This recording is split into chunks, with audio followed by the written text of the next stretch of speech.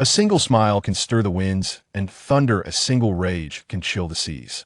With one hand, I can shatter the heavens, and with one sword, I can dance across the vast sky. One man, one sword, defying the nine heavens.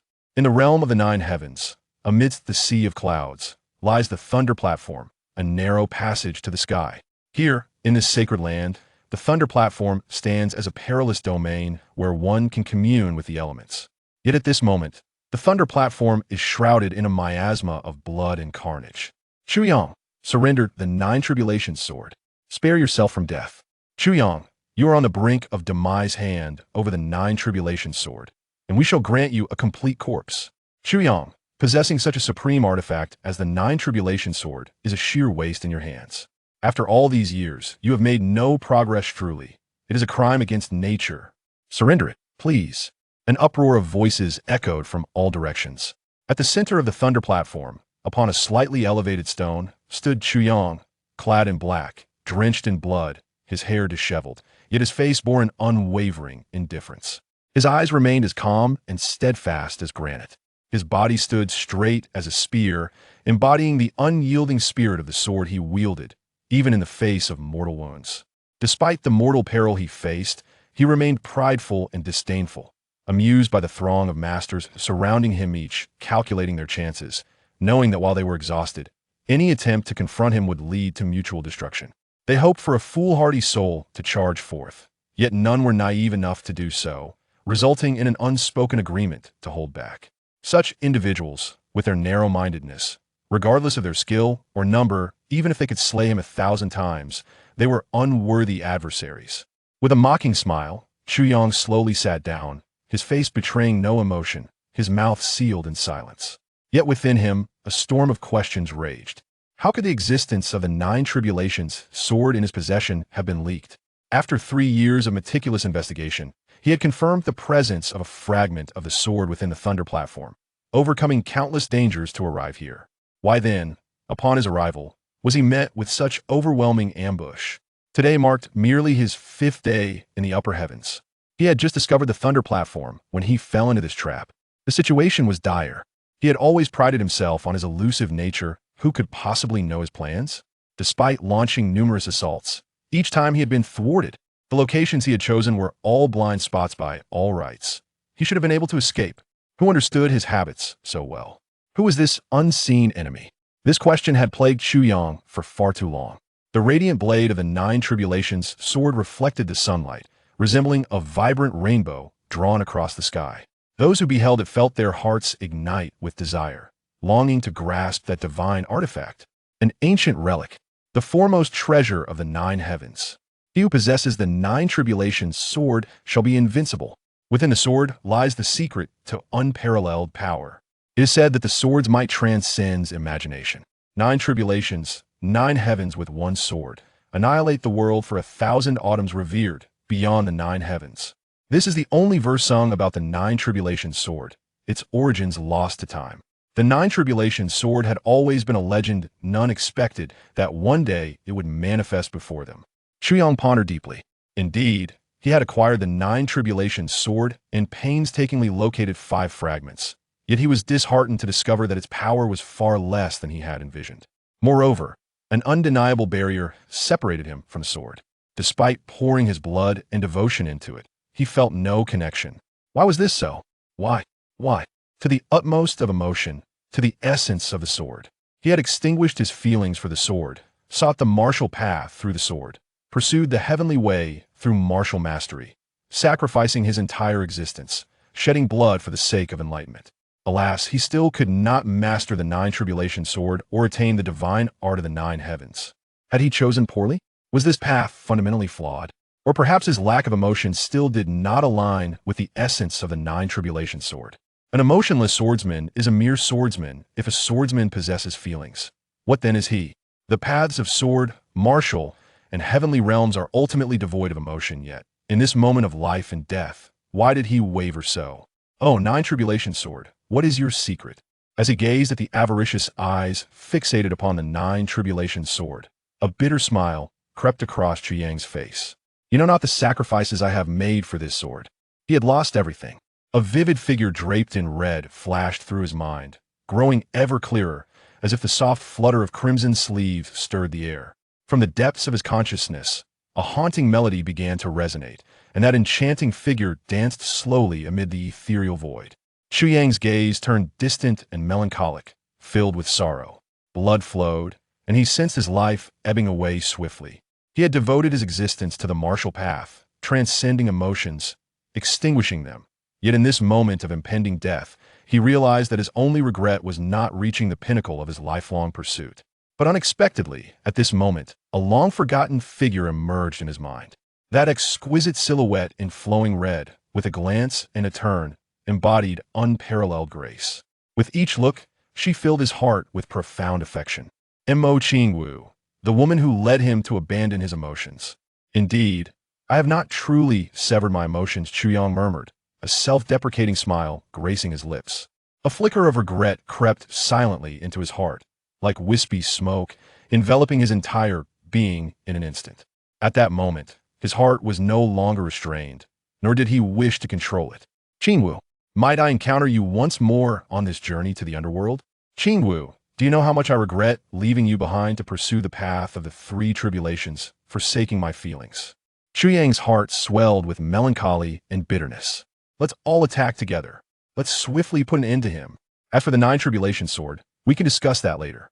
A man shouted, if we delay, he may recover, and we will have to expend great effort then. The crowd roared in agreement, drawing their blades and swords, converging upon Chu Yang. Chu Yang remained lost in thought, motionless, his gaze fixed on a distant point, as if an eternal desolation enveloped him, blood-soaked strands of hair lifting gently from his forehead. The figure in his mind danced more fervently, coalescing into a swirling red silhouette, ethereal yet vivid, filling the air with crimson threads, accompanied by a hauntingly beautiful song that echoed from the depths of the red shadow. In a lifetime, I shall not dance lightly with each dance, a lifetime of suffering. For you, I dance in this life, even if it means enduring a lifetime of hardship. This was a poem composed by Mo Qingwu on a fateful night. He remembered how her eyes glistened with tears, filled with longing and sorrow. She had known all along that her emotions were the fuel for his cultivation, yet she still flung herself into his embrace, willingly burning in the flames of his passion. Ah, that delicate and graceful woman, Chu Yang pondered, his heart aching with uncontainable sorrow. As life approached its end, he finally understood the preciousness of true feelings, yet he could never turn back. He recalled the last time he had rejected Mo Qingwu. Heartbroken and lost, she had been ambushed on her way home, and the radiant beauty had ultimately perished, her spirit extinguished. Upon hearing the news, I hurried there, but ultimately arrived a moment too late. Even though I subsequently eradicated every last member of the family who harmed Mo Qingwu, leaving no trace behind, the beloved cannot be resurrected. That unparalleled beauty, in her dying moments, lay gently in my embrace and whispered, Chu Yang, if there's a next life, if I can meet you again, I hope you will gaze upon me. I am more beautiful than the sword. Chu Yang, to die in your arms brings me great contentment. These were Mo Qingwu's final words. Qingwu, you were not satisfied you held regrets, or else, why would tears glisten at the corners of your eyes? The lifeless beauty bore 2 drops of tears that fell unexpectedly, mingling with the forced smile she wore to spare me sorrow, creating a scene of such tragic beauty. Those 2 drops of tears shattered my heart into fragments at that moment.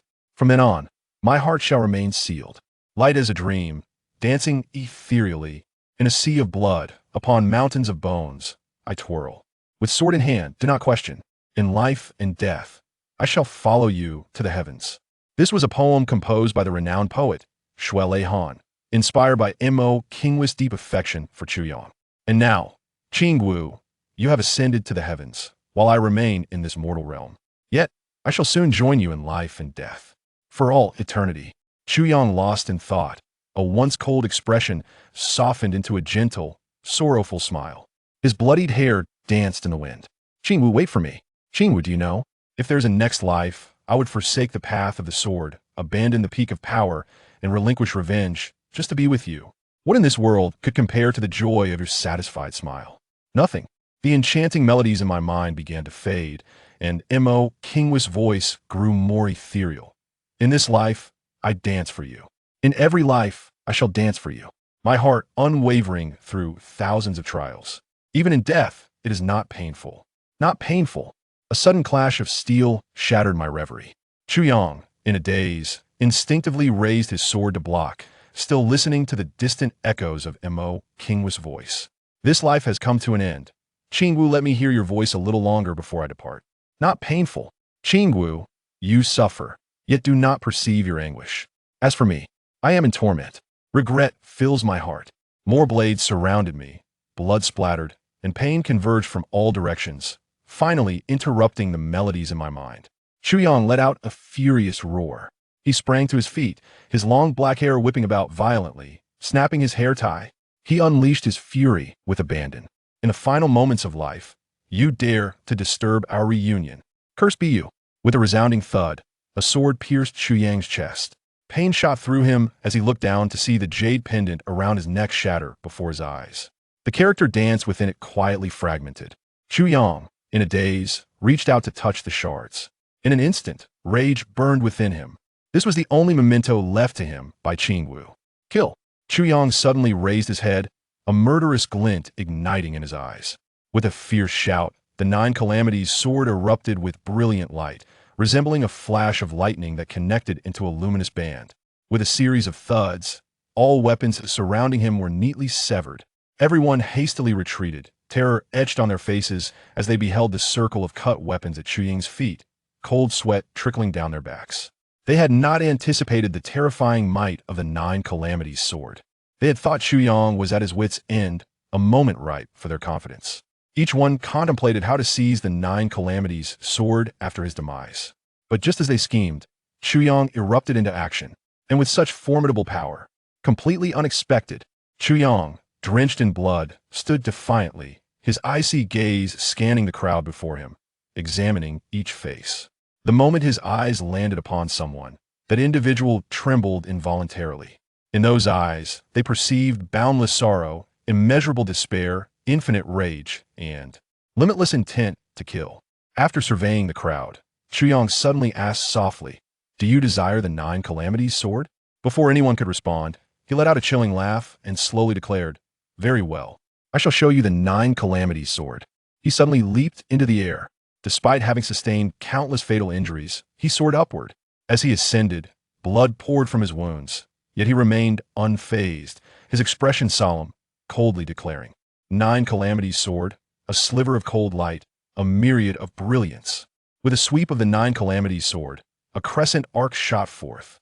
As it arced, countless beams of icy light surged forth, seemingly carrying the ancient desolation of the heavens and the earth. The Nine Calamities' sword. The Nine Heavens sword technique. One sword, Nine Heavens is the name of this continent. Throughout history, no sword technique dared to bear these three characters. Yet the Nine Calamities sword technique boldly claimed Nine Heavens as its name. From antiquity to the present, it is the only one of its kind. Although Chu Yang could not unleash the true might of the Nine Calamities sword technique, he had comprehended its essence for a long time. While its power may not be as grand as imagined, it far surpassed mundane sword techniques. Surrounding him, dozens of masters understood that this strike was not to be taken lightly, and they unleashed their ultimate skills, striving to withstand this onslaught. Every one of them trembled, struggling to maintain their grip on their weapons. Nine Calamities sword, what harm and slaughter in the world? Before the first move concluded, the second descended with overwhelming killing intent. The surging light resembled a tide. An unending wave of murderous energy erupted. Cries of anguish filled the air as over a dozen formidable masters fought desperately to resist.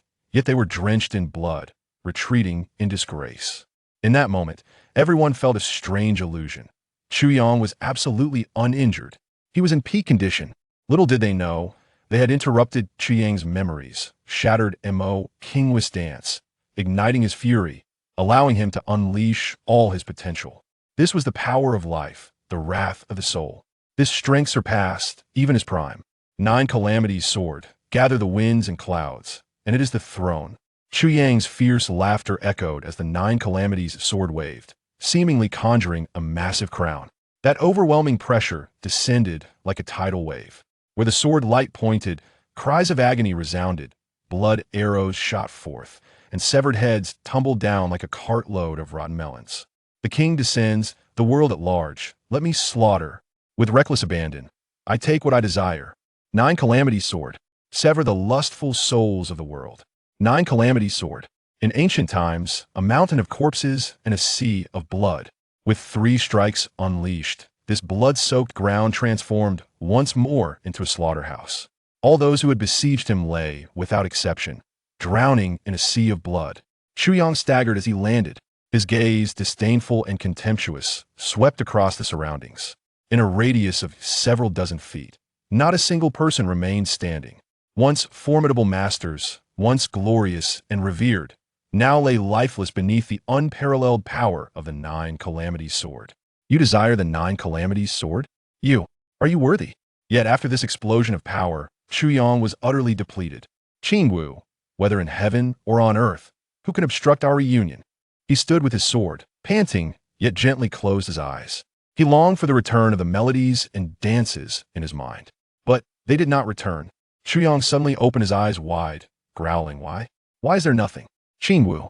In the distance, 3 directions, 3 beams of light rose simultaneously, transforming into 3 golden figures in the air, dazzling and radiant, exuding an air of unparalleled arrogance. The golden phantoms, claiming dominion over the land. This signified the arrival of 3 king-level warriors. Chuyang's pupils constricted, a bitter smile escaping his lips as he gazed helplessly at the 3 golden figures in the sky, his heart turning cold. He never anticipated that the true lethal strike from his adversaries would only reveal itself at this moment. Though he was merely a martial sovereign, the gap to the king level, albeit just 1 step away, felt as vast as the chasm between heaven and earth. 3 king-level warriors. One extravagant display. An impressive sword technique, worthy of the poison sword martial sovereign. However, this realm of the upper 3 heavens is not a place where a mere poison sword martial sovereign can wreak havoc. One of them said calmly, adding, It is regrettable that I cannot engage you in a fair battle. As he spoke, the other 2 revealed themselves. All 3, clad in flowing robes, appeared as if gliding on the wind, their demeanor graceful and their expression serene. Chuyang's vision blurred slightly. You 3 kings also covet the 9 Tribulations sword? Wrong. We do not desire the 9 Tribulations sword. We merely wish for your demise. They replied in unison, their smiles elegant. However, acquiring the 9 Tribulations sword would be an unexpected boon. Chuyang sneered coldly, straightening his back defiantly. It is a pity that you do not comprehend the 9 Tribulations sword. It is something you shall never possess. His gaze hardened with resolve and determination. He was now too exhausted to continue fighting. Yet, he could still unleash one final strike. An act of annihilation. To obliterate himself, to destroy the 9 Tribulations sword, to vanquish his foes. In a flash of sword light, Chuyang reversed the 9 Tribulations sword and plunged it into his own heart. His eyes, devoid of emotion, fixated on the 3 figures in the sky as he bellowed, With my lifeblood, I shall shatter the myriad calamities. As the master of the 9 Tribulations sword, I will upend the cosmos. This was the sole sword strike through which he could unleash his full power upon first encountering the sword technique. He had known he could wield it. Yet, such a strike demanded the sacrifice of his own life. Who would dare to employ such a technique? With this strike, one would meet their end. The 9 Tribulations sword suddenly blazed with an intense radiance, akin to a sun materializing from thin air, its fierce sword aura erupting violently, propelling Chuyang's entire body into the air. This was the ultimate move of the 9 Tribulations sword, sacrificing his heart's blood to awaken the sword's spirit. It was an absolute technique for mutual destruction with his enemies. This move could even slay opponents far more powerful than himself. It was the sword spirit of the 9 Tribulations sword, hellbent on annihilation. Retreat. The 3 king-level masters exclaimed in shock, hastily fleeing. Their earlier composure was now a distant memory. The dignified elegance they had once displayed had completely evaporated. They had never anticipated that this poison sword martial sovereign could trigger such a move. With a resounding boom, a brilliant sword radiance surged into the sky, turning the entire expanse into a silvery glow. The 3 kings scarcely had time to defend themselves, let alone scream, before they were reduced to ashes. Even the golden shadows they had manifested with their king-level powers flickered in the air, yet their lives had already dissipated into nothingness. The strike of the Nine Tribulations' sword spirit could obliterate everything within its range, let alone merely 3 king-level warriors. Chuyang suddenly found the situation somewhat absurd and couldn't help but smile bitterly. Could it be that the Nine Tribulations' sword's secret of invincibility lay in this? What value remained for this supreme artifact of the continent? Yet, he sensed that there was more to it than that. However, he had lost the chance to uncover the true secret of the Nine Tribulations sword. With a sigh, Chuyang, suspended in midair, casually glanced around, only to spot someone he believed should not be present. In the distance, a figure in white stared in disbelief, his face reflecting utter incredulity. Mo Tianji? Chuyang's gaze sharpened as realization dawned upon him. Now he understood why his covert actions had been ambushed, why every attack he launched had been anticipated and intercepted. It was him, the schemer Mo Tianji. No wonder he had met with such a disastrous defeat. Chuyang wished to laugh bitterly, to mock himself, but ultimately, he did nothing. He had lost all strength, and there was no time left for contemplation. Chuyang's body slowly descended from the sky, collapsing like a withered leaf in late autumn, landing in the dust with a faint yet warm smile on his face.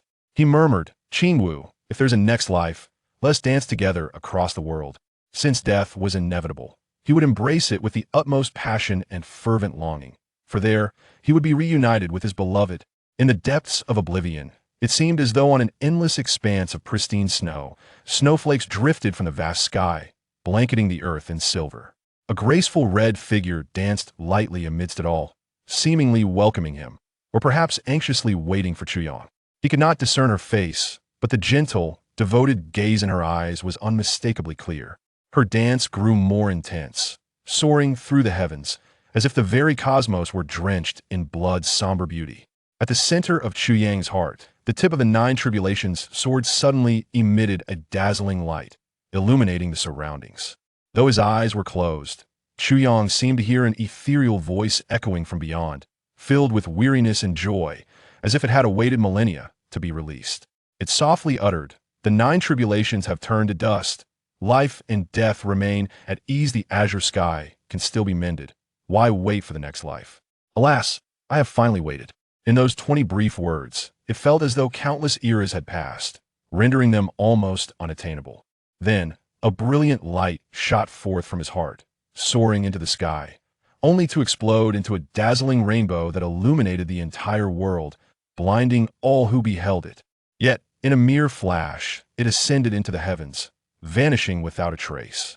On the wind thunder platform, the wind howled mournfully, as if still echoing Chuyang's words. If there's a next life. If there's a next life, let's dance across the world. Ha! I'm back. Brothers and sisters, come, let me accompany you in conquering the heavens of the 9 layers. The new book is a challenge. I earnestly seek your strong support. I request your clicks, collections, recommendations, and evaluation votes. Please help me spread the word. Thank you. Qingwu.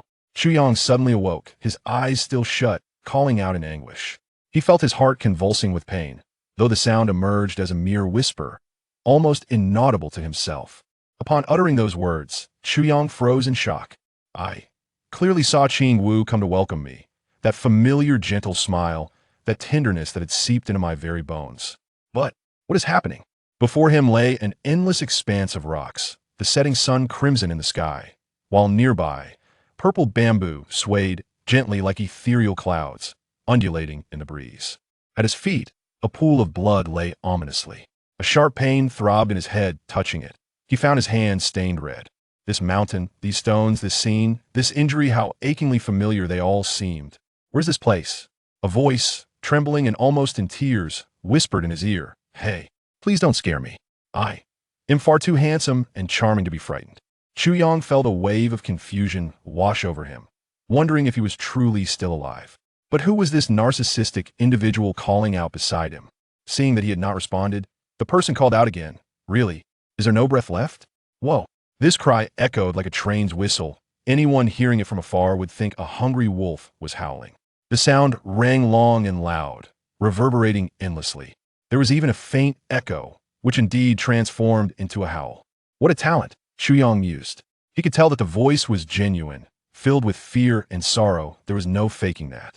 Yet the quality of the sound was truly unremarkable. The it seems that when the heavens crafted humanity, they mistakenly affixed the voice of Drake upon this individual, no less, a male Drake at that. Perhaps upon completion, the creator sensed the incongruity and endeavored to amend it by bestowing upon him half the vocal essence of a wolf. This voice, oddly familiar, was indeed unparalleled. A sudden jolt surged through Chu Yang's mind as memories from years past flooded back. Surely, it was merely a practice of staff techniques. You cannot possibly be so easily knocked back by a single strike from me. The voice quivered, evidently terrified. Others have struck you countless times without consequence. Why must you cling to me after just one blow? This is utterly unfair. Do you envy my striking handsomeness and seek to frame me? Chu Yang was at a loss for words. What manner of person was this? Complaining, no less, and not just that the even found time to extol his own virtues amidst his grievances.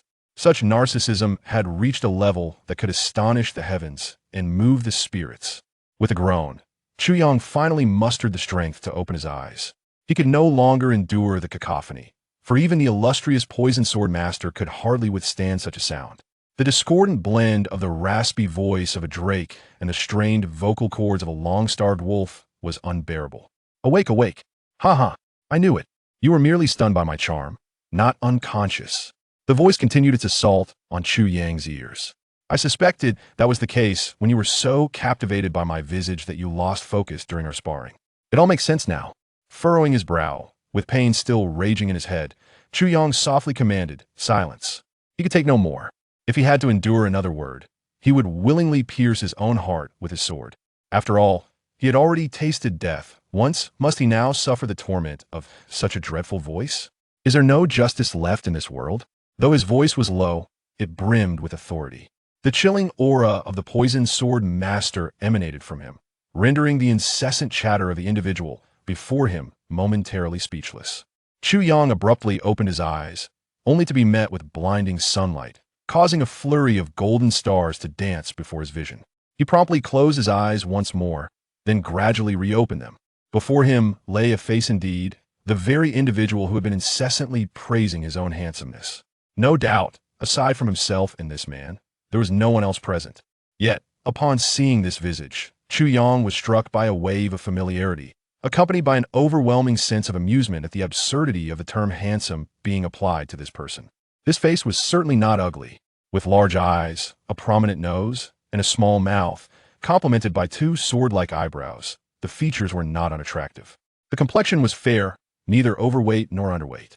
However, the most peculiar aspect lay in the fact that, despite the eyes being large and expressive, the distance between them was rather excessive, one nearly brushing against the left ear, while the other resided adjacent to the right. The eyebrows resembled two swords, yet they were not aligned. One pierced the heavens while the other cleaved toward the netherworld, pointing in completely opposite directions. The nose was indeed prominent, yet it was excessively so, resembling a mountain range that separated the two eyes. It was as if a galaxy divided the lovers of the stars, with each longing for the other from afar. Such eyes would make even the most skilled, cross-eyed individual struggle to maintain focus. The mouth was small, even quite rosy, but a cherry blossom-like pout on the face of a grown man, especially one of such stature, was a sight to behold. It resembled a dish, a piece of snow-white tofu adorned with a single bright red cherry. To describe such a visage as possessing character was an understatement. It was a singularity, unparalleled in the realms above and below. Who could possibly find another like him? Chu Yang mused that he could only revere the individual who might succeed in that endeavor, for the challenge was insurmountable.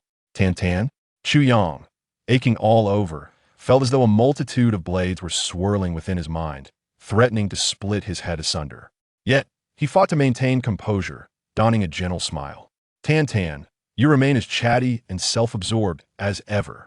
Utterly out of tune, this individual was none other than Tan, Chu Yang's childhood friend and junior disciple. The name, a blend of conversation and ephemeral beauty, was indeed evocative.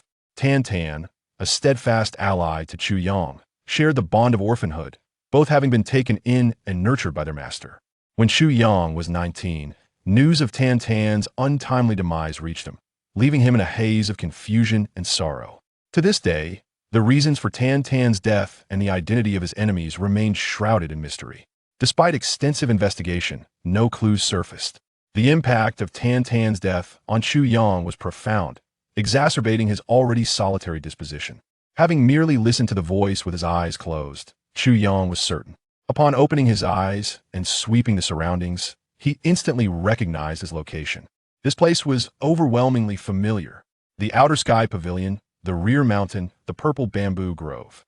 This scene harkened back to a moment when, at the age of 16, he had sparred with Tan Tan, only to be knocked unconscious by an unexpected strike. Could it be that he had returned to his 16th year? But how could this be possible? Chu Yang scanned the area once more, and with certainty, he concluded that he had indeed been reborn. He had returned to the age of 16. Such an impossible occurrence was now manifesting in his reality, leaving even his resilient spirit momentarily astonished with joy. If he were to start anew, how many opportunities would he seize? Now, was it truly a second chance at life? After a prolonged moment of shock, he regained his composure, inhaling deeply to quell the tumult of emotions surging within him. His face flushed, and his heart raced with fervor, as if it might leap from his chest. Turning back, he studied his long-lost brother with keen scrutiny, his eyes brimming with profound emotion. His voice, though slightly hoarse, carried a teasing tone as he remarked, "Tan Tan, I have finally unraveled the truth behind your abandonment indeed. To have birthed such a being would surely induce a sense of dread in anyone." Tan Tan, scratching his head in embarrassment, sheepishly replied, "The reason must be that I am simply too handsome. As for your abandonment, I would wager it was due to your lack of charm." Chu Yang rolled his eyes, overwhelmed by an impulse to both laugh and strike him. In his memories, this particular injury had rendered him bedridden for a fortnight. Only later did he learn that it was not merely a spar gone awry, but rather an act of poisoning, leaving him paralyzed for a time. The individual responsible for the poison had multiple targets in mind. His original intention was to time it perfectly, allowing Tan Tan to strike him down, thereby sealing Tan Tan's fate as well. In their sect, sparring was commonplace, but causing a fatality was a grave matter. Tan would undoubtedly face expulsion. Yet, the schemer failed to anticipate that, at this moment, Tan, though seeming evenly matched, actually surpassed him in skill. During their duel, Tan had retained sufficient strength until the critical moment, when, despite being unable to withdraw in time, he managed to dissipate much of the force behind the blow, resulting in only a light injury for Chu Yang. Within their master's tutelage, there were 3 disciples in total, including Chu Yang and Tan. The one who had resorted to poisoning was none other than the eldest disciple, Shi Qianshan. A glint of icy light flickered in Chu Yang's eyes as he silently recited 3 words, Shi Qianshan. His countenance abruptly transformed, becoming as frigid and forbidding as a winter's day. An ominous aura of impending danger swirled around him, and Tan, standing nearby, inexplicably felt a chilling sensation pierce through the sweltering summer heat, causing her to involuntarily shiver. "I'm deeply grateful for everyone's support. After a significant absence, I have returned to witness the fervent enthusiasm from all of you. I am truly touched. My heartfelt thanks to all the leaders for their generous rewards, and to my numerous brothers and sisters for their unwavering support. I appreciate every click and recommendation. You have bestowed upon me immense honor." Within just 14 hours of publication, and without any recommendations, the membership clicks reached 5,500, with nearly 3,000 collections and 1,400 recommendation votes, alongside 7 leaders, 6 sect masters, and 2 hall masters. Such achievements were unfathomable prior to the book's release.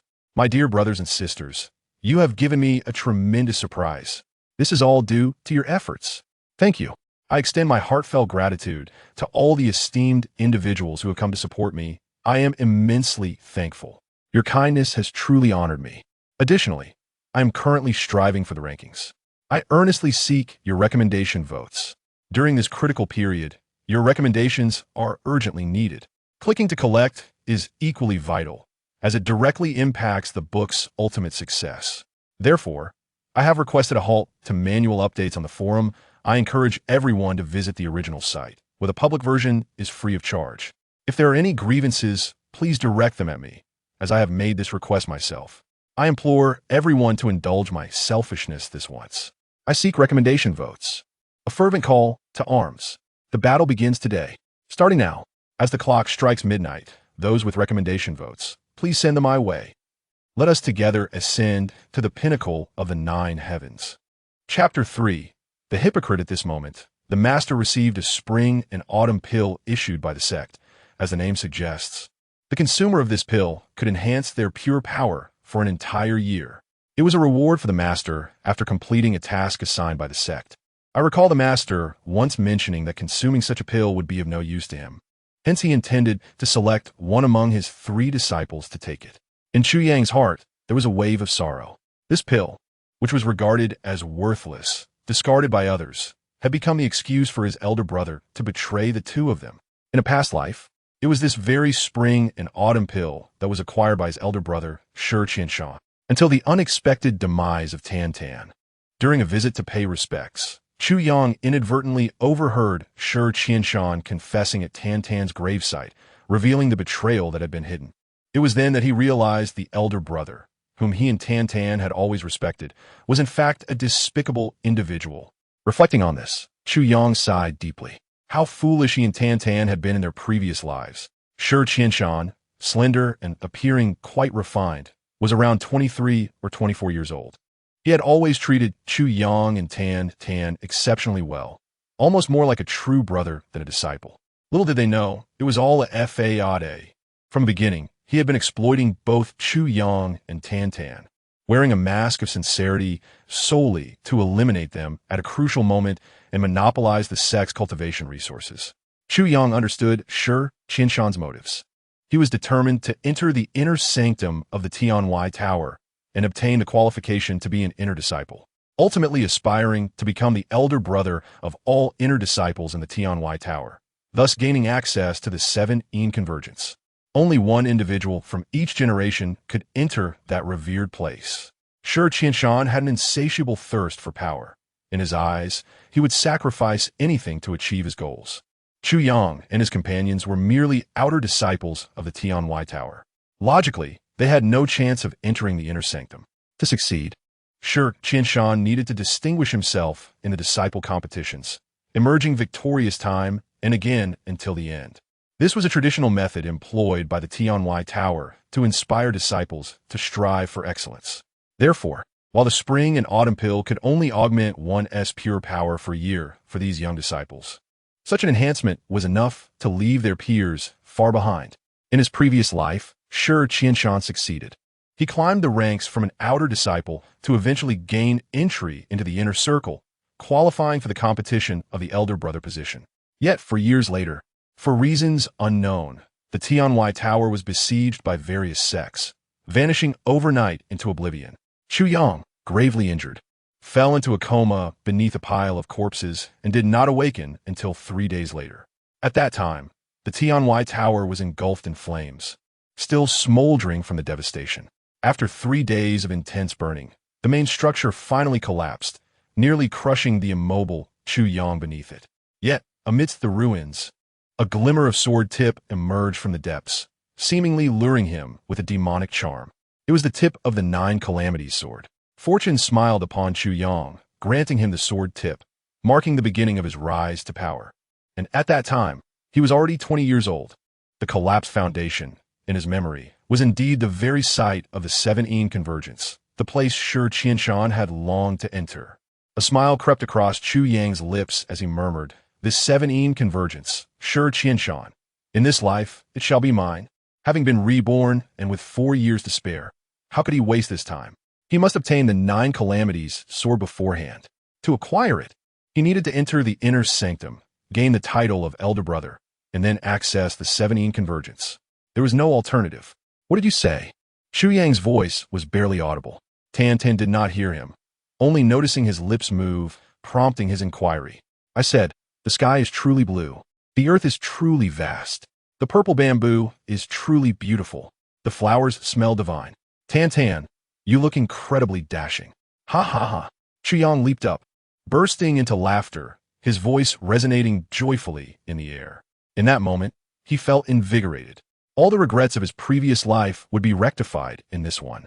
"Light dance, wait for me. In this lifetime, I shall not disappoint you. I will show you that you are more beautiful than any sword. I will prove to you that in this world, you are the most magnificent. Tan Tan, my good brother, I shall not let you die again." Motianji, just wait. At the pinnacle of the heavenly path, I, Chu Yang, shall ascend. Indeed, I am handsome, but what is so remarkable about the sky, the earth, and the purple bamboo? Truly nonsensical. Tan Tan rolled his eyes, his brows raised in disbelief, muttering, Chu Yang, Tan Tan, are you both here? A cheerful voice broke through the air as a youth clad in blue emerged from the purple bamboo grove. Slender in stature, with a lean face, slightly tanned skin, and small yet spirited eyes, it was Shi Qianshan. Chu Yang immediately turned to face him, observing the gentle smile on his face. He distinctly perceived a flicker of disappointment and regret deep within Shi Qianshan's eyes, regret upon seeing Chu Yang unscathed. Damn it, why is he still alive? Yet, Shi Qianshan swiftly donned a mask of anger, exclaiming, what are you two doing? Chu Yang, what happened to your head? I have told you repeatedly, during training, we must hold back. Tan Tan, do you intend to kill Chu Yang? Tan Tan looked at Shi Qianshan with trepidation, embarrassment washing over his face. Elder brother, it was my fault. My dashing appearance stunned Chu Yang. He was momentarily dazed. Chu Yang could only shake his head in silence. You two are truly a handful. Shi Qianshan sighed in frustration. When will you both allow me and the master to rest easy? You're grown men, yet still behave like children. As he spoke, he hurried over, concern etched across his face. In his stride, he tore a piece from his own inner garment and approached Chu Yang, displaying genuine compassion. Does it hurt? Stay still. Let me bandage you. Don't move around too much these days to avoid the wound catching a draft. He meticulously wiped away the blood and bandaged the wound, applying gentle pressure, before finally examining his work with a sigh of relief. Alas, if the master sees this, he will surely scold me for not taking good care of my two junior brothers. You too. He shook his head, sighing. Elder brother, we were wrong. Tanta lementith. I apologize. Next time, I'll just cover my face when we spar. What do you have to apologize for? Ugh, such a large wound. If it were on you, would you not feel pain? Shi Qianshan retorted angrily. You owe an apology to Chu Yang. A hint of disdain flickered in Shi Qianshan's eyes as he regarded Tan Tan's self-admiration. How could such an unsightly creature be so vain? It was utterly incomprehensible. Each word Shi Qianshan spoke resonated with sincerity, his gaze unwavering, reflecting a heart that was open and genuine. Indeed, Tan Tan nodded repeatedly, his face awash with guilt. Under the elder brother's earnest admonition, he felt utterly humiliated. He helplessly touched his face and sighed, lamenting that his own dazzling handsomeness was, in truth, a calamity for the world. Chu Yang sighed inwardly, realizing that Shi Qianshan, with his expressions, actions, and tone, was remarkably sincere, devoid of any flaws. Had he not been reborn, he would have undoubtedly been deceived. No wonder this person had managed to rise from an outer disciple to the forefront in his previous life, ultimately competing for the elder brother position.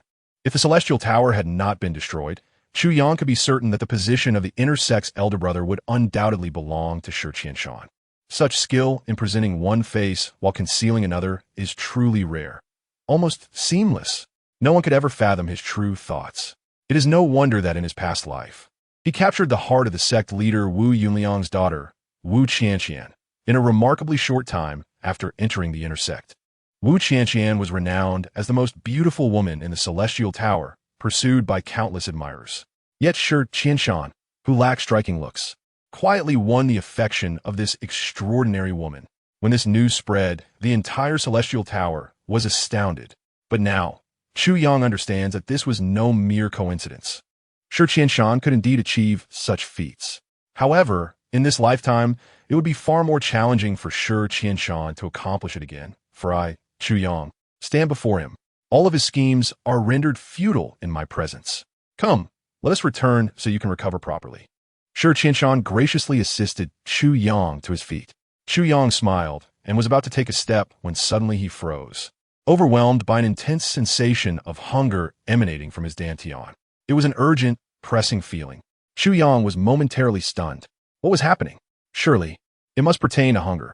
But why did it feel as if his dantian itself was also famished? The sensation surged like a tidal wave, akin to a pot boiling over within his dantian. Even with Chu Yang's composure, he found it utterly unbearable. Unable to resist, he delved into his inner self, channeling his energy to look within. To his astonishment, he nearly gasped aloud.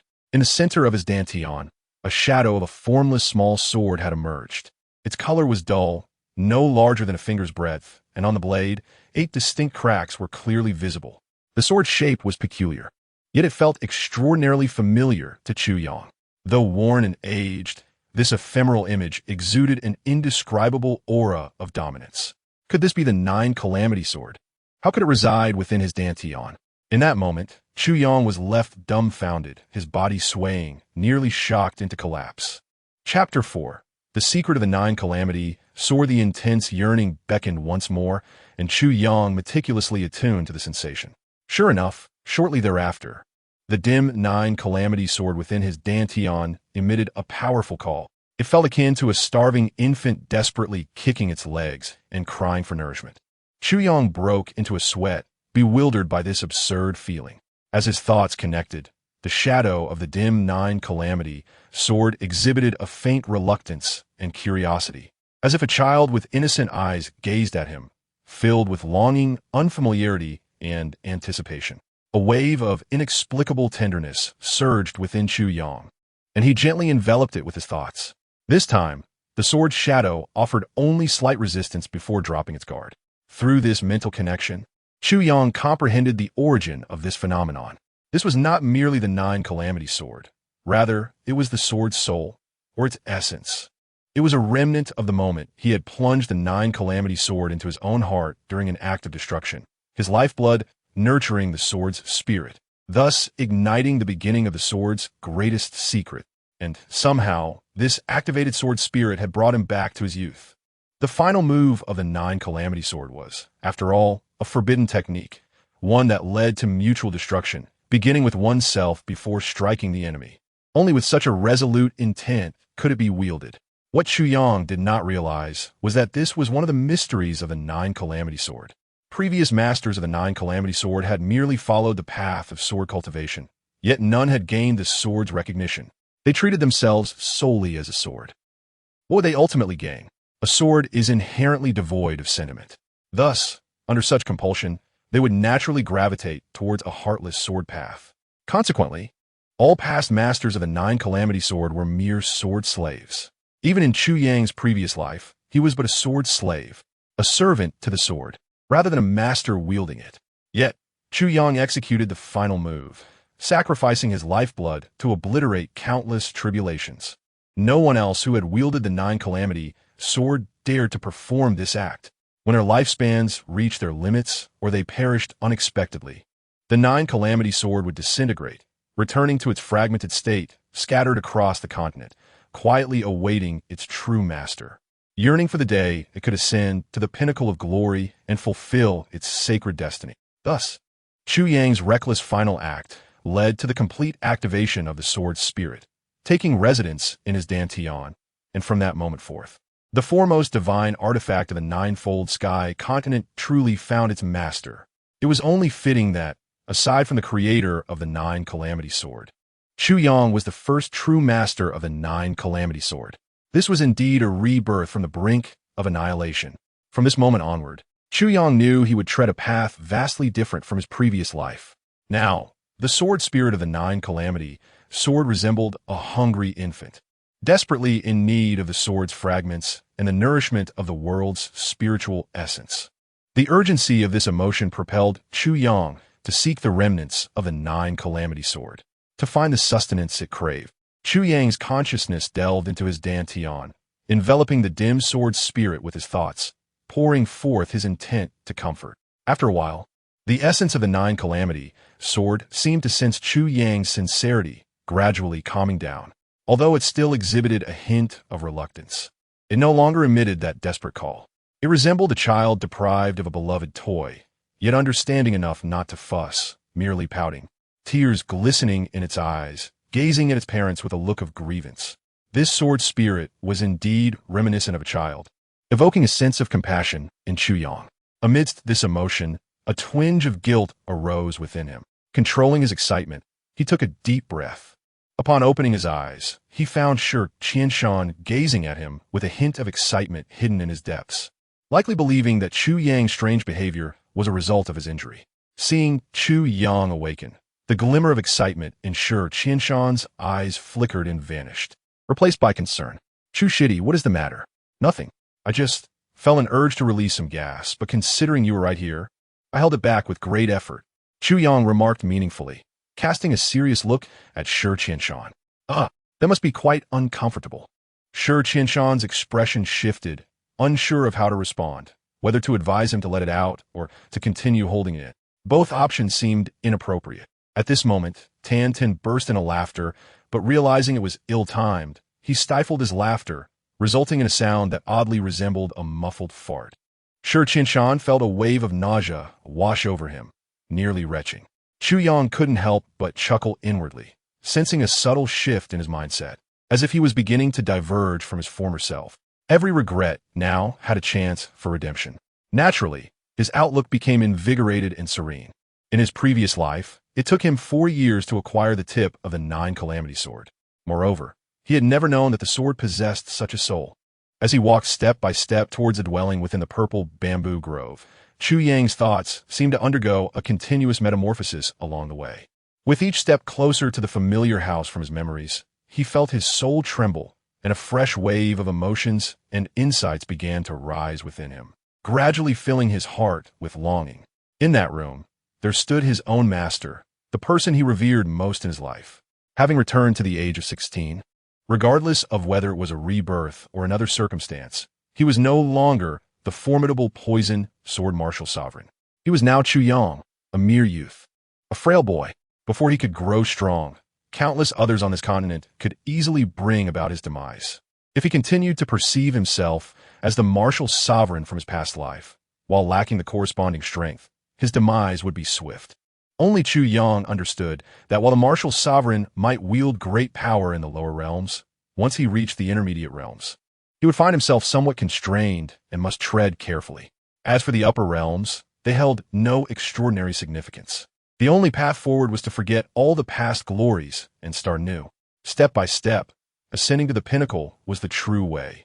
Thus, the first step was to become the eldest disciple of the inner sect of the Heavenly Tower in the shortest time possible, to enter the land of Sevenine, and to acquire the first tip of the 9 Calamity Sword. The journey ahead promised to be far more thrilling than in his previous life. The 3 of them came to a halt, having arrived at the purple bamboo garden, gazing at the few humble structures that existed solely in his memories. Chu Yang's eyes sparkled with deep emotion, and he found himself rooted to the spot, overwhelmed by a tide of feelings that surged uncontrollably within him. Chapter 5. The world remains unchanged, the river flows, and stones do not shift. The Heavenly Tower comprises 9 peaks and a garden. The 7th generation of the Heavenly Tower's 10 disciples presides over the peaks: Yun Leifeng, Yun Wufeng, Yun Miao Peak, Yun Kai Peak, Jian Peak, Suyun Peak, Mingyun Peak, Hinyun Peak, Tanyun Peak. In the purple bamboo garden, Jian Peak is the domain of the sect leader, Wu Yunliang, and serves as the principal peak among the 9. The purple bamboo garden, where Chu Yang resides, boasts the most exquisite scenery among the 9 peaks, yet its resources are the most meager. The master of the purple bamboo garden, Meng Chaoran, is the youngest among the 10 disciples, embodying a serene disposition and a lack of worldly ambition. He never competes with his 9 senior brothers, having only taken in 3 disciples: Qianshan, Chu Yang, and Tan. Aside from Qianshan, whom he reluctantly took out of obligation, both Chu Yang and Tan are orphans he has taken in. Each generation of disciples selects 10 from the inner sect to serve as the stewards of their respective peaks and gardens. The eldest among these 10 disciples is chosen as the future leader of the Heavenly Tower, reigning over Jian Peak. In terms of both spiritual herbs and the density of spiritual energy, Jian Peak is unrivaled among the 9 peaks. The competition for the positions of these 10 disciples has spanned hundreds of years, with each disciple toiling relentlessly for these coveted spots. Under such motivation and pressure, the cultivation of the Heavenly Tower's disciples has progressed by leaps and bounds. This world is known as the 9 Heavens continent. The Heavenly Tower is situated in the lower 3 heavens, also referred to as the lower heaven continent. In the eyes of ordinary people, there are several mysterious places within this continent, shrouded in perpetual mist, where neither humans nor animals, not even birds, dare to venture. Only those martial artists with exceptional prowess are aware that these places serve as gateways from the lower to the intermediate heavens. Similarly, there exist mysterious locales in the intermediate heavens that lead to the upper heavens, requiring transcendent abilities to access.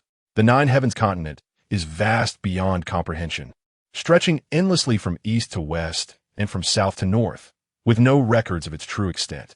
Countless legends and myths have emerged across generations. Since ancient times, emperors and generals have risen and fallen, and heroes have emerged in abundance. Today, one may revel in wine and dance, while tomorrow, they may find themselves shackled as a prisoner. Today's emperor might become tomorrow's vanquished general, a ghost beneath the sword. Today's brigands may, in turn, don the imperial robes and dominate the realm. In this extraordinary continent, anything is possible. Like any other world, there are margins beyond the courts where vagabonds and wanderers exist. Where there is a world, there is also a dichotomy of righteousness and villainy. The struggle between good and evil is ever present. Throughout this protracted conflict, various systems of martial arts and codes of conduct have emerged, sometimes leading to upheaval and at other times fostering centuries of tranquility. Such is the marvel of the world. Regardless of the nature of their pursuits, in the eyes of the common people, all martial practitioners share a common designation: warriors of the martial way. Martial practitioners, whether righteous or nefarious, are bound by the same principle. The way of martial arts encompasses myriad forms. At its core, it is often synonymous with violence. A slight disagreement can lead to bloodshed, and acts of valor can forge legacies. The martial way is vibrant and multifaceted, but also rife with conflict. Beyond humanity, there exist mysterious races, such as the three sacred clans of heaven, earth, and man, who were once glorious and possessed unique abilities, contending with humanity for dominion over the world. However, they have long since faded into obscurity. Perhaps other races exist, but they are even more elusive than legends. Chu Yang, in his past life, had encountered only a handful of lower-tier sacred beings, never having seen any of the higher-tier ones. It remains a mystery whether they have been completely extinguished or merely hiding away in some secluded corner. Human martial practitioners, regardless of their alignment, traverse a hierarchy that encompasses various levels: apprentice, warrior, master, sect leader, sovereign, king, emperor, monarch, and ultimately, the supreme being. There are 11 ranks, each divided into 9 tiers. The martial arts are collectively referred to as Wu. The hierarchy includes martial apprentices, warriors, practitioners, masters, sect leaders, sovereigns, kings, emperors, monarchs, and saints. In the realm of blade arts, they are categorized as blade apprentices, blade warriors, and so forth, culminating in the title of blade saint. The sword arts, however, begin similarly, diverging only at the emperor level, where they are termed emperor as per the first 9 calamities swordmaster's decree, a mystery known to none. Upon reaching the saint level, one is already at the pinnacle of the world. To date, few have reached the status of supreme being, often regarded as myth. Legends suggest that those at this level can command the elements, traverse the skies, and reshape the earth and sea. Yet, such tales remain mere folklore, as no one has ever witnessed such feats firsthand. Even those at the saint level are as elusive as the dragon, rarely seen in their entirety. For many years, emperors have ruled the world, presiding over their domains. Currently, Chu Yang resides in the Heavenly Tower, the sole place within the lower 3 heavens capable of governing this space with secular imperial authority. Here, imperial power reigns supreme. You 3 come in. Standing at the entrance of the purple bamboo garden was Meng Chaoran, draped in purple robes, his demeanor tranquil and ethereal. Upon seeing the wound on Chu Yang's head, he merely furrowed his brow slightly before reverting to his usual unperturbed expression. Master, my 2 junior brothers sparred, and it got a bit out of hand. Junior brother Chu Yang has lost quite a bit of blood. I hope Master can provide some healing herbs to alleviate his suffering, Shi Qianshan said urgently, his face filled with concern. His words were laced with genuine care for his junior brother, devoid of ulterior motives or sensitive insinuations. Yet, this statement was akin to administering a sharp rebuke to Tan Tan in front of Meng Chaoran. There's no need for concern, Meng Chaoran replied, whether oblivious to or indifferent towards the underlying tension.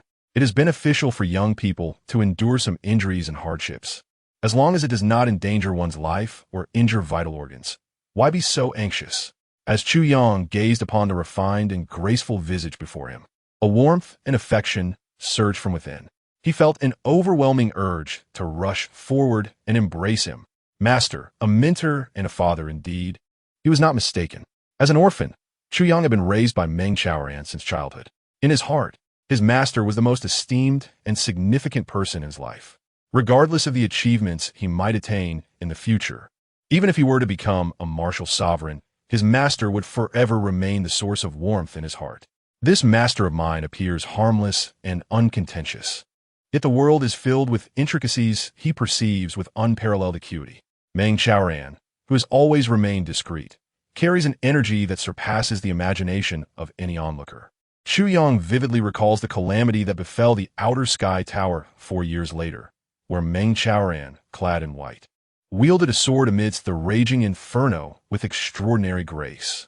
Countless adversaries fell beneath his blade, their cries echoing in the chaos. He could have easily escaped, yet he steadfastly held his ground until the sect lay in ruins. In that moment, Chu Yang realized that his master, Meng Chaoran, this man who embodied modesty, was indeed among the most formidable practitioners within the Outer Sky Tower, having attained the realm of martial sovereign and was even nearing martial venerable. In the final moments, upon discovering the grievously injured yet alive Chu Yang, he gracefully approached and rendered him unconscious with a single strike, leaving Chu Yang to feel as though he were buried beneath a multitude of corpses.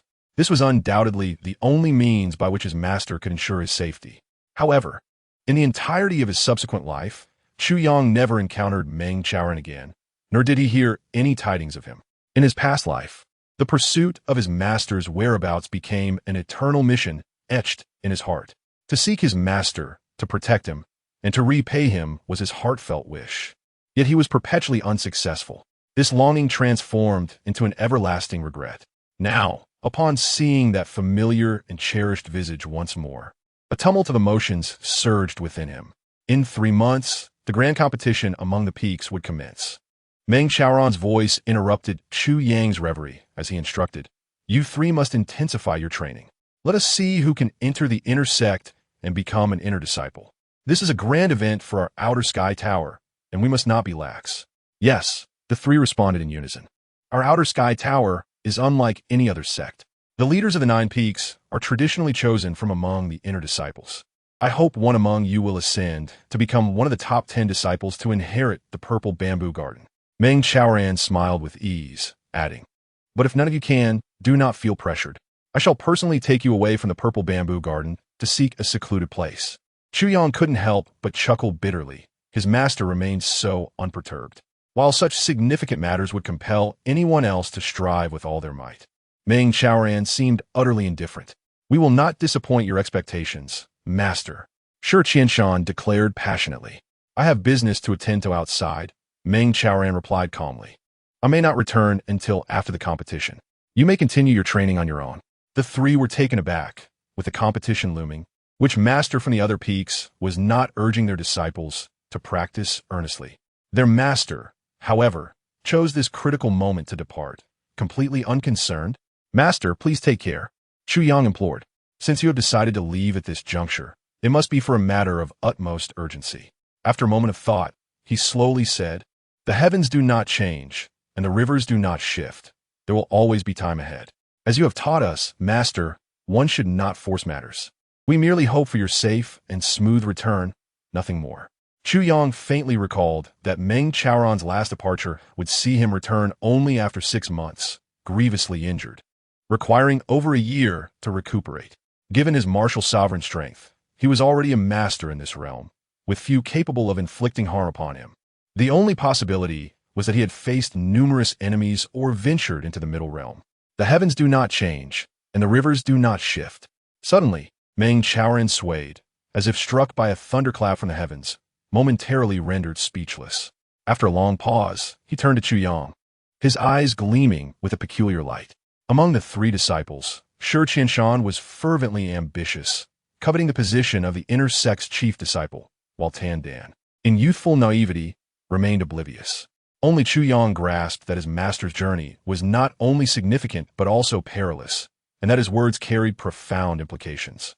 Yet the crux of it all lay in that phrase, "The heavens do not change, and the rivers do not shift," which seemed to resonate deeply within him, hinting at a breakthrough in his years of cultivation.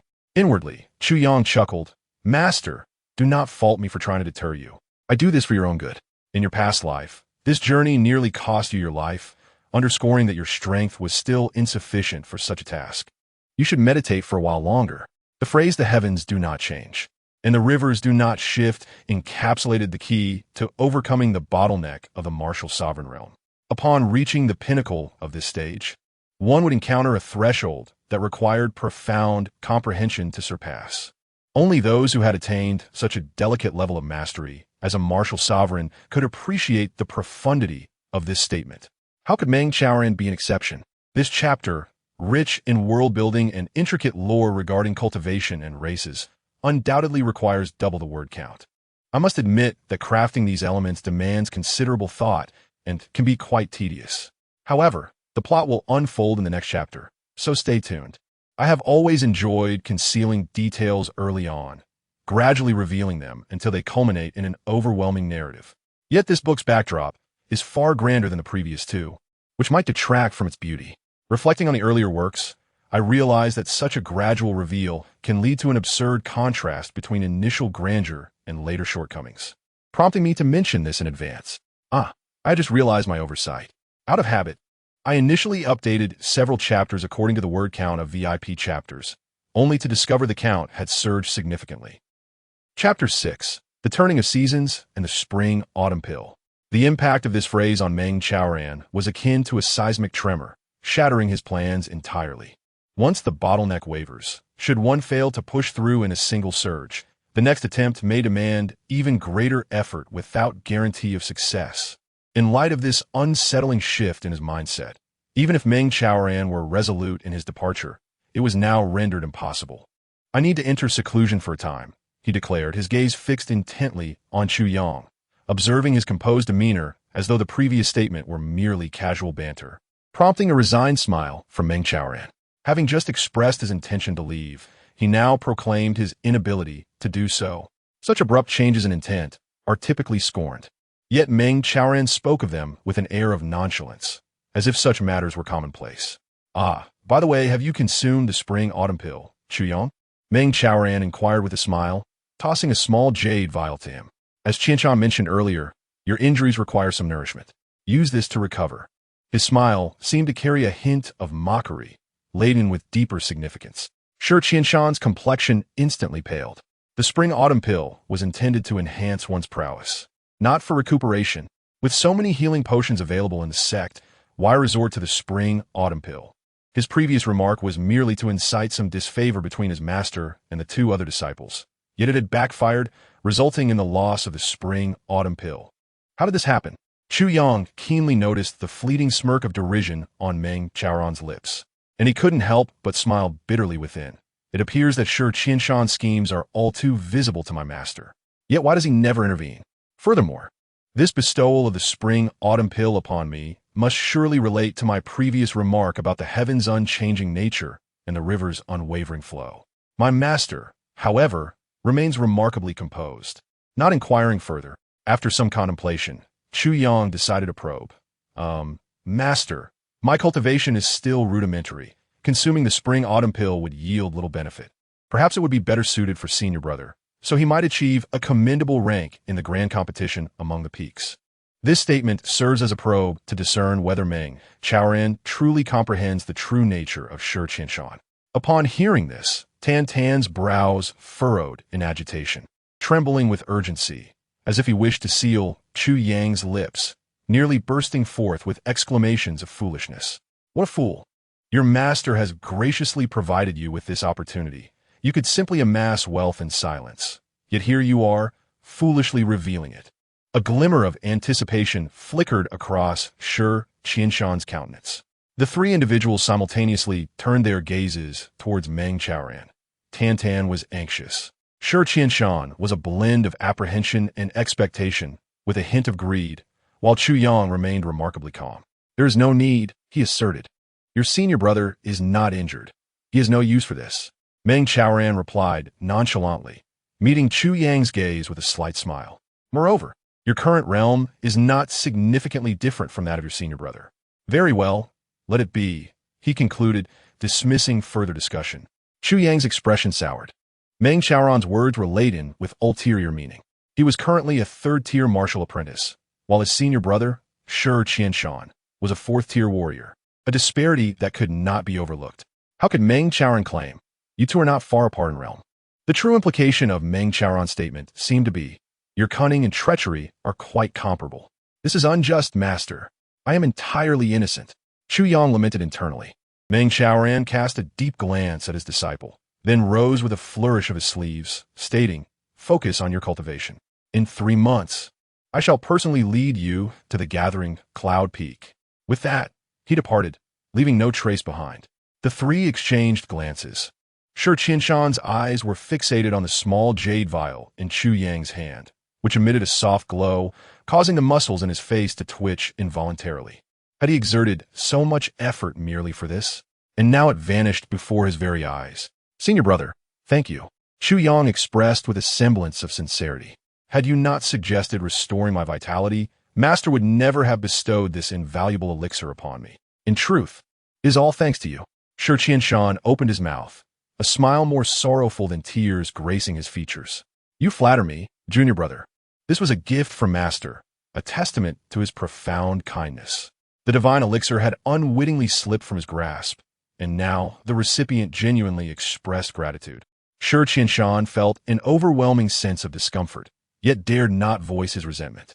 Internally, he berated himself, wishing to slap his own face for speaking so carelessly.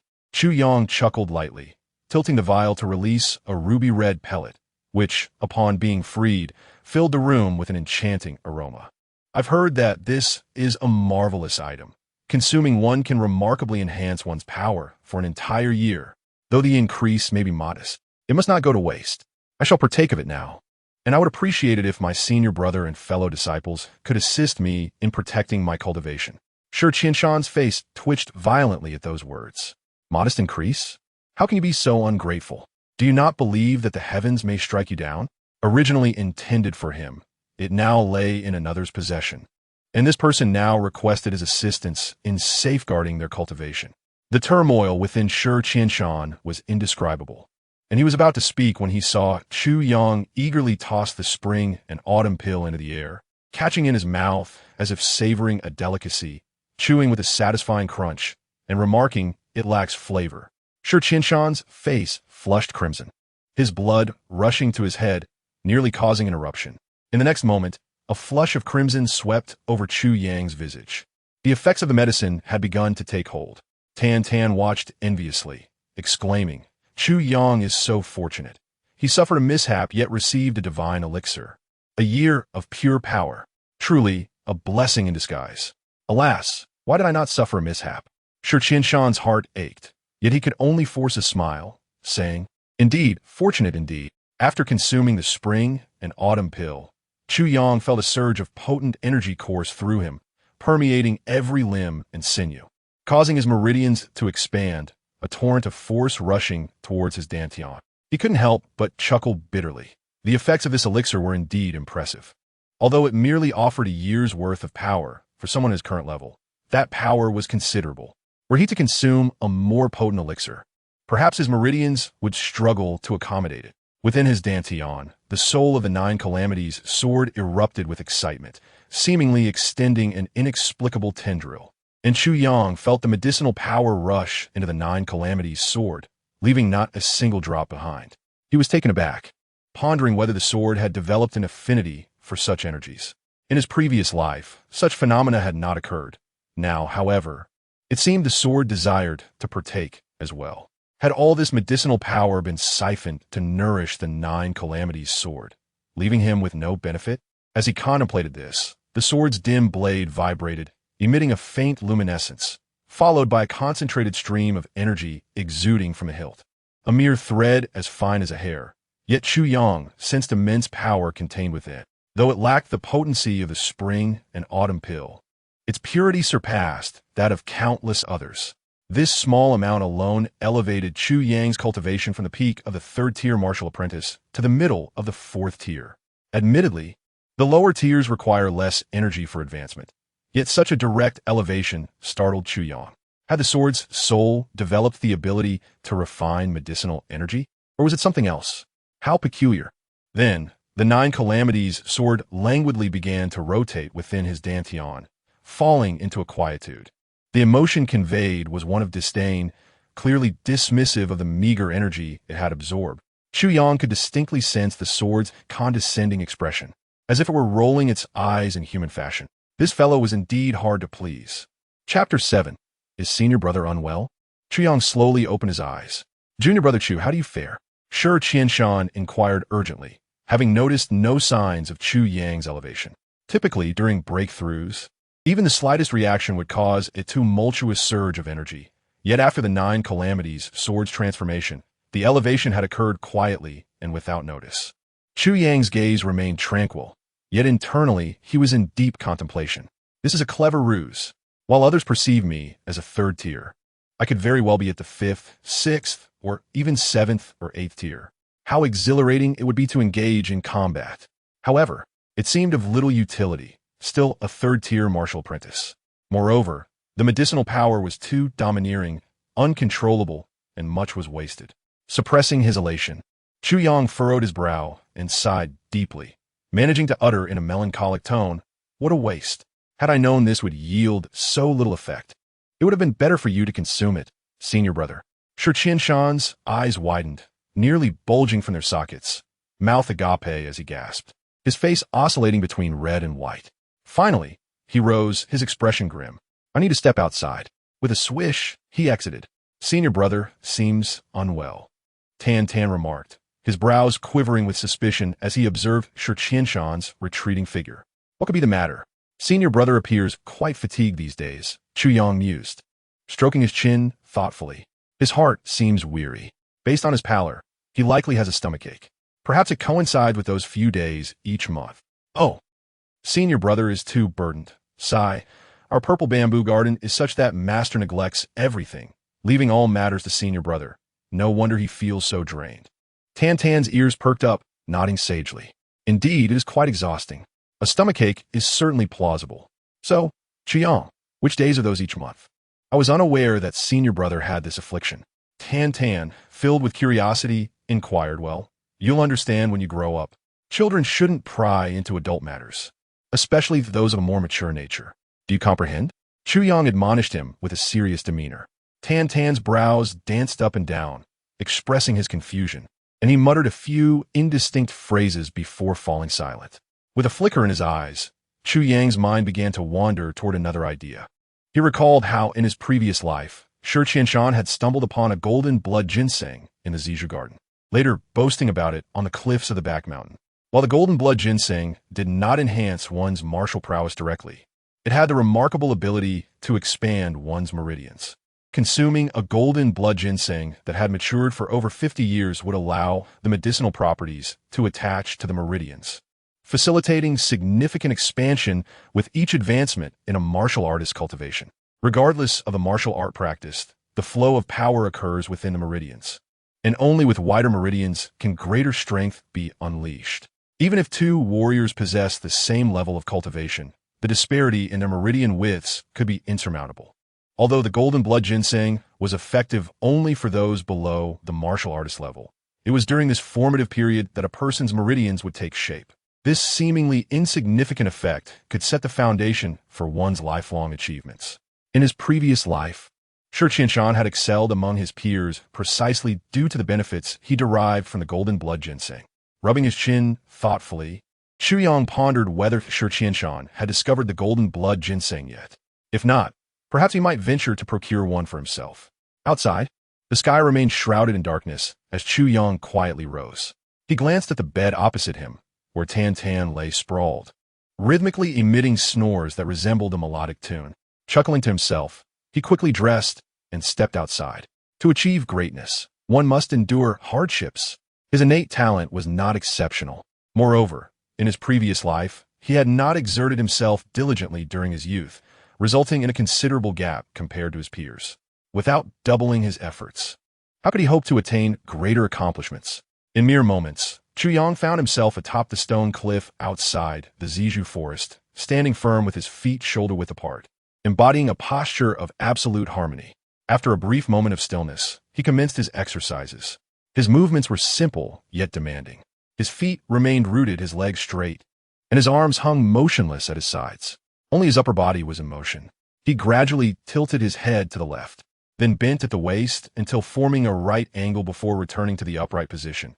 He mirrored this to the right, then leaned forward, concluding with a backward stretch. These 4 movements were repeated in an ever-increasing intensity. After a stick of incense had burned, Chu Yang's body had bent like a drawn bow, his head nearly touching the ground. This was the exercise for his waist. The strength of the waist was crucial to the entire body, warranting its primary focus. After executing these 4 movements, he transitioned to activating his legs, followed by his ankles, knees, arms, wrists, and shoulders, his pace quickening until he resembled a fragile blade of grass trembling in a tempest, his entire body moving in a spastic rhythm. Completing 6 full sets of this routine, beads of sweat began to form, enveloping him in a steamy haze. His clothes were thoroughly soaked, droplets cascading from his hair. Yet, he did not pause for a moment. With a swift motion, he drew forth a gleaming blue steel sword. Only after completely mobilizing every joint and muscle could he practice swordplay for optimal results. Any moment of rest would restore the tension in his muscles, hindering the precision required for sword techniques. This was a fundamental principle for any martial artist. Yet few truly understood the importance of maintaining such discipline throughout their training. Chu Yang was acutely aware of the significance of pre-training exercises. Neglecting any small joint or muscle during practice could lead to dire consequences when faced with intricate techniques in combat. The slightest deviation could lead to catastrophic outcomes. How many had regretted not training diligently before their demise? The numbers were staggering, with tens of thousands lamenting each year, but such regrets were utterly futile in the end. Chu Yang was determined to avoid such moments of regret. Hence he never dared to be careless in his training. Regardless of the martial art, even the most basic movements required perfect execution. After practicing sword techniques, fist techniques, leg techniques, and palm techniques multiple times, the first light of dawn began to break in the east. Chu Yang ascended the cliff, facing the rising sun, placing his hands over his dantian, sitting cross-legged to begin his breathing exercises. Merely a simple practice of inhaling and exhaling. Yet within each breath lay something extraordinary.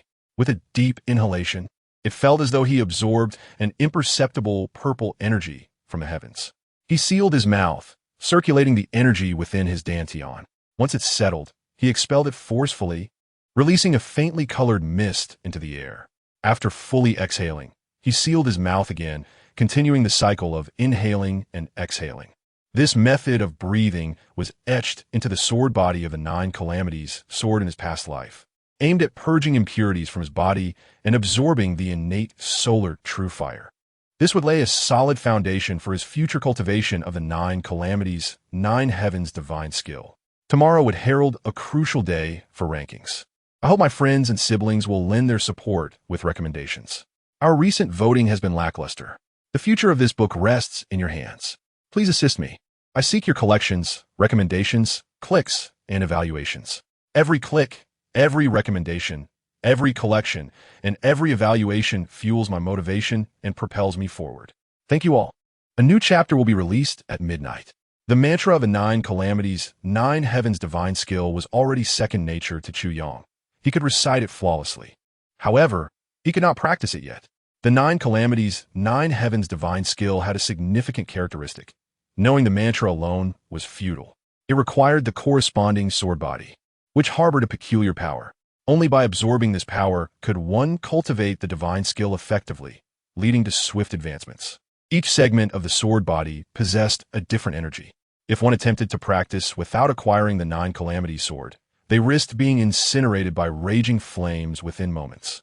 Furthermore, Chu Yang's current physical condition had not yet met the criteria for cultivating the 9 heavens divine skill.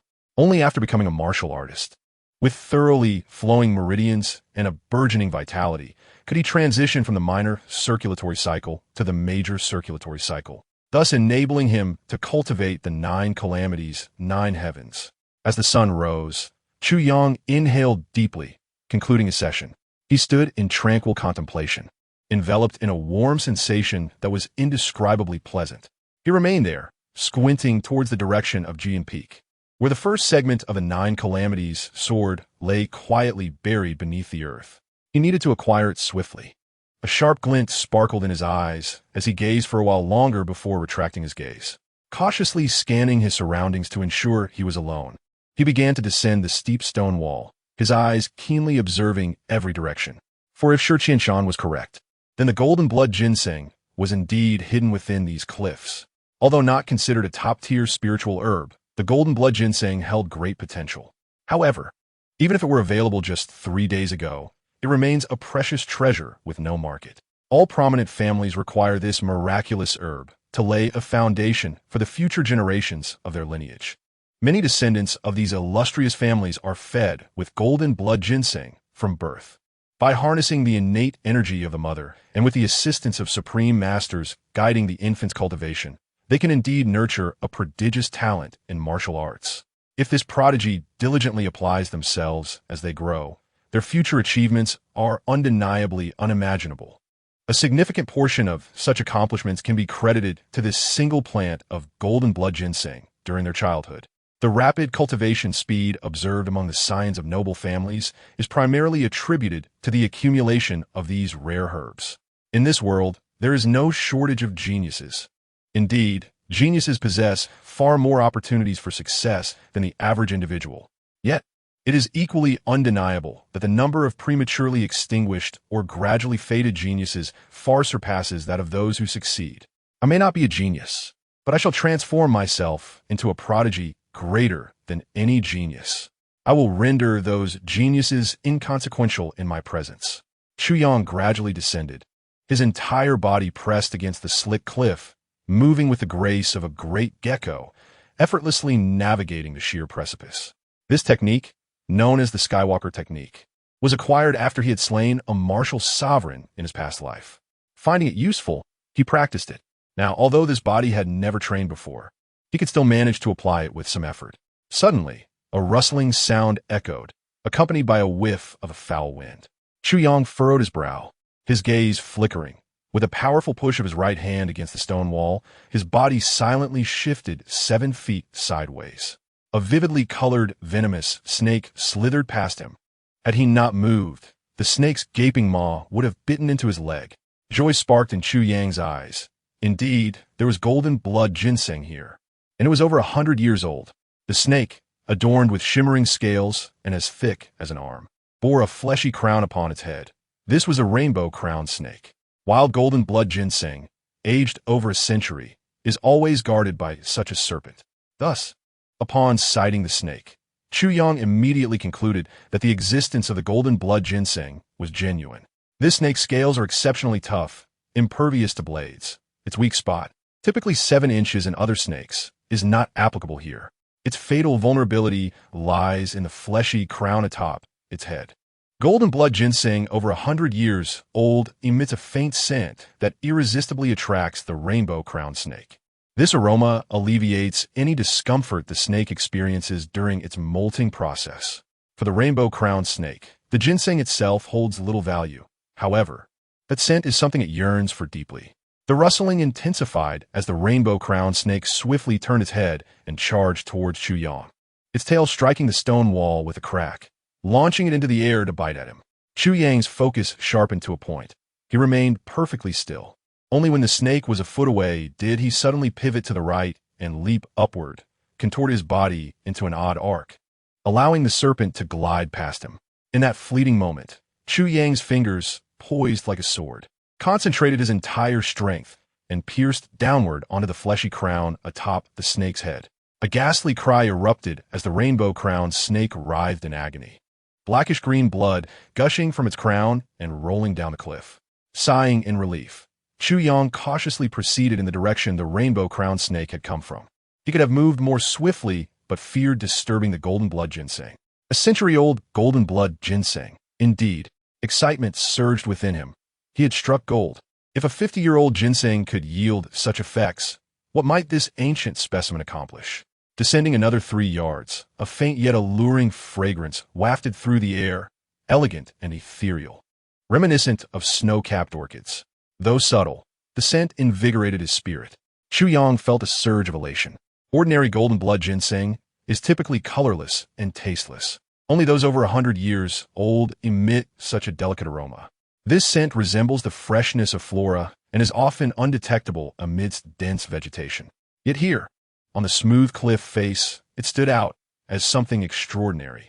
Cautiously, Chu Yang continued his descent until he beheld several blood-red leaves gently swaying in the wind. Nestled in a recess of the rock, below those leaves, a small, blood-red stem emerged from the cliff. There it was, the golden blood ginseng. Sliding down another half-foot, he positioned himself carefully. With a swift motion, Chu Yang drew a sword, channeling his energy into it, and forcefully plunged it into the stone. Half of the blade sank deeply into the rock beneath him. Carefully balancing on the sword, he held his breath to maintain agility, then quickly withdrew another sword, pouring his energy into it, and began to excavate the stone wall with meticulous care. He carried 2 swords. One was a treasured blade he had surreptitiously brought along this morning now.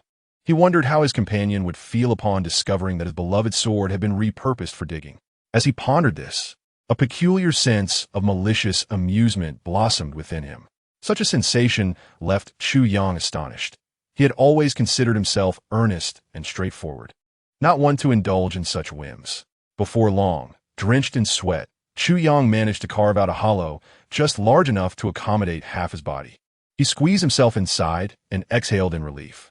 Without pausing for rest, he carefully adjusted the red leaves of the golden blood ginseng, identifying the stem, ensuring a safe distance of 3 feet, and then began to excavate in earnest. Each stone he unearthed was meticulously set aside, ensuring they would not tumble down. When space ran low, he slid down the cliff, striving to maintain silence to avoid alerting anyone. Although this location was relatively secluded, caution was always prudent. It was best to avoid unnecessary troubles. The excavation lasted a full half-hour, and Chu Yang was soaked through with sweat. Finally, he held in his grasp a golden blood ginseng, its entire body blood-red and faintly glowing, as if blood coursed within it. The ginseng remained pristine, not a single scratch marring its surface, with roots as thick as 2 fingers. When he gently squeezed it, it felt like a ripe peach, plump and remarkably resilient. Such a treasure. Judging by its appearance, it was nearly 200 years old. No wonder that scoundrel Shi Qianshan advanced so rapidly. How fortunate he must have been. But now it belonged to Chu Yang. Gasping for breath, he grinned, surveying the ginseng with delight. He had not anticipated such a splendid find. In the early hours, a new week commenced, and the rush for votes began. Please lend your support. Chapter 9. The True 9 Calamities Overview. Golden blood ginseng contains precious ginseng liquid. The longer it ages, the more potent the liquid becomes. It is solely this liquid that possesses true efficacy. Should one lack skill in excavation and inadvertently break the skin, the precious liquid would flow out in an instant, rendering the ginseng merely a piece of root if consumed whole. Standing against the cliff, once his breathing steadied, he placed the ginseng in his mouth, gently biting through the skin. Instantly, a cool, spicy liquid flowed down his throat. This juice was golden, shimmering brightly. The name golden blood ginseng originates from this very essence. Once the ginseng liquid entered his body, it autonomously coursed through his meridians. At this moment, the sword spirit of the 9 calamities soared within the Dantian suddenly erupted with an exhilarating emotion, becoming restless and transforming into a streak of lightning that surged out of the Dantian, approaching rapidly. Filled with joy, the essence of the ginseng liquid, which had yet to be absorbed by the meridians, transformed into a flowing light and was completely devoured by the 9 calamities sword. To Chu Yang's astonishment, the 9 calamities sword seemed to emit a satisfied belch, leisurely returning to the Dantian, exuding an air of contentment akin to a satiated individual taking a leisurely stroll, swaying back and forth with an undeniable flair. Despite being on the edge of a cliff, Chu Yang could hardly suppress his laughter. This fellow is remarkably anthropomorphic. Subsequently, a flicker of dim golden light flashed across the sword body, significantly brighter than before, and then the brilliance vanished. From the illusory hilt of the 9 calamities sword, A stream of cool, dark golden air flowed out, instantaneously merging into all of Chu Yang's meridians. He watched as a flash of golden light appeared on his exposed skin, only to vanish moments later. His entire meridians swelled like a frog, then retracted, and then swelled again. It was akin to a balloon being blown into, then released, only to be blown into again. This occurred consecutively 9 times, until the sensation finally dissipated. The medicinal potency of the ginseng liquid, transformed by the 9 Calamities sword, was finally and completely integrated into Chu Yang's meridians. Chu Yang distinctly felt that, although his cultivation had not increased, the speed of its operation had significantly accelerated. Moreover, a layer of golden, supple radiance was gradually fading, merging into the inner walls of his meridians. He attempted to stimulate his meridians, sensing an extreme elasticity and flexibility within, akin to an indestructible ball, which filled him with immense joy. This harvest would lay the foundation for his entire life. The gains were substantial, although his power could not increase. He had opened a direct pathway for his meridians to ascend.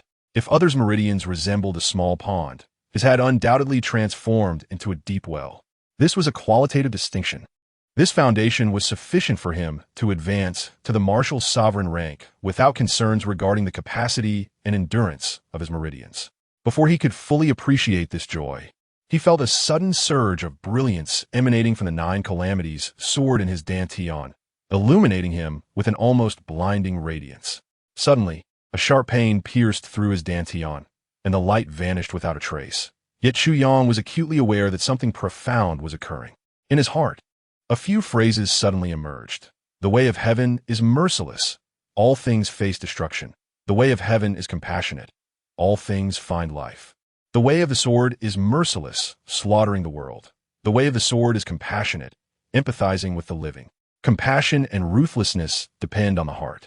The 9 Calamities, 9 layers, are both merciless and compassionate. In the end, through the vast seas and the vicissitudes of life, compassion is ruthlessness, and ruthlessness is compassion. Where there is compassion and ruthlessness, therein lies the way of heaven. Where there is humanity, there is martial arts. With martial arts, one ascends to the way of heaven, ultimately transcending. The mysteries of the heavenly way lie within the mundane world, amidst the 7 emotions and 6 desires, the beginning of the heavenly way. Chu Yang trembled violently, feeling a tumultuous upheaval in his heart, a wave of dizziness threatening to topple him from the rocky precipice. On this secluded cliff, he quaked uncontrollably, nearly losing his composure. In his previous life, the arduous path of cultivation had led him to resort to sinister methods to advance, embracing slaughter to enter the sword path. Yet he had never grasped the essence, let alone reached the pinnacle of martial arts. Now he finally understood where he had erred. It turned out that his relentless pursuit of the merciless sword path in his past life had been a grave mistake, a monumental error. Here lay the true essence of the 9 Calamities heart method. What is merciless and what is compassionate resides within one's heart. If one's heart is merciless, then the sword path is merciless. If one's heart is compassionate, then the sword path is compassionate. Cultivating to profound depths leads to the way of heaven.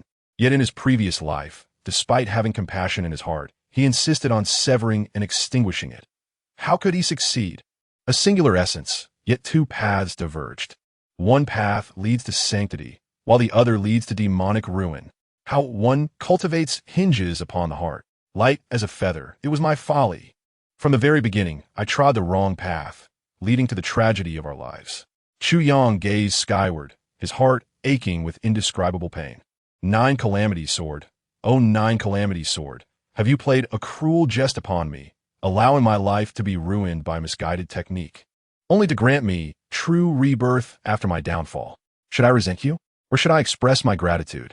As Chu Yang's emotions surged, he failed to notice a faint speck of black materializing at the tip of the ethereal sword in his dantian. So minuscule, it was nearly undetectable. It was indeed substantial.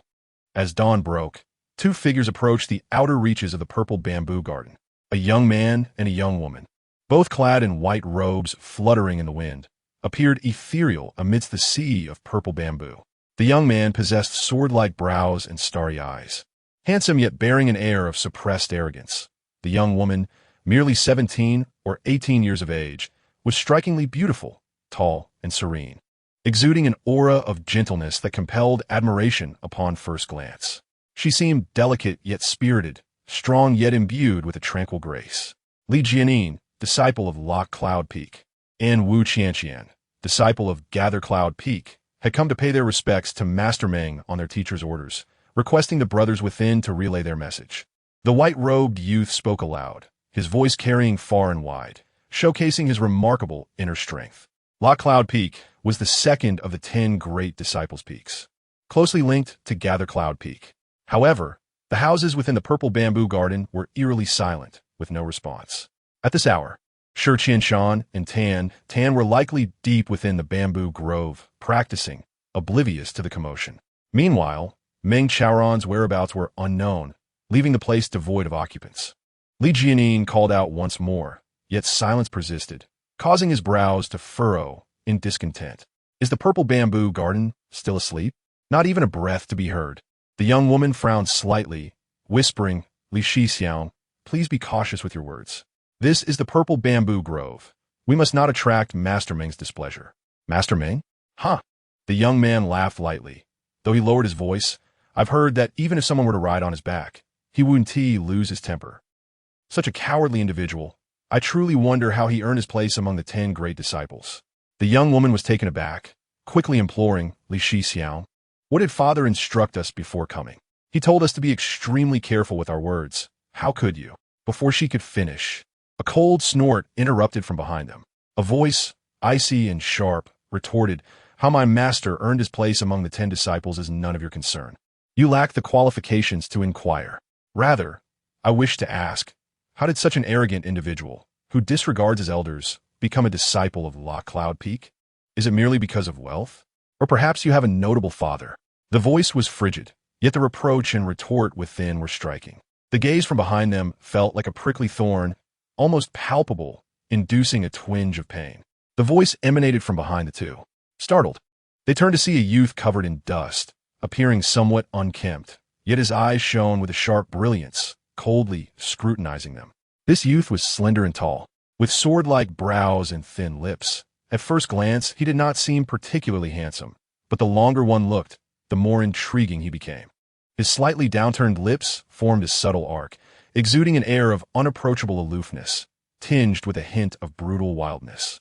Yet, the brilliance in his eyes resembled 2 swords, sharp and fierce, making it difficult for anyone to meet his gaze. It was none other than Chu Yang. An unprecedented struggle lay ahead. The second update has arrived, and I humbly request your votes and collections. Furthermore, our overall clicks have been remarkably high. However, the member clicks remain disappointingly low, and the recommended votes are scarce. This indicates that many brothers and sisters merely access the link to read without logging into their cheat-in accounts. At this crucial moment, I kindly ask everyone to log in and cast a few recommended votes. Thank you. Our click count is merely a stone's throw away from the homepage rankings. Lacking just a few hundred clicks, I beseech your assistance. Together, we shall strive and ascend. Chapter 10. I shall not compete with you in worthlessness. After consuming the golden blood ginseng, Chu Yang exerted some effort to descend to the bottom of the cliff. After all, the gallbladder of the 7-colored crowned snake is a precious antidote, exceedingly rare. It would be a shame to waste it. Subsequently, he circled around and returned from the outside. To his astonishment, upon returning, he encountered 2 individuals standing at the entrance of the purple bamboo garden. One of them was audaciously insulting his master. Anger surged within him, and he retaliated coldly. As soon as the individual introduced himself, Chu Yang recognized him as the sole heir of Li Jinsong, the master of Lock Cloud Peak. Thus, Chu Yang measured his response carefully. If you insult my master, I shall retaliate using your father, regardless of past or present. Chu Yang has always refused to be at a disadvantage. Who are you? The white-clad youth, Li Jianin, asked with a sullen expression. Chu Yang offered a mocking smile, quietly observing him with an odd glint in his eyes. The first sentence he uttered, my master, had already revealed his identity, yet Li Jianin still inquired. Clearly, he was intimidated and flustered by Chu Yang's imposing aura. Such a question bears no significance, and individuals like him are hardly worthy of Chu Yang's attention. Simultaneously, he remained vigilant. Earlier, In a fit of anger, he had felt his sword energy surging within him, unconsciously manifesting in his gaze. Such occurrences must never transpire again. In his previous life, after his sect was annihilated, Chu Yang left the Skyward Tower, wandering the world. His nature had always been somewhat reclusive, and after such a significant upheaval, he became even more obstinate. Besides diligently refining his swordsmanship, he rarely concerned himself with worldly matters. His life experiences were devoid of extraordinary tales, and he seldom interacted with others. Disputes often led to drawn swords. Over time, his character evolved into one resembling a sharp, solitary sword. Dressed in black, with a sword as white as snow, he traversed the world, unchallenged. This was the Chu Yang of his previous life. However, after his rebirth, his mindset underwent a profound transformation. He realized he could never tread the same path as before. Moreover, every situation offers a chance for redemption. All past regrets can be revisited. The current Chu Yang embodies the essence of poetic verse. Spring breeze brings swift hooves, joyful spirits in happy times. All harbor lofty aspirations. Amidst poetry and literature, delight takes flight. The world is beautiful, and life brims with hope. Why should he remain proud? If he wished to be proud, he found it difficult to maintain such an attitude. Nevertheless, he remained cautiously aware that allowing his sword energy to leak as it had today could easily provoke trouble. With his current modest strength, it is wise to act with restraint. Are you a disciple of the purple bamboo forest? Li Jianin asked again, noticing Chu Yang's silence. Chu Yang shook his head, directing his gaze towards the young woman, avoiding even a glance at him. Although his mindset had dramatically altered, the deeply ingrained pride within him remained steadfast. He had no interest in conversing with someone so utterly oblivious to the dialogue around them. Li Jianin, infuriated by the blatant contempt displayed by Chu Yang, found his murderous intent ignited. May I ask if you are Chu Yang, junior brother of Master Meng? The young woman smiled gently and offered a slight bow. Indeed, that is I. Might this senior sister be Wu Qianqian, the disciple of the master of Gathering Cloud Peak? Chu Yang replied with a nonchalant smile. He had recognized her at first glance. The elegant and graceful young woman was indeed Wu Qianqian, the daughter of Wu Yunliang, the master of the Skyward Tower, renowned as the most beautiful in the sect. She was the unfortunate woman deceived by Shi Qianshan in his past life. Although their engagement had never materialized, leading to the downfall of the Skyward Tower, it remained a regrettable affair. It truly is junior brother Chu Yang, Wu Qianqian said with a gentle smile. However, you appear quite different from the rumors. I almost did not dare to acknowledge you. Senior sister Wu is jesting. Chu Yang replied coolly. I am simply myself. There is nothing different about me. The rumors are mistaken. Wu Qianqian felt a tinge of curiosity. As the daughter of the sect leader and recognized as a beauty, every young disciple of the Skyward Tower was captivated by her presence. Yet this Chu Yang, even upon seeing her, regarded her with the indifference of one observing a mere block of wood. In truth, Chu Yang was not blind to her beauty. However, his heart was wholly occupied by Mo Qingwu, leaving no room for anything else. At this moment, even if Wu Qianqian were a celestial being, she would likely be perceived as just another piece of wood in his eyes. While Wu Qianqian did not particularly enjoy being surrounded by sycophants, being completely disregarded was a first for her. Moreover, she had heard stories of Master Meng's 3 disciples. The eldest was steady and composed, possessing deep insight and reliability. The second, Chu Yang, was reclusive and taciturn, and the third was known for his eccentricity. However, upon meeting him today, this youth certainly did not embody the taciturn demeanor. Though he exhibited some extremity, his countenance hinted at a trace of pride. He was undeniably no ordinary youth. Li Jianin, who harbored a secret admiration for Wu Qianqian, had long fantasized about marrying her, envisioning himself as the son-in-law of the sect leader. At this moment, witnessing Wu Qianqian laughing and conversing with Chu Yang ignited a fierce jealousy within him. When he observed Wu Qianqian seemingly entranced, her delicate gaze fixated on Chu Yang, he felt a surge of rage, completely forgetting the purpose of his visit. In a fit of fury, he stepped forward, positioning himself between Chu Yang and Wu Qianqian, cutting off their line of sight, and sneered. I wondered who it was. Turns out it is the waste of the Skyward Tower. Waste? Who are you calling waste? Chu Yang's gaze turned icy as he glared back, his demeanor suddenly imposing. I call you waste. Li Jianyin, undeterred by the pressure, retorted without hesitation. Indeed, it is waste who calls me waste. Chu Yang remarked with admiration. Ah, très remarquable. One must value self-awareness. Yet among the vast multitude, few possess such clarity.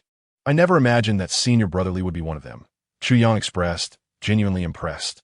Li Jianyin was momentarily taken aback, realizing he had fallen into a trap. Meanwhile, Wu Qianqian struggled to suppress her laughter, nearly bursting forth. Although she tried to hold back, her bright eyes crinkled into crescents of amusement. You seek death. Li Jianyin roared in a fit of rage, unsheathing his sword with a clang. Draw your sword. I shall duel you. How could Li Jianyin bear such humiliation before the woman he admired? No need for a duel. I concede. Chu Yang stated earnestly. I am indeed inferior to you in worthlessness. He added sincerely, truly, I am not as worthy as you. At this point, Wu Qianqian could no longer contain herself and burst into laughter, only to realize the potential repercussions of her amusement amidst their escalating tension. She quickly covered her mouth with her hand, her eyes darting playfully between her fingers. Li Jianyin, even more infuriated, spat, You scoundrel. Chu Yang pursued relentlessly.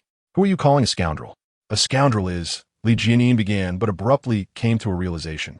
In a fit of humiliation and anger, he shouted, I will kill you, and charged forward with his sword drawn.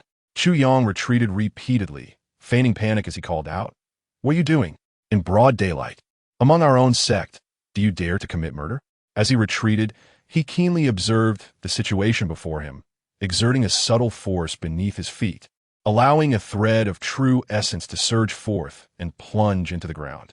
Youngster, your recklessness and arrogance will lead to your demise in my hands. How could Chu Yang reveal his true strength against such a trivial opponent? He could easily dispose of him without effort. My dear brothers and sisters, how can one bear such sorrow? Today, we have garnered a total of 17,000 clicks, yet the member click stand at a mere 4,000, with only 2,000 votes of recommendation. What a tragedy! Just a few hundred clicks away from the leaderboard, a few hundred recommendations from the recommendation list. Always so tantalizingly close. Yet we remain unable to ascend. It is truly disheartening. Would you not lend your support? Chapter 11. I am the victim. Am I not?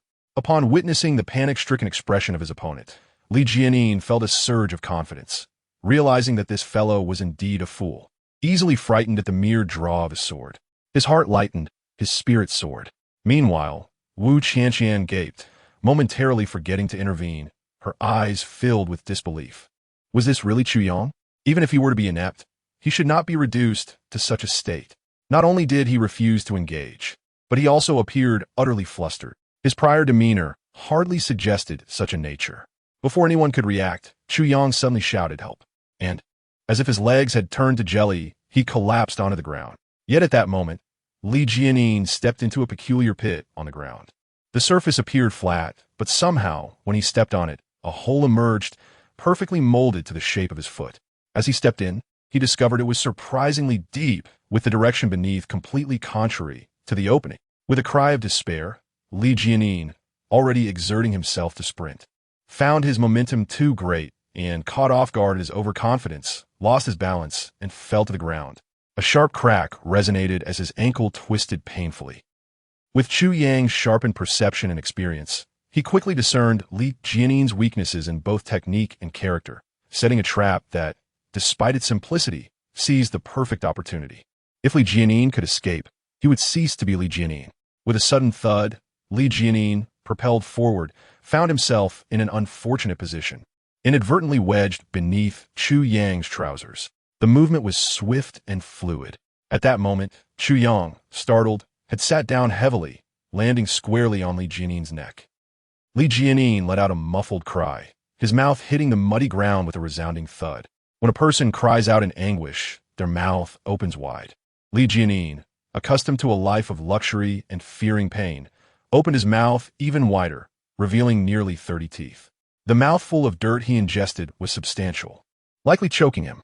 Chu Yang, perched atop Li Jianyin's neck, tilted his head back and wailed, Oh, how it hurts. My dairy reef feels as though it might shatter. Li Jianyin, who had nearly lost half his life, was the one who ought to be screaming in agony. Yet, before he could utter a sound, Chu Yang, unscathed, was already howling at the top of his lungs. If one were to judge by the intensity of their cries, Chu Yang's injuries would surely be tenfold more severe than Li Jianin's. Wu Qianqian, astonished, rubbed her eyes, struggling to comprehend the scene unfolding before her. Everything transpired so quickly, the moment fleeting, yet the outcome was unfathomable. The once arrogant party now found themselves unable even to moan, while the one who had been retreating was now crying out in pain. Despite her remarkable intellect, Wu Qianqian remained, at heart, merely a 17 or 18-year-old girl. Her delicate features wide-eyed in disbelief, trembling fingers unable to articulate her thoughts. How could such a thing occur? How could a perfectly level ground conceal such an unusual pit? And how could Li Jianin be so unfortunate as to step into it? Observing the depth of the hole, one would hardly expect that Li Jianin's prowess and agility could lead him to fall so disastrously. At that moment, Chu Yang, still lamenting his pain, struggled to rise, his injuries evidently severe. Having not seen him wounded earlier, Wu Qianqian felt perplexed, but rushed over. Chu Shitty, don't move about. Allow me to assist you. Before she could finish, Chu Yang let out another prolonged scream, filled with anguish, as if his waist had sustained a grievous injury. Unable to rise, he had just lifted his backside slightly when he abruptly plopped back down, right on Li Jianin once more. What a calamity! Li Jianin had barely lifted his head when the weight of Chu Yang fell upon him again, driving his head deep into the ground with a crack. Fortunately, the ground was largely free of stones. Otherwise, who could say what would have happened? Nonetheless, his nasal bone was broken. Wu Qianqian, hand outstretched, froze in shock, her body leaning forward, mouth agape in disbelief. Thus, the two on the ground, Chu Yang wailing and squirming atop another S-neck, twisted and writhed, nearly contorting Li Jianin's neck into a pretzel. Below, Li Jianin's mouth filled with dirt, unable to cry out, emitted only muffled groans, his throat choked with mud. Sound stifled. One of his legs, from the ankle down, remained trapped within a narrow pit, while the rest of his body lay parallel to the ground. It was clear how thoroughly he had been injured. His ankle swelled rapidly, resembling a balloon. The other leg flailed chaotically, convulsing and spasming. After a moment of dazed inaction, Wu Qianqian rushed to help Chu Yang up, noticing his pallid complexion, drenched in sweat, body trembling, as he complained, "Wu Shiji, did you see this? Li Jianin has gone too far. The sect strictly prohibits disciples from fighting, yet he sought to kill me. Just now, my life hung by a thread. Thankfully, luck was on my side. Wu Shiji, you didn't come here to kill me, did you?" As he spoke, Chu Yang suddenly grew wary, as if facing a great threat. Glancing at Wu Qianqian with apprehension, "Wu Shiji, I swear I haven't done anything wrong. You cannot. This is broad daylight under the heavens." 3 dark lines visibly appeared on Wu Qianqian's exquisite face. His cries made it seem as though he were on the brink of being assaulted. How could this be? They had come solely at her father's behest to deliver a message to Uncle Meng, requesting his presence for discussions. Wu Qianqian smacked her forehead, rolling her eyes in exasperation as she suddenly remembered their purpose. "But I'm very frightened." Chu Yang leaned against Wu Qianqian, his body seemingly weakened by fear, his full weight resting upon her, as he continued to whimper, I am powerless and without influence. My skills are lacking. I am at the bottom of the sect. You from Jian Peak and Xian Peak have many disciples. If something were to happen, how could I possibly withstand it? It won't happen." Wu Qianqian comforted, "This matter is not of great concern." The poor girl remained oblivious to the fact that Li Shidi's leg was fractured and his nasal bridge shattered, lying on the ground awaiting assistance. What if the sect holds me accountable? Wu Shiji, you must stand up for me and testify impartially. Chu Yang continued to stall for time, determined to amplify Li Jianin's agony, beseeching, "You witnessed the entire episode, did you not? This Li Jianin came in cursing my master, correct? Then I emerged, and he called me worthless, right? He insisted on a duel, and I, conceding, dared not engage. Yet he sought to kill me, did he not? Drawing that sharp, glimmering sword, my heavens, he pursued me relentlessly, did he not? I nearly met my demise at his hands, did I not? His incessant inquiries, though tinged with a pitiable tone, were laden with insidious persuasion." Wu Qianqian, naturally inclined to reflect on his words, began to recall the events, nodding repeatedly, acknowledging that what Chu Yang asserted was indeed an unassailable truth. A sense of discontent brewed within her. This Li Jianin was utterly excessive. Chapter 12. The Victim and the Dupe Students with Recommendation Votes. Please lend your support. Thank you. Setting aside other matters. The mere act of insulting Master Meng constituted a grave offense should it be reported, let alone the attempt to draw his sword against a fellow disciple, which was indeed executed. Chu Yang, drenched in cold sweat, sighed in relief. Fortunately, he fell by his own accord. Otherwise, he trailed off, casting a pitiful glance at Wu Qianqian. Yet, the audacity of saying that he fell himself was quite something. Otherwise, you would have been slain by him. The innocent girl unwittingly completed his unfinished thought. Indeed. Chu Yang clapped his hands, exclaiming with a sense of camaraderie, Wu Shiji, your insight is remarkable, discerning right from wrong with such clarity. Wu Qianqian felt a vague sense of unease, but found no fault in his words, nodding in a daze. Flattered by a barrage of compliments, her youthful heart momentarily lifted. Just then, Li Jianin finally raised his head from the depths of the pit.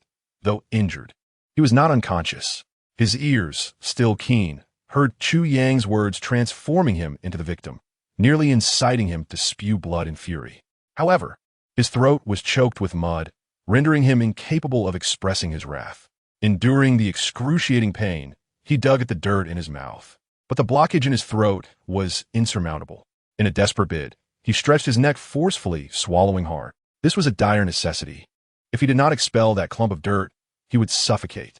Chu Yang and Wu Qianqian observed, wide-eyed, as Li Jianin's neck elongated, a bulge forming like a snake consuming an egg, slowly descending until, with a soft gurgle, it vanished, restoring his neck to its former state. Both were left aghast, swallowing hard. This was truly terrifying. Finally, Li Jianin expelled a mouthful of blood and phlegm, gasping for air as the suffocating discomfort momentarily overshadowed the pain in his leg. A twisted blessing, perhaps. However, such relief was fleeting, the agony in his leg and face, compounded by the gravel and dirt lodged in his stomach, ignited a fiery torment within. In that moment, he wished for death to escape this torment, truly experiencing what it meant to be in pain so profound that life seemed unbearable. His desire to curse was stifled by his inability to catch his breath. After a while, Li Jianin raised his head, glaring venomously at Chu Yang. Chu Yang, wait for it. I will not forgive you. In this life, we shall be locked in an eternal struggle. He trembled as he spoke, intending to assert his defiance before his beloved but unable to contain his anguish. Chu Yang quivered and exclaimed, Wu Shiji, look. Wu Qianqian reassured him, do not worry, Chu Shiji. I witnessed the entire affair. How could I allow you to be placed in a difficult position? Li Shiji spoke in a moment of anger. You need not take it to heart. Li Jianin, on the ground, emitted strange sounds from his throat, rolling his eyes in disbelief at Wu Qianqian's words. Finally losing his composure, witnessed the entire affair? What did you see? I was nearly killed. At that moment, Wu Qianqian finally grasped the gravity of the situation, exclaiming in shock, Li Shiji, your leg? Then her expression shifted to astonishment, your nose. Tears streamed down Li Jianin's face as he banged his head against the ground, producing a thudding sound. Mother, you finally noticed, pity me, gravely injured and possibly disabled. Overcome with emotion, he began to weep openly. The rising star of the Tianwai Tower, the son of its second-in-command, was sobbing in public. This spectacle left Wu Qianqian momentarily bewildered, blinking her beautiful eyes, utterly perplexed. Was it truly that painful? Must it be to this extent? We are, after all, warriors who bleed without tears. Little did she realize that Li Jianin's sorrow stemmed from a combination of frustration, injustice, and unbearable pain. The greatest source of his frustration, however, was Wu Qianqian. At that moment, rustling sounds echoed from the bamboo forest as two figures hurried over. Who is making such a commotion? Chu Yang? What has transpired? It was Shi Qianshan and Tan Tan arriving. Upon witnessing the chaotic scene before them, both were rendered speechless. Master brother, you must advocate for me. Chu Yang lamented, seizing the opportunity presented by the situation. This was the perfect chance to divert blame. Everyone relished a spectacle of mutual conflict. I was nearly killed just now. Right at our doorstep, this fellow came in cursing my master and then berated us as worthless. Shi Qianshan's expression darkened immediately. Though astute and calculating, he could not remain indifferent in this matter. If he remained passive while someone insulted his master, how could he continue to exist within the sect? Moreover, Shi Qianshan, who prided himself on his abilities, had always aspired to be the best among his peers. To be called worthless was intolerable. Is that so? Shi Qianshan's voice was low and menacing, his eyes narrowing with authority. Hearing the situation escalate, Wu Qianqian quickly rose, bowing respectfully. Shi Xixiang, this matter is our fault. Li Shidi is young and thoughtless. I hope you will temper your anger to preserve our sex harmony. Wu Qianqian's words were lowly spoken, yet they effectively sealed Li Jianin's fate. Shi Qianshan's eyes brightened as he beheld a stunning visage, greed flickering in his gaze. So it is Wu Shimi. Since you say so, I shall not pursue this matter further. Yet, he could not suppress his curiosity. Upon Wu Qianqian standing, the previously concealed Li Jianin came into full view, and upon seeing his tear-streaked, bloodied face, Shi Qianshan was taken aback. Who was this person? Why was he still crying? How could he not feel ashamed? Upon glancing back at Chu Yang, aside from appearing somewhat disheveled from dust, he seemed relatively unharmed. Could it be that Chu Yang had injured him? Shi Qianshan was momentarily unable to recognize the bloodied figure before him, resembling a flayed pig's head, as Li Jianin. His astonishment palpable. However, his remark of "I shall not pursue this matter" further only exacerbated the situation. Shi Qianshan, you dare to pursue me? Li Jianin guga, Li. His rage almost causing him to spit blood. Damn you, Shi Qianshan. I will never forgive you for this indignity. I will ensure that you suffer a fate worse than death. The humiliation he endured, coupled with his grievous injuries that may never fully heal, ignited a profound hatred within Li Jianin. Anyone associated with Chu Yang or from the Purple Bamboo Garden became his sworn enemies, including Meng Chaoran. If he had produced such an apprentice, would I be in this predicament? Shi Qianshan's expression darkened as he retorted coldly. With what qualifications do you presume to threaten me? Whenever you choose to come, I, Shi Qianshan, shall be waiting for you. If you dare to show up, I shall not hesitate to retaliate. Should you provoke me, know this. I am not one to shy away from bloodshed. At this last proclamation, he chuckled, feeling a sense of bravado and humor in his words. Shi Qianshan was no fool. He understood the implications of his statement. Chu Yang's abilities were nearly the weakest among his peers at the heavenly outermost tower, yet this pathetic individual had been so thoroughly beaten by him. What a pitiful state. One such individual, even 100, would pose no threat to Shi Qianshan. Moreover, he reveled in the opportunity to showcase his prowess in front of Wu Qianqian, a delightful chance to bolster his heroic image. Chu Yang, you have unwittingly provided me with a splendid opportunity to shine. Perhaps this incident will garner the attention of the elders in our sect, allowing me to leverage this encounter to ascend to greater heights. This morning, I encountered a most absurd situation. A reader persistently messaged me for a video call only to profess his pursuit of me. To my astonishment, he was a man, declaring with fervor that he would be a good husband, claiming that it was too arduous for a woman like me to stay up late writing novels, and that he was willing to care for me. I nearly fainted from disbelief. Frustrated, I activated the camera, and there appeared a youthful face, adorned with acne, exclaiming, "Ah, you're a man too? You're not a pretty girl?" I could only bang my head against the wall. What a calamity! Chapter 13. A river of misfortune flows eastward after Shi Qianshan made his bold declaration. He posed dramatically, attempting to attract Wu Qianqian's attention, blissfully unaware of her disdainful glare directed at him. Is this man delusional? She thought, noting how he recklessly escalated a situation that could have been diffused. Li Jianin was not to be trifled with, especially considering he had a father who was none other than Shi Qianshan's second uncle, the second most powerful figure in the heavenly outermost tower, just beneath the sect leader. Upon hearing Shi Qianshan's words, a sinister smile crept across Li Jianin's battered face. Shi Qianshan, did you truly utter that? Of course. Shi Qianshan proclaimed with righteous fervor. Chu Yang is my junior brother. Regardless of who you are, if you wish to trouble my junior brother, you must first contend with me. Inwardly, Chu Yang praised him. Well said. Shi Qianshan, you are truly remarkable. Externally, he expressed gratitude. Senior brother, I apologize for the trouble. Shi Qianshan waved it off with nonchalance, insisting, what nonsense is this? We are brothers. There is no talk of trouble between us. He feigned indignation, as if Chu Yang's reluctance to let him handle the situation was a slight against his dignity. Tantan, oblivious to the underlying motives, nearly broke into tears, sniffling. "Senior brother, you are so kind, and you, Tantan, are as well. You are my junior brother. If you are in need, I shall always stand by you," Shi Qianshan declared with heartfelt sincerity. "As the eldest brother, it is my duty to shield you from harm. After all these years of brotherly affection, could it be anything but genuine? Such loyalty, such valor. What woman would not be enamored by such a man?" And Wu Qianqian was no exception.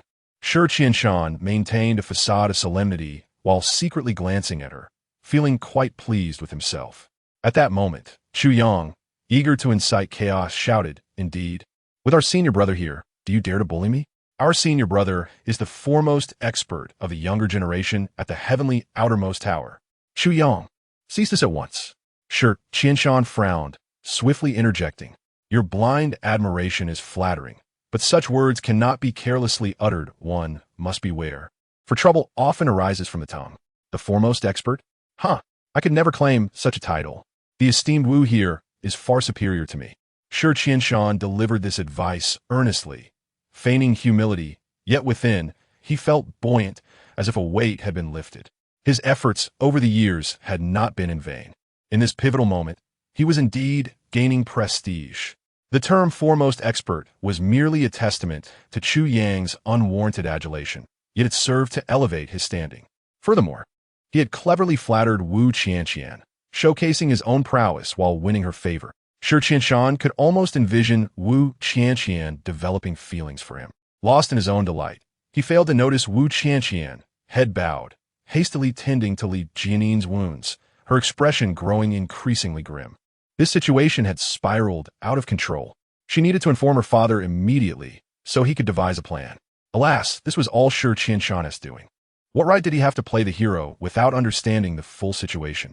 Li Jianin would undoubtedly embellish the tale upon returning, escalating tensions between the purple bamboo garden and the locked cloud peak. Especially considering Li Shishu's fierce protectiveness, how could he let this go unpunished? Originally, the matter involved only Chu Yang, and with Meng Shishu's presence, a minor reprimand would have sufficed to appease Li Shishu's honor. But with Shi Qianshan's intervention, it was as if a tempest had erupted, catapulting the situation beyond redemption. Ironically, the original instigator, Chu Yang, was now untouched, while Shi Qianshan bore the brunt of the consequences. At this point, Li Jianin likely harbored more animosity towards Shi Qianshan than towards Chu Yang. "What gives you the right to meddle in affairs that do not concern you?"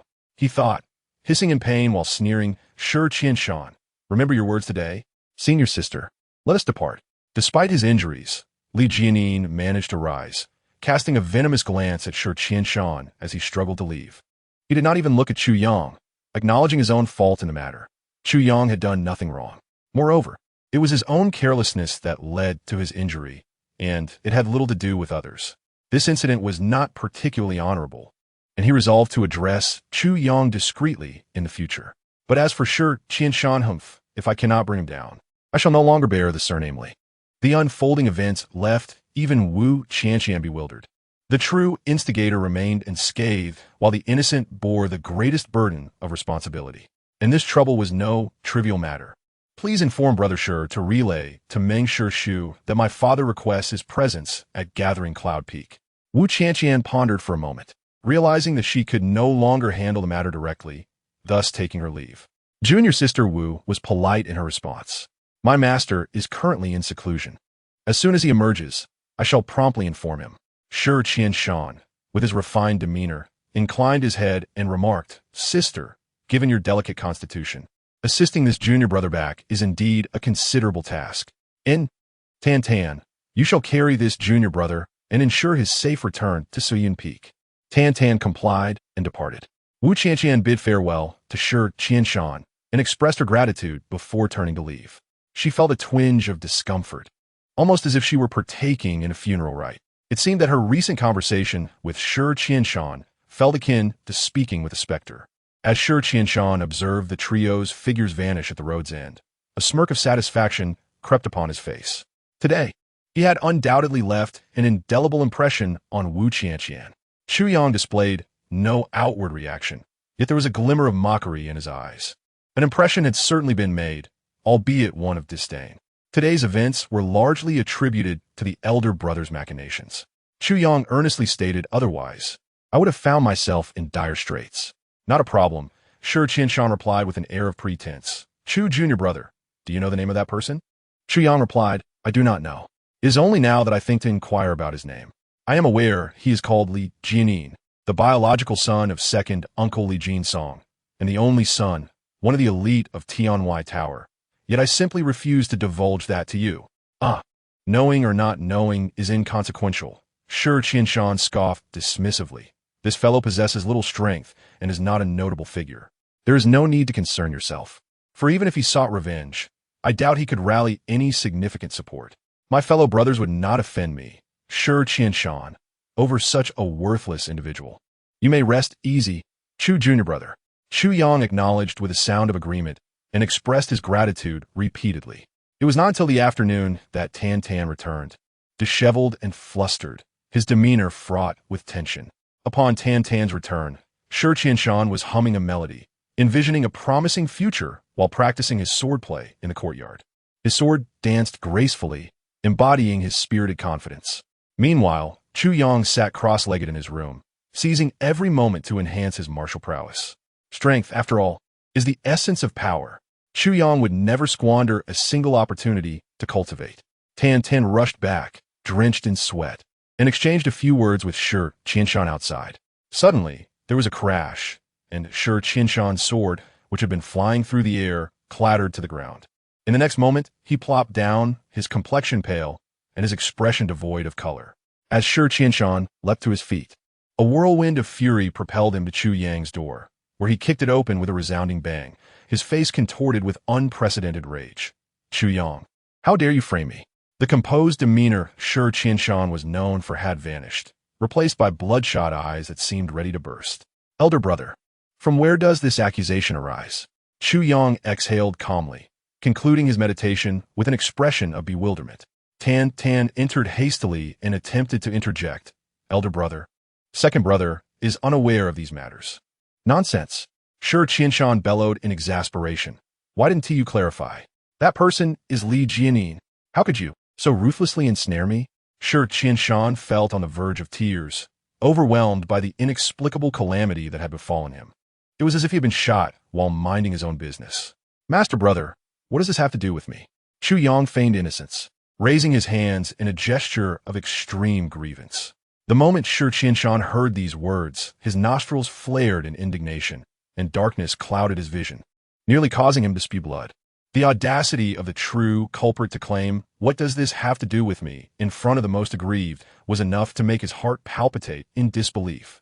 If it weren't for you, how would I have scorned Li Jianin? If it weren't for you inciting Li Jianin's animosity, how could things have escalated this far? If it weren't for your meddling, how could I find myself ensnared in this treacherous predicament? Now, you, the architect of this chaos, emerge unscathed while I, the innocent, am left to bear the brunt of enmity. How can you dare to claim, what does this have to do with me? Shi Qianshan gasped, his eyes wide with disbelief, his thoughts a tumultuous cacophony that rendered him speechless. Chu Yang looked at his heaving chest with a malicious gaze, contemplating how delightful it would be if a woman exhibited such fervor. Yet, alas, it lacked any semblance of beauty. Truly a failure. Indeed, master brother, how does this concern second brother? Tan Tan scratched his head, earnestly stating, we were all present at the time, and second brother did not speak out. Rather, it was you, master brother, who gallantly stepped up to shield us from harm. We are immensely grateful to you and would never wish to cause you any trouble. Tan Tan's words were heartfelt, and his admiration for Shi Qianshan was genuine. He indeed held great fondness for the elder brother. However, to Shi Qianshan's ears, these sentiments felt like biting satire. Gallant? Shielding us? How absurd. Who do you think you are? Shi Qianshan swayed slightly, darkness encroaching upon his vision. He opened his mouth, yet no words emerged, his face turning a deep shade of crimson. The rage within his mind buzzed, and in an instant, stars danced before his eyes. With a heavy exhale, Shi Qianshan stormed out, his expression dark as he swept his sleeve in dismissal, only to be followed by a harsh cough that echoed through the courtyard, receding into the distance. By the following morning, when Tan Tan stepped outside, he discovered a pool of blood in the grass, the scent pungent in the air. This incident left the poor Tan Tan perplexed for several days. Who spat blood? How strange. Chu Yang observed Shi Qianshan's departure, his gaze icy and unyielding. Shi Qianshan was malicious, cunning, and possessed a depth of guile akin to that of a venomous serpent. Such a person should have met an untimely end long ago. Yet, Chu Yang harbored no desire for Shi Qianshan's premature demise. First, from Shi Qianshan, Chu Yang could learn many attributes he lacked, traits such as insidiousness, ruthlessness, patience, cunning, and shrewdness. These were qualities that the former Chu Yang had not possessed. However, it must be acknowledged that while these traits might be deemed base, they are nonetheless indispensable in a world where the strong reign supreme. A man must be resolute. When a moment calls for ruthlessness, he must be ruthless. When cunning is required, one must wield it without hesitation. Deception and strategy should be employed when necessary, for all of it is aimed at self-preservation. If one cannot safeguard oneself, then no grand ambition is more than an ephemeral illusion. Throughout history, renowned figures have embodied both loyalty and treachery. Yet it is certain that attaining a legacy that endures through the ages is far more arduous than being remembered for infamy. Thus, those who achieve historical fame are likely to possess a cunning surpassing that of the nefarious, requiring a far greater depth of insight. Furthermore, there are matters that Chu Yang cannot address directly at this moment. Should the sect discover his true prowess, he would inevitably encounter insurmountable troubles, especially from those who covet the elder brother's position, should they realize that a formidable rival has emerged. Would he not become their target? Under the barrage of criticism, one feels as though they possess the strength of 3 heads and 6 arms. Yet, with the current prowess that has yet to flourish, a dismal outcome seems inevitable. It is far better to have Shiqianshan at the forefront, for, as it stands today, pushing everything towards Shiqianshan brings a certain thrill. Performing is exhausting, far less relaxing than merely observing. Moreover, Chu Yang senses that he is lacking in many respects. This lifetime's path must surely diverge from that of his previous existence. In his past life, he could retreat to the mountains to contemplate the emotionless sword path in solitude. But in this life, such seclusion is unfeasible. From the moment he faced death in his previous life, he embarked on a path starkly different from before. What he missed and did not experience in his last life must be undertaken anew in this one, although he nominally lives again. Apart from a vague recollection of certain sensitive matters or those directly related to him, he is blissfully unaware of everything else. He can no longer afford to withdraw from the world as he did previously. He must gradually engage with the mortal realm. Emerging from this quagmire of worldly affairs is the true pinnacle of the sword path, the essence of the heavenly way. Allow Shiqianshan to meander slowly, bearing the burden before him until he ultimately falters. That would not be too bad. At the very least, with this target before him, he can observe and plan without haste. Though he may not hold admiration for the individual, that is of little consequence. As for Li Jinin's injuries, they were, of course, calculated by Chu Yang as a trap, deliberately set. Resting upon his neck was also a calculated move. While he may lack the extraordinary power of his past life, his keen insight remains intact. Crafting a scheme to deal with a restless Li Jinin is, indeed, child's play. At Jiyun Peak in the study, the leader Wu Yunliang sat quietly on a zeton wood chair, a slight smile gracing his features. Beside him sat a middle-aged man in a blue robe, pale-faced and composed, his eyes reflecting boundless wisdom. This was Kong Jingfeng, the master of Mengyun Peak and a strategic mind of Tianwai Tower. Wu Qianqian stood opposite, reporting the events of their journey. When she recounted the mysterious severe injuries suffered by Li Jinin, as well as the involvement of Chu Yang and Shiqianshan, both Wu Yunliang and Kong Jingfeng exchanged astonished glances. What is your impression of the 3 disciples from the Purple Bamboo Garden? Wu Yunliang inquired casually, not asking about Li Jinin's condition, but rather the 3 disciples. It is hard to say. Wu Qianqian hesitated, uncertain. Oh, hard to say? What do you mean? Kong Jingfeng asked, intrigued, a smile playing on his lips. Their demeanor differed greatly from prior rumors. Wu Qianqian furrowed her brow, stating, rumors suggest that Shiqianshan is mature and composed, capable of handling matters with great discretion. However, this time, he left much to be desired upon first glance. As for the second disciple, Chu Yang, he is said to be taciturn and socially awkward, yet today he exhibited a subtle brilliance. He appears timid and fearful of trouble. Yet deep down, Wu Qianqian pondered, unable to find suitable adjectives, ultimately concluding, in any case, he is quite peculiar. I cannot fathom him. As for the third disciple, Tan Tan, he is indeed, as the rumors suggest, extremely eccentric. After her words, both fell silent, their brows furrowed tightly in contemplation. After a while, Wu Yunliang rose from his seat and walked to the wall, revealing a large mural that concealed a white sheet underneath. On this sheet, a list of 40 names was inscribed down the left side, each name marked with a red tick. A dozen had 2 ticks, while the first and second names bore 3 ticks each. These names were Shuya Meng and Qin Mozhang. Li Jianin's name appeared in the 19th position, and Shiqianshan's in the 13th. Notably, there were no mentions of Chu Yang or Tan Tan. Wu Yunliang held his pen, pausing in silence before drawing a red line through Li Jianin's name, erasing it completely. He then thoughtfully added the name Chu Yang at the bottom, appending a question mark beside it. After stepping back, he furrowed his brow and, with a decisive stroke, erased Chu Yang's name, leaving only a question mark. This matter is likely to stir a great uproar. Kong Jingfeng frowned. Our Tianwai Tower is currently in a state of internal turmoil. And now, this incident has drawn in Meng Shidi as well. Meng Shidi will remain uninvolved, given his temperament, unless Tianwai Tower is annihilated. He will not concern himself with anything else, Wu Yunliang asserted, shaking his head with certainty. His expression darkened as he continued, Is Shiqianshan truly so inept? A hint of disappointment tinged his tone. Indeed, Wu Qianqian harbored a profoundly negative impression of Shiqianshan, perceiving him as nothing short of a fool, blind to reality. Wu Yunliang sighed deeply. They did not dwell on this matter, evidently considering it trivial, as it merely involved a minor altercation among the younger generation, unrelated to the larger picture. Presently, both bore expressions of concern, indicating graver matters at hand. Wu Yunliang waved his hand, and Wu Qianqian understood, silently departing. In the study, only the 2 men remained. Elder brother, I have a suggestion from the junior brother. Kong Jingfeng ventured tentatively. Do not rush.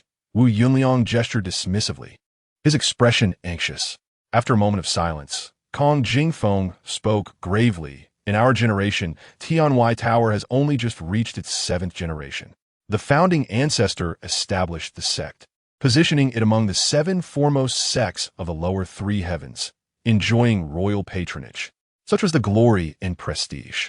However, the 2nd generation severed ties with the Zhao royal family, leading to a dramatic decline in reputation, with many sect masters hunted down, resulting in significant casualties. Although the 2nd generation ancestor inadvertently assisted the royal family in their time of need, relations were never restored. Yet they managed to regain a semblance of stability at Jiufeng Yiyuan. The 3rd generation was filled with extraordinary talents, and it appeared that the sect would thrive once more. Yet, this very abundance of talent incited internal strife within Jiufeng Yiyuan. A fierce conflict ensued, leaving Tianwai Tower gravely wounded, with only a command forbidding disciples from harming one another remaining. Yet now, apart from Meng Shidi's purple bamboo garden, Jiufeng Yiyuan is rife with tension, dark currents swirling beneath the surface. In the next 8th generation disciples, the competition for the top 10 positions will be a matter of life and death. The sect's strength has suffered significant depletion, as is evident. Tianwai Tower has fallen from its former status as a top sect to merely a second-rate one. Kong Jingfeng's voice began cautiously but grew increasingly impassioned. Elder brother, Jiufeng Yiyuan may appear grand, but each has their own agenda. It is better to have none than to be so scattered, with traitors emerging continually. Tianwai Tower is beset by crises. Once, there were 7 major sects, but now only 6 remain. The final slot is coveted by Hongchun Xian and Xinjianzhai, our most formidable rivals.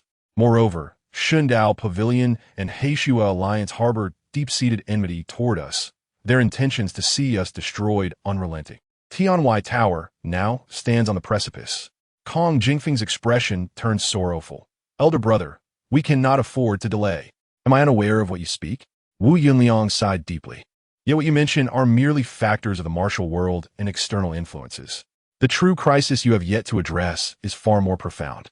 In recent years, Tianwai Tower has nearly 600 male disciples of the 8th generation, yet only a scant few show promise.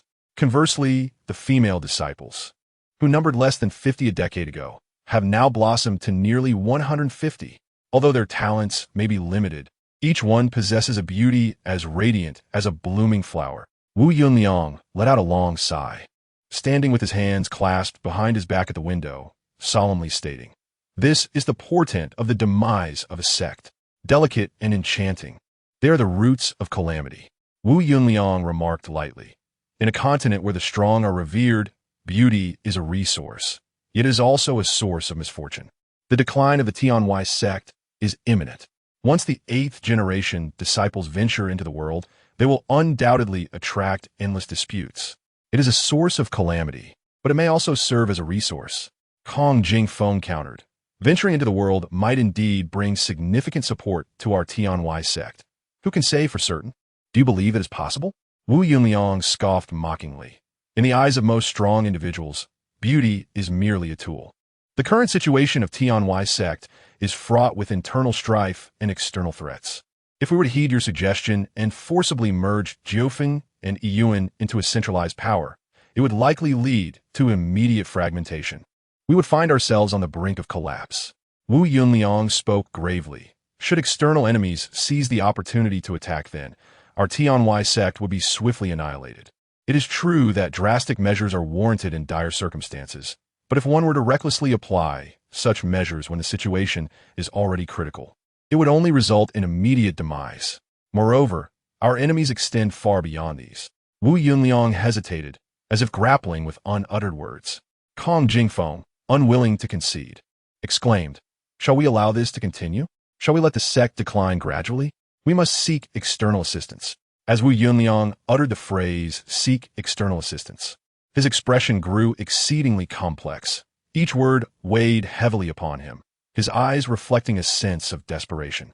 He then fell silent, staring at the wall where only 39 names and a question mark remained, lost in contemplation. Yet, how should we handle those female disciples? Kong Jingfeng felt a moment of relief before the weight returned to him.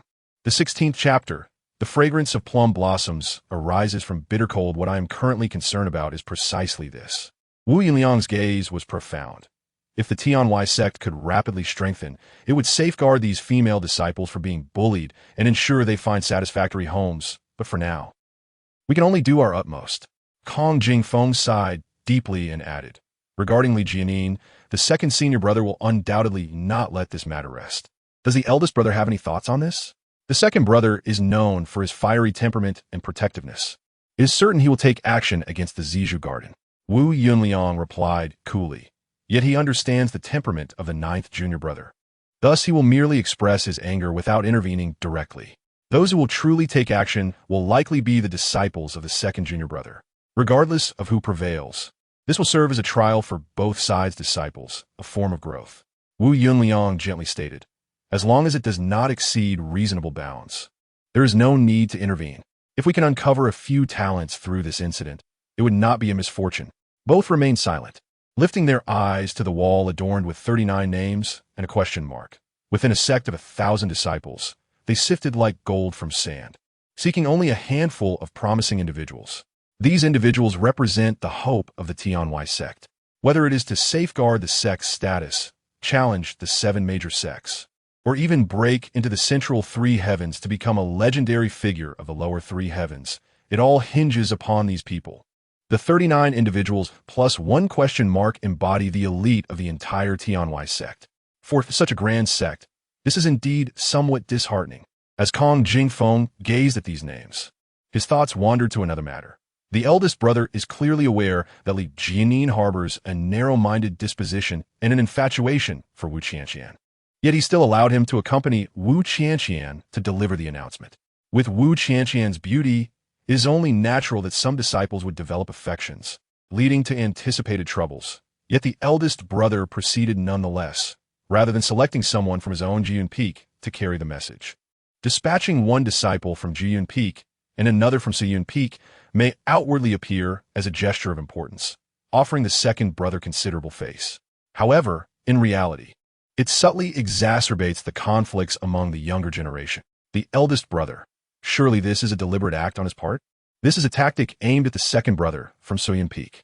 Kong Jingfeng observed Wu Yunliang's silhouette, pondering silently. Such matters cannot be spoken aloud. May success be upon us. Gong Jingfeng Awadi Wished. A soft, rustling sound pierced the air as a nearly colorless shadow swiftly darted through the window, landing deftly on the table. A small bird with a delicate white plumage, tilting its head, its round, dark eyes observing the two. The colorless eagle. Both men's eyes sparkled with excitement. Kong Jingfeng inquired, "Eldest brother, could this be the Taiyan?" Wu Yunliang's gaze deepened, and he nodded slightly, retrieving a small bundle from the colorless eagle, unfolding it to reveal a narrow piece of paper. Upon reading it, his expression grew grave. After a long pause, his brow furrowed as if he had made a crucial decision. Chu Yang remained oblivious to these developments, unaware that the sex crisis had reached such a critical juncture. He was currently immersed in his training. In truth, he only knew that the sect would face annihilation 4 years hence. However, the reasons behind this fate remained a mystery to him. In his previous life, he had been but an inconsequential disciple at this time, with no one divulging such information to him, and given his reclusive nature, he would not have inquired. In 3 months, the sect's grand competition would commence, lasting for 6 months. This competition would narrow down nearly 800 disciples until only 10 remained. Those 10 would endure over 3 years of rigorous trials, and 4 years later, one would emerge as the eldest brother. Yet Chu Yang could not afford to wait that long. He aimed to establish his position within these 6 months, entering the assembly of the 17, and securing the first segment of the 9 Tribulation Sword. Achieving this necessitated extraordinary effort. Although he had been reborn, he had no support. Everything must be earned through his own diligence. With his current cultivation at the 4th level of martial disciples, despite possessing experience, facing outstanding peers who were 10 levels above him rendered all experience futile. Strength, indeed, can only exert influence within certain bounds, yet strategies have their limits too. A trap set by a group of children might ensnare a rabbit, but it could never capture a tiger. Chu Yang was now practicing fervently. A day and a night passed without any movement from Li Jianin. He only heard from Tan Tan that upon escorting Li Jianin back, the second elder, Li Jinsong, had erupted in furious rage, roaring for quite some time. Yet Chu Yang felt no pressure from this. If the sky were to fall, there would be someone tall enough to bear the weight. Currently, Shi Qianshan was that towering figure. Let him take it on. Amidst the swaying purple bamboo leaves, Chu Yang stood firm as a mountain, each foot planted upon a sharp stone, yet his body remained utterly motionless, maintaining absolute balance in every aspect. Whoosh, whoosh, whoosh. The long sword at his waist repeatedly unsheathed and resheathed. This simple action he had practiced for an entire morning. The ground beneath him had become soaked with the sweat he had poured forth. With his left foot stepping forward half a pace, the toes angled outward, while the right foot remained in place, slightly turned. His gaze was calm as he fixed it on the distance, his hand resting on the sword hilt. With a soft sound, he lifted his hand, raised his arm, twisted his waist, and propelled his center of gravity forward, sending a sword light surging forth. Unwavering and directed straight ahead, perfectly aligned with his sight. The sword in his right hand, seemingly straight yet not entirely so, evidently held back some strength. Then, with a flash of sword light and a gentle sound, it returned to its sheath. Chiang's gaze remained unwavering, his expression inscrutable, leaving no one able to discern whether he was satisfied or dissatisfied with his actions. He persisted in repeating the same motion, monotonous and tedious. While an ordinary person might grow weary after performing it a mere dozen times, Chiang, before the sun had even risen, had already completed the action 1,000 times. Sweat no longer beaded on his skin. In just one morning, his arms transitioned from normalcy to fatigue, then numbness, then back to sensation, only to succumb to numbness once again. Regardless of the pain or numbness, or the breakthroughs beyond his limits, he maintained an unwavering control over the standard of his swordplay. The Qinggang sword was unremarkable, and the black iron scabbard was even more so. Yet, within the tranquil night of the purple bamboo forest, this ordinary sword stirred the air with its formidable sword energy. The sound of the sword being drawn seemed to grow fainter, from initial clear clang to a nearly imperceptible whisper. Chu Yang continued undeterred. Unbeknownst to him, not long after he began his practice, a tall figure in the bamboo grove, several paces away, silently observed him. Chu Yang practiced through the morning, while this figure watched intently. The morning dew had soaked him thoroughly, yet he appeared to fear disturbing Chu Yang, remaining quietly in place. At last, the dawn lightened the eastern sky. Chu Yang sheathed his sword one last time and exhaled deeply. He stood still, the air's oppressive aura gradually dissipating. To cultivate the heart of a swordsman, one must harbor thoughts of killing. This would incessantly hone the sharpness of one's sword energy. This was a task Chu Yang found effortless. Whenever he recalled Shi Qianshan and Mo Tianji, a chill of murderous intent surged within him, requiring no deliberate cultivation. When he finally opened his eyes again, he discovered someone had appeared before him. Master? Chu Yang murmured softly. The figure was none other than Meng Chaoran, who had recently declared his seclusion. Chapter 17. The purpose of sword practice is to kill. You have practiced for 2.5 hours without pause. Meng Chaoran scrutinized his second disciple, pondering aloud. It seems you are not merely practicing swordplay. Master, you are perceptive, Chu Yang replied with a smile, harboring deep respect for his master in both this life and the last. Meng Chaoran was ever indifferent, yet no one dared to deceive him. Although he seemed detached from the world, nothing escaped his keen insight. He possessed an intrinsic scale to measure the world. Such a person is a rare talent, regardless of the place. Yet he held something dear, which was his sect, the Tianwai Tower. Hence, he fought fiercely in times of crisis. Yet amidst the chaos, he safeguarded his disciples. Perhaps his master bore other regrets, but Chu Yang was unaware. He only knew that his master often stood alone in the night, as if reminiscing or longing for something. You are cultivating your heart, your intent, honing your sword speed, and controlling the sound of your blade being drawn. Meng Chaoran remarked, hands clasped behind him. Who taught you these things? No one taught me. Chu Yang replied, I simply believe that drawing the sword must be mindful. Each strike requires heart to yield effect. He continued, previously, I practiced for the sake of practice and fell behind considerably. Indeed, well said. Meng Chaoran acknowledged with a nod, then gestured. Chu Yang felt a weight in his hand and discovered a water flask had appeared. After you practice swordplay, you must calm your sword heart and disperse the sword energy within before conversing with me. Your state has stabilized. You may drink now. Meng Chaoran smiled. One cannot drink excessively after intense exercise. To drink immediately upon ceasing practice would render the morning's efforts futile and could harm the body. However, after this period of respite, it's permissible. Understood, Chu Yang acknowledged, lifting the flask and taking a few small sips before setting it down. Despite his extreme thirst, he refrained from drinking too much. This principle is well known, yet few possess the self-discipline to adhere to it. Meng Chaoran observed his face and at last relaxed with a smile. To practice with the heart is to cultivate the sword heart. When the sword heart is formed, one gains the courage of the sword, and only then can one traverse the world. Among your generation of disciples, many understand this principle, yet few truly apply it. Now that you have barely grasped this layer, well done. However, further effort is required. He paused. How you practice swordplay is your own affair. But why do you control the sound of the sword being drawn? Chu Yang chuckled softly. Master, throughout the Nine Heavens continent, all swordsmen and swordswomen, regardless of their weapons requiring a scabbard, find that scabbards are invariably made of metal. Some wealthy individuals may possess scabbards of gold, silver, or even more precious materials. Yet ultimately, they're all metal.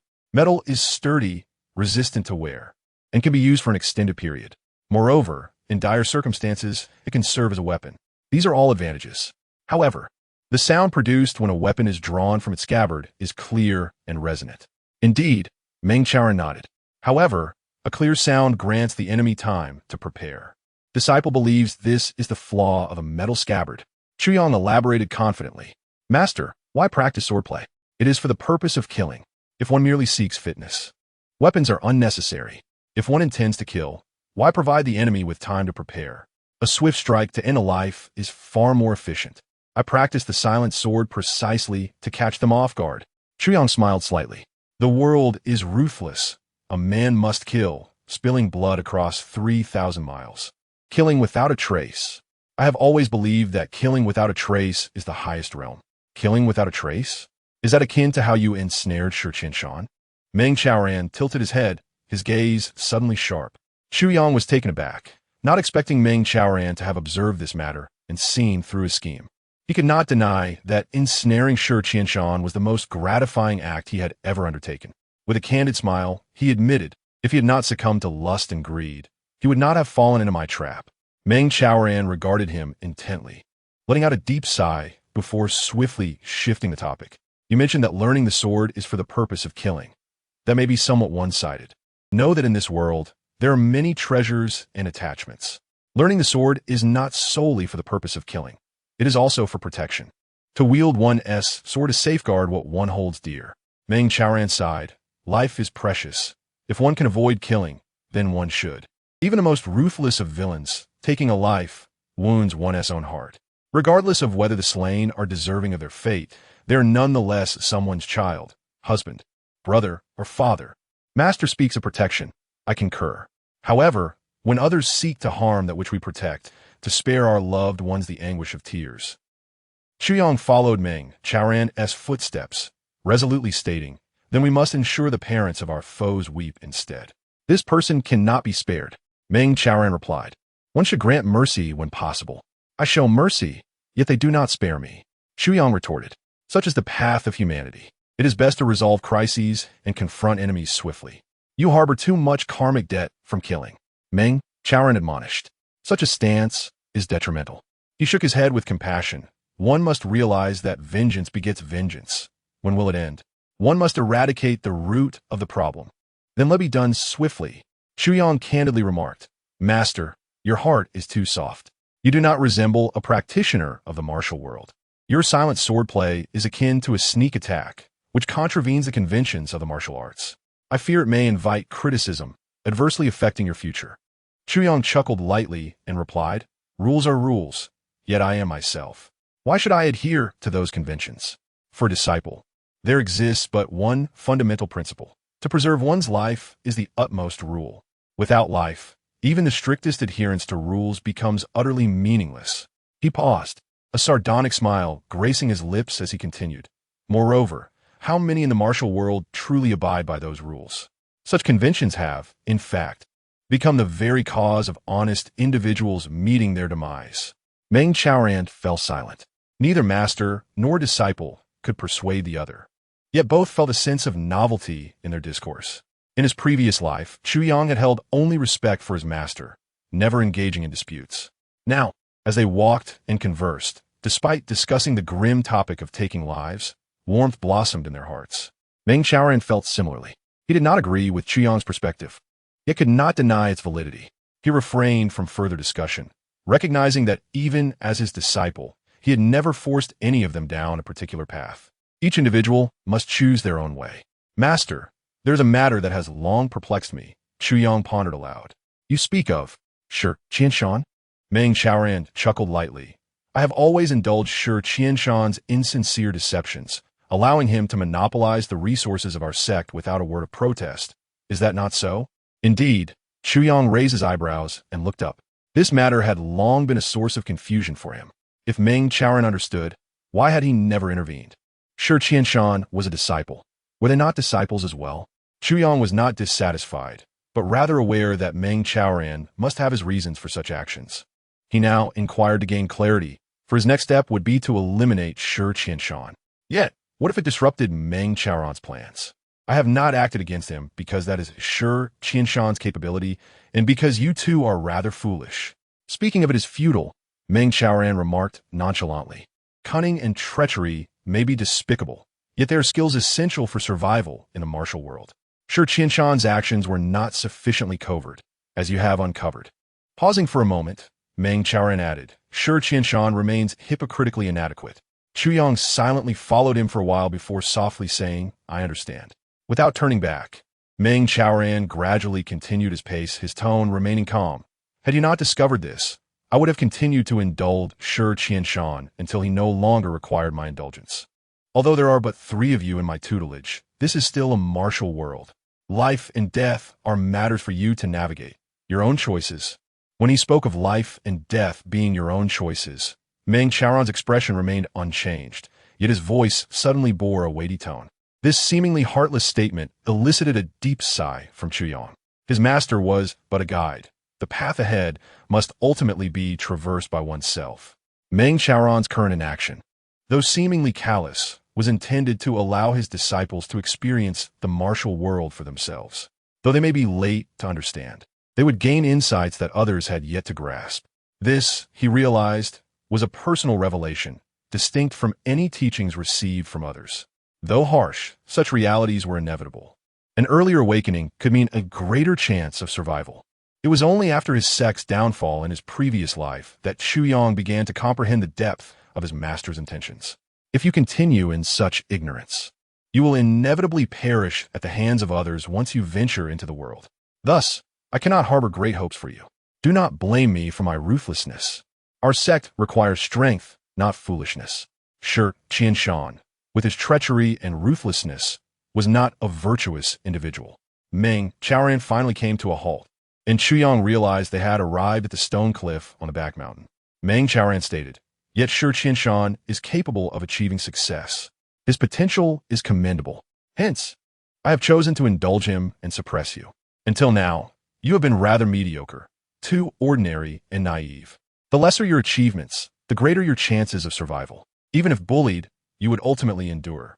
I wish for my disciples to survive, and I will not dictate the path you choose," Meng Chaoran declared. "Everything is preordained. Had you not had your sudden awakening, I would not have spoken to you. As a master, I may not be entirely competent. But since the moment Qianshan deceived you and you remained oblivious yet grateful, I have determined your fates." He turned, gazing deeply into Chiang's eyes. "Until that day when you began to test me. I understand." Although Meng Chaoran's words were spoken with detachment, Chuyang felt a surge of gratitude. Had he and Tan Tan remained ignorant, Meng Chaoran's revelation of Shi Qianshan's true nature might have made their lives even more arduous. "Though I have declared my seclusion, I have been observing you from the shadows," Meng Chaoran sighed with a smile. "I have come to realize that I, Meng Chaoran, have once again misjudged. You, Chuyang, have greatly exceeded my expectations, which is why I began to reconsider my initial stance." Chuyang felt a flush of embarrassment. It was not that he had led his master astray. In his past life, he had indeed remained foolish. However, Meng Chaoran's comment about having misjudged him before seemed to carry deeper implications. Had he misjudged him previously as well? Yet your character requires transformation.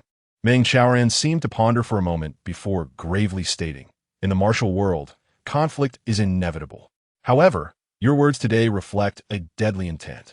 You now understand the importance of effort, and your future achievements may well surpass mine. Hence I worry. Should you one day uncover the truth about your forsaking parents?" Chuyang's cold laughter resonated as fierce hatred flickered in his eyes. In both lives, this had been his greatest internal demon. Chuyang was an orphan, or rather, a castaway. When Meng Chaoran found him, he was but an infant, abandoned at the door of a dilapidated temple amidst the harsh winter. Upon learning of this, Chuyang's pent-up rage became uncontrollable. "You brought me into this world, yet discarded me. Even if you had placed me in a humble household, I could have survived. Yet you chose to abandon me at the threshold of a desolate temple on a snowy night. Even within the temple, I could have breathed a few more breaths. It is clear you wished for my demise, yet could not bear to slay your own newborn child, opting instead for a cowardly ruse, but a child not yet a year old. Had it not been for the kindness of strangers, I would have faced certain death. What kind of parents possess such cruelty?" Observing the profound hatred etched on Chuyang's face, Meng Chaoran sighed deeply. "As your master, I offer you 3 pieces of advice that you must etch into your heart. First, you have survived without them. Second, all things bear consequences. There are no parents who do not love their children. Third, the laws of nature dictate that your life was a gift from your parents. Master's teachings are noted." Chuyang replied calmly. Meng Chaoran sighed inwardly, recognizing that Chuyang's words were insincere. This emotional knot would likely remain untied. His use of master's teachings are noted rather than disciple will remember spoke volumes.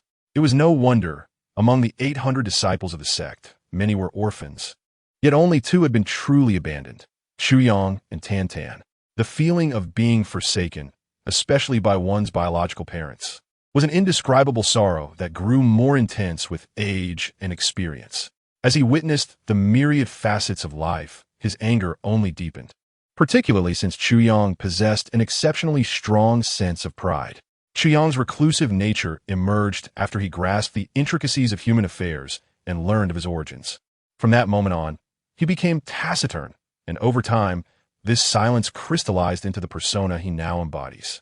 The resentment he harbors has accumulated over 16 long years. Meng Chaoran, with a sigh of empathy, gazed at his disciple. Beneath Chuyong's tranquil facade, Meng Chaoran could sense a torrent of sorrowful rage, which, if ignited, could reduce even him to ashes. While Meng Chaoran was aware that Chuyong's anger had been brewing for 16 years, he could never fathom that it stretched far beyond that, an accumulation of grievances from 2 lifetimes. You are well acquainted with our sect's martial arts, and you have mastered the techniques of boxing, kicking, and wielding blades. Aside from the core techniques of the Tianwai Tower, which are reserved for the top 10 disciples, the rest is now in your hands, Meng Chaoran spoke softly. From here on, it is up to you. Chuyong nodded in acknowledgement. They stood atop a mountain peak, and at that moment, a radiant light broke through the eastern horizon as the sun ascended dramatically. Meng Chaoran's gaze narrowed, reflecting a myriad of brilliant hues and exuding an inexplicable brilliance, gradually coalescing into a dazzling beam of light. The dawn illuminated the world. Suddenly, Chuyong perceived a profound sense of desolation and solitude in his master, Meng Chaoran's silhouette. The newly risen sun cast slanted rays that elongated Meng Chaoran's shadow, stretching across the forested terrain. After a long pause, Meng Chaoran spoke in a low voice. Chuyong, you are the first child I ever found. The night I cradled you in my arms amidst the snowstorm, I realized a tragic human drama was about to unfold. At that moment, I considered abandoning you, wanting to evade this entanglement of fate. Chuyong trembled, abruptly lifting his gaze to Meng Chaoran's back, his lips moving silently. Yet, something had compelled Meng Chaoran to change his mind. With his back turned to Chuyong, Meng Chaoran extended his hand, gradually unclenching his fist to reveal a jade pendant, no larger than a fingertip. Chapter 19. Amethyst Jade Essence. The pendant shimmered in a deep violet hue, reminiscent of the purples that accompany the sun's first light. It was immediately apparent that this extraordinary color was not of this world. As it emerged from Meng Chaoran's palm and caught the sunlight, it radiated an ethereal glow, as if all the purple hues of the universe converged within it. This was a precious gem. Upon seeing it, Chuyong instinctively concluded its significance. In his previous life, he had encountered countless rare treasures, and while he had seen numerous exquisite jade stones, few could rival this small piece. This gem was Amethyst Jade Essence.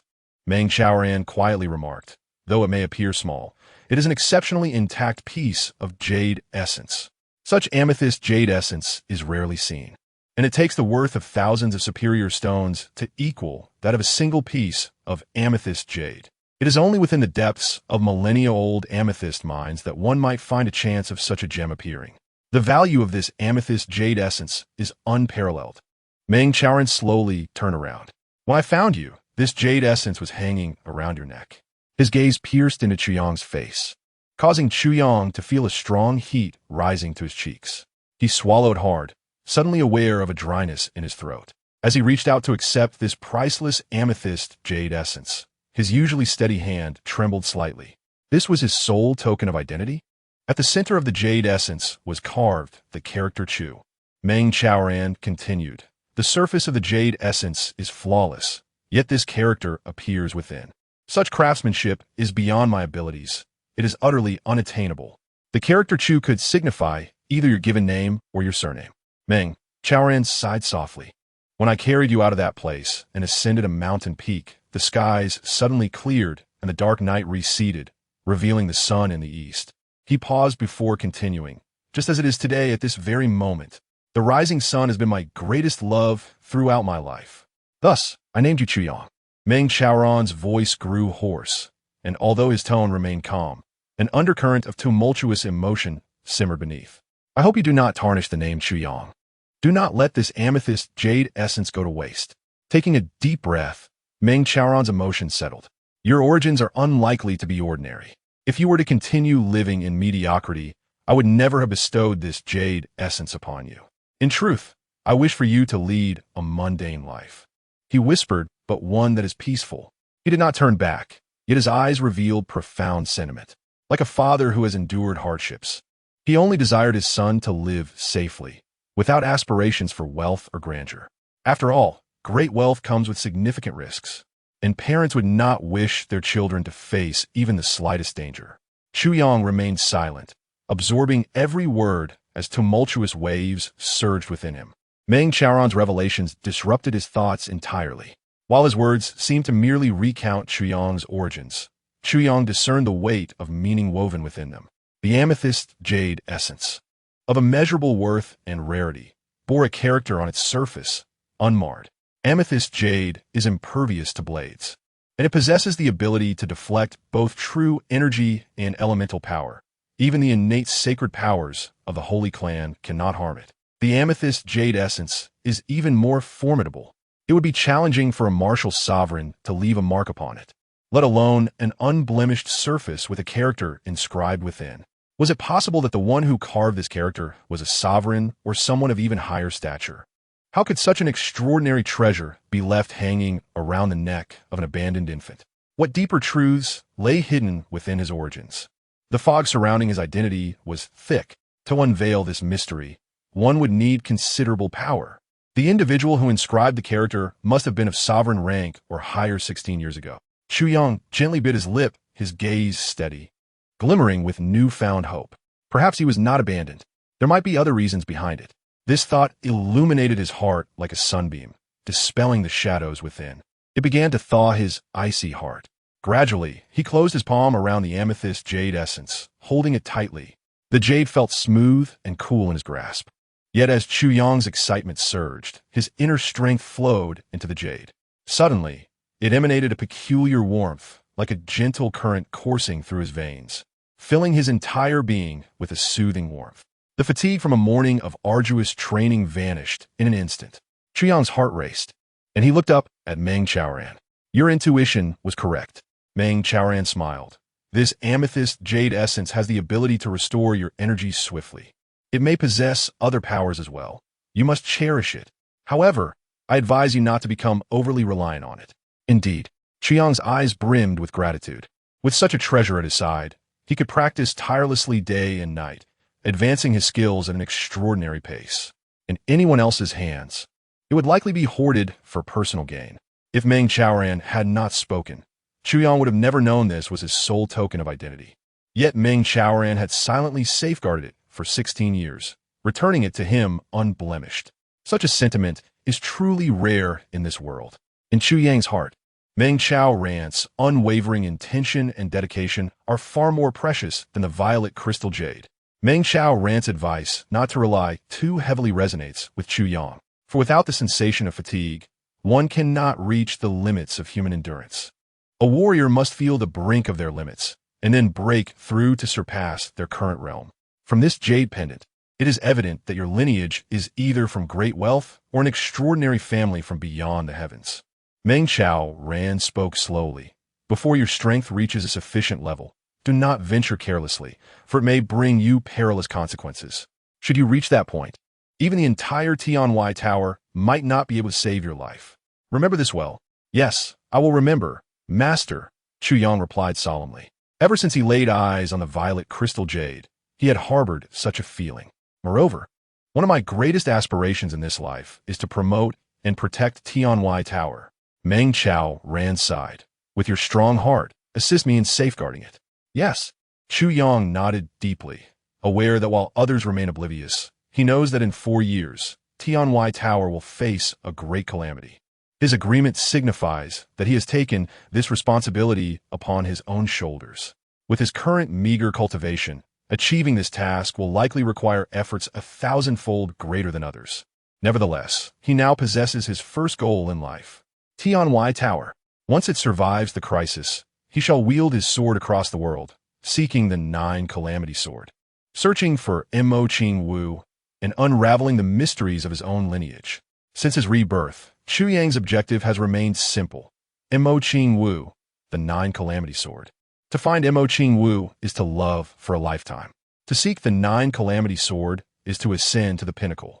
As for the enigma of his lineage, he had never held hope regarding the violet crystal jade. Concerning sex, he has always maintained a detached sentiment. Yet in this life, both matters have presented themselves simultaneously. Master, why speak of these things today? Chu Yang pondered aloud, You have never mentioned them before. Meng Chao Ran smiled, gazing serenely at the blood-red clouds on the horizon, and softly remarked, "Among the many disciples of Tianwai Tower, each practices swordsmanship solely for the purpose of improving their skills." He paused, contemplating, before continuing, "Yet, when I observe your practice today, you are practicing not just the sword, but the very essence of the martial world." Chuyang fell silent. Meng Chao Ran faced the rising sun, exhaling a long breath that seemed to have been pent up for decades. In his eyes, a strange expression flickered, a blend of nostalgia, pain, and melancholy, as if lost in a dream from which he could not awaken. After a moment of silence, Chuyang finally asked in a low voice, "Master, you mentioned that protecting Tianwai Tower is merely one of your greatest wishes. What other desires do you hold? If fate allows, I shall surely fulfill them for you." Upon hearing this, Meng Chao Ran trembled as if struck by an electric shock, his face paling as if recalling some painful memory. He stood there, lost in thought, his gaze filled with confusion and anguish, rendered speechless, resembling a statue. After a long pause, he murmured, "The storms cannot wash away the scars of the heart. The vicissitudes of life do not extinguish the pain of love. Do not speak lightly of eternity. Only in separation does one witness desolation." His voice was low, akin to a whisper, a dreamlike murmur, or a lamenting cry. It was a sound of despair, stifled to the brink of explosion, yet unable to unleash tears, exuding endless sorrow. To Chu Yang's ears, it was evident that within those brief words, his master's heart had been shattered into fragments. This sensation suddenly reminded Chu Yang of his past life. During the battle at the Wind Thunder platform, when he felt utterly hopeless, recalling the heartbreak he experienced with Mo Qingwu, Meng Chao Ran's current state mirrored the despair he had once felt. Could it be that his master had also endured a profound regret in life? Surely, this experience had rendered Meng Chao Ran indifferent to all matters, unable to hold anything dear. This passage, "The storms cannot wash away the scars of the heart. The vicissitudes of life do not extinguish the pain of love. Do not speak lightly of eternity. Only in separation does one witness desolation," is derived from a poem I wrote 3 years ago during a storm, and I cherish these lines deeply. Meng Chao Ran's story was conceived from the inspiration these lines provided. As the dawn brought forth a new chapter, Chu Yang felt a tremor within his heart, realizing that his master's burdens must be lifted if the opportunity arose. Drawing a deep breath, he focused his gaze and drew his sword, sending its energy soaring into the sky. This practice was not merely a repetition of techniques. It was a relentless pursuit of continuity and the harmonious blending of forms, allowing him to explore the intricacies of martial arts, whether it be safeguarding Tianwai Tower, or seeking Mo Qingwu, or fulfilling his master's unspoken desires. Strength is paramount. Lacking power, one merely becomes a pawn in another's quest for fulfillment. As for the violet crystal jade, Chu Yang wore it casually around his neck, for unless he activated it with his energy, it remained akin to an ordinary pendant. His intention was clear. He would not utilize the jade's restorative abilities until he completed a stage of his training. As Meng Chao Ran wisely stated, reliance on external forces is detrimental. True strength is built through perseverance and diligence, providing the most profound insights.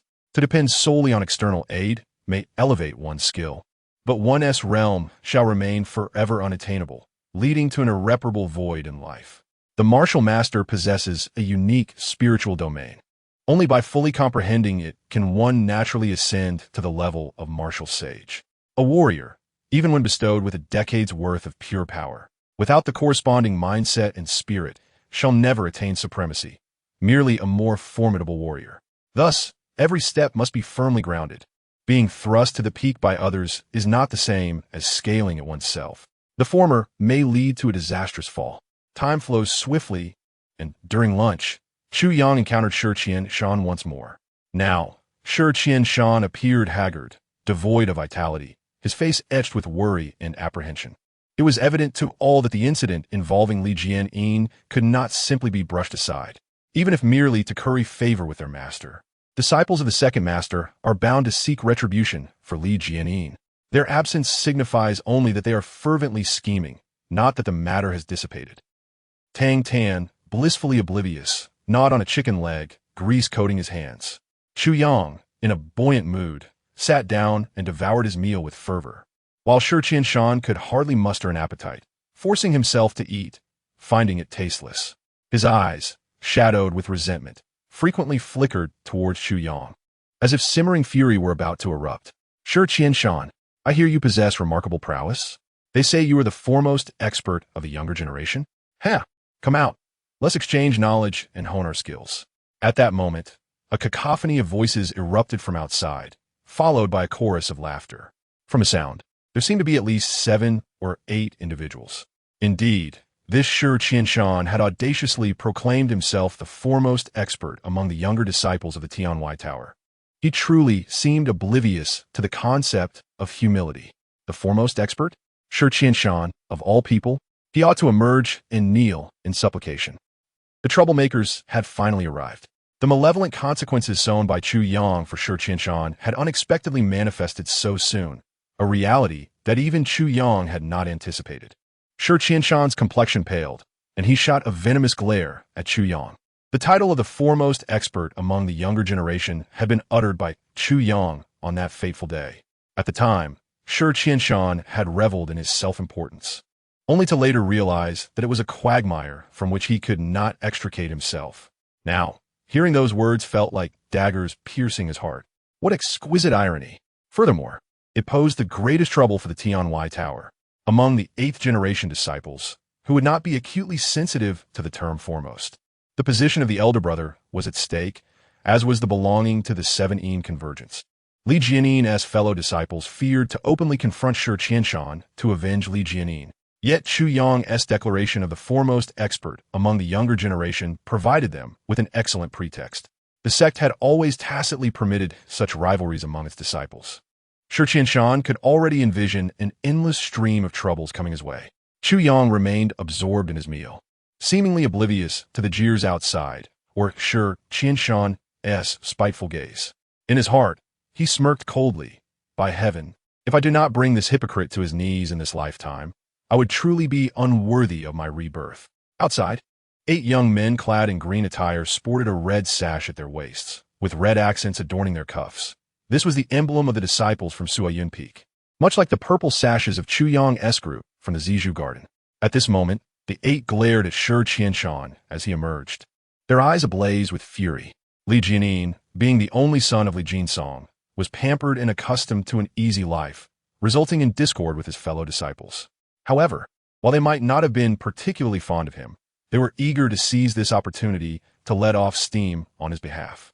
This was indeed a splendid chance to curry favor. It turned out that senior brother Lu and senior brother Chu had personally come to pay a visit.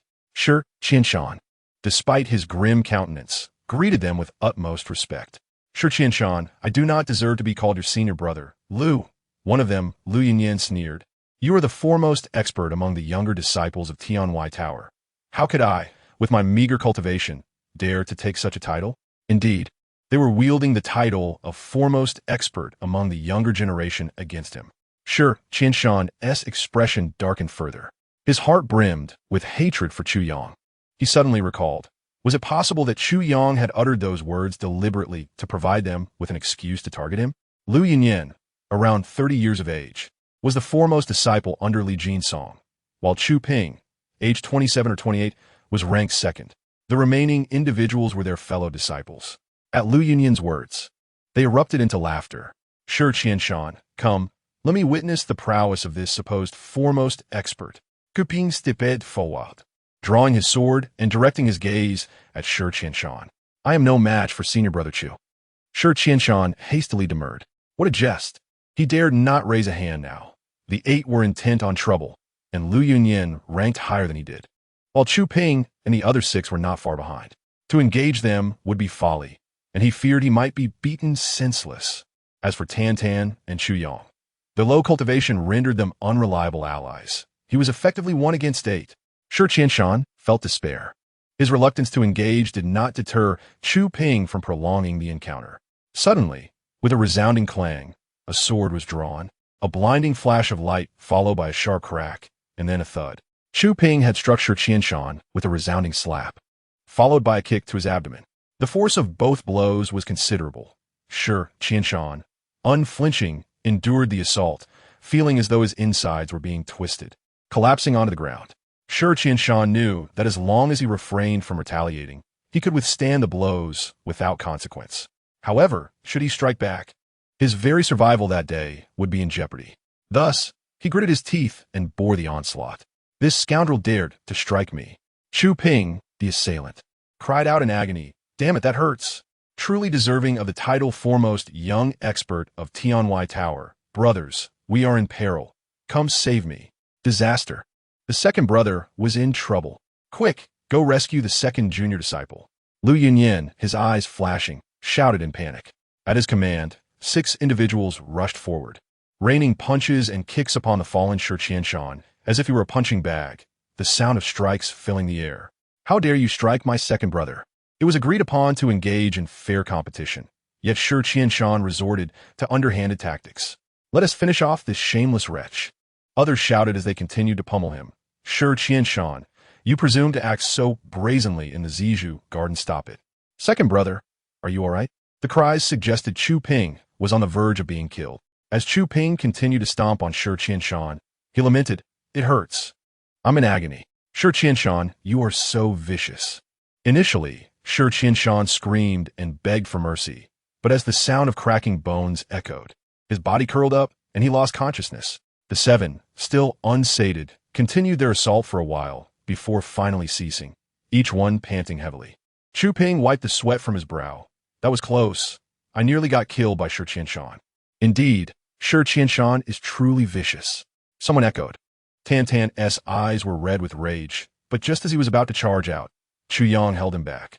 With so many adversaries, rushing in would be futile. He would only suffer the same fate as Shi Qianshan. Moreover, Shi Qianshan's beating was a most gratifying sight. It should not be disturbed. From a distance, in the shadows of the bamboo grove, Meng Chaoran sighed deeply, gazing sorrowfully at the unconscious Shi Qianshan, his eyes as cold as ice, exuding an aura of chilling intensity. Chapter 21. How about I lend you a hand? As Shi Qianshan's master, Meng Chaoran could not simply turn a blind eye to such events. Yet now, he was filled with disappointment. Meng Chaoran had always adhered to a principle in teaching his disciples. One must handle their own affairs. You may seek help if you cannot succeed, but you must make the effort.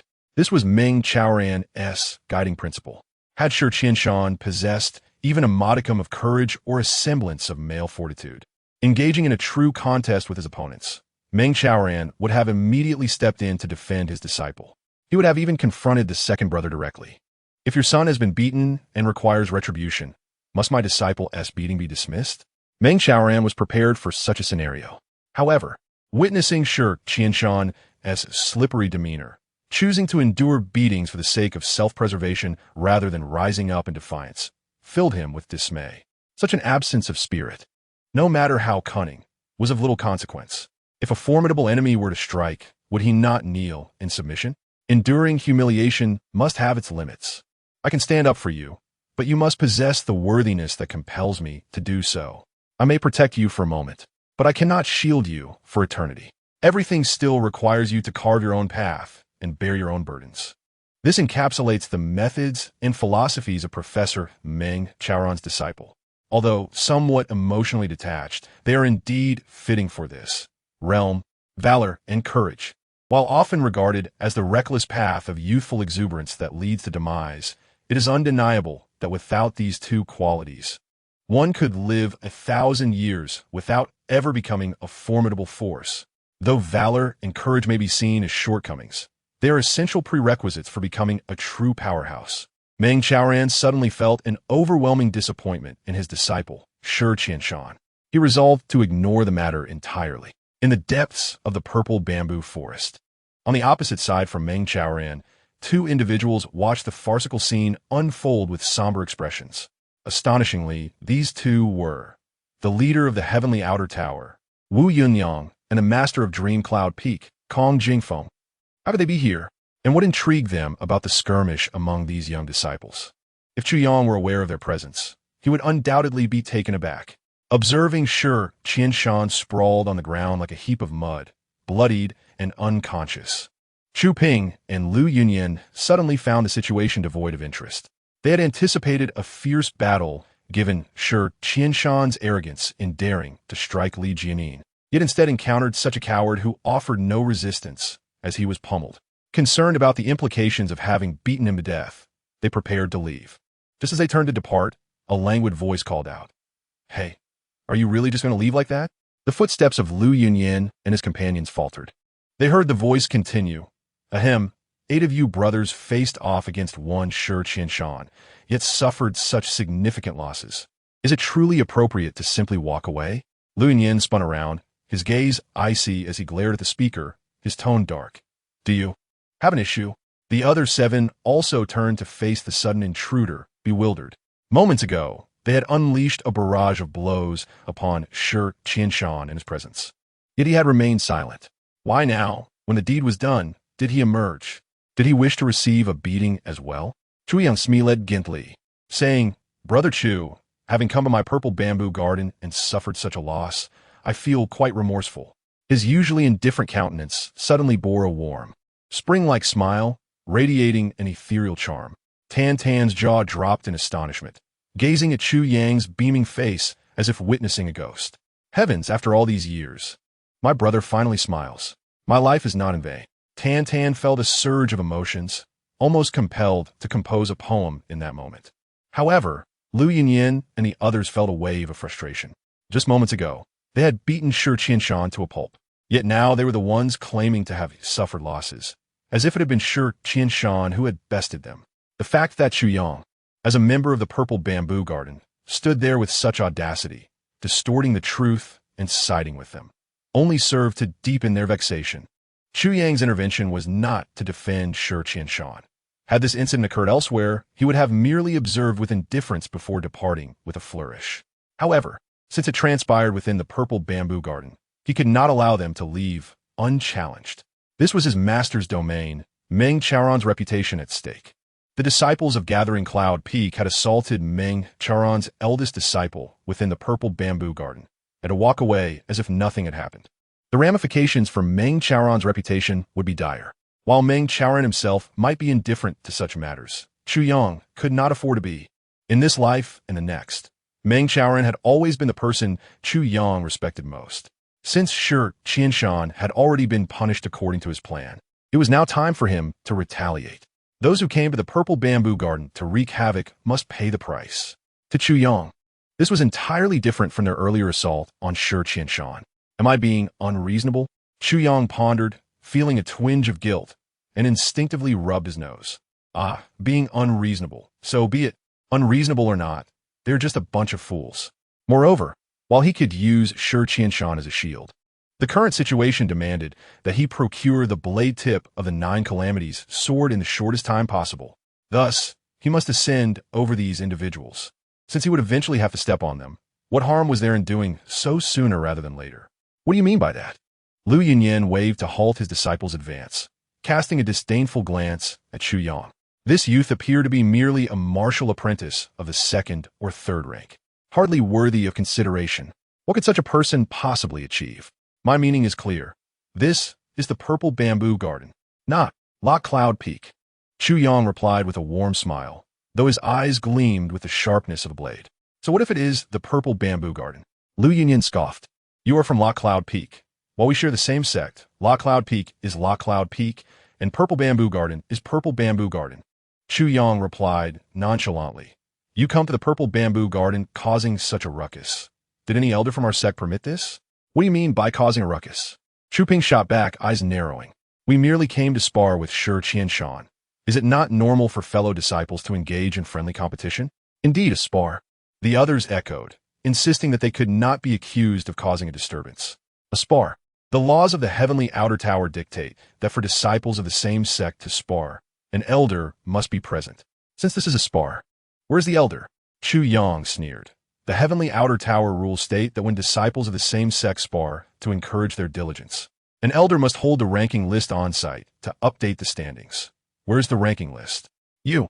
Guping fed silent. They had come knowing full well that Meng Chaoran was in the Purple Bamboo Garden. They had planned to report to him and request a spar, which would have sufficed as having an elder present. Everything would have unfolded seamlessly. Furthermore, by choosing the Purple Bamboo Garden as the venue, They could earn a reputation for Lock Cloud Peak. Look, even if we claim it is merely a spar, we are actually avenging our younger brother. All under the watchful eye of Uncle Meng. Everything transpired right before his very eyes. Above board. Moreover, considering the significant loss Li Jianin suffered, it would be unusual for Lock Cloud Peak not to respond. Yet, upon arrival, they found only Chu Yang and two others present. After few exchanges, they had resorted to violence, and now, one of them stood demanding that everything adhere to the rules. Without an elder present, this matter could not be justified in any way. Nonsense. Today's events were initiated by Shi Qianshan's provocation. He assaulted my brother Chu, and brother Chu merely defended himself. One of the youths interjected boldly. Chu Yang looked coldly at him and said, "If that is the case, then brother Chu has been injured? Severely, I presume?" "Of course." The youth's face flushed, but he stubbornly continued, "Look, brother Chu has injuries on his waist and chest. He is covered in bruises." "Oh, so this was not a spar?" Chu Yang tilted his head with amusement. "Your face is quite red. Are you hiding something?" "Naturally. It was not a spar." Chu Ping stammered, his fa crumbling. Moments ago, they had all proclaimed in unison that it was merely a spar, yet under Chu Yang's incisive reasoning, they hastily reversed their stance. "So, I take it you will report this in the same manner upon your return?" Chu Yang inquired with a smile. "Of course, we speak only the truth. Our sect's kindness is as heavy as a mountain. How could we possibly lie?" Heaven above, as Chu Ping uttered those words, he could no longer suppress the flush of his face. However, this was rather inappropriate. Given the substantial loss suffered, it seemed implausible that he bore no injuries at all. Chu Yang sincerely offered, "Brother Chu, might I lend you a hand? Help me?" Chu Ping's pupils constricted. "How can you assist me?" "I can help you by inflicting a few wounds upon myself," Chu Yang replied with a sincere smile. "Brother Chu, I am considering your well-being. If you return unscathed, your elders will surely deem your words false, and you will face punishment. Therefore, it would be wiser for me to lightly scratch you with a sword, deliver a few gentle punches, and tenderly kick you a couple of times. What do you think?" "Ha ha, coping loguet d'artillerie. Casting a disdainful glance at Chu Yang." "So you're Chu Yang?" Before coming here, junior brother Li repeatedly advised us that while we could deal with Shi Qianshan, we must leave you to him. "Huh, that is why we spared you. And now, you dare to offer your assistance? Given your meager skills, how could you possibly help me?" "Whether I can help or not remains to be seen," Chu Yang said warmly. "Perhaps, brother Chu, you might suddenly fall ill and stand still, allowing me to strike. Wouldn't that be quite simple?" Chu Ping's smile turned dark as he slowly spoke. In the Tianwai building, there are 796 male and female disciples ranked each year. Though I, Chu Ping, am unworthy, I am ranked 19th. "Pray tell, what is your rank, Chu Yang?"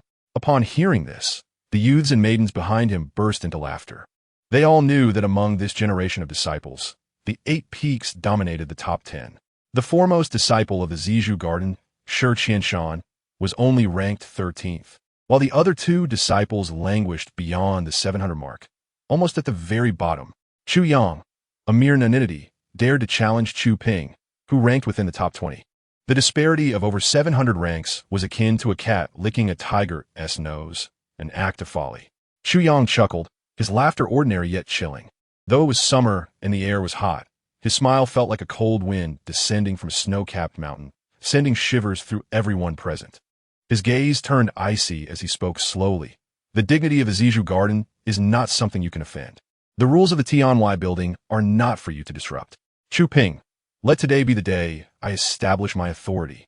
I will tread upon these individuals and ascend to the position of the foremost disciple. Let today mark the beginning of my rise in the Tianwai building." Chu Yang have always stood at the forefront, welcoming challenges. Though reborn and starting from the bottom, my spirit remains at its peak, unyielding against the chill of heights. A mere 3rd-rank martial apprentice seeking to assert dominance over a 2nd-rank martial artist? Such an endeavor is undoubtedly a grand jest. The crowd erupted in laughter, gazing at Chu Yang as though he were a fool. "You wish to establish authority? And you dare to do so against Brother Chu? Are you out of your mind?"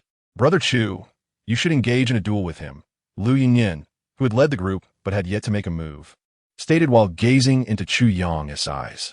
"Do not underestimate him. His cultivation was slightly superior to that of Chu Ping, and his spiritual awareness was significantly sharper. Initially, when When Chu Yang emerged, he felt no threat from him. However, as Chu Yang's aura shifted, Lu Yinyin suddenly sensed a chilling pressure enveloping him. The disdain he had felt vanished like snow before the sun. At that moment, he looked at Chu Yang with a hint of trepidation. As Lu Yinyin uttered the words, "Do not underestimate," the laughter around them faded. This clearly indicated that he did not hold high hopes for Chu Ping against Chu Yang. Lu Yinyin ranked among the top 10 of the fifth-generation disciples of the Tianwai building, albeit at the lower end. Yet his strength was far from trivial. He was already a fourth-rank martial artist. Despite Chu Ping being a second-rank martial artist, the gap between him and Chu Yang, a third-rank martial apprentice, was monumental. A martial artist against an apprentice, an elite against a novice. Could there still be any suspense in this battle? With a calm smile, Chu Yang took a step forward and said, "Chu Ping, come. Take from me the justification for your lies to escape punishment." Chu Ping let out a loud roar and suddenly lunged forward, swinging his fists with agility akin to a hunting leopard. Noticing that Chu Yang did not draw a weapon, he felt embarrassed to strike first. Just as Chu Yang was about to make a move, he suddenly felt a fleeting sense of being watched, as if his every action was under scrutiny. This heightened awareness, honed over a lifetime of struggle, had saved him countless times from mortal peril. Today, that sensation resurfaced. Though he sensed no malevolence, perhaps there was no ill intent. With a flicker of thought, Chu Yang began to guess the identity of the observer in the shadows and decided, "Since this is a fortuitous opportunity, let me provide you with a surprise." Without glancing around, maintaining a composed demeanor, he initiated his movement, charging toward Chu Ping. This action, seemingly normal, struck others as profoundly odd. Chu Yang's upper body remained still while he appeared to advance toward Chu Ping. Yet, Chu Ping discovered that despite charging several paces, he had yet to touch the hem of Chu Yang's garment. To the onlookers, Chu Yang appeared to be attacking, yet in reality, he was evading. His feet maintained a large, forward stride, moving with remarkable agility. This bizarre phenomenon shattered their understanding. In the bamboo grove, Meng Chaoran gaped, about to exclaim in astonishment, only to suddenly realize and clamp his mouth shut, his teeth clashing painfully. Yet, he remained oblivious, eyes wide in shock as he watched Chu Yang glide effortlessly, his movements flowing like water. Simultaneously, from another part of the bamboo grove, two gasps of astonishment echoed, so powerful they seemed to create a vacuum around them. A mere evasion from Chu Yang had profoundly shocked the three observers concealed in the shadows. They watched intently, their eyes ablaze with fervor. In the clouds of snow, the graceful movements of Chu Yang were like a breathtaking dance, advancing and retreating seamlessly. This set of footwork was well known to all present. The Tianwai building Jinghong Yinyue step.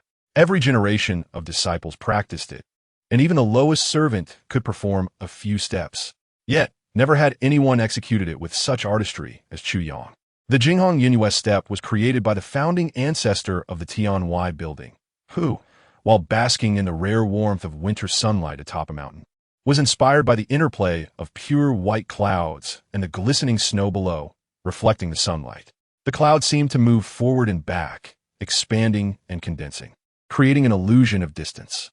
This realization led the ancestor to ponder deeply, and after 2 years, he crafted this unique footwork, naming it the Jinghong Yinyue step to commemorate the inspiration bestowed upon him by nature.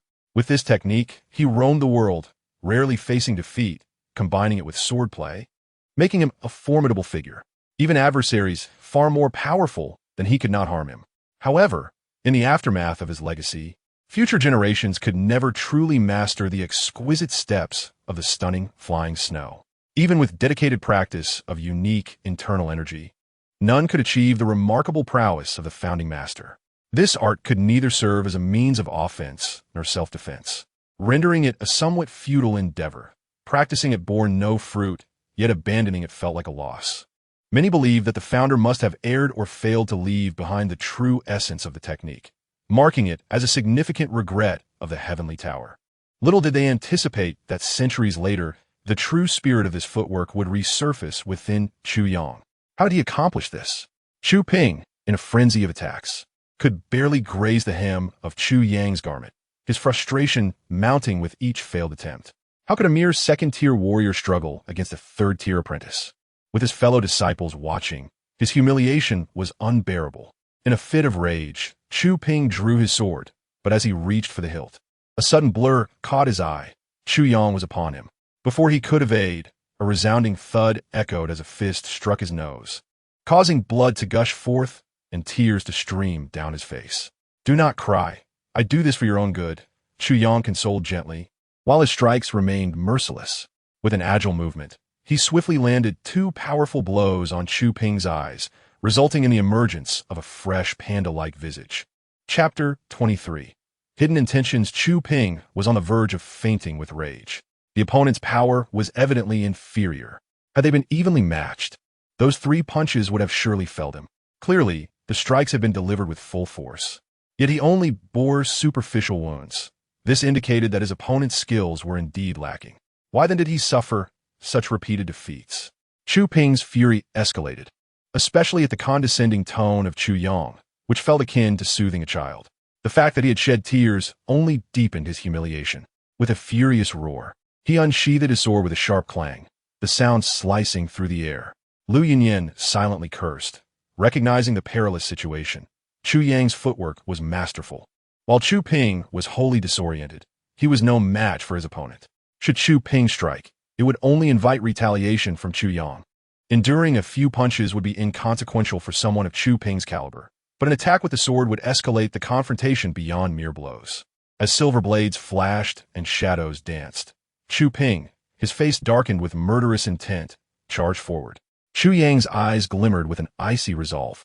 Though Chu Ping was no saint, his previous assault on Shi Qianshan had brought Chu Yang a sense of gratification. Initially inclined to show restraint, now, with Chu Ping seeking to take his life, the stakes were raised. Chu Yang remained unarmed, evading the flurry of sword strikes with grace. Yet Chu Ping's murderous aura intensified. With a bellow, Chu Ping leaped into the air, swordplay cascading like falling petals. This was a powerful killing move from the Heavenly Tower's sword techniques, reserved for those who had officially entered the ranks of warriors. Chu Yang, however, merely scoffed, advancing rather than retreating, his body lowering to the ground to evade the attack. This was the fatal flaw of the Heavenly River reverse technique. While the user leapt, their lower body became vulnerable. Chu Ping, having committed to his strike, suddenly realized he could no longer see his opponent. Just then, a faint sound behind him caught his attention. What was that noise? In the blink of an eye, a blade flashed behind him, and gasps filled the air. Chu Yang had refrained from drawing his sword until this critical moment. As Chu Ping pondered, a sharp pain erupted in his back, followed by searing agony in both legs and shoulders. Chu Ping cried out, plummeting to the ground, blood spurting from 5 wounds across his body. Except for the superficial scratch on his back, the others had penetrated deeply, leaving transparent holes. Silence enveloped the scene as Chu Yang's seemingly mundane reverse strike, the 5 plum blossoms, executed with impeccable timing, had rendered Chu Ping incapacitated. As he soared through the air, blood poured forth, yet upon hitting the ground, a layer of frost enveloped him, sealing his wounds and stanching the blood flow. Witnessing Chu Ping's pitiful state, Lu Yinyan and the others stood in shock, unable to fathom the ferocity of Chu Yang's strikes. A subtle smile crossed Chu Yang's face, though forced to draw his sword. The finesse of his footwork and that palm strike were executed with ulterior motives. While the footwork was meant to elude Chu Ping, it was also a display for someone lurking in the shadows. The chilling energy behind that palm strike was aimed directly at the gathering of the 7 Yin. The 7 Yin absolute divine palm was a closely guarded secret of the Heavenly Tower, the most powerful technique known. Throughout history, disciples had sought to enter the gathering of the 7 Yin to harness its extreme cold from mastering this formidable art. Chu Yang unleashed this strike not to attack Chu Ping, for at that moment, Chu Ping had already lost his capacity to resist. What purpose would an additional blow serve? The true intention was to signify to those lurking in the shadows, "I've already taken the lead." As for why he had gotten ahead, Chu Yang was confident that his master, Meng Chaoran, would naturally cover for him. This was a conviction he held with absolute certainty. "Chu Yang, how ruthless you are!" Lu Yinyan exclaimed, observing Chu Ping writhing in agony on the ground. His eyes twitched momentarily before he lifted his gaze to Chu Yang, gritting his teeth in indignation. To a fellow disciple, "How dare you strike with such venom?" Chu Yang smirked derisively, tilting his head slightly. A drop of blood slowly fell from the tip of his sword, following the direction of the blade. One could see the unconscious Shi Qianshan. The crowd fell into a stunned silence. Chu Ping was a fellow disciple. Was Shi Qianshan not? They were the ones who had initiated the violence, leaving Shi Qianshan in such a pitiable state. The precedent was already set. How could they blame Chu Yang for his brutality? Chu Yang coldly laughed and said, "First, it was you who caused trouble in the purple bamboo garden without the sect's consent. Second, you were the ones who attacked my comrades. Third, we had previously made it abundantly clear. I am merely assisting Brother Chu. Surely, you are not so forgetful? Assisting?" Witnessing Chu Ping, bloodied and barely clinging to life, the crowd involuntarily trembled in fear. Was this truly what assistance looked like? As the midnight hour approached, Chu Yang sighed to speak candidly. "Regarding the incident with Senior Brother Li Jianyin the other day, the three of us do feel quite guilty. Therefore, in light of your visit today, our senior brother did not resist, allowing you to vent your frustrations as a means of addressing that matter. He expressed his disappointment. However, it is utterly unacceptable for you to create such chaos in the purple bamboo garden with such arrogance. One must ask, what becomes of the reputation of our sect when you act in such a manner? We are all fellow disciples, intertwined like flowers and leaves.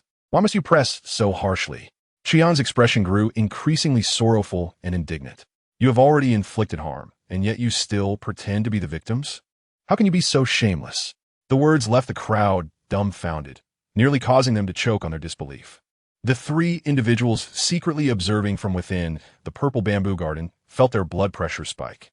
Could a person truly stoop to such depths? To take advantage and feign innocence was beyond comprehension. "Look, I have already effortlessly bested Chu Ping.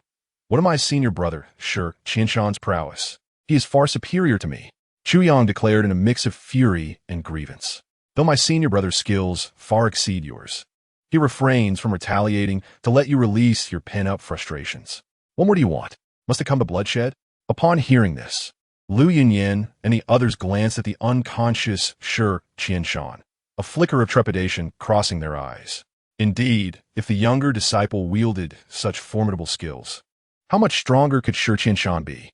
It seemed that in this contest for the position of senior brother, Shi Qianshan would emerge as a formidable adversary.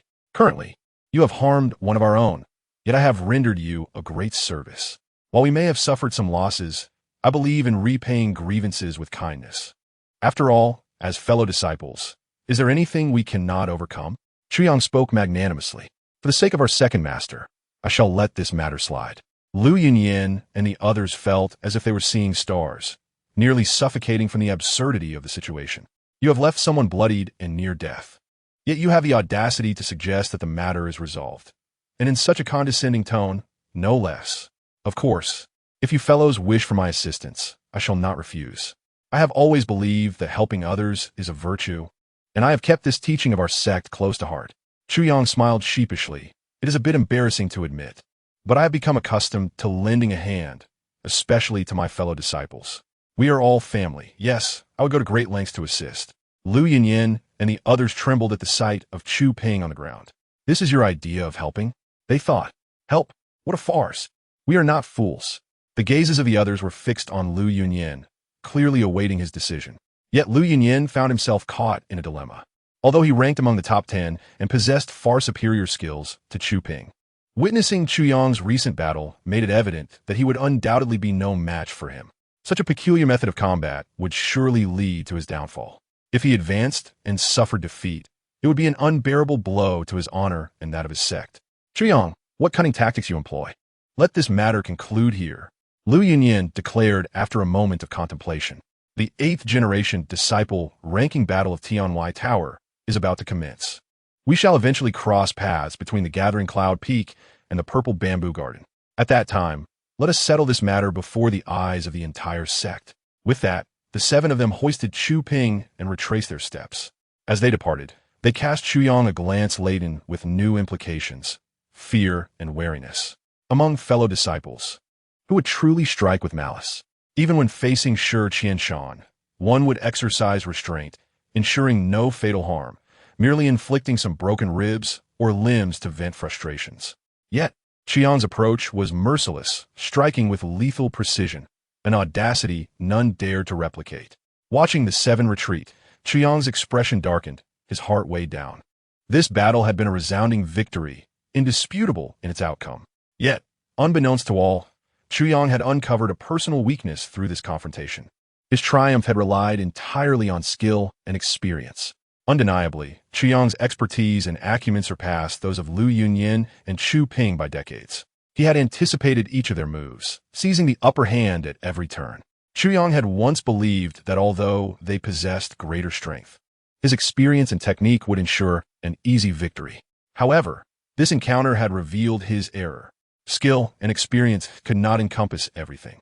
For instance, when Chu Ping, in a fit of rage, lunged with his sword, Chuyang knew that by merely touching the area 3 or 4 fingers behind the blade's tip, he could deflect it aside, exposing Chu Ping's vulnerabilities and allowing him to deliver a decisive kick to his core. And indeed, he executed this maneuver. Yet, when his finger made contact, even half of his palm, a powerful push failed to yield any movement.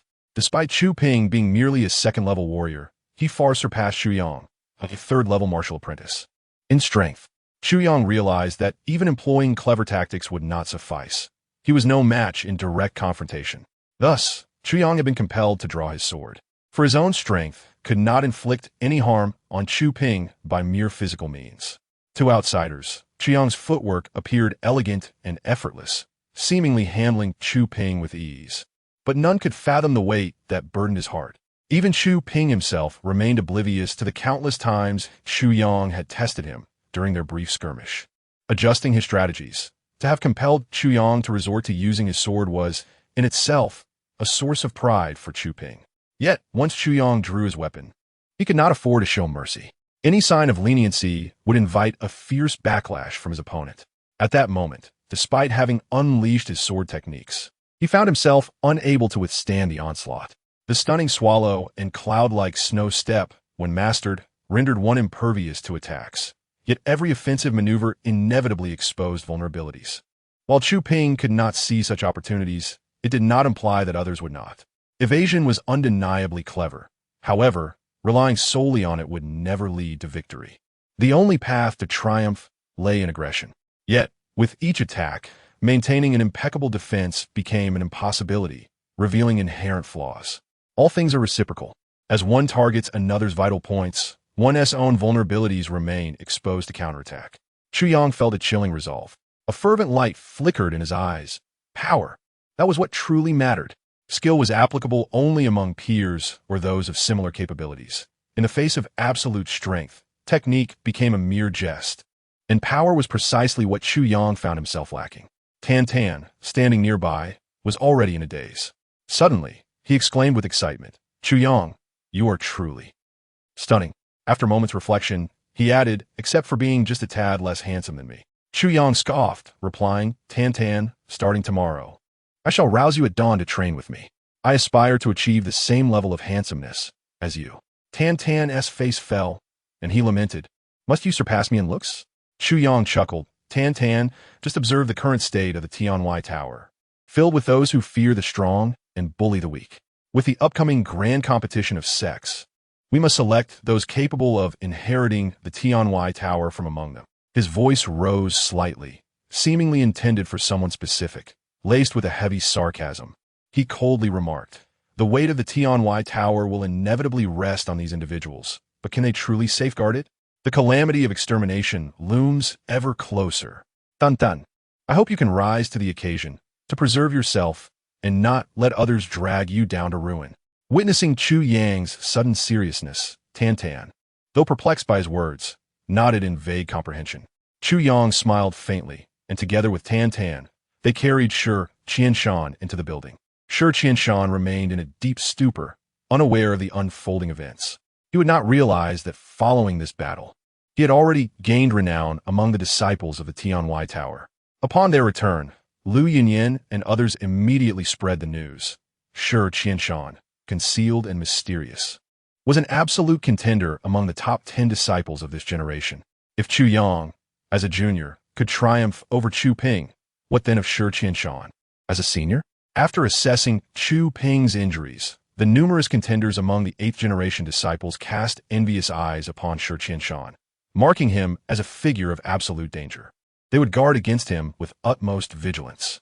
The unconscious Shi Qianshan could never fathom that he had unwittingly become a significant figure within the Tianwai Tower. This illustrates that circumstances are rarely absolute. One's rise to fame is often a matter of chance, and one can suddenly find themselves renowned far and wide. Chu Yang's keen intuition sensed that someone was observing this scene in the bamboo grove. Although he could not discern who it was, he was certain it was a high-ranking member of the Tianwai Tower, including his master, Meng Qiaoran. Thus, when Xu Yang spoke those seemingly nonsensical words to Tan Tan, they carried a deeper meaning, warning him that the Tianwai Tower could not be sustained by these ineffectual individuals. And he, Xu Yang, was capable of rising to the challenge.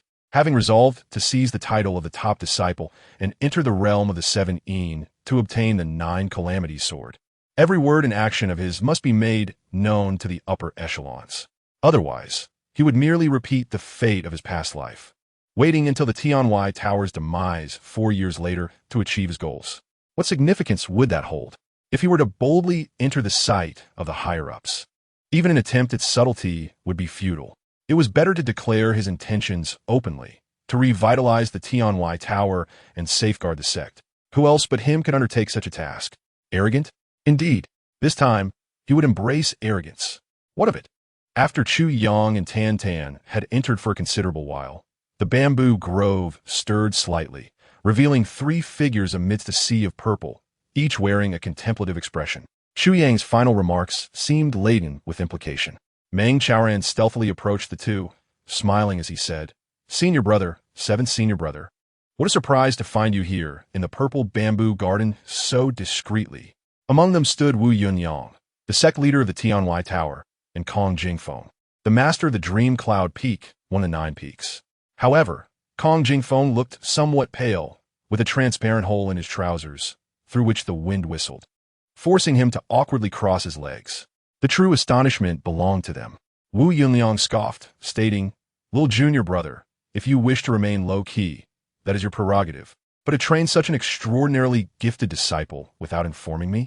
Just now, your disciple nearly startled me into a tumble." Kong Jingfeng nodded repeatedly, expressing strong agreement with Wu Yunliang's words and adding, "Especially me. I was nearly frightened out of my wits." His tone carried a hint of grievance. Every aspect of Chu Yang's performance had been enough to astonish these 2 prominent figures of the Tianwai Tower, even to the point of shock. The elegance of the stunning swallow and cloud-like snow step, the elusive lethality of his sword, and his calm composure and keen sense of timing left them utterly astounded. They reflected upon their own abilities. Had they possessed the same level of skill as Chu Yang, would they have managed with such effortless grace? Meng Qiaoran's disciple was indeed remarkable. Meng Qiaoran chuckled wryly. "You were merely startled, yet I nearly lost all my teeth. Look at my eyes. They are red from disbelief that such a prodigy emerged beneath my tutelage." He rolled his eyes, his expression one of frustration. Wu Yunliang and Kong Jingfeng burst into laughter, but suddenly Kong Jingfeng gasped, realizing Meng Qiaoran's implication. "Are you suggesting that your disciple's prowess was not cultivated by you?" Meng Qiaoran rolled his eyes, wanting to refute, but ultimately sighed in resignation, stating, "I did teach him, but even I." The two were left agape. If he had imparted the knowledge, yet Chu Yang had mastered it, while others had not, the only explanation was unparalleled talent. Wu Yunyang had initially believed Meng Qiaoran had grasped the true method of the stunning swallow and cloud-like snow step, but upon hearing his words, he fell silent, pondering for long while before stammering. Could it be that the stunning swallow and cloud-like snow step? Meng Qiaoran nodded firmly. "I myself have not mastered it." Both Wu Yunliang and Kong Jingfeng were taken aback. Could it be that Chu Yang had comprehended it on his own?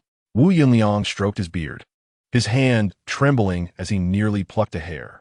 "I cannot say for certain," Meng Qiaoran sighed. "Yet, my disciple is exceptionally bright. It is entirely possible he deduced it independently." Both men were left speechless in shock. Meng Qiaoran shrugged, adopting a helpless expression, typically stern in front of their disciples. They shared a relaxed camaraderie in private.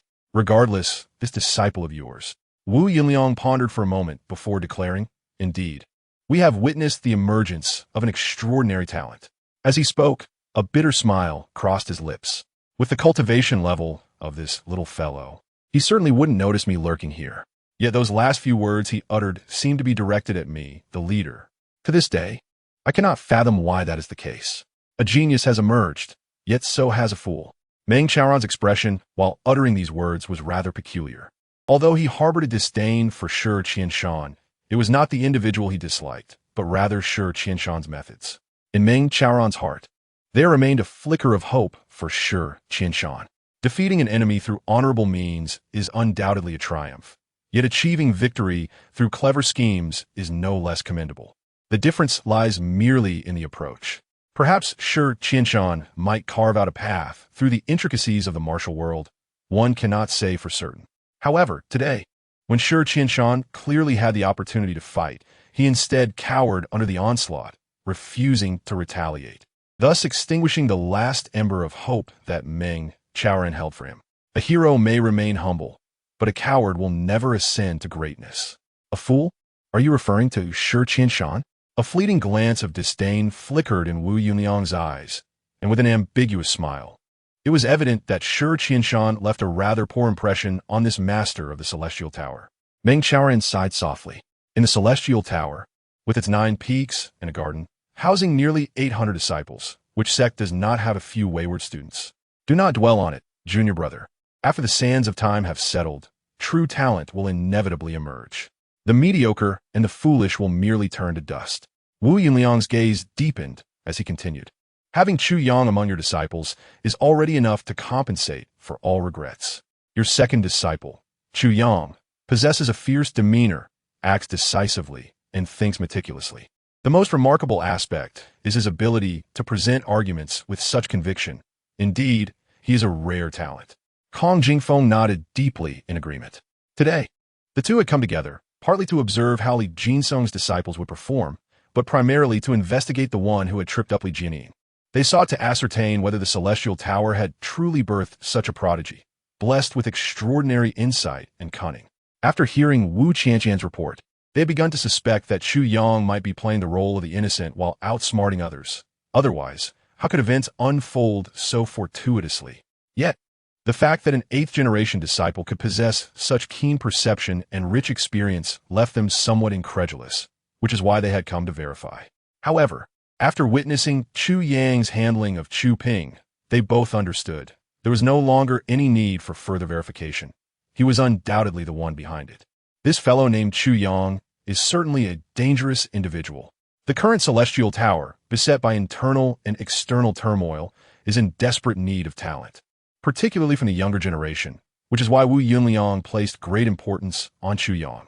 And what Chu Yang desired was precisely this recognition. Otherwise, why would he exert such effort? Chapter 26, Testing the Waters of the Jianghu. Initially, Meng Chaoran felt a swell of pride as he listened to Wu Yunliang praise Chu Yang, but upon hearing the phrase presenting arguments with no basis, he was both amused and exasperated. Elder brother, your enthusiasm is quite remarkable. At this moment, you are still jesting. Surely, you wouldn't want me to weep? Wu Yunliang's words, though seemingly playful, bore a weighty seriousness as he slowly stated, this Chu Yang, you must nurture him well. In our Celestial Tower, such individuals are far too scarce. Meng Chaoran nodded in agreement, sighing, this is an unavoidable circumstance. Ever since we were stripped of our title as the national protector of the great Zhao Empire, coupled with our diminished strength, the court's indifference, and the oppression from other sects, even if there are a few talents among us, they either get snatched away or perish in competitions. The Celestial Tower is already on the brink of collapse. If we cannot protect our talents, I fear that after our generation, the Celestial Tower will cease to exist. There was a grave sense of warning in Meng Chaoran's words. Wu Yunliang's face bore a bitter smile as he exchanged a glance with Kong Jingfeng, breaking into a grin. Are you worried that we might sell your prized disciple? Meng Chaoran scoffed. One must remain vigilant. The current Celestial Tower is not what it used to be. Wu Yunliang sighed. I understand that you have always been dissatisfied with the martial competitions among our young disciples. Indeed, with the Celestial Tower's declining fortunes, holding such competitions would undoubtedly expose our outstanding disciples to the scrutiny of our enemies, heightening the risk of their untimely demise. Yet, it is a necessary course of action. Meng Chaoran clasped his hands behind his back and huffed softly. You merely wish to uphold the outdated customs of the Celestial Tower. lacking the resolve to change. What use is our discussion? Meng Xiaoran's typically calm demeanor now bore an icy tone, a rarity that Wu Yunliang, who had been his compatriot for decades, recognized. Sensing the discontent in his younger brother's heart, Wu Yunliang sighed deeply. To enact change is merely a matter of my decree. The reason I maintain these rules is to forge true gold in the crucible of adversity. Wu Yunliang's expression hardened as he continued. Among the 800 disciples of the 8th generation in the Celestial Tower, we of the 7th generation number only 70. As for the masters and uncles of the 6th generation, there are fewer than 10 remaining. Only one of the 5th generation, our 9th granduncle, still survives. His jaw tightened, and gritting his teeth, he declared, if my plan succeeds, the number of those who can remain among the 1,000 disciples of the Celestial Tower will not exceed 100, and those who remain will be the very foundation upon which our Celestial Tower will rise to glory. We cannot afford the mediocre, nor the foolish. Wu Yunliang took a few slow steps, his voice low yet resonant like thunder, striking fear into the hearts of those present. This includes myself, Wu Yunliang. When the time comes, I too must make sacrifices. The decline of a sect is not due to external oppression, but rather its internal strife. This is a lesson the Celestial Tower exemplifies. Wu Yunliang stated solemnly, but the rise of a sect must be forged through blood and fire, to be reborn from the ashes. Meng Xiaoran sighed.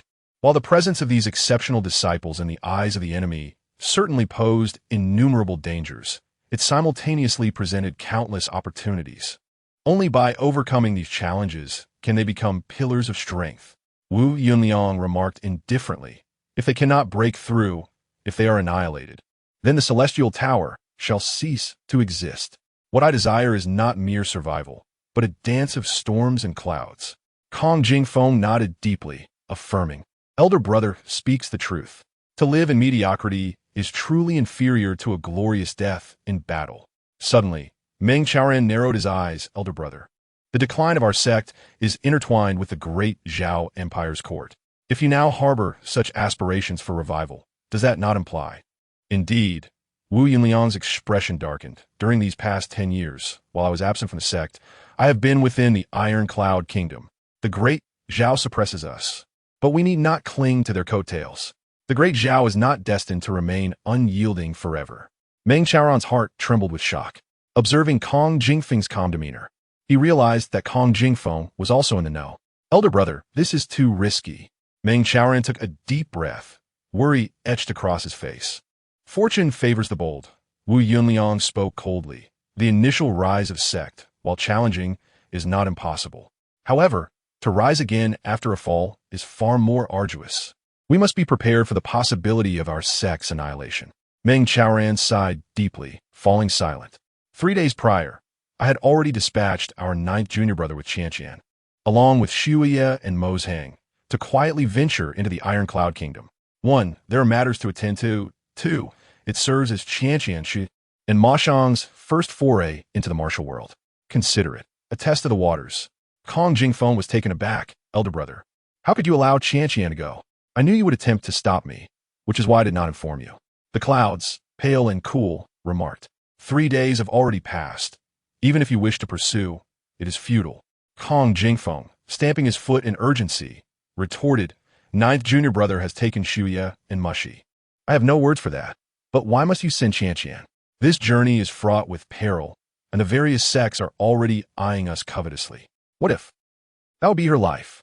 The response from the clouds was cold and indifferent. A few days ago, you spoke to me about the female disciples of our sect, and I have been contemplating this matter. Allowing Qianqian to venture out is also a test to the martial world. There are many female disciples at Tianwai Tower whose beauty rivals that of Qianqian. Why must it be her? Kong Jingfeng, filled with anger, retorted, she is your own daughter. My daughter is my flesh and blood. Are the other female disciples of the sect merely bastards? Do they not have parents who raised them? Are they not the beloved treasures of their families? With a heavy tone, the clouds responded, is my daughter, Wu Yunliang, so precious? Kong Jingfeng, furious, stamped his foot and glared at his senior brother. Not only is she your daughter, she is also our niece. You should not allow her to take such risks. Precisely because she is my daughter, she bears a responsibility towards the female disciples of this sect. Wu Yunliang stated coldly. My daughter is not a princess of the emperor. If she were to hide behind while other sisters sacrifice their lives and integrity to forge a path for her, I would rather have never given birth to her. The Tianwai Tower was engulfed in flames, the blaze gradually rising. In the quest for rebirth and resurgence, no price is too great, and no life is exempt from sacrifice, including mine, including yours, and naturally, including my daughter. After Wu Yunliang's heavy declaration, he turned his back, his spine straight as an arrow. Yet, unbeknownst to the two, the corners of his eyes twitched violently. Mei Qianqian returned safely. As a father, how much pressure must one endure when sending their own daughter on such a perilous mission? Am I truly so heartless? Yet, I am not merely a father to a daughter. I am a master of 1,000 disciples at Tianwai Tower. When the time for sacrifice comes, all disciples may perish. But if only one may be sacrificed, then let it be my daughter. For I am a master of Tianwai Tower. Wu Yunliang clenched his teeth, his jaw slightly tightening before regaining composure. He did not turn around but spoke in a hoarse voice. Youngest, ensure you teach Chu Yang well. That stunningly graceful step. He paused for a moment, contemplating, then slowly continued. Let him practice diligently. If he discovers any nuances, it is acceptable for him to master them alone or for both of you to share them. But under no circumstances should a third party be made aware. Meng Chaoran pondered, stating, is it not possible for the sect to promote this? Understand, if we do, Tianwai Tower will nearly double its combat strength. This is still a conservative estimate. You see only the benefits without acknowledging the drawbacks. Before the sect is purged of traitors, should any information leak, it would not merely be a matter of cultivation. Our ultimate techniques could become weapons for our enemies, Wu Yunliang stated matter-of-factly. Until the dust settles, it must not be disclosed. You would do well to devise a set of misleading techniques to confuse others. Understood. Meng Chaoran felt a chill. Wu Yunliang's words indicated that the situation at Tianwai Tower had reached a critical point, confirming his earlier suspicions were overly optimistic. To confuse whom? No outsider knows. Only a few disciples of the second senior brother are aware. Yet we must still confuse. Furthermore, how did Chu Yang cultivate the 7-yin absolute palm to produce such chilling energy? This remains puzzling. However, he must not be allowed to relax.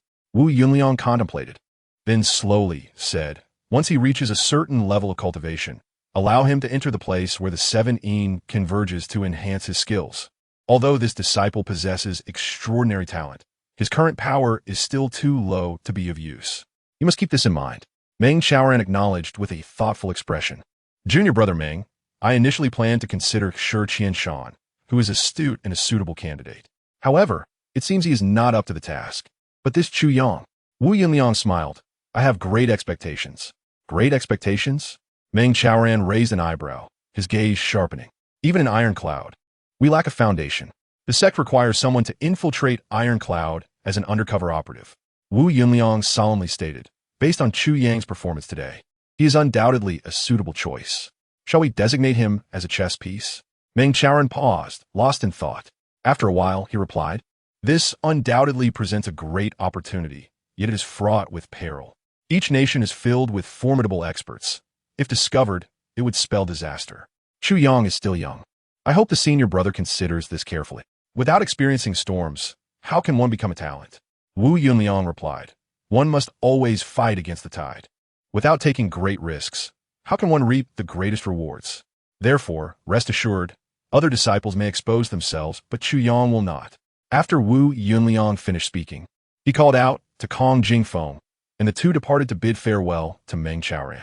Their elongated silhouettes gradually faded away. Meng Chaoran stood pensively before the purple bamboo garden, the three figures appearing somewhat burdened. He sighed deeply, his gaze filled with concern, murmuring, Senior brother, some matters cannot be resolved solely by the power of Tianwai Tower. Between the two nations, what can a mere Tianwai Tower accomplish? Taking risks is a desperate measure. Fighting against the tide is a dire gamble.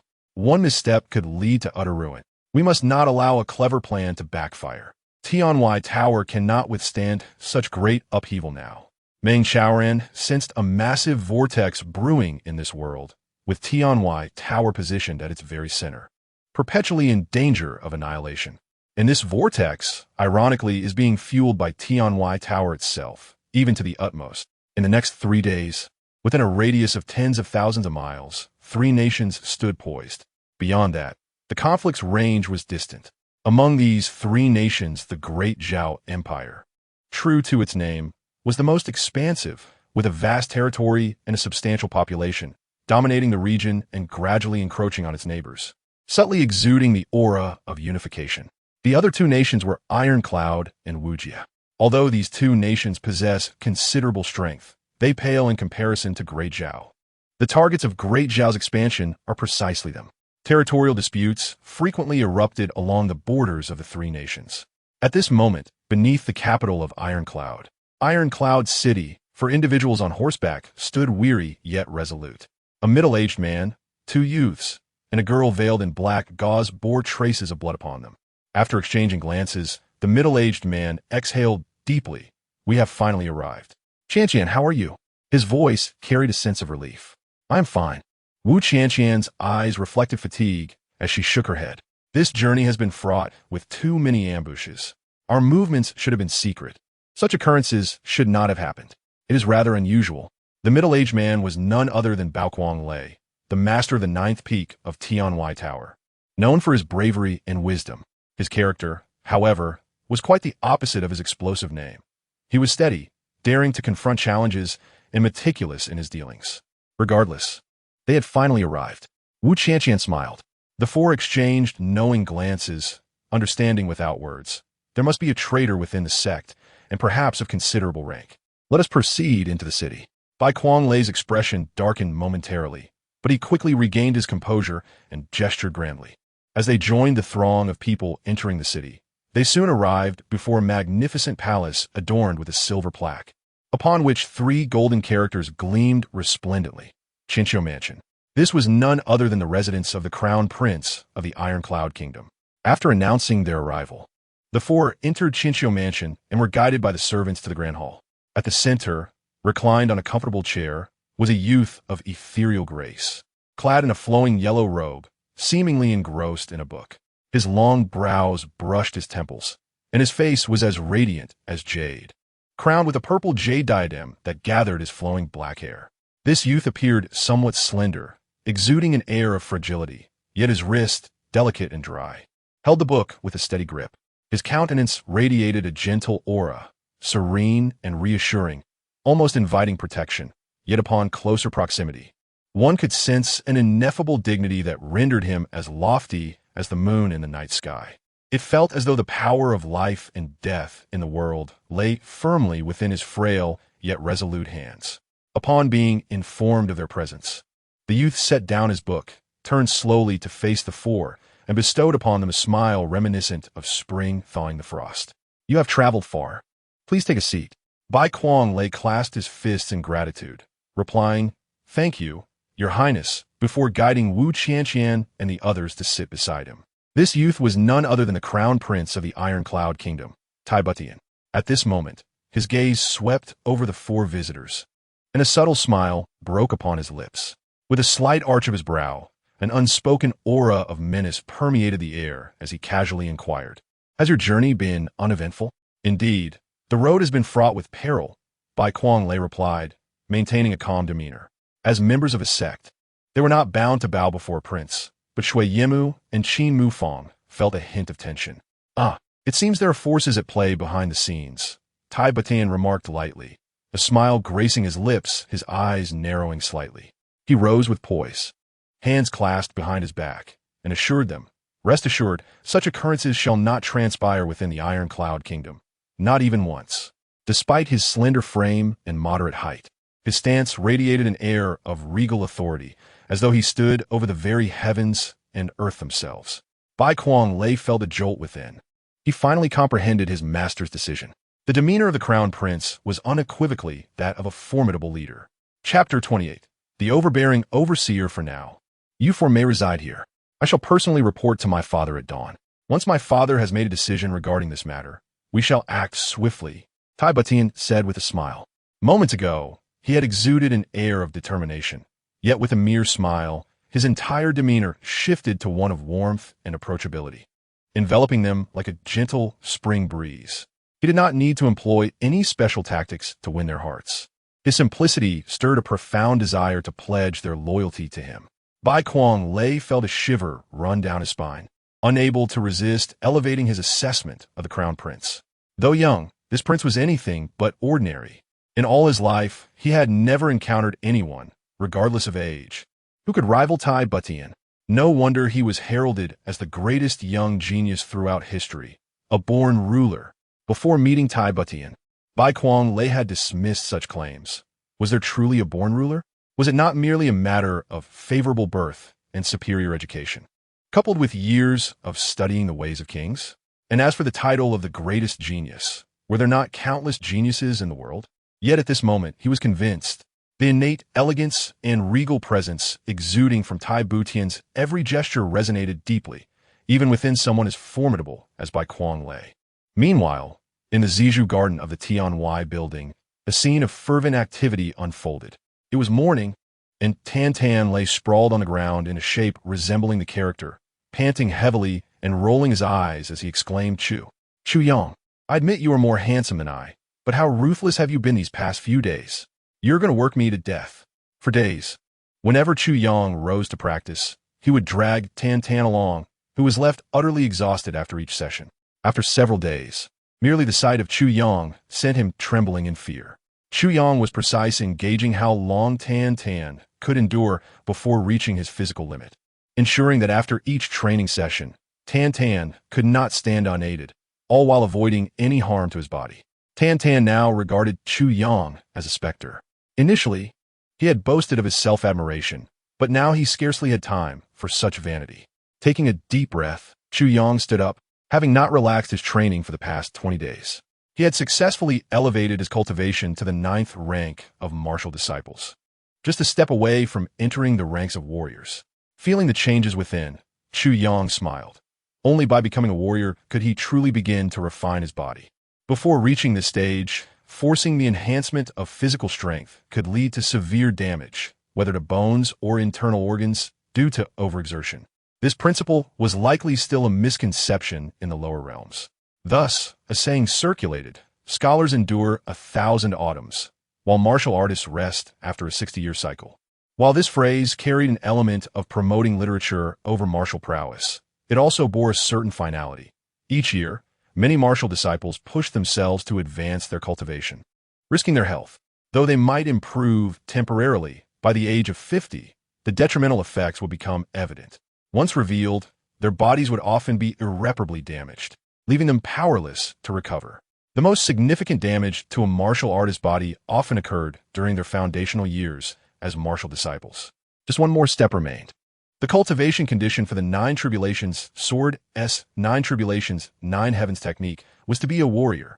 Not only the 9 Tribulations sword, but even some techniques in the central realm explicitly stated, no cultivation permitted below the rank of warrior. As he felt a stirring in his dantian, the new energy he had painstakingly cultivated throughout the afternoon was devoured by the 9 Tribulations sword, which later expelled it. Though diminished in quantity, it was of the utmost purity. This energy, while not comparable to innate energy, was far more refined and concentrated than ordinary postnatal true energy. In recent days, with each advancement, he could sense the 9 Tribulations sword within him responding in kind. Over time, he had grown accustomed to it. Wearing a pendant of purple crystal, he remained unperturbed. Chu Yang felt somewhat exasperated with the purple crystal. When he first used it to restore his energy, the sword soul of the 9 Tribulations sword had suddenly surged forth, severing the connection before he could fully benefit. Despite numerous attempts, the sword soul would always interrupt him, clearly insisting that he cultivate using his own strength without external assistance. However, during combat, the sword soul was indifferent to his use of it for recovery, as evidenced by his encounter with Chu Ping, where the sword soul remained unresponsive. However, after the battle concluded, he was forbidden from using it. Faced with such an unyielding and tyrannical overseer, Chu Yang had no choice but to submit, extinguishing his desire to practice with the purple crystal jade marrow. Turning to observe Tan Tan's disheveled appearance, he nearly burst into laughter. "All right, take a break," he said helplessly. Upon hearing this, Tan Tan felt as though he had received a royal decree, nearly moved to tears. Struggling to rise, he crawled to one side, finally letting out a comfortable sigh. Meanwhile, Chu Yang continued to practice his swordplay, the repetitive and monotonous motions infused with his utmost enthusiasm and concentration. As the eastern sun gradually ascended, sweat glistened on his forehead and dripped onto the ground, shattering upon impact. Tan eventually regained his composure, but as he watched Chu Yang's movements, he became entranced. Though Chu Yang repeated the same motion, each execution was distinct, revealing a constant adjustment. What began as awkward gradually evolved into fluidity, ultimately forming a luminous rhythm, drawing the sword, unsheathing, sheathing, and repeating in a continuous cycle, the sound diminishing subtly yet perceptibly. "Chu Yang, your arms are swollen," Tan exclaimed after a moment of admiration, noticing the unusual bulk at the joint of Chu Yang's elbow and shoulder. Chu Yang maintained an impassive expression, continuing his practice with unwavering determination. "Swollen? It will subside with practice," he replied nonchalantly. Tan, if you wait for it to naturally reduce, it will be too late. Once you become accustomed to this exertion, the swelling will dissipate. The moment it subsides will mark your advancement. Tan paused, suddenly overwhelmed by a wave of shame. Testing his regained strength, he stood up and resumed his practice. Meng Chaoran quietly observed the two brothers training in the bamboo grove, a faint smile of satisfaction gracing his lips. Within the room, groans echoed. This was Shi Qianshan, enduring excruciating torment. He had lain in bed for 20 days. Chu Ping and others had mercilessly broken his ribs and thigh. For at least 3 months, Shi Qianshan would be unable to practice, and for half a year, he could not engage in combat. By then, the disciples' ranking competition at the Outer Sky Tower would nearly be concluded. This injury effectively shattered Shi Qianshan's future within the Outer Sky Tower. The agony of the body could never rival the pain within one's heart. Thus, Shi Qianshan harbored a deep-seated resentment, curiously directed not at those who harmed him, but specifically at Chu Yang. In his heart, he believed that without Chu Yang, he would undoubtedly ascend to greatness. Chapter 29.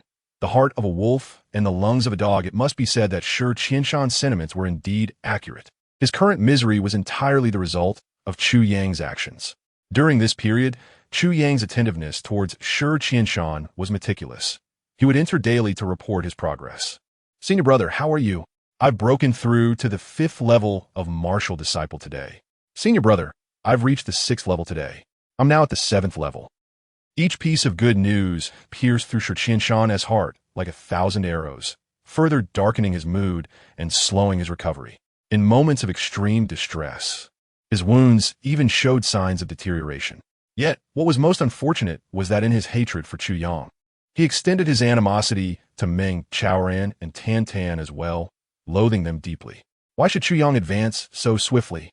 It must be that Meng Chaoran favored him. Surely, the master possessed some miraculous elixir that could rapidly enhance one's cultivation, which he had denied Shi Qianshan all these years, yet bestowed upon Chu Yang.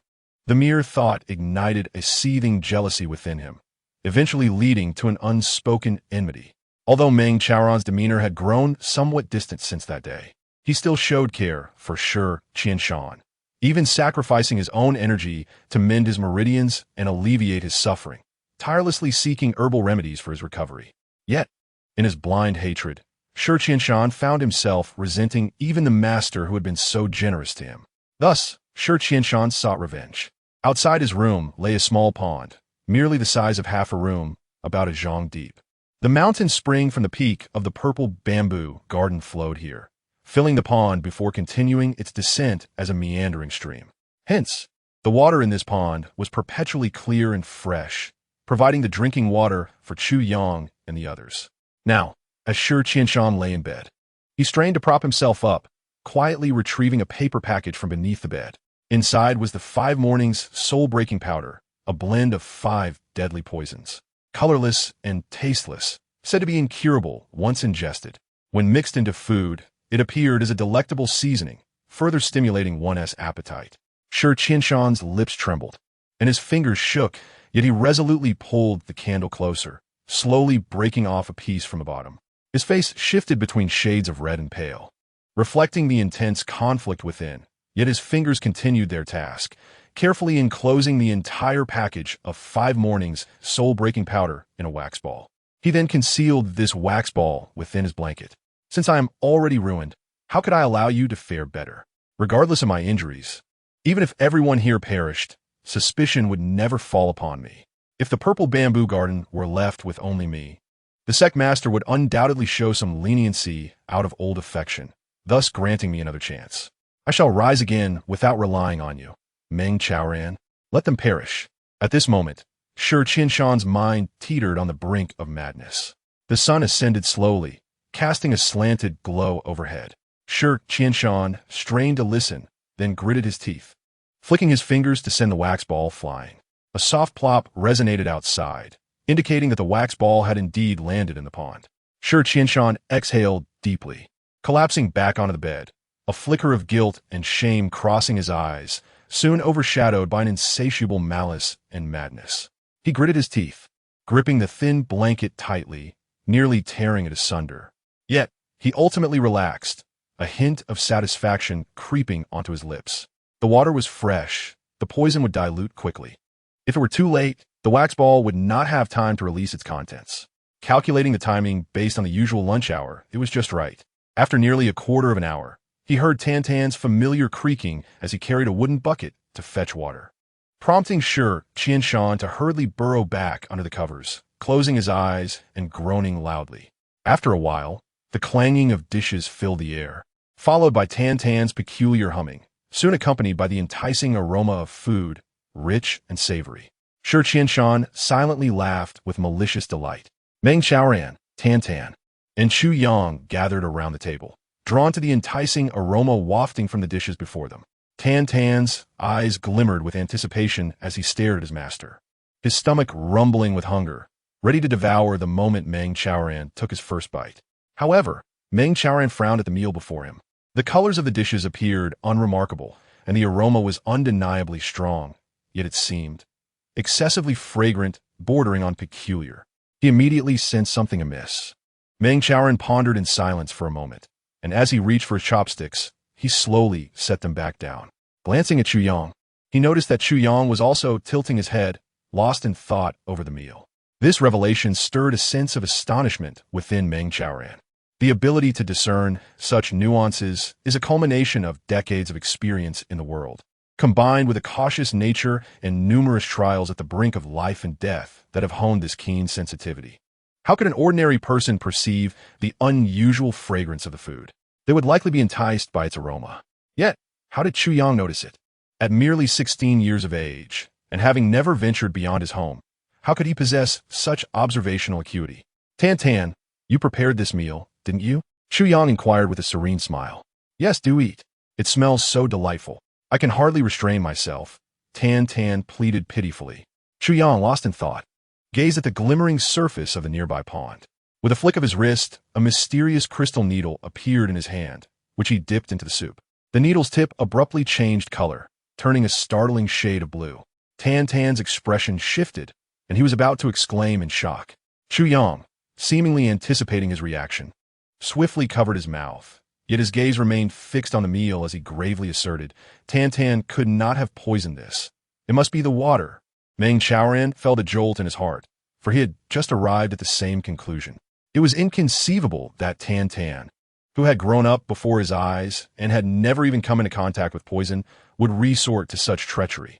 Taking a deep breath, his chest heaving with emotion, he abruptly turned to face the direction of Shi Qianshan's room. I'll handle this, Chu Yang said quietly. You? What do you plan to do? Meng Chaoran asked, his countenance darkening. I will ensure he is satisfied, Chu Yang replied nonchalantly. Meng Chaoran lowered his gaze, a faint smile escaping his lips as he said, Then you go ahead, but do not go too far. Give him a chance to explain. Perhaps it is not as it appears. Although his words were soft, they were laden with bitterness and exhaustion.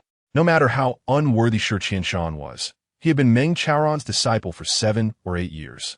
Chu Yang's proposal to confront him reflected a profound understanding of Meng's sentiments. While Meng Chaoran felt anger on behalf of Shi Qianshan, he also found solace in Chu Yang's empathetic nature. Chu Yang nodded, taking the meal he had prepared for Shi Qianshan and stepping outside. Upon entering Shi Qianshan's room, He wore a half-smile and announced, "Senior brother, it's time to eat. Isn't it usually Tan Tan who brings the meals? Why is it you today?" Shi Qianshan asked suspiciously. "That fellow is too exhausted to rise today," Chu Yang replied with a kind smile. "We are brothers, are we not? It makes no difference whether I bring it or Tan Tan does. You have cared for us so diligently for so long. It is only right that I repay your kindness." Shi Qianshan scoffed. "I have no appetite today. I don't wish to eat. Just set aside." It was a jest. He well understood the food was poisoned, and that he was the one who had poisoned it. Meanwhile, Meng Chaoran, who had been cultivating his energy and eavesdropping, could not suppress a snort. He still found it incredulous that his disciple, whom he had taught for so many years, would attempt to poison him. Thus, despite knowing it was implausible, he allowed Chu Yang a chance to confront Shi Qianshan, harboring a faint hope. Upon hearing Shi Qianshan's refusal, his heart sank. "How could you refuse to eat? Are you suggesting it is poisoned?" Chu Yang asked earnestly. "Senior brother, we have been brothers for many years. Would I truly poison you?" "You must eat," he insisted. Chapter 30. In life, some matters must not be mistaken. Shi Qianshan's expression shifted at this remark, for it struck at his very core. He could not help but lift his head sharply to look at Chu Yang, gravely questioning. "What do you mean?" "I mean, after you consume this meal, you will understand," Chu Yang said, his eyes gradually growing cold. "I wish to see if the poison in this bowl can indeed kill. To be frank, I have long been curious about this." Shi Qianshan's heart plummeted. "What jest is this?" He forced a smile. "Is this not amusing?" Chu Yang replied with a grin. "Then let us make it a game." Suddenly, he approached the bed and sat down heavily, right on the side of Shi Qianshan's severed leg. With a sickening crack, he re-broke the bone that had only just begun to heal. Shi Qianshan screamed in agony, his body convulsing and trembling. Beads of sweat, as large as soybeans, sprang forth from his forehead, and he curled up like a shrimp. Just as he was about to cry out, Chu Yang swiftly stuffed a piece of cotton, which he had pulled from the quilt, into his mouth. Chu Yang's movements were rapid and decisive, completing the task in an instant, so fluidly that even a seasoned enforcer would struggle to match his efficiency. Shi Qianshan's cries were stifled, turning into a muffled whimper as he stared at Chu Yang with wide, terrified eyes, shaking his head repeatedly, drenched in sweat. One hand held the bowl steady, while the other grasped Shi Qianshan's neck. Leaning closer, Chu Yang's gaze was icy as he intoned, "Shi Qianshan, I had no intention of killing you so soon. I have yet to unleash my frustration upon you. However, your actions today have crossed my bottom line." Shi Qianshan uttered low, anguished sounds, his eyes brimming with hatred and fear. He struggled desperately, yet the movement exacerbated his wounds, causing even more sweat to pour forth. "Shi Qianshan, let us not dwell on how you have treated me and Tan over the years. 8 years ago, when your family was robbed at Duanyi Mountain, facing certain death at the hands of the bandits, your dear sister was on the verge of being violated. It was Master who happened to pass by, saving your family's lives and preserving your sister's honor.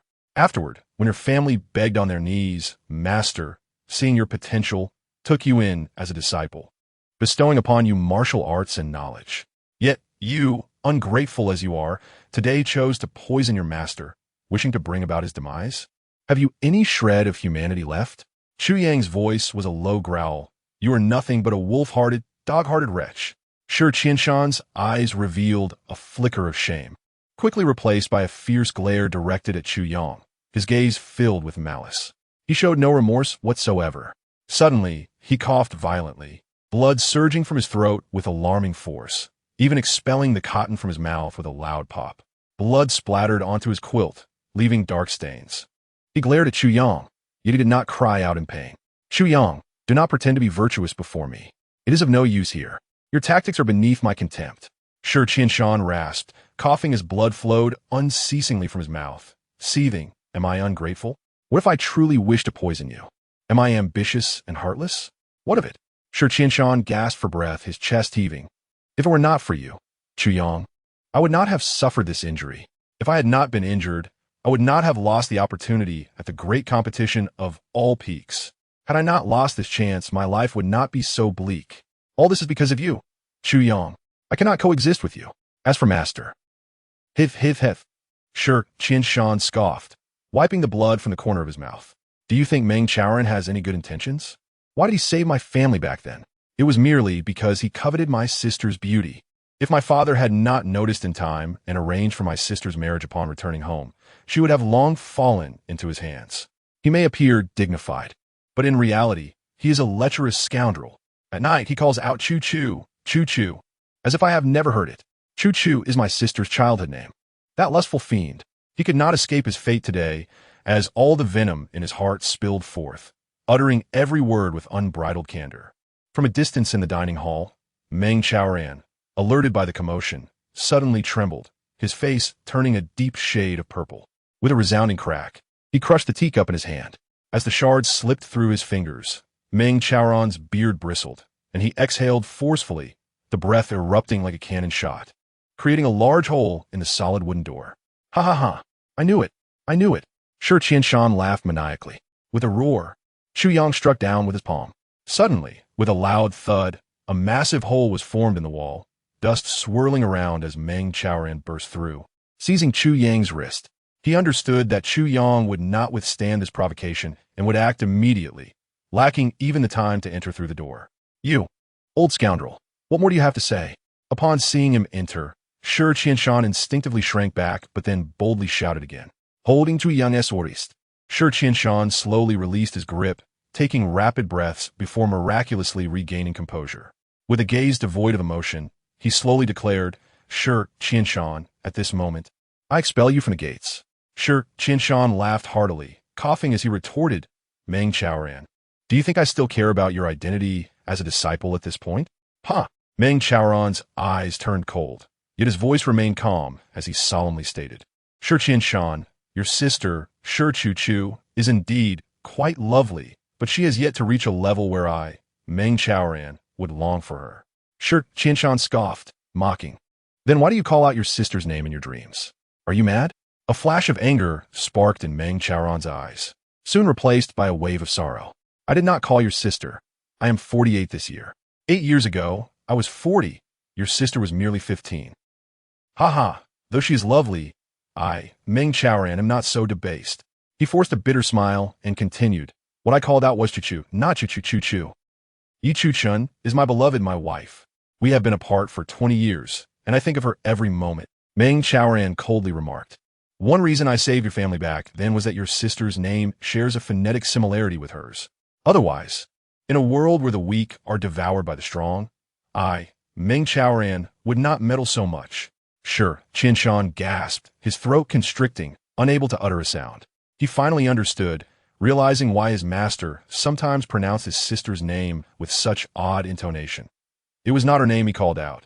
Suddenly, regret washed over him. In an instant, he felt as if his insides had turned to lead. The doubts and hatred he harbored for so many years were merely a one-sided misunderstanding. Meng Chaoran took a deep breath and said softly, the reason I felt compelled to clarify this is not for you, but to send you on your way. This statement seemed contradictory. Yet Chu Yang understood that Meng Chaoran's explanation was for his own benefit. He did not wish for his disciple to misunderstand him, nor did he want his sacred feelings to be misconstrued. He needed a witness. Even after all these years, that sentiment in Meng Chaoran's heart remained untouchable. Shi Qianshan had crossed Meng Chaoran's absolute boundary.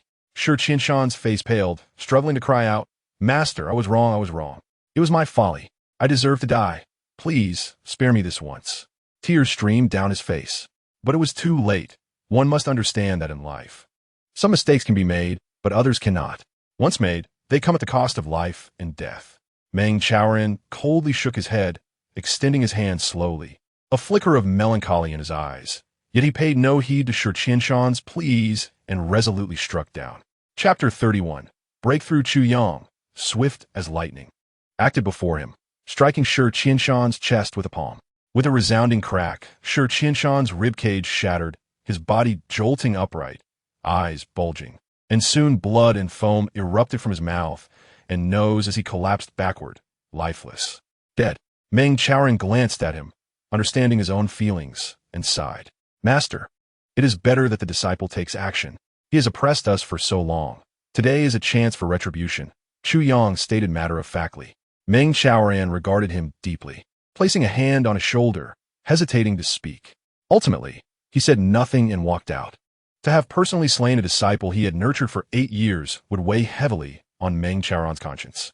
However, with Chu Yang delivering the blow, it felt different. Though the death occurred before him, it was not his hand that dealt the fatal strike, and that sensation would surely lessen. Meng Chaoran understood Chu Yang's intent. Chu Yang sighed, gazing at Shi Qianshan's lifeless body on the bed, unable to contain his bitterness, muttering, "Dying so easily, you truly got off lightly." This was no falsehood. Had Meng Chaoran not intervened suddenly, with Chu Yang's capabilities and the accumulated resentment of 2 lifetimes, he would have ensured Shi Qianshan's demise was far more torturous. Chu Yang finally comprehended why Meng Chaoran had named him Chu Yang. It stemmed from the character Chu on that jade pendant and the Chu in Yi Chuchen's name. Chu Yang, phonetically, mirrored the morning sun, while Chu Chu resonated with the meaning of his own name. The character Tan in Tan meant ephemeral. Perhaps a lamentation by Meng Chaoran for the brevity of his love?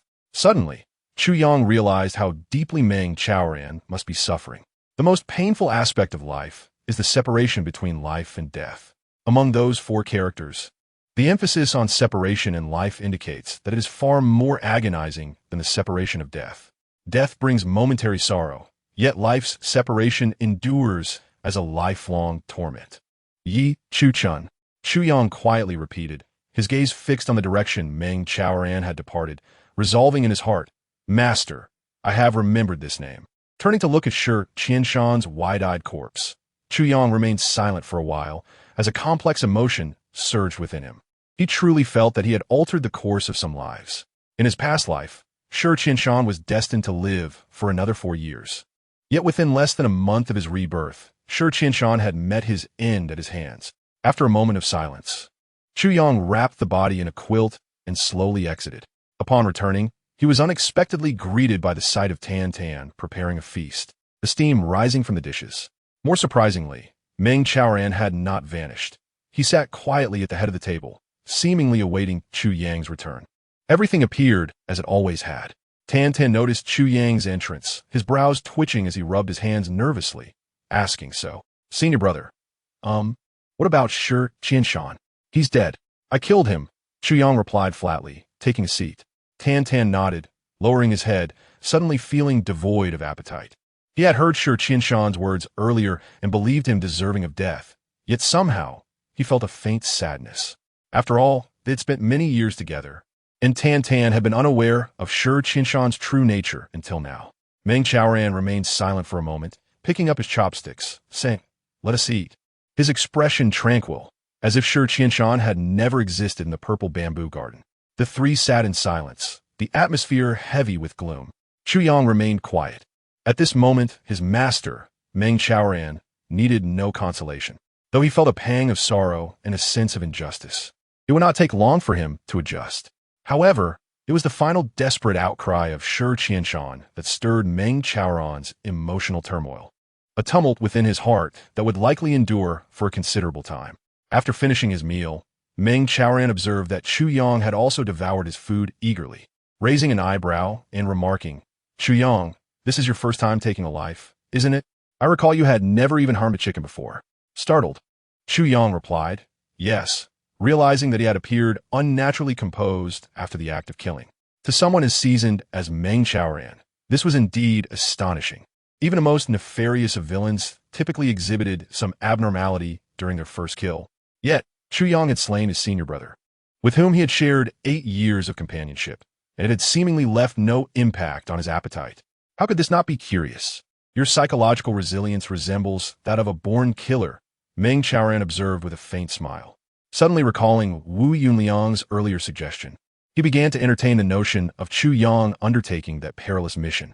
Such calmness, bordering on coldness, would undoubtedly prevent any slip-ups. However, Meng Chaoran still felt a pang of unease, caught in a conflict of emotions. It was an opportunity, yet also a path fraught with mortal peril. Chu Yang inwardly chuckled bitterly, reflecting that although it was his first murder in this life, he had already delivered countless souls to the afterlife in his past existence. How could he not be composed? He had grown them. Taking a life was, in truth, less impactful than slaughtering a mere chicken.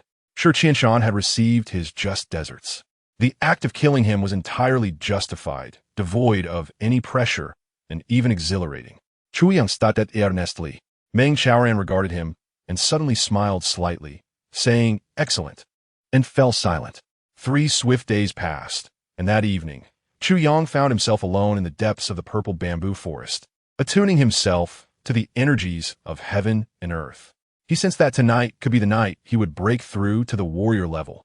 Ever since he had slain Shi Qianshan, the pent-up rage within him had surged, causing his dantian to pulsate violently, as if a bloodthirsty emotion was awakening, struggling to break free. This was the ferocity left in his soul by the ruthless sword path he had cultivated in his previous life. It took Chu Yang considerable effort to suppress this emotion and continue his serene training. Yet from that moment, the true energy within him began to surge unexpectedly, hinting at the potential for breaking through some constraints. With narrowed eyes, Chu Yang cautiously manipulated the cyclone of energy within him, nurturing it in his dantian, where the small 9 tribulations sword seemed to form a core. The cyclone spiraled around the 9 tribulations sword, and as it completed 9 revolutions, it burst forth from the dantian like lightning, racing through his meridians with a fierce momentum. Ascending progressively, after traversing through the meridians 9 times, a powerful current coalesced. With a mere thought, the current broke free from the cycle of the martial apprentice, boldly surging upwards, crashing against the bottleneck of the warrior level. Boom! Chu Yang felt an explosive sound resonate within him, akin to thunder, as his body trembled violently. A spurt of blood erupted from his mouth, and 2 streams flowed from his nostrils. His face flushed a vivid red. Yet that mighty current had already shattered the bottleneck, advancing steadily through the newly opened pathways of his meridians. Chu Yang cautiously controlled the flow, aware that after breaking through, the initial circulation through the new meridians required utmost care. Any misstep could result in injury, which, though invisible, could impose constraints on future achievements. Guiding the energy through a complete cycle, Chu Yang sweated profusely, yet he remained vigilant and continued. 1 cycle, 2 cycles, 9 cycles. Upon completion, Chu Yang exhaled sharply, feeling utterly drained yet enveloped in a comforting warmth, as if submerged in tepid water. The breath he exhaled, even in the inky darkness of night, shimmered with a dark luster, momentarily glimmering before dissipating into the air.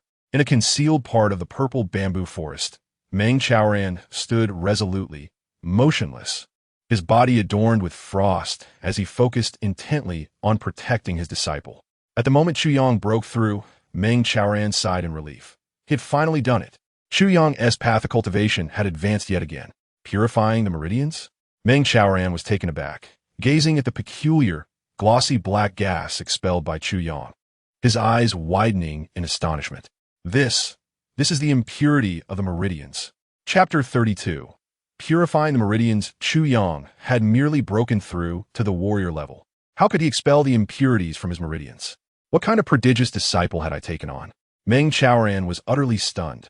The fact that the usually aloof Meng Chaoran was rendered speechless by this revelation was unprecedented within the Tianwai Tower.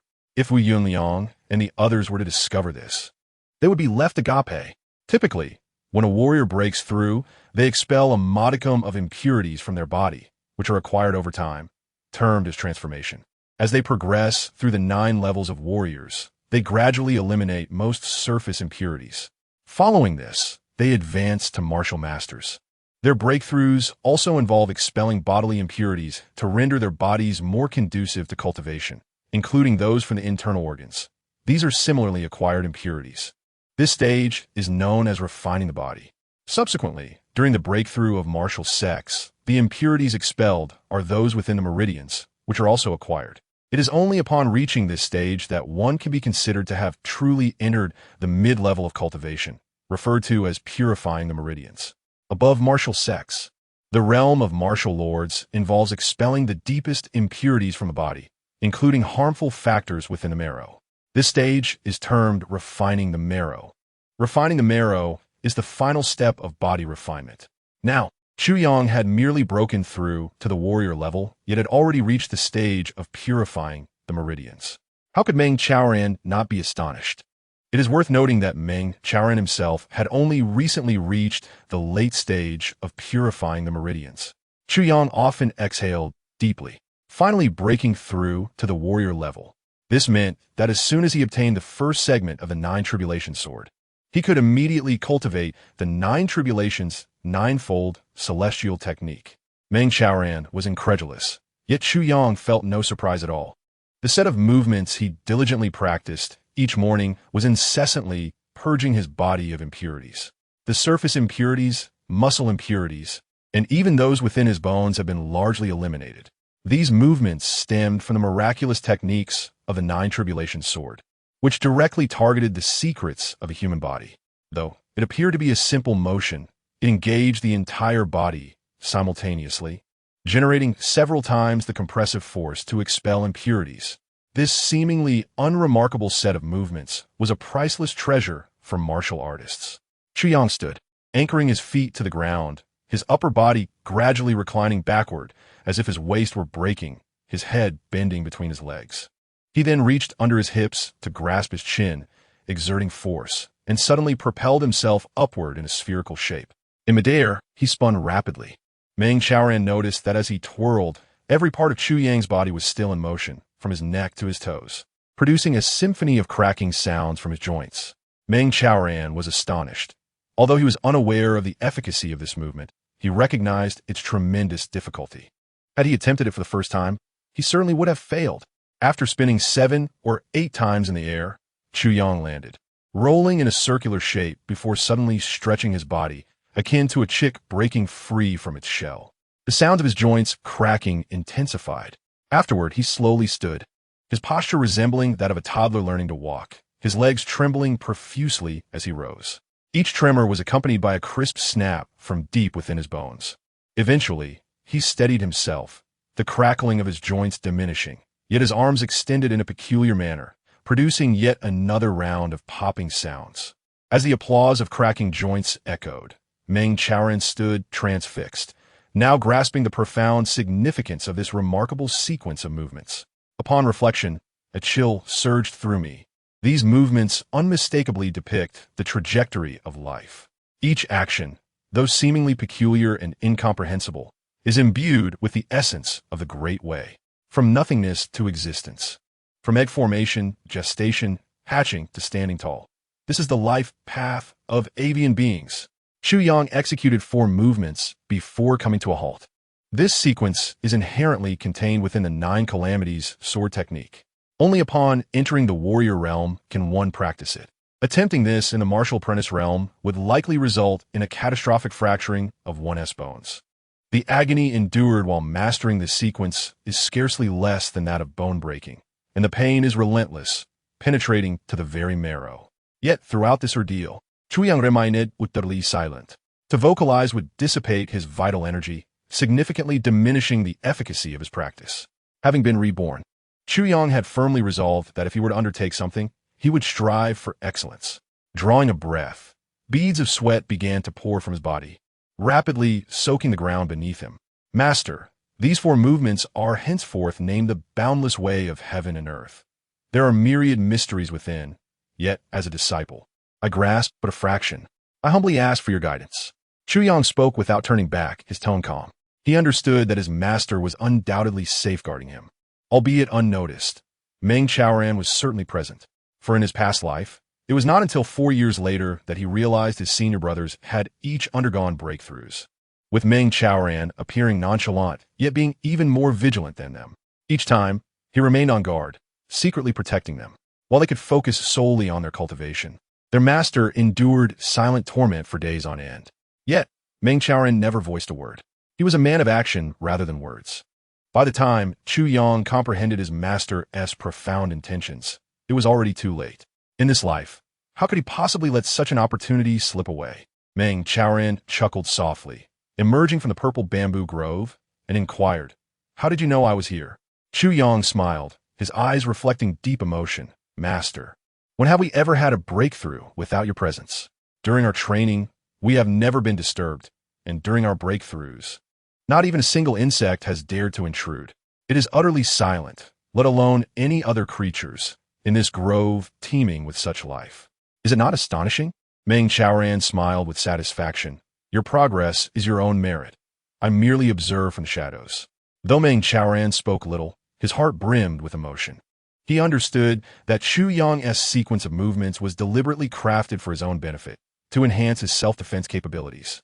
Such a sequence, imbued with the essence of the Great Way, would undoubtedly aid in comprehending martial arts.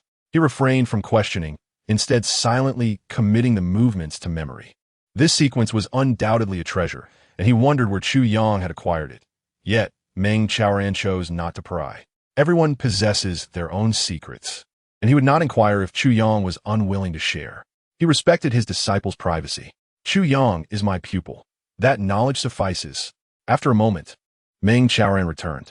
He was acutely aware that Chu Yang was on the verge of a breakthrough. Each day, he had observed Chu Yang's movements, feeling increasingly fatigued mentally. However, despite Chu Yang's recent breakthrough, he was far from weary. As night deepened, Chu Yang sat alone on the mountain's summit, embracing his knees and gazing into the pitch-black night, his thoughts swirling. Ling Wu, I have become a warrior. Soon, I shall cultivate the 9 calamities, 9 heavens, acquiring the strength to protect and cherish you. I shall not allow you to suffer any harm. At this moment, where are you? You must be only 10 years old now, right? Chu Yang pondered, a gentle smile gracing his lips, wondering what young Ling Wu was like at this age. Perhaps she sported little braids? In his past life, he had encountered Mo Ling Wu 9 years later when she was 19 and he was 25. Memories of her flooded back. He recalled that she adored the purple bamboo, and due to that childhood warmth, he had chosen to cultivate in a grove of purple bamboo. Thus, it was in the purple bamboo forest on Nirvana Mountain's misty peak that he had first met Mo Ling Wu. Ultimately, it was also near that very grove where she was ambushed. Within that grove stood a few bamboo huts she had meticulously constructed to welcome him. He remembered her once saying, Chu Yang, if one day I die, please turn my body to ash and scatter it along this path, planting my heart and soul here so that you may tread upon me as you walk by.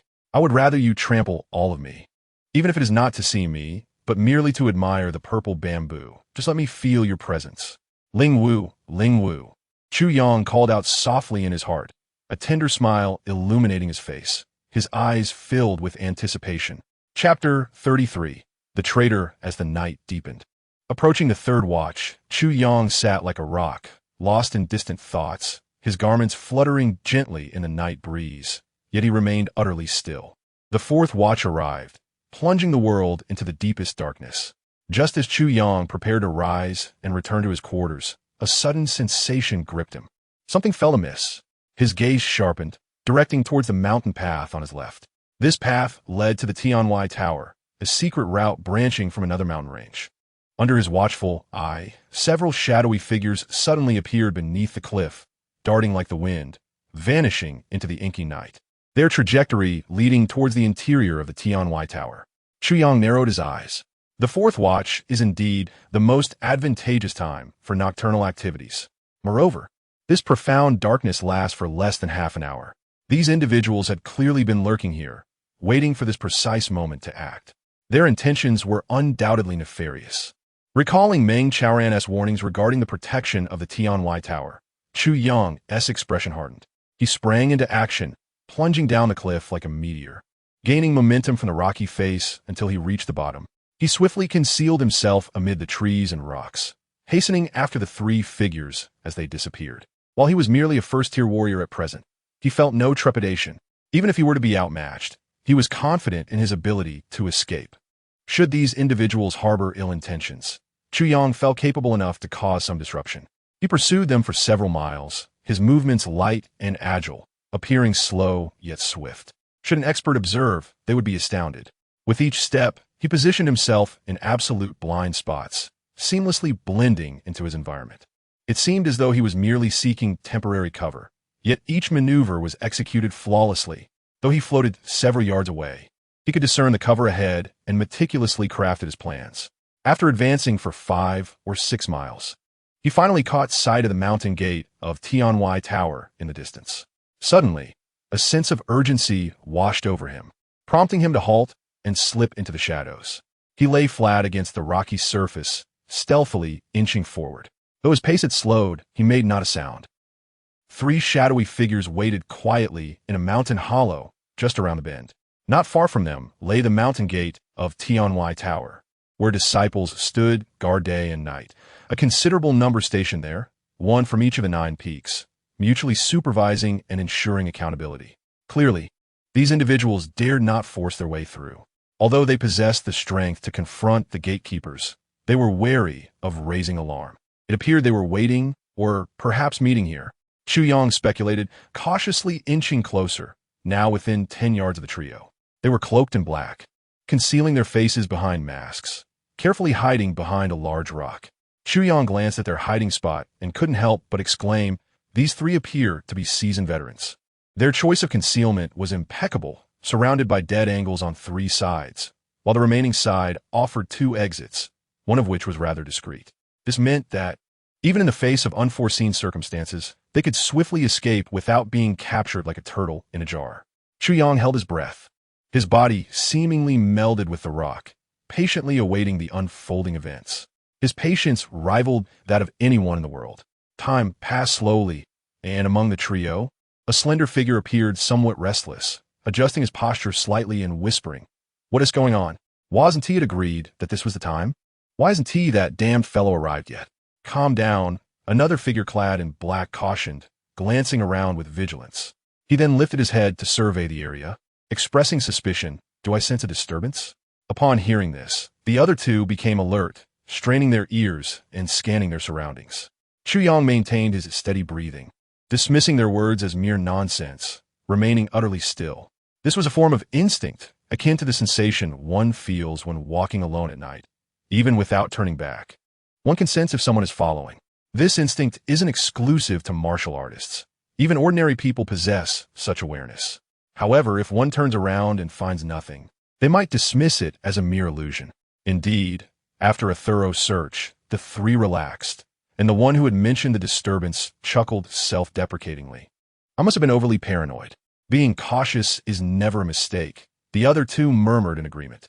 Just then, a noise emanated from the mountain gate, and a voice called out, "Who goes there?" A steady, deep voice responded, "It is I." "Oh, it's the second master uncle. My apologies for the lack of respect." The second master uncle inquired, "Are you going to practice?" "Indeed, this is the perfect time for training.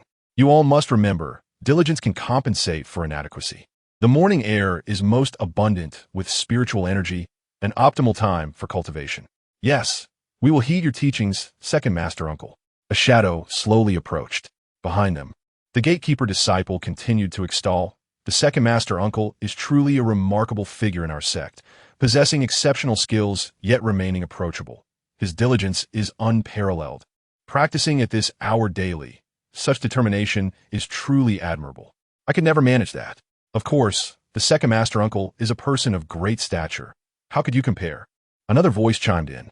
Chu Yang's heart jolted. This man was none other than second master Uncle Li Jinsong, the father of Li Jianin and the master of Lock Cloud Peak at Tianwai Tower. The second most influential figure, clad in martial attire and carrying a long sword. Li Jinsong appeared ready for practice. He gracefully emerged from the mountain gate, soaring effortlessly, tracing a beautiful arc, followed by a wave of flattery. Li Jinsong, having leaped several times, reached the corner and, with familiarity, slipped behind a massive stone. They seemed to have communicated more than once. Chu Yang mused inwardly.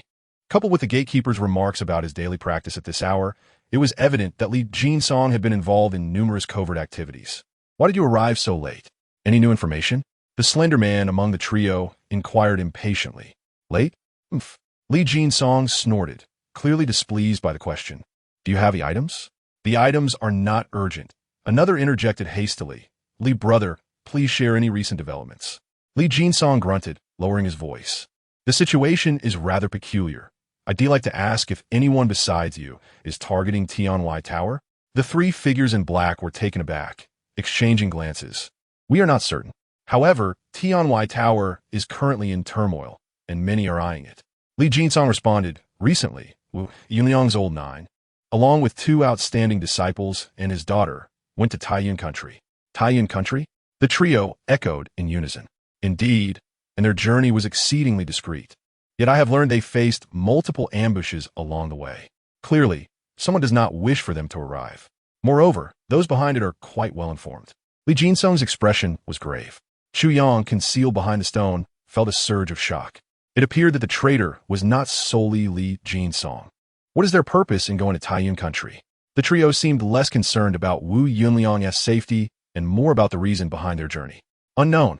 Li Jinsong furrowed his brow, then stated, regardless, their trip to Taiyuan serves our purpose halfway. Indeed, Tianwai Tower lies within our Zhao territory. And how dare Wu Yunliang send people to collude with Taiyuan? Such audacity. One masked figure hissed. Is that the only news worth our trip?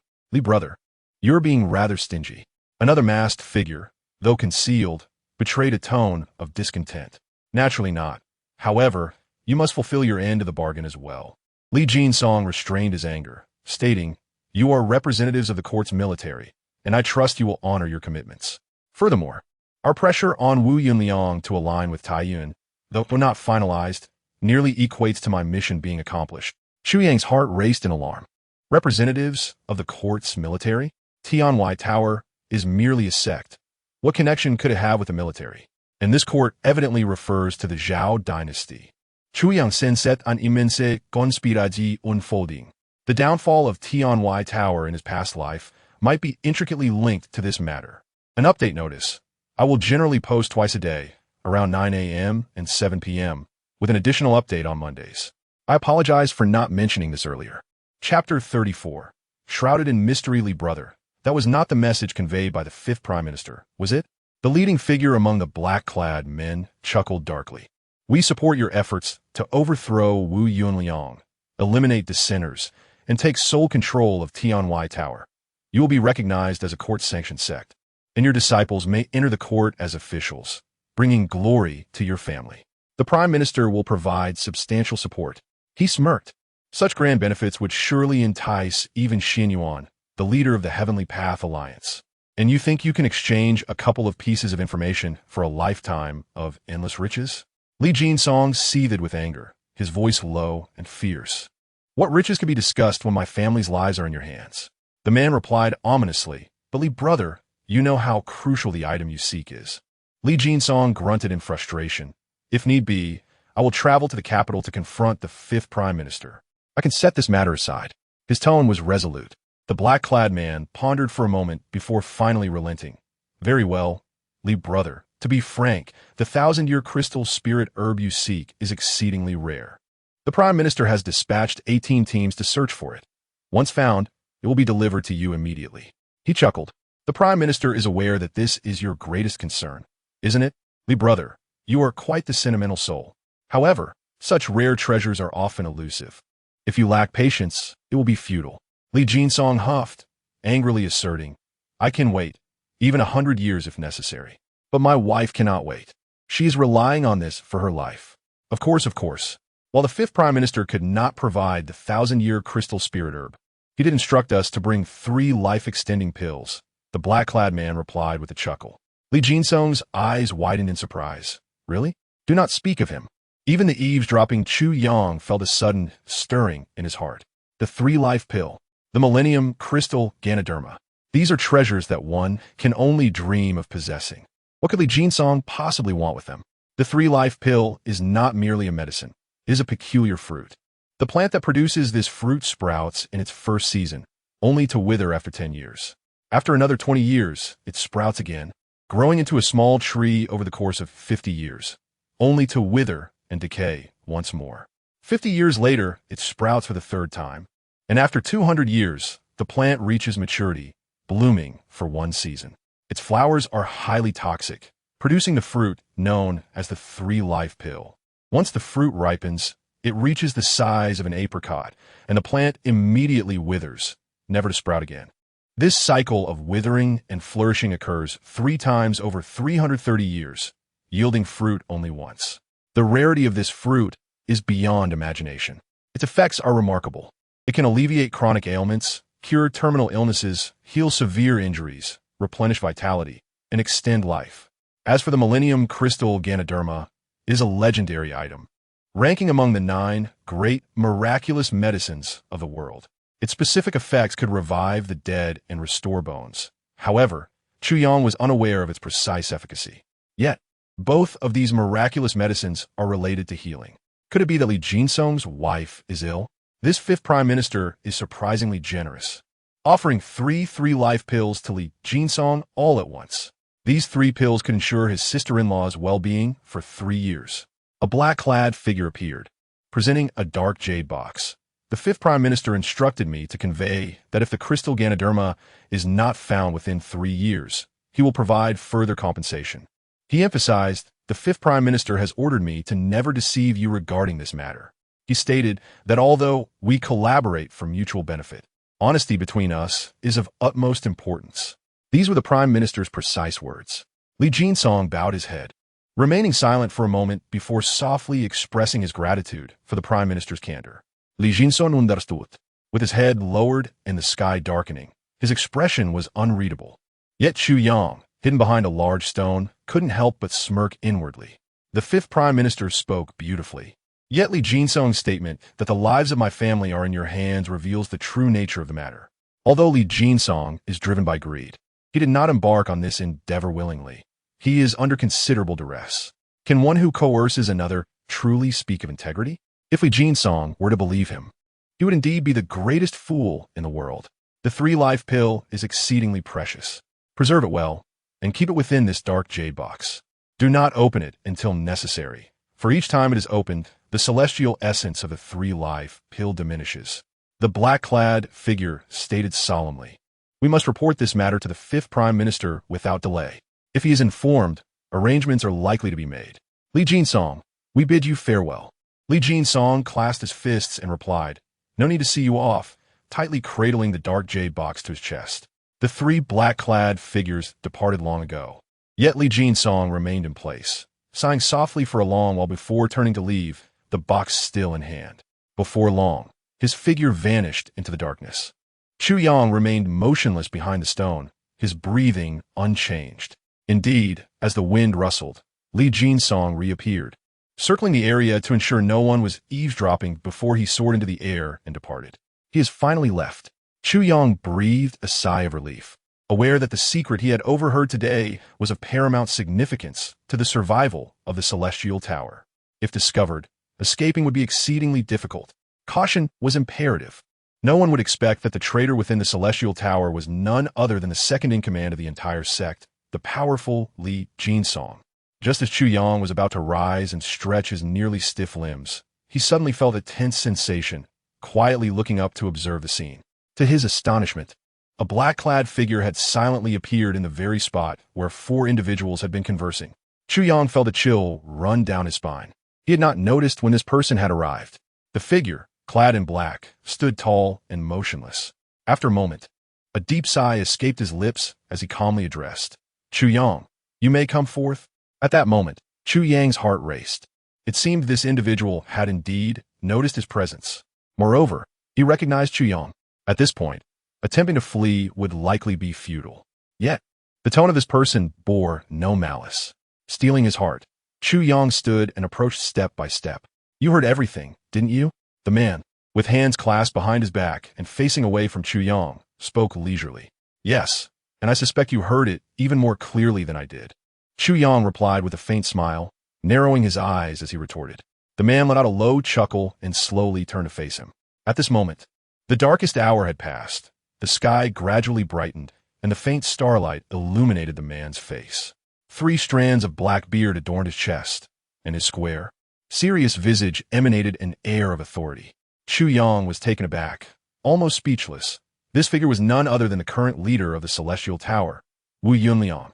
What was he doing here? If he was present, he must be aware of Li Jinsong's scheme. Why did he not intervene? In an instant, confusion clouded Chu Yang's mind. Despite having lived 2 lives, he could not untangle the intricate web of relationships at play. With thoughts racing, he could not comprehend the situation. Follow me, Wu Yunliang said, glancing at the slowly brightening sky before suddenly grasping Chu Yang's sleeve and pulling him along as they dashed east and west, veering into a secluded gully not far from the purple bamboo garden. Though the gully was not particularly remote, it was desolate, devoid of any presence, making it unlikely for anyone to venture there.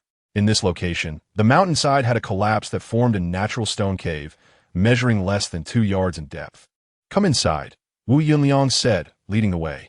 Chapter 35.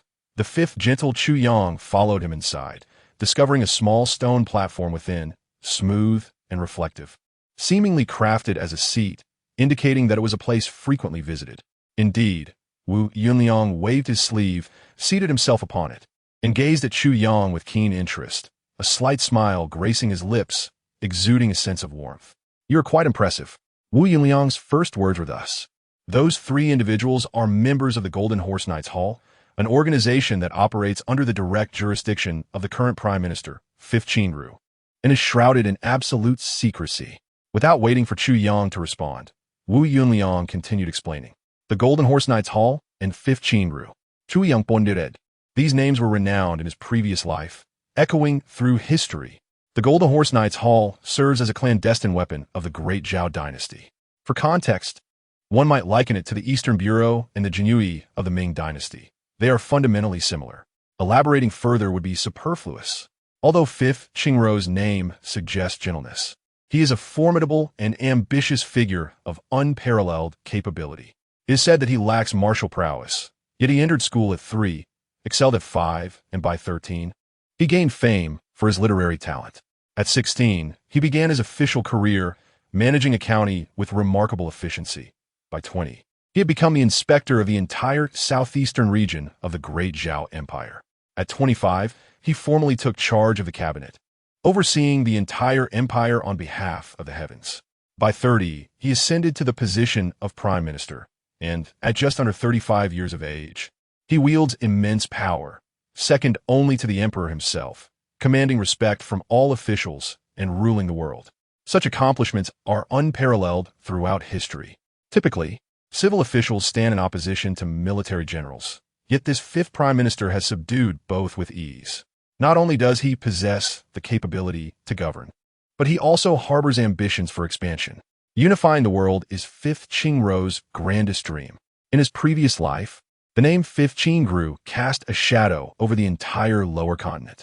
It seemed that no conspiracy in the world was devoid of his influence or presence. Under the subtle machinations of the Fifth Qingru, the assassination of the recognized heir apparent of the Iron Cloud Kingdom, Tai Butian, was orchestrated in secret by the Golden Horse Knights Hall. This event paved the way for the Iron Cavalry of the Great Zhao Empire to surge forward, annihilating the Iron Cloud. In a swift and overwhelming tide, they also engulfed the Wujig Kingdom, establishing an unassailable dominance across the lower three heavens. The brilliance of Fifth Qingru lay not only in his adept manipulation of political forces, but also in his exploitation of the rivalries among various martial sects, creating chaos and alliances to further his objectives. Unbeknownst to the sects, they inadvertently facilitated the Great Zhao in accomplishing tasks that the imperial court could neither manage nor execute conveniently. Remarkably, in the aftermath, no one seemed to realize the extent of his influence. Had he not revealed it himself, many sects would have remained oblivious to his cunning. When Chu Yang departed for the upper three heavens in search of the Nine Calamities sword, the Iron Cavalry of the Great Zhao had already decimated both the Iron Cloud and Wujig and was embarking on further conquests. The name of the Golden Horse Knights Hall gained renown as a result of their triumph over these two nations. Wu Yunyang, however, remained unaware that Chu Yang had long been privy to these developments and proceeded to explain what the Golden Horse Knights Hall entailed. "I simply wish to know why you did not intervene." Chu Yang furrowed his brow. "Why should I?" Wu Yunliang replied with a smile. "In the years past, I have accompanied the second son to that place to practice at dawn." Wu Yunliang derided with a smirk. Although he was unaware, I had been well informed since their initial contact 5 years ago. Chu Yang was taken aback, and as he beheld Wu Yunliang's composed yet authoritative demeanor, an unsettling chill enveloped him. In his previous life, he had dismissed Wu Yunliang due to the destruction of the sect and their lack of direct interaction, holding a degree of contempt.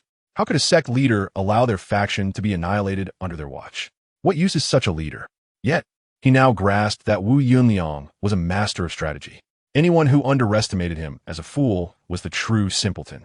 Upon reflection, how could anyone capable of leading a sect be anything less than astute?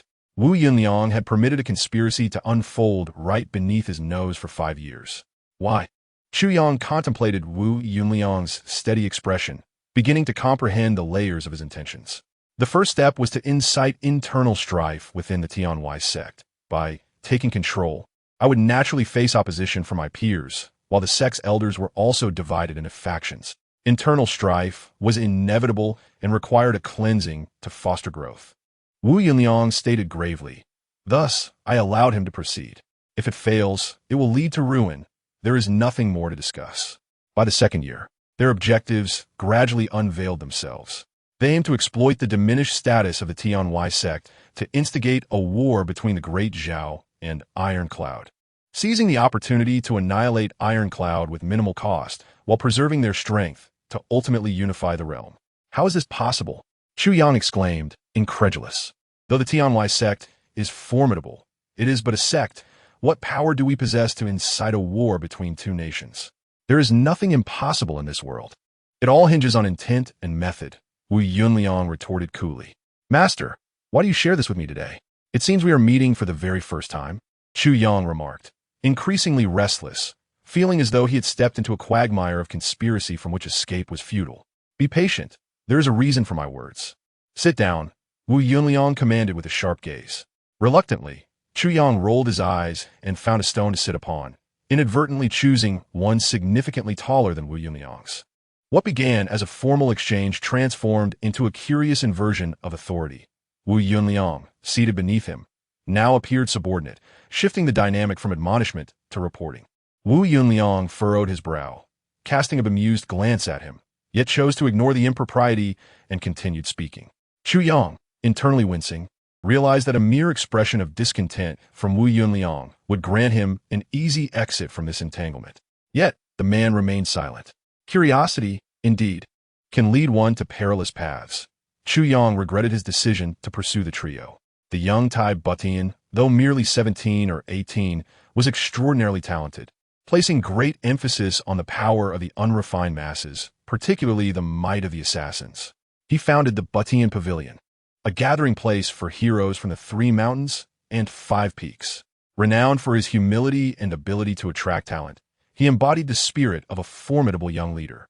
The ailing emperor Tai Shichang relied entirely on Tai Butian, despite not having ascended the throne, effectively ruled the Iron Cloud and served as the spiritual backbone of its military and political spheres. In essence, Tai Butian's death would spell the kingdom's utter collapse. Chu Yang sighed despondently. What does youth and prowess matter if he will simply be killed in a few years? The kingdom will fall.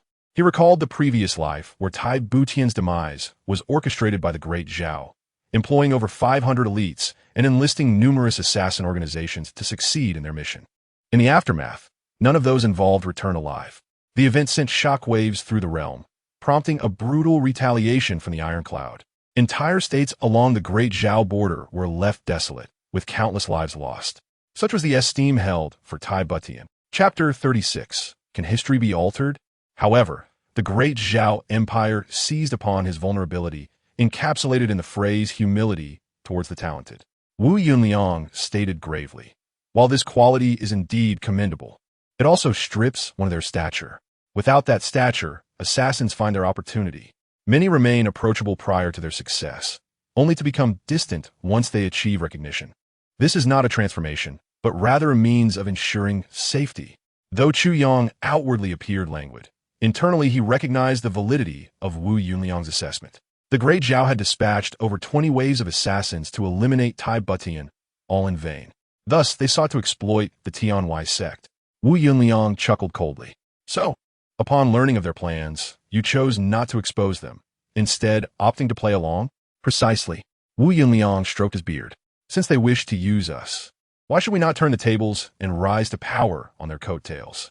At last, Chu Yang comprehended the circumstances leading to the Tianhui sect's downfall in his previous life. It seemed Wu Yunliang had intended to leverage the impending conflict between the two nations to elevate their standing, but had inadvertently faltered. Yet, it was clear that myriad complexities lay within. After all, they were dealing with the enigmatic Fifth Qingru, and no one could claim certainty in such matters.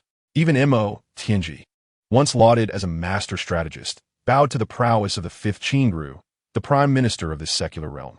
The Fifth Qingru was heralded throughout the lower 3 heavens as a singular figure capable of commanding 1,000,000 troops. Even his adversaries could not help but acknowledge his exceptional capabilities, considering him a truly unparalleled individual throughout history.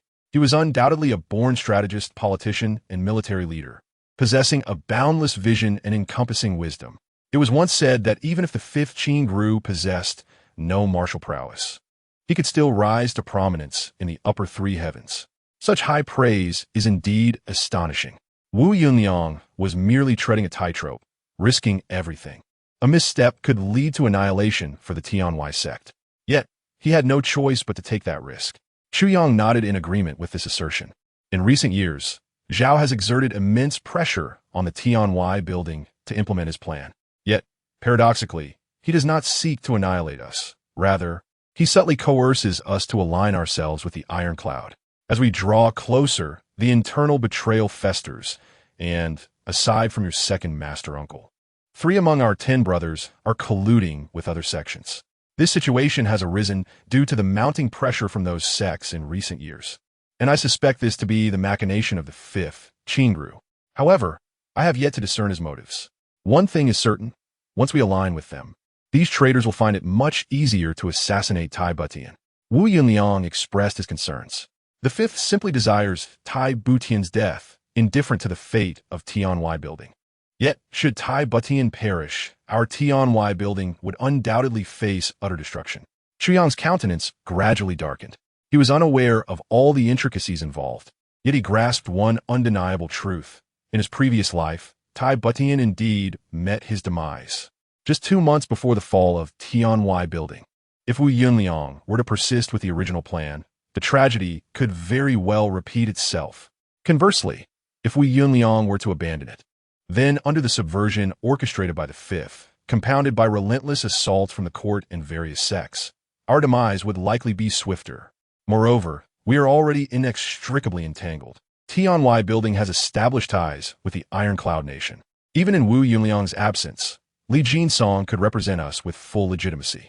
This would undoubtedly facilitate the execution of the 5th's plans. With the 5th's extraordinary capacity for scheming, accomplishing this task would be far from challenging. It would be a matter of routine. The reason the 5th has chosen Tianhui building, aside from the aforementioned, is that it serves as the most direct route from Zhao to the Wujiguo.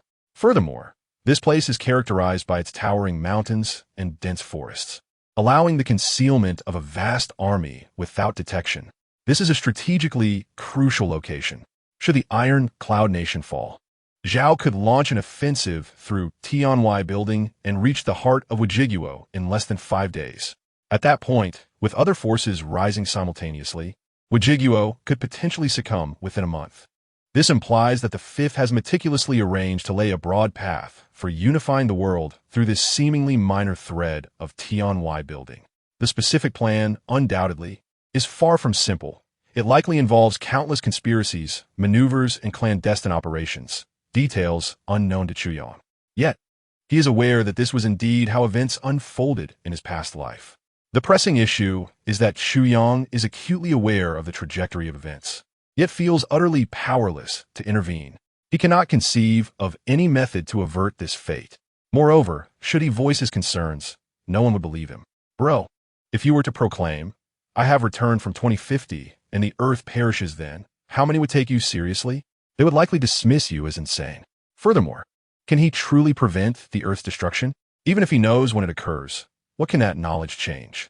Chu Yang finds himself entrenched in this very predicament. At present, he is merely an ordinary disciple of Tianhui building. What power does he possess to reverse the historical tide constituted by millions of troops from 3 nations? For the first time, he feels a profound realization. History cannot be reversed. Even with his rebirth, it remains solely his affair, utterly disconnected from others. If history cannot be altered, then what of Qingwu? What shall become of her? Must he merely stand by and witness tragedy unfold? At this moment, a profound yet enigmatic feeling envelopes him, as if his spirit ascends to a wondrous realm. If this event is not changed, it only affirms that history is indeed immutable. Those fated to die must still meet their end. Even if one were to live through countless lifetimes, each individual remains tethered to their own destiny, irrevocable. If this event cannot be altered, then even Mo Qingwu's fate is equally unchangeable. At best, it may be delayed or hastened by a few years. Just as Shi Qianshan is destined to die 4 years hence, now merely 4 years earlier. As for Mo Qingwu, Chuyang's efforts in rebirth might afford her a few more years of life, but it may also precipitate her misfortune. Such outcomes are uncertain. However, as long as the trajectory of history remains unchanged, Mo Qingwu can never be by Chuyang's side for a lifetime. This is fate. There exists a predetermined order in the cosmos that no one can alter. This realization is a profound understanding of the Tao. In this instant, Chuyang awakens to the truth. History is the path of the Tao. Yet, this very insight ignites a surge of turmoil and wrath within him, as his bloodlust surges forth. If history cannot be reversed, does that mean Qingwu is still destined to perish? No, I refuse to accept this. Chapter 37. Heaven can be reversed. Wu Yunliang opposite him was taken aback, eyes wide in shock. Just moments ago, Chuyang was quietly listening to his words, but in the next instant, he seemed to plunge into an enigmatic state, close enough to touch yet devoid of any discernible aura. In that moment, a fierce aura of killing intent erupted from him. Wild and uncontrollable, Wu Yunliang stood in disbelief, gazing at Chuyang, unable to maintain his previous composure. The ferocity emanating from Chuyang instilled in Wu Yunliang a chilling realization. Under such murderous intent, he could believe Chuyang would slay millions without hesitation. Chuyang's bloodlust surged, his fists clenched tightly, radiating an ominous aura. Within his meridians, a bloodthirsty rage surged like an ocean tide. The overwhelming killing intent flowed into his dantian, churning violently, as if waves crashed upon the shore. In that moment, Chuyang let out a deep, resonant laugh, forcibly withdrawing his spirit from that profound state, an enlightenment sought by martial artists. He relinquished it without a trace of longing. A violent backlash surged forth, striking him like a tidal wave. Chuyang trembled, his deepest consciousness reverberating as blood streamed from his eyes and mouth. Suddenly, a fierce light burst forth from his gaze, and he declared vehemently, "Who says history cannot be reversed? I shall defy it. If heaven opposes me, I shall overturn heaven itself." Wu Yunliang could not fathom why he uttered such words, and he stared in astonishment. Yet at that moment, within Chuyang's dantian, the fury and killing intent roared, culminating in an explosive resonance, a hollow voice laughing heartily. "Indeed, you have finally grasped the essence of the 9 tribulations sword. That is, heaven can be reversed." Just then, the previously clear sky erupted with a deafening roar, as a tremendous thunderbolt descended with the wrath of the heavens. The blinding white light illuminated the surrounding thousands of miles as if it were daytime.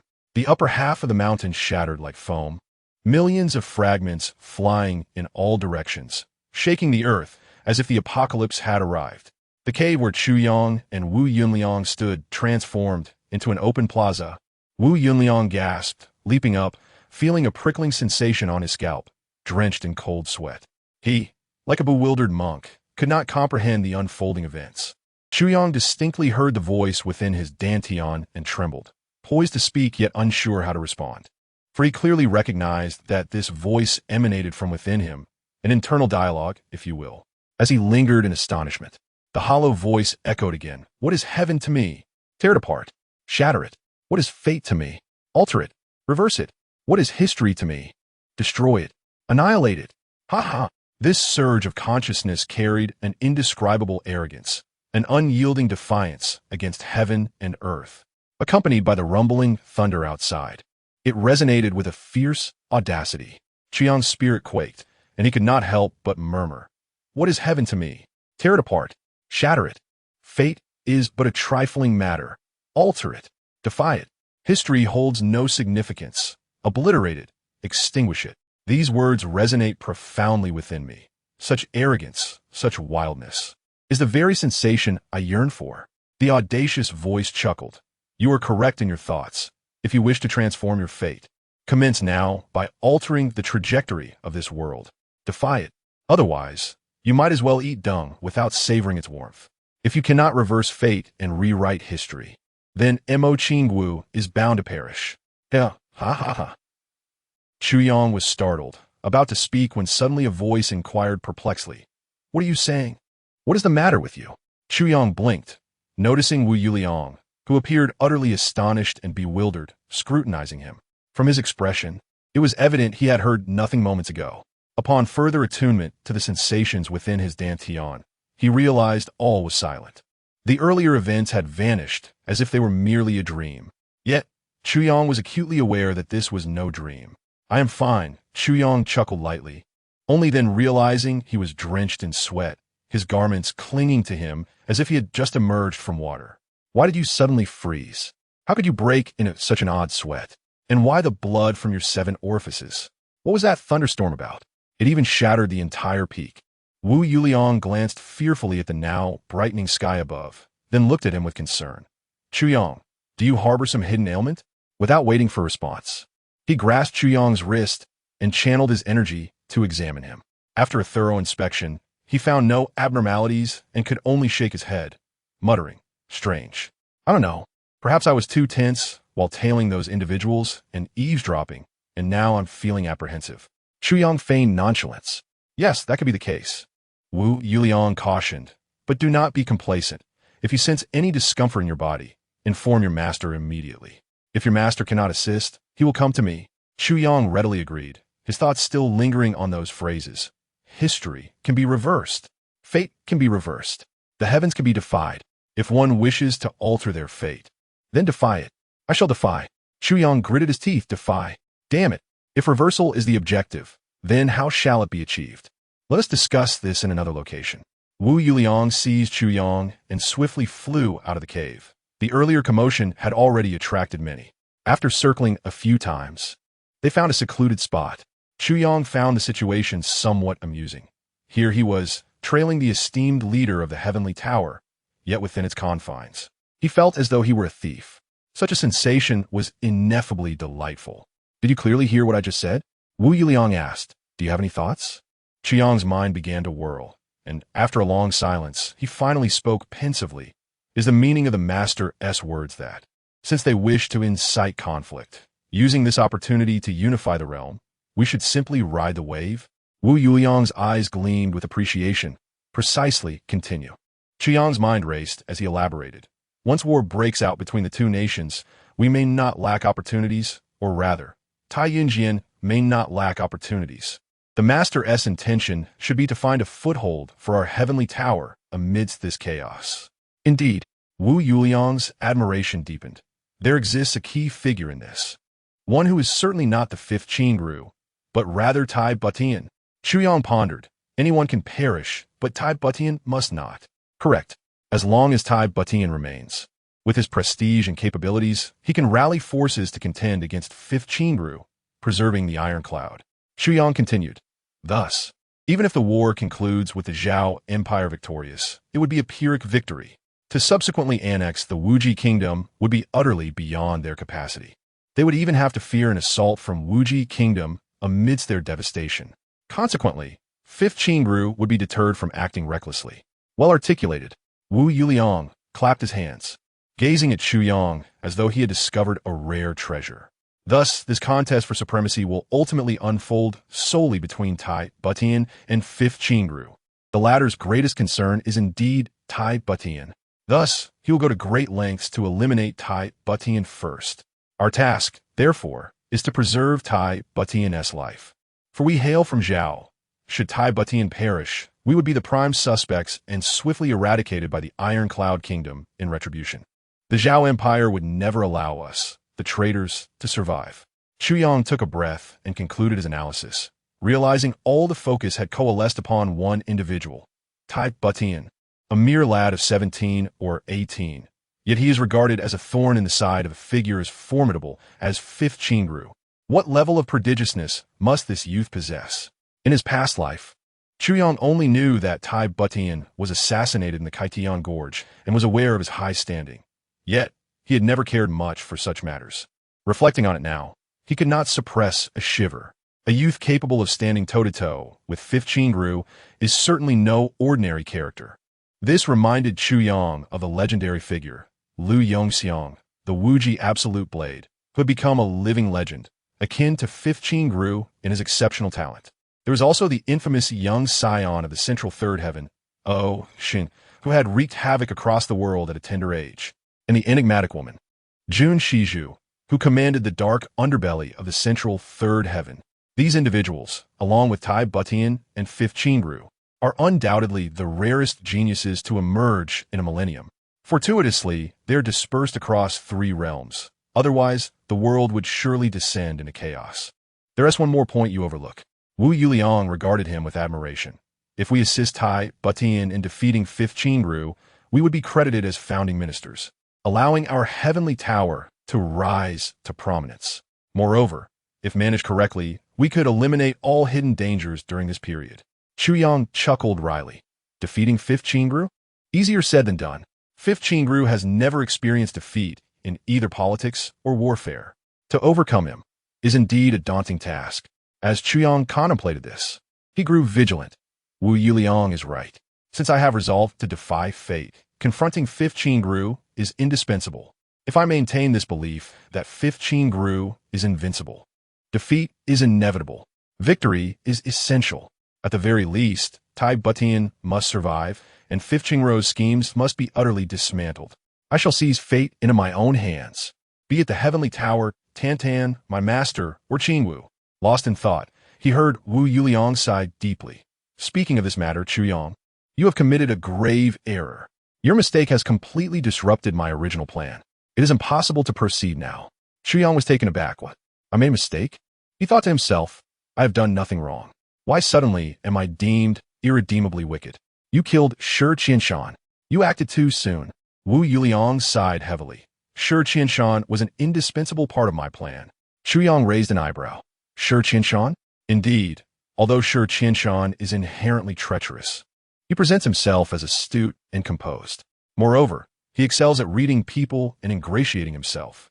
While I harbor some disdain for this disciple, he is indeed a valuable asset in navigating the political arena. Wu Yuliang sighed again. Navigating the political arena? Chu Yang was astonished. What does that have to do with political maneuvering? I initially intended to have one person discreetly detach from the celestial tower and enter the iron-cloud kingdom under an absolute veil of secrecy. Ideally, as a trusted confidant of the crown prince. This would ensure the prince's safety at all times, and, should fortune favor us in the future, allow for someone capable of advocating for the celestial tower. Wu Yuliang spoke with a somber demeanor. We seek to rise, yet we must bear such significant risks. Our ambitions transcend mere sectarian rivalries. At that time, if we lack allies within, even the greatest achievements would be rendered futile if there is no one to advocate for us. In critical moments, we must have individuals brave enough to step forward. Using wealth to sway officials is indeed feasible, yet such individuals are inherently unreliable. Chu Yang nodded in agreement, acknowledging that if one could be bribed by you, they could easily be swayed by another. Perhaps even by the enigmatic 15 grew, which would spell disaster. It is far more reassuring to have one's own people embedded within. I had initially considered dispatching Shi Qianshan to infiltrate the Iron Cloud, but alas, he was slain by your hand. Wu Yuliang scoffed softly. Shi Qianshan was capable of poisoning even his master, thus betraying our sect in critical times would not be beyond him. I believe that in eliminating him, I have removed a potential threat. Chu Yang countered sharply, recognizing the gravity of their negotiations. He discerned Wu Yuliang's intentions and was resolute not to capitulate easily. Despite their shared goal aligning perfectly with his own desires, he was not one to forego the opportunity to leverage the situation. I had initially planned to send 2 elite individuals, one to Dezhao and another to Iron Cloud. The one assigned to Dezhao would gather intelligence and be prepared to save lives during crises within the sect, ensuring our legacy continues. However, upon reflection, I abandoned this notion. No matter how beneficial, it would always leave a way out. With an escape route, one cannot commit fully. You acted too hastily in killing Shi Qianshan. Wu Yuliang sighed, reiterating his sentiment. Indeed, it was premature. Chu Yang felt this truth resonate within him. I have been observing you closely these past few days.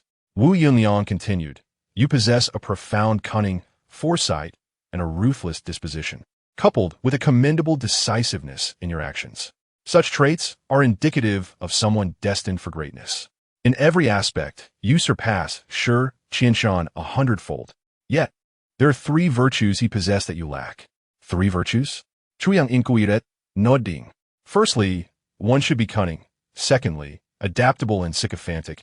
And thirdly, willing to employ any means necessary to achieve one's goals. Excellent. Wu Yunliang clapped his hands vigorously. Do you genuinely believe these to be the traits of a villain?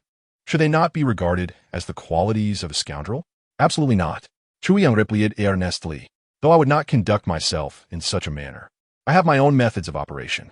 Indeed, should these traits manifest in a single individual, they would be akin to a wretched scoundrel.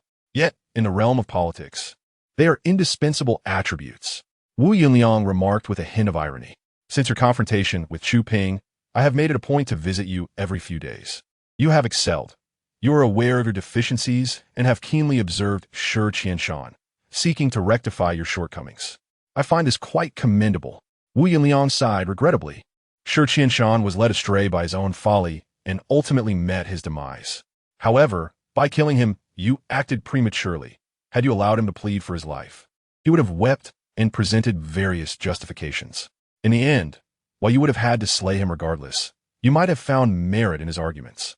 This is a crucial lesson, and by striking him down without hesitation, you miss the opportunity to learn it. Life is fraught with adversity. To navigate the treacherous waters of politics, especially in an undercover capacity, one is perpetually at risk of catastrophe. In such pivotal moments, the ability to plead for mercy can be the greatest wisdom. One must survive to pursue other endeavors. Chuyang fell silent for a moment before quietly asking, Master, are you capable of doing what you preach? Even if you could, would you be willing? Wu Yunliang was taken aback.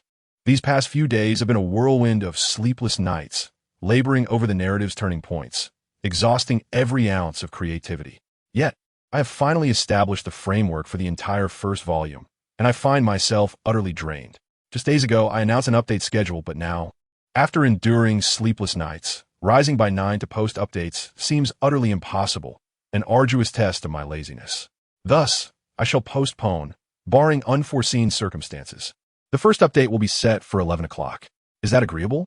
Today's chapter is scheduled for timely release. After a long pause, Wu Yunliang managed a wry smile and admitted, I am incapable of such feats. He sighed, acknowledging that if he could not achieve it himself, how could he demand it of others? After a moment of contemplation, he declared, however, since you have slain Shi Qianshan, you shall take his place. You are tasked with completing this mission. In other words, you must forge your own path to success, while simultaneously aiding the Celestial Tower. Chuyang fell into contemplation. Accepting this mission would signify a complete farewell to his past life. Furthermore, he would confront one of the most formidable adversaries in existence, Fifth Qingru. This felt like a fated conflict. To alter his destiny and save Mo Qingwu, he must defeat Fifth Qingru, reversing fate with his current status as a mere novice. To challenge a figure of such unparalleled prowess as Fifth Qingru was no trivial task. Chuyang had believed that having been reborn, he would grasp some semblance of the intricacies of his previous life, thereby navigating the perils with ease. Yet at this moment, he realized that his life had once again plunged into the vast unknown. The risks and opportunities now far exceeded those of his former existence. With a single individual's strength, he must alter the entirety of the world's dynamics. Facing death and traps on all sides, he would oppose fate, the heavens, history, and the natural order. Yet, Chuyang could not falter. For Qingwu, for his master, for himself, and to defy the celestial designs of destiny, he must reverse his fate. With a resolute heart, Chuyang silently affirmed, lifting his sword-like brows with determination. The 2 words he uttered carried the weight of 1,000 tons. Wu Yunliang felt a sense of relief, but was soon met with Chuyang's insistence. However, I have one condition. What condition? Speak. As long as it is within the sect's capabilities, I would gladly offer my life as a token. Wu Yunliang felt a sense of relief. I wish to enter the gathering ground of the 17. Chuyang raised his gaze, eyes flashing with intensity.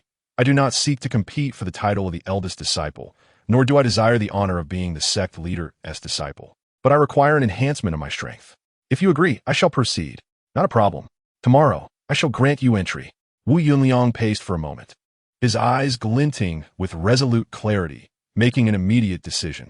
A wave of excitement surged through Chu Yang. The Nine Calamity Sword. It is to be placed in my hands. The Nine Calamity Sword is the key to reversing fate and is Chu Yang's greatest trump card, his ultimate strength. Once you accept this mission, I shall erase all traces of your existence within the Celestial Tower. From that moment forth, you shall no longer be considered a disciple of the Celestial Tower. This task is fraught with peril, requiring you to strive alone. What I can provide are 300,000 taels of silver and a fine sword. As for your training needs, I shall personally deliver them to you in secret each time. Wu Yunliang exhaled deeply and solemnly cautioned, our adversary is 5th Qingru. We must not underestimate any aspect. As long as the iron cloud remains unvanquished, the tower beyond the sky shall rise. As for you, Chu Yang, even if you become a chancellor within the iron cloud, it shall be your destiny, your personal future. Naturally, should you choose to return at that time, you will be welcomed with open arms.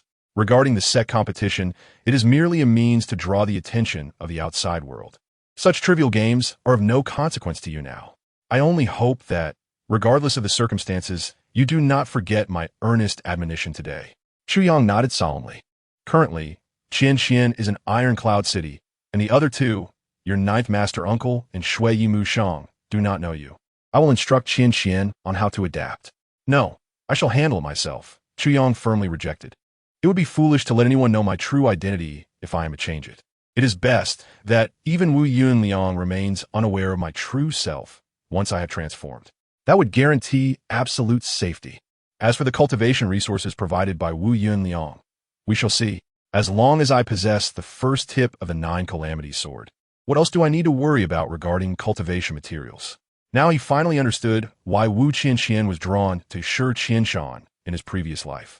It must have been due to the opportunities arising from that mission. Even without this task, Chu Yang would have ventured to the Iron Cloud Kingdom.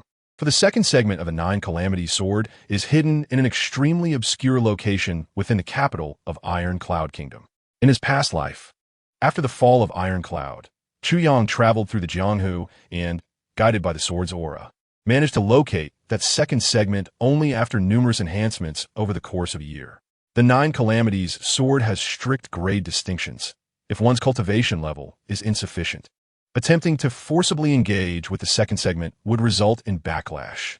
The following day, at dawn, Meng Chao Ran stood before the purple bamboo forest, gazing at his promising disciple, silent for a long while. Eventually, he sighed heavily and said, Chu Yang, once you go, it could very well be a matter of life and death. You will be alone, relying solely on yourself for everything: food, shelter, survival, and even risk-taking. He paused, gazing deeply into Chu Yang's eyes. Have you made your decision? Just as Chu Yang was about to respond, Meng Chao Ran raised a hand to interrupt him. Do not rush to answer. Think it over carefully. With your master here, no one can compel you to do anything you do not wish to. If you are unwilling, I shall seek Master Zhang to rescind this matter. Chu Yang felt touched. In this moment of his disciple facing the most significant choice of his life, the usually composed Meng Chao Ran could not help but reveal his true emotions. Life is full of things we must do, even if we wish to avoid them. There are many things we cannot escape. As you have said, Master, we must have a goal to protect, someone we care about. Chu Yang spoke earnestly. Just like this task, I undertake it for the sake of my own guardianship. It is imperative. Meng Chao Ran fell into silence. After a long pause, he slowly approached Chu Yang, placing a hand on his shoulder. As he lifted his hand, he hesitated, letting out a gentle sigh, then lowered his hand to adjust Chu Yang's collar, smoothing out a few creases. Stepping back a couple of paces, he quietly observed him for a while before finally turning away, gazing up at the sky, hands clasped behind his back, letting out a profound sigh. Master! Chu Yang felt a surge of warmth in his heart, unable to restrain himself from calling out. After a lengthy silence, Meng Chao Ran swept his sleeve and said hoarsely, Very well, I shall take you to Gathering Cloud Peak, to the place where the 7 Yin converge. With that, he strode ahead without looking back. Meng Chao Ran dared not glance back, fearing his disciple would sense his inner frailty. With only 3 disciples, in a matter of days, his eldest disciple had betrayed him and died. Now, his second disciple was about to embark on an uncertain journey filled with peril. How could a master bear such a weight? The two of them walked in silence toward gathering cloud peak. Meng Chao ran in front and Chuyang behind, neither uttering a word. As they traversed the mountain path, buffeted by the morning chill, both felt a heaviness in the air, almost suffocating. After a while, nearing the mountain gate, Chuyang finally spoke. Master Tan Tan is still unaware of this matter. Do not worry. I shall keep a close watch over him. Meng Chao Ran replied coldly. I will protect him like a cherished only child, for if even you were to perish, he will be my sole support in my twilight years. Chuyang stuck out his tongue, daring not to speak further, yet felt reassured. Chapter 40. The Gathering Place of the Seven Yin. Chuyang understood that although Meng Chao Ran's words were blunt, he grasped the underlying sentiment. With that assurance, Tan Tan would undoubtedly be safe. As they passed through the mountain gate, the disciple on guard observed Meng Chao Ran's frostbitten expression, resembling a volatile powder keg, and dared not utter a single word, promptly allowing them passage. Wu Yunliang awaited outside. Today, all disciples had gone to La Cloud Peak for the trial. It was Wu Yunliang's ploy to create a secluded and secretive environment for Chuyang. Upon seeing Wu Yunliang, Meng Chao Ran's eyes turned icy. Yet he remained silent. Wu Yunliang offered a bitter smile, saying no more, follow me. Leading the way, they entered the grand hall, passing through the ancestral shrine. Wu Yunliang then extended his hand, opening a hidden passage, guiding both Chuyang and himself inside. They traversed a winding path downward, seemingly reaching profound depths, ultimately arriving at a spacious underground hall. Before them stood a jade-green stone door. The temperature here was frigid. I will wait for you here with your master. The gathering place of the seven Yin can only admit one at a time. You must enter alone. How much fortune you attain depends on your own merit. Proceed straight through this jade door, passing through 7 such doors, and you will reach the gathering place of the seven Yin. Remember, if you cannot withstand the bitter cold, retreat immediately. Do not push yourself. Chuyang nodded in agreement, lifting his gaze to the towering jade door, his eyes gleaming with determination. A surge of energy stirred within his dantian, as if sensing something. The 9 calamities sword began to stir with exuberance, akin to a child rejoicing. Watching Chuyang push open the jade door and step inside, Wu Yunliang and Meng Chao Ran stood side by side in silence. After a while, Meng Chao Ran spoke solemnly. Eldest brother, do you know who Chuyang is? Wu Yunliang remained silent, not responding. Chuyang, I found him when he was merely 3 months old and took him in, nurturing him little by little. Over the years, rather than being his master, I have been more like his father and mother. I named him Chuyang, meaning the first light of dawn, embodies my greatest hope in life. Do you understand? Eldest brother? I understand. Wu Yunliang sighed heavily. You do not comprehend. Meng Chao Ran stood desolate, suddenly turning, without warning, delivering a heavy punch to Wu Yunliang's face. The sound echoed as Wu Yunliang staggered back, but he did not utter a sound. Meng Chao Ran showed no mercy, immediately following with a kick that struck Wu Yunliang's abdomen, toppling him to the ground. He then leapt onto him, raining down punches relentlessly. The dull thuds of fists and feet resounded. Neither spoke a word in this subterranean chamber. Meng Chao Ran unleashed his pent-up frustrations upon his elder brother. Wu Yunliang never retaliated, nor did he make a sound.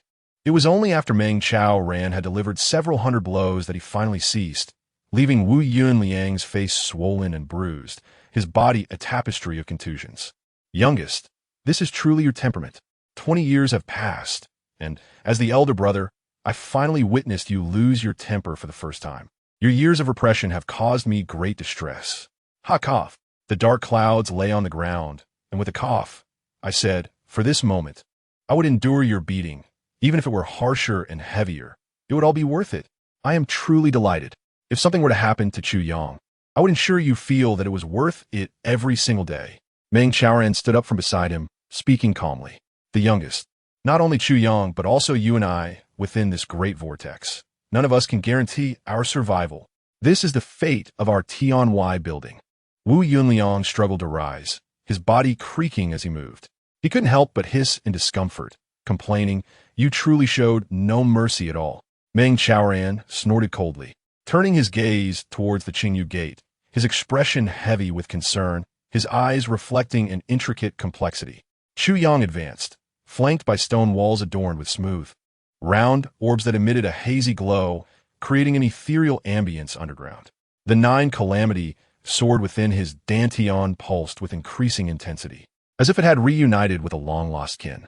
As the second Qingyu gate opened, a chilling aura thickened. Typically, one would need to channel their energy to resist the cold here, yet Chu Yang felt no discomfort. Instead, an overwhelming sense of comfort enveloped him from head to toe. His heart was as firm as a rock, his steps unwavering. The third Qingyu gate, the fourth.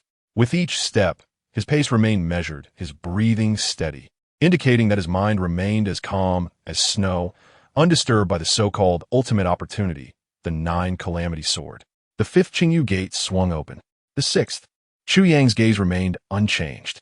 Within his consciousness, a sigh echoed, a sudden, ethereal voice lamenting, "Such a temperament indeed befits the nine calamity sword. It seems the hardships and slaughter of your past life have transformed you from a stubborn stone into a translucent and exquisite gem." While his feet continued their relentless advance, Chu Yang calmly inquired within his consciousness, "Who are you, a human or a ghost?" This voice, which had once boldly declared that heaven could be reversed, had fallen silent since then, no matter how fervently Chu Yang called out.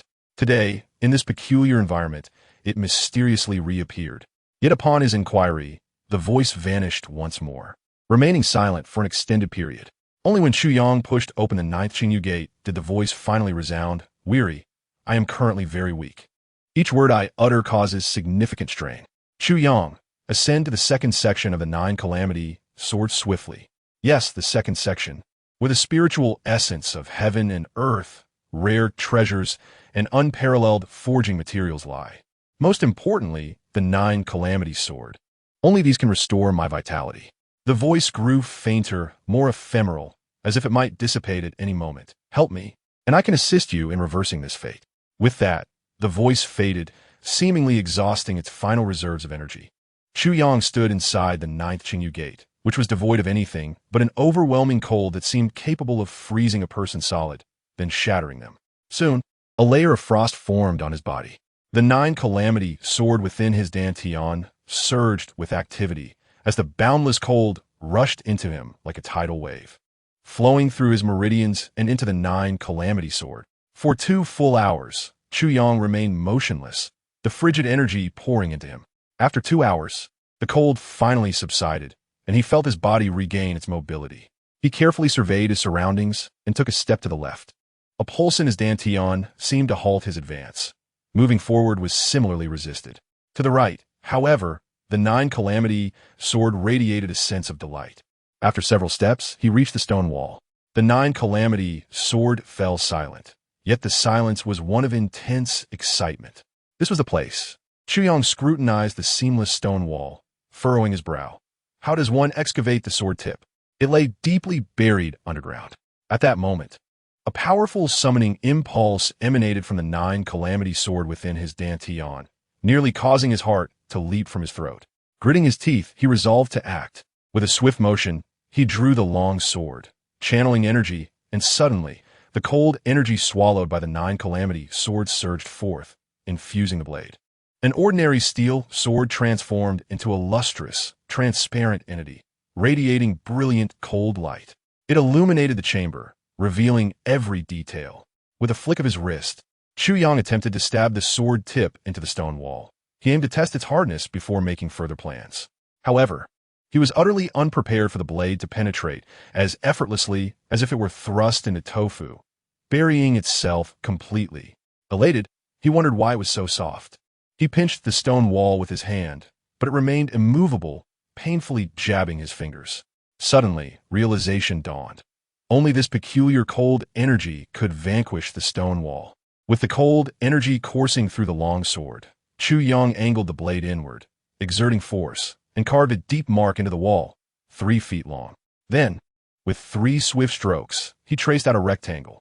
He discarded the sword, pressed both palms against the neatly chiseled stone block, and with a forceful inhale, he yanked.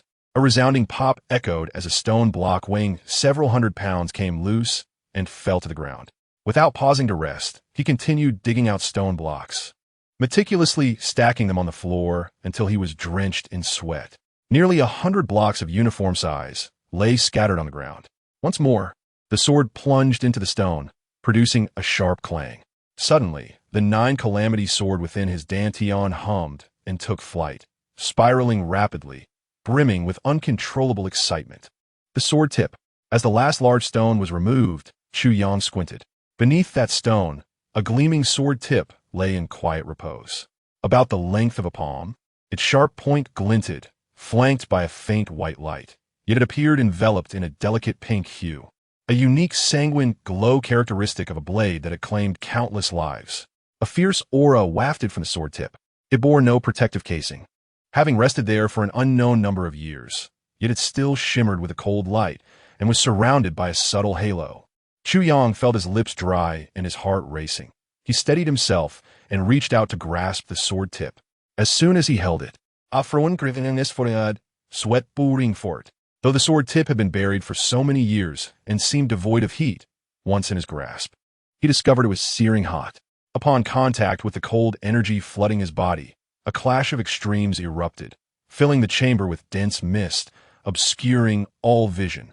A fierce aura suddenly burst forth, and the sword tip trembled in Chu Yang's hand, threatening to sever his grip and escape. With all his might, he resisted, perplexed.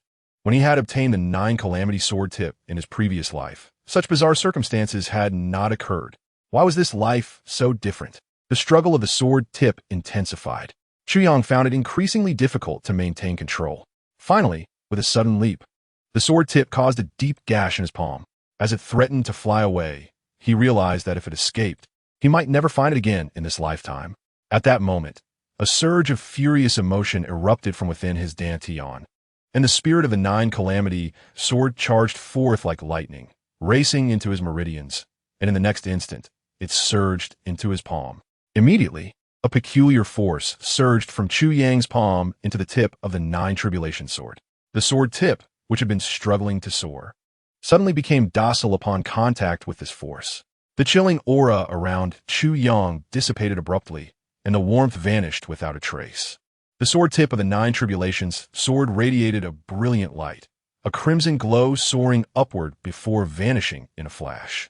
In the next moment, Chu Yang felt the sword tip become unexpectedly gentle. Stranger still, the shining sword tip mysteriously disappeared from his palm.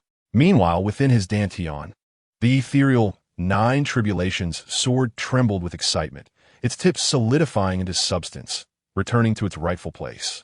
In an instant, a vast and profound sense of intention surged within Chu Yang's heart, as if a voice echoed from the void, a single cold light with boundless brilliance, slaying the world without a care, deeply buried yet unyielding in ambition, gathering the winds and clouds to become a sovereign.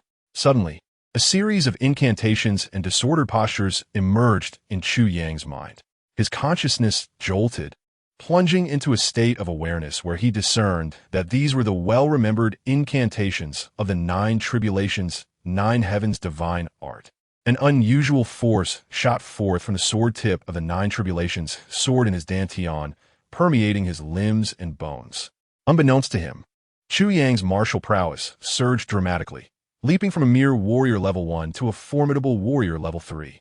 He remained at his peak, subtly on the verge of further breakthroughs, yet inexplicably stagnant at this height.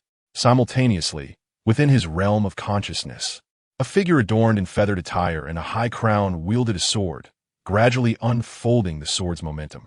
Each movement flowed seamlessly, captivating Chu Yang's very soul. These sword techniques, which he had known in a past life, now revealed their true essence with the aid of a mysterious force, allowing him to grasp their profound secrets. In his previous life, he had drawn strength from the sword tip, acquiring the incantations, and the current situation bore no difference. However, the sensations he experienced in this life were unlike those of the last. In his former existence, a barrier had obstructed his understanding, despite his utmost efforts. He could not penetrate it, akin to attempting to break through a thin layer of paper. Now, however, everything flowed harmoniously. Every detail, every subtle change, coursed through him like a crystal-clear stream, revealing itself in its entirety. This was the recognition of the nine tribulations sword, the privilege of its master. With his eyes closed, Chu Yang immersed himself in this extraordinary state of being. He remained unaware that at the moment the sword tip entered his dantian, coinciding with the emergence of those 4 lines of verse, a colorless light surged from the heart of the gathering cloud's peak in the heavenly tower, ascending into the skies and bursting forth. The heavens of the lower 3 heavens were suddenly engulfed in dark, inky clouds, which, in an instant, filled the entire sky. The continent was plunged into darkness. It was midday, yet the sun had vanished. In this moment, chaos reigned across the land. In the Grand Zhao Empire, within the Chancellor's residence, what appeared to be an ordinary official residence from the outside was, in fact, the abode of the formidable hero, 5th Qingru. As darkness fell, the surroundings erupted in chaos, yet within the Chancellor's residence, an eerie silence prevailed, devoid of any signs of disorder. In the shortest span of time, the entire residence was illuminated. It was morning, and the sudden celestial phenomenon had come without warning. Yet the inhabitants here seemed to be impeccably prepared. The candles flickered to life. In the study, a man in his 30s, dressed in simple robes, sat upright. His appearance was modest yet elegant, his face exuding scholarly refinement, with deep-set eyes that seemed to encompass the entirety of existence within their gaze. At the moment darkness descended, he stood at the window, gazing up at the sky in silence, as if sensing something amiss. Chapter 42. The world shudders. The heavens had abruptly darkened, yet he remained poised at the window, motionless. It was not until footsteps approached to light the candles that he gently furrowed his brow and returned to his desk, his gaze fixed on the void. Seemingly deep in thought, "My lord, Lord Dong requests an audience," announced an elderly man in green robes, appearing silently and bowing respectfully. "Let him in," 5th Qingru replied. This man was none other than the Chancellor of the Grand Zhao Empire, second only to the Emperor. Moments later, a tall, slender figure entered. "Greetings, my lord. Please, take a seat." 5th Qingru gestured lightly, observing the flickering candlelight on the table as he quietly inquired, "Lord Dong, what brings you here?" "I have come regarding this celestial phenomenon." Dong Wufa, a tall man with hands like fans, bore a somewhat gaunt visage, with prominent cheekbones and sharp eyes akin to those of a hawk. Anyone who gazed into his eyes would be reminded of the merciless vultures of the desert. Dong Wufa represented the foremost military figure of the Grand Zhao Empire. His arrival signified that the intellectual leaders of both the military and political spheres were now gathered. Typically, the heads of military and government were at odds, yet here it was quite the opposite. Though Dong Wufa was older than 5th Qingru, he held 5th Qingru in the highest regard throughout his life. The celestial phenomenon? Indeed, it is a celestial phenomenon. 5th Qingru's lean face revealed a hint of concern as he spoke softly. After a brief pause, his gaze lowered, deep in contemplation, his fingers lightly tapping the table, producing soft sounds. Silence enveloped the study. Dong Wufa sat upright, straight-backed across from 5th Qingru, refraining from interrupting his thoughts. After a while, the dark clouds in the sky gradually dispersed, restoring clarity to the heavens. 5th Qingru rose, strolling to the window, tilting his head back as he murmured, "Half an hour, from the arrival of the clouds, obscuring the heavens and earth, to the present moment of clarity, it has been a full half hour, a truly unprecedented occurrence. My lord, does this signify a major event is imminent?" Dong Wufa's complexion shifted. 5th Qingru gazed at the sky, a fleeting look of astonishment crossing his features, though Dong Wufa behind him remained oblivious. In the blink of an eye, 5th Qingru resumed his calm demeanor. He slowly turned, smiling as he replied, "Nothing of consequence. For reasons unknown, chaos has enveloped the heavens and earth. The celestial mechanisms are in disarray, rendering the future unpredictable. Even with your profound celestial observations, my lord, you cannot foresee what lies ahead." Dong Wufa stood abruptly, urgency flashing in his eyes. "Regardless, the unification of the Grand Zhao Empire is already evident." 5th Qingru spoke softly yet resolutely, imbued with immense confidence. "Everything will proceed as planned." He paused briefly before adding, "Accelerate the pace." "Understood." Though 5th Qingru's words were commonplace, his unyielding tone reassured Dong Wufa, as if with 5th Qingru's presence, even if the heavens were to collapse, it would matter not. "You may go." 5th Qingru smiled warmly. "Then I shall take my leave." Dong Wufa rose, turned, and strode out decisively. Watching his retreating figure, Fifth Qingrou's expression shifted to one of confusion and contemplation, murmuring, "How could this be?" As the momentum reached its zenith, why did the heavens and earth suddenly reverse, granting the adversary a glimmer of hope? He paced slowly, and after a moment his left hand gradually formed a fist, resting upon his chest, his gaze sharpening, a mere flickering candle in the wind. A single breath could extinguish it. How could you possibly ignite a conflagration in my hands? Fifth Qingru. His eyes narrowed, as if he had determined a course of action, and he raised his voice, commanding, "Come forth." Those two succinct words carried an air of lethal intent. Within the Iron Cloud Kingdom, the renowned prodigy, Tai Bujian, also gazed skyward, his gentle visage marred by an unexpected gravity that belied his youth. "Everything is in disarray. Everything is in disarray," Tai Bujian murmured, shaking his head, a wry smile creeping onto his lips. "In this grand game for dominion, Fifth Qingru, do you still harbor such confidence?"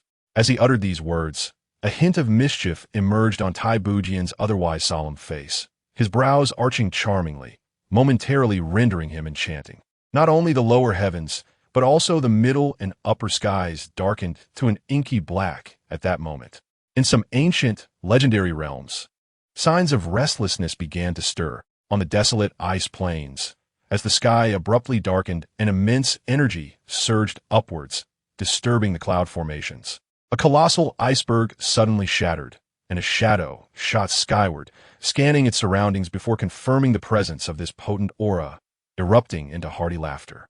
"The day of our three-star sacred clan's resurgence has finally arrived," he bellowed, abruptly kneeling heavily upon the ice peak, his face upturned and streaming with tears. "9 tribulations void, heavens in rebellion, the sun rises, and the sacred clan thrives. O heavens! O heavens! This vow has tormented us for millennia. Millennia indeed." His voice carried far into the chilling wind, echoing across the vast expanse of the cosmos. The ancient desolation mingled with a profound sense of relief and joy, so unmistakable. "Children, let us upheave the 9 heavens once more." With that, the shadow's thunderous proclamation reverberated like a crack of thunder in the sky. Cheers erupted from all directions. Meanwhile, the formidable families governing the upper and middle heavens convened in secret meetings, focusing on a singular, astonishingly similar matter. The heavens were about to change. The younger generation from our esteemed families should seize this opportunity to venture forth and hone their skills. Otherwise, our clans would perish amidst this upheaval. 9 tribulations arise. Storms dance, myriad tribulations extinguish, stars weep. The heavens and earth transform, fates diverge. This is the will of heaven. The exceptional youths of our clan shall step into the world at once. During this tumultuous period, it was imperative to suppress the heirs of the other clans. Regardless of the means, they must be subdued. This must be firmly remembered. The colossal shift in the heavens at this moment influences the rise and fall of our illustrious families. And you, the younger generation, represent the essence of our fortune. This statement was solemnly imparted by the heads of each clan to their descendants. Naturally, there was another crucial decree that each youth was almost compelled to memorize. Seek the master of the 9 tribulation sword. If they are an ally, offer your utmost assistance. If they are an enemy, spare no effort to obliterate them. As the heavens trembled, nearly all decisions were resolutely made within the span of half an hour. Chu Yang remained underground, unaware that the emergence of the 9 tribulation sword had transformed the entire world. He could not fathom that this event would alter the life trajectories of those who would later command the storm. Such occurrences had never transpired in his previous life. Chapter 43. The coldness unleashed when Chu Yang emerged from the Qingyu Gate, restoring the stone to its original state. The stone chamber was once again enveloped in a chilling aura, appearing unchanged at first glance. Yet, Chu Yang realized it was different. Although this remained a gathering place for the 7 Yin energies, the spiritual essence of the 9 tribulations sword was now absent. In any gathering of the 7 Yin, there would invariably be extremely cold treasures beneath the earth. This secret was something Chu Yang had only inadvertently discovered after ascending to the upper heavens in his previous life. Having obtained the 9 tribulation sword, which surpassed all other gains, he held no covetousness for the treasures that contributed to the 7 Yin gathering. He chose instead to preserve this essence for the Tianwai Tower. However, The chill he absorbed was the cumulative coldness of decades from this gathering place. Though it was the Nine Tribulations sword that absorbed it, Chu Yang could wield it freely, as if it were his own power. This was a unique benefit bestowed upon the master of the Nine Tribulations sword. Of course, if the Tianwai Tower were to meet its demise in the future, Chu Yang would undoubtedly claim the unknown treasures that created this seven-yin gathering. He would never allow them to fall into another's hands. Stepping outside, he was taken aback. Meng Chaoran stood there, his demeanor as calm as ever, yet how had the esteemed leader become a masked figure? The covering was so complete that only his eyes were visible, which seemed to have narrowed to mere slits. As Chu Yang made his appearance, both Meng Chaoran and Wu Yunliang turned their attention towards him. In that instant, they both felt an inexplicable sensation. Chu Yang at this moment was undeniably different from the one who had entered. Yet, they could not articulate how he had changed. It felt like an ethereal intuition. Simultaneously, Wu Yunliang sensed Chu Yang's curious scrutiny upon her, causing her cheeks to flush. "What is it?" they both inquired in unison. Chu Yang had spent a full 3 hours within. They were already astonished. Typically, the longest any disciple had endured in the seven-yin gathering was less than half an hour, lest they be frozen to death by the extreme cold. Upon emerging, they would tremble, their bodies and faces coated in frost, appearing as if on the brink of death. Yet Chu Yang had emerged from the depths with such nonchalance. As they gazed at him, both felt a sense of disbelief. Noticing his master and senior uncle's intense scrutiny, Chu Yang instinctively touched his face, wondering if he had sprouted a flower. Their expressions were too peculiar. He was, of course, unaware of the typical reactions upon first entering the seven-yin gathering. "What is it? Are you all right?" they queried in unison again. "I'm fine," Chu Yang replied, puzzled. They exchanged a glance, and he distinctly saw Wu Yunliang's eyes, which had become mere slits, suddenly widen in astonishment. Ahem, ahem. Your master uncle is asking, how is your seven-yin absolute divine palm progressing?" Meng Chaoran coughed several times, adopting a serious tone. "I haven't checked, but I feel like I absorbed quite a bit of cold energy," Chu Yang replied, appearing dazed. Wu Yunliang and Meng Chaoran exchanged speechless glances. What were you doing in there? As Chu Yang cultivated, deliberately channeling the cold energy now harbored within the Nine Tribulations soared into his dantian. The stone chamber was instantly enveloped in an icy chill akin to the dead of winter. His outstretched right hand transformed into a gleaming silver. When he clapped his hands together, the coldness dissipated with a surge. He had only utilized 30% of his power. Yet Meng Chaoran and Wu Yunliang's eyes widened in unison. How is this possible? They were astonished. This had nearly reached the 5th level of the seven-yin absolute divine palm. This was utterly unfathomable.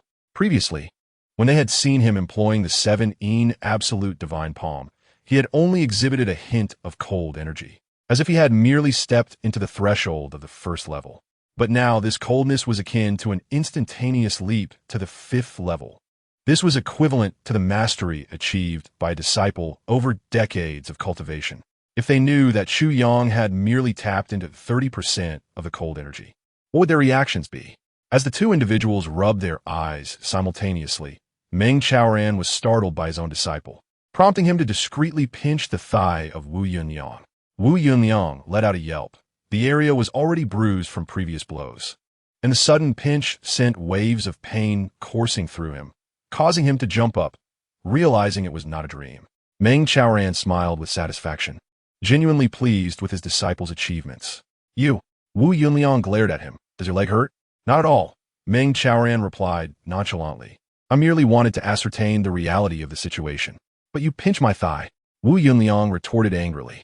"For us brothers, what difference does it make whether I pinch you or myself after so many years of camaraderie?"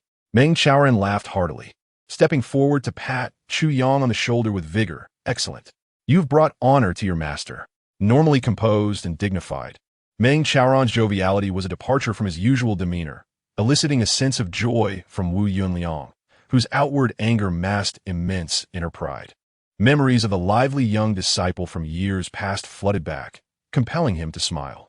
"I'm relieved that you can absorb such a substantial amount of cold energy and venture out on your own," Meng Chaoran remarked, turning to Chu Yang. "However, once you reach Taiyuan, it is imperative to remain low-key. Do not allow your skills to mislead you into meddling in others' affairs. Especially avoid acts of heroism, for beauty can often be a source of trouble. Chu Yang solemnly nodded in agreement. Meng Chaoran's admonition was indeed sage advice. The allure of heroically rescuing a damsel in distress is a fantasy many young warriors yearn for, yet it often leads to peril. Those who brazenly bully the fair are typically formidable characters, possessing either great strength or a powerful lineage. Engaging with such individuals without a formidable backing could lead to dire consequences. Chu Yang reflected silently, realizing that acting recklessly like an impulsive youth would be nothing short of miraculous. However, he remained puzzled. But how could you absorb so much cold energy? Wu Yunliang interjected, his swollen eyes wide with disbelief. You are merely a first-level warrior. Huh? A first-level warrior? Chu Yang blinked innocently. What about it? Wu Yunliang, the Grandmaster, was taken aback, his eyes nearly popping out of his head. Just days prior, he had been a third-level martial apprentice. How could he have ascended so rapidly? What miraculous changes had occurred within him? Moreover, even if he were a first-level warrior, absorbing such vast cold energy would likely freeze his blood. How could he appear unaffected? After a moment of silence, Wu Yunliang sighed, rolling his eyes. Fine, I shall not pry further. You may continue your charade. I only hope you can maintain it in Taiyan. I shall not disappoint your expectations. Chu Yang replied with a cheerful smile, his face radiating sincerity. Wu Yunliang was left speechless, gazing at Chu Yang's honest expression, gritting his teeth. Anyone who believes that face of yours is a complete fool. If they trust your words, they are likely to find themselves sold. Meng Chaoran chuckled heartily. Chapter 44. The Spirit-Absorbing Sacred Fish. After bidding farewell to Wu Yunliang, Meng Chaoran fell into silence on the way back to the bamboo garden. Chu Yang sensed Meng Chaoran's concern for him, but was at a loss for how to alleviate it.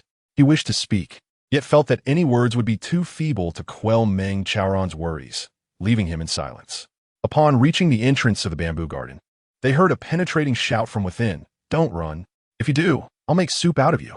Both paused in surprise and hurried inside, discovering Tan Tan at the water's edge, splashing water everywhere. With a triumphant shout, he leapt into the air, clutching a fish above his head, laughing heartily. Meng Chaoran was momentarily stunned before rushing forward, and Chu Yang was equally astonished. He had not anticipated that Tan Tan would catch such a remarkable creature. It was a peculiar fish, entirely black, devoid of scales, with a round head and no eyes. Indeed, a blind fish. It was not particularly large, weighing less than half a pound. Put it down. Meng Chaoran urged urgently. Do not let it die. Tan Tan turned back, bewildered, and excitedly exclaimed, Master, Chu Yang, look, I caught a strange fish. As he spoke, the fish writhed violently, slipping from his grasp and arcing gracefully through the air, preparing to return to the water. Quick as a flash, Meng Chaoran leapt forward, catching the fish just before it could escape. He swiftly flipped it into a basin of water, almost without pause, before returning to the pool to fill it with water, placing the fish inside. He then wiped his face, which was splattered with droplets, and smiled as he handed the basin to Tan Tan. Keep it in your room and take good care of it. This fish is incredibly precious. Do not let it perish. Tan Tan, perplexed, asked, Master, what kind of fish is this? It's so small, not enough for soup. Soup? All you think about is eating, Meng Chaoran exclaimed, half amused and half annoyed as he playfully tapped Tan Tan on the head, scolding, This is a priceless treasure. Eating it would be a grave mistake. Priceless treasure? Tan Tan pondered, inspecting the fish curiously. It was merely a fish, albeit an odd one. It was not a dragon. After all, this is the spirit-absorbing, sacred fish, Chu Yang remarked, kneeling to observe the creature. I never expected Tan Tan would uncover such a treasure. His luck is truly remarkable. The spirit-absorbing sacred fish? Indeed, the spirit-absorbing sacred fish, as ancient legends tell, is a treasure of the 3-star sacred clan. This fish does not grow large, its flesh is inedible, and it possesses no formidable abilities. However, when placed in a fish tank and kept in 1S room, it can absorb the surrounding spiritual energy, concentrating it here. This greatly enhances a martial artist's cultivation, making it a coveted treasure for practitioners. Chu Yang explained softly. Moreover, it has the added benefit of ensuring that the spiritual energy it absorbs is pure and untainted, which is exceedingly rare. This fish has become a legend, existing only in ancient texts for many years, with no one having seen it until now. Meng Xiaoran's eyes sparkled with delight as he gazed at Tan. How did you discover it? It was just now. I was drawing water by the pool when suddenly the sky darkened completely, and I could see nothing. I was terrified and stayed put by the pool for half an hour until the light returned. Then I noticed the soil beneath the pool was shifting, as if something was trying to emerge. I kept watching, and then this fellow popped out of the ground. I thought it looked strange, so I caught it. The sky darkened? Meng Xiaoran furrowed his brow. He and Wu Yunliang had been in the stone chamber during the strange occurrence and were unaware of it. Hearing Tan's account now felt unsettling. The sky had been dark for half an hour, and then this fish emerged from the earth. Meng Xiaoran looked up at the sky, a flicker of concern crossing his features. It had been a long time since anything from the sacred clan had appeared in this world. Why did the spirit-absorbing sacred fish manifest so suddenly? This morning, the sky darkened without explanation. What could this mean? Could it be that the heavens were about to change? Meng Xiaoran pondered deeply, eventually conceding defeat in his contemplation. Yet new worry settled in his heart. Chuyang blinked in confusion, equally unaware that possessing the tip of the Nine Calamities sword would lead to such earth-shattering feats after its fusion. Tan, since you discovered this fish, why not create a fish tank and keep in your room? Meng Xiaoran's expression returned to calmness. Yes, master. I've been sharing a room with Chuyang. This way, we can both benefit from it. Haha. Tan chuckled cheerfully. From today onward, Chuyang shall sleep separately. Meng Xiaoran's face darkened. Why? Tan exclaimed in disappointment. No reason, but Chuyang has other important matters to attend to. Then, let us put the fish in Chuyang's room, Tan said with a sorrowful expression. Though I need it too. Chuyang is going out on a dangerous mission. He needs it more than I do. Even a slight enhancement would be beneficial. Ideally, Chuyang should take it with him when he leaves, allowing him to absorb the spiritual energy of heaven and earth at any time. Chuyang felt a surge of warmth in his heart as he turned to look at Tan, speechless for a long moment. The benefits of the spirit-absorbing sacred fish had been articulated clearly by Meng Xiaoran. Although Tan could be somewhat scatterbrained, he was certainly no fool. He understood perfectly. Yet, he had not even considered keeping such a priceless treasure for himself. He was willing to give it away without a second thought. Why? Meng Xiaoran's eyes brimmed with appreciation. I am here, beside the master, and there is no danger. Tan stated earnestly. Chuyang needs it more than I do. Silly child, Meng Xiaoran said. Jeanli Rufling, Danzeu. If you wish to protect Chuyang, you must first enhance your own strength. Only then can you exert your utmost effort when your brother needs your assistance. Chuyang, when he ventures out with this, might attract peril instead. Do you understand? Tan's mouth dropped open, and he quickly replied then, let us leave it behind. He glanced at Chuyang, somewhat embarrassed. Chuyang, I'm not being stingy. It's just that. I understand. Chuyang embraced his shoulder, deeply moved. Good brother. Tan, how did you know I was leaving? Chuyang inquired. You've been preparing these past few days without telling me. I'm not foolish. We've been together for over a decade, and anything you keep from me is usually dangerous. Tan remarked. Moreover, it's clear that Master has been spending more time with you lately. If I hadn't noticed, I would truly be a fool. Chuyang laughed heartily. Tan suddenly turned serious.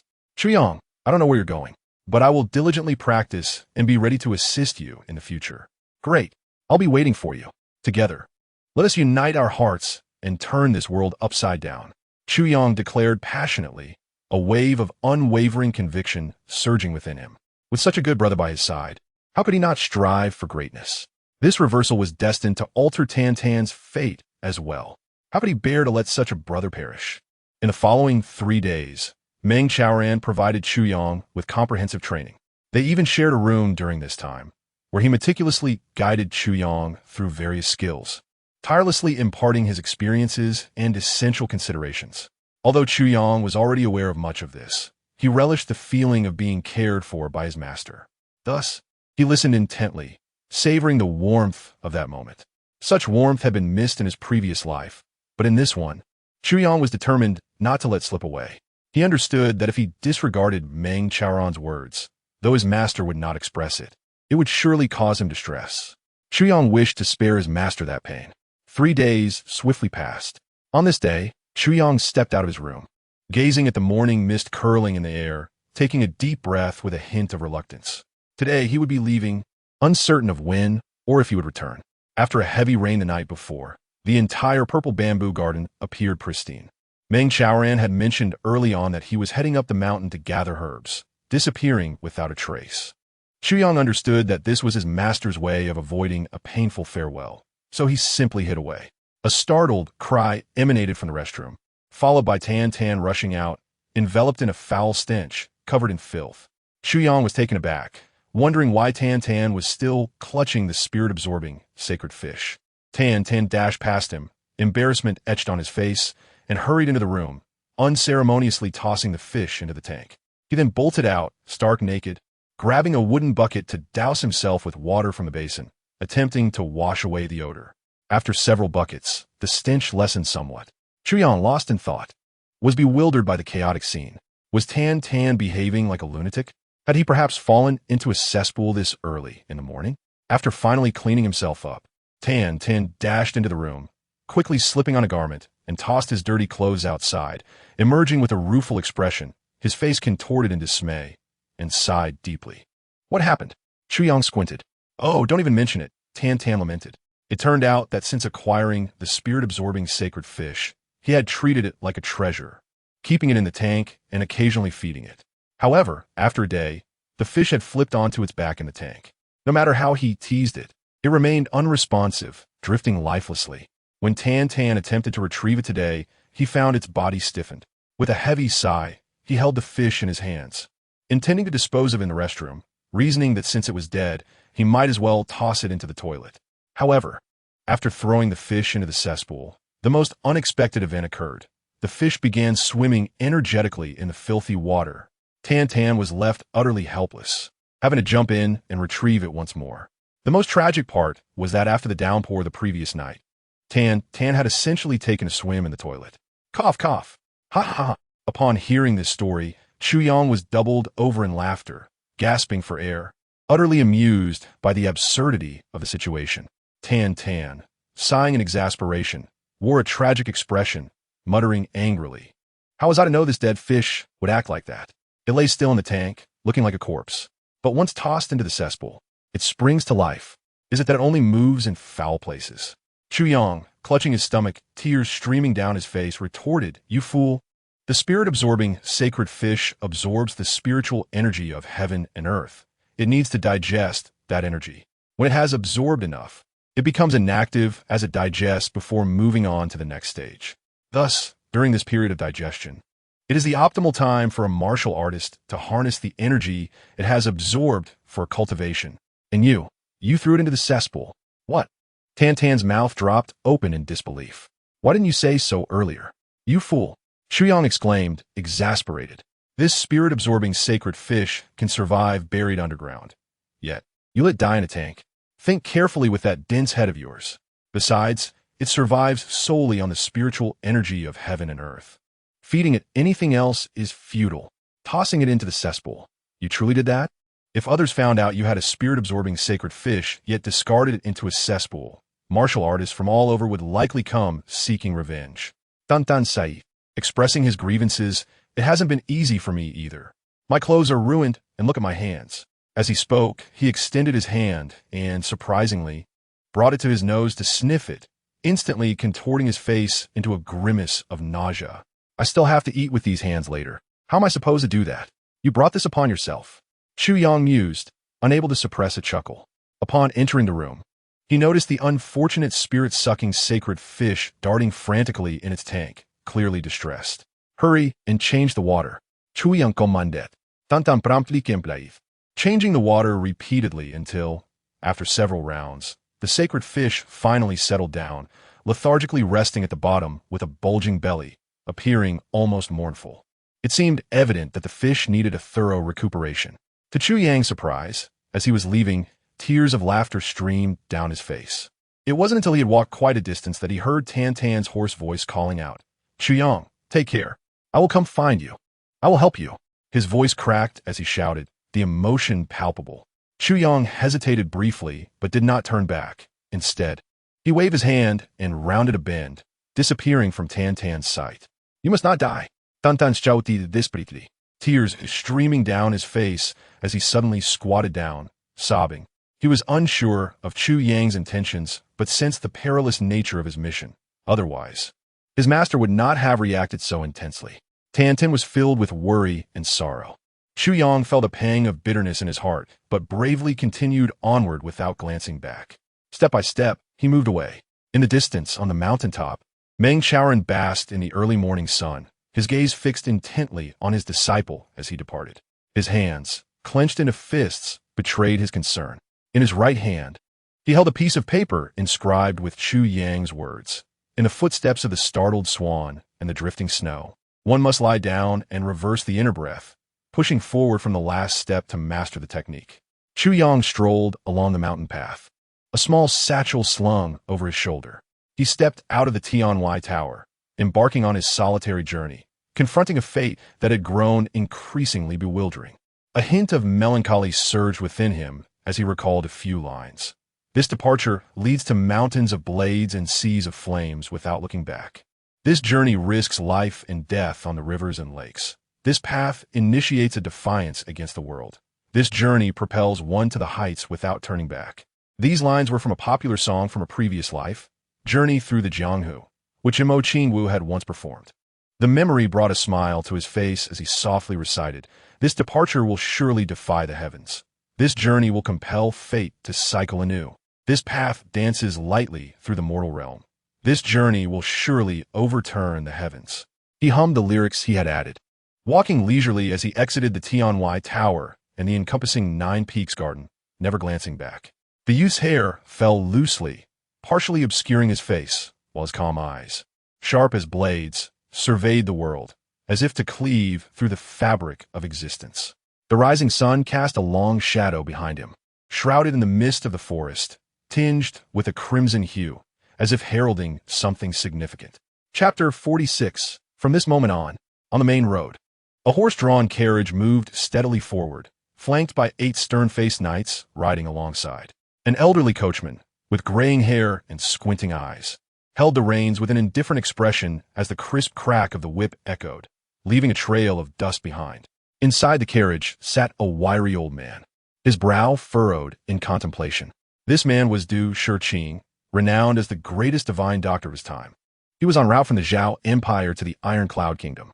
"Mr. Du, your mission in Iron Cloud is singular. To use your miraculous hands to prolong the life of the ailing monarch for as long as possible. And above all, do not let him die prematurely." This directive had been conveyed with utmost seriousness by the Imperial Chancellor, 5th Qingru, prior to his departure. Du Shiqing understood the significance of extending the monarch's life.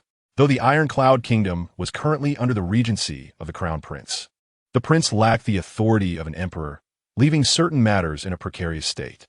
As long as the Iron Cloud monarch clung to life, the kingdom would never be entirely secure. Even if Tai Butian possessed extraordinary talent, he would find himself powerless to usurp his father's throne. If Tai Shicheng could draw breath for another month, it would buy the Zhao Empire an additional month of reprieve. Ideally, this delay would last until all preparations were complete and war erupted, at which point the prince's lack of legitimacy would be starkly revealed. Yet, the difficulty of this task was immense, known only to Du Shiqing.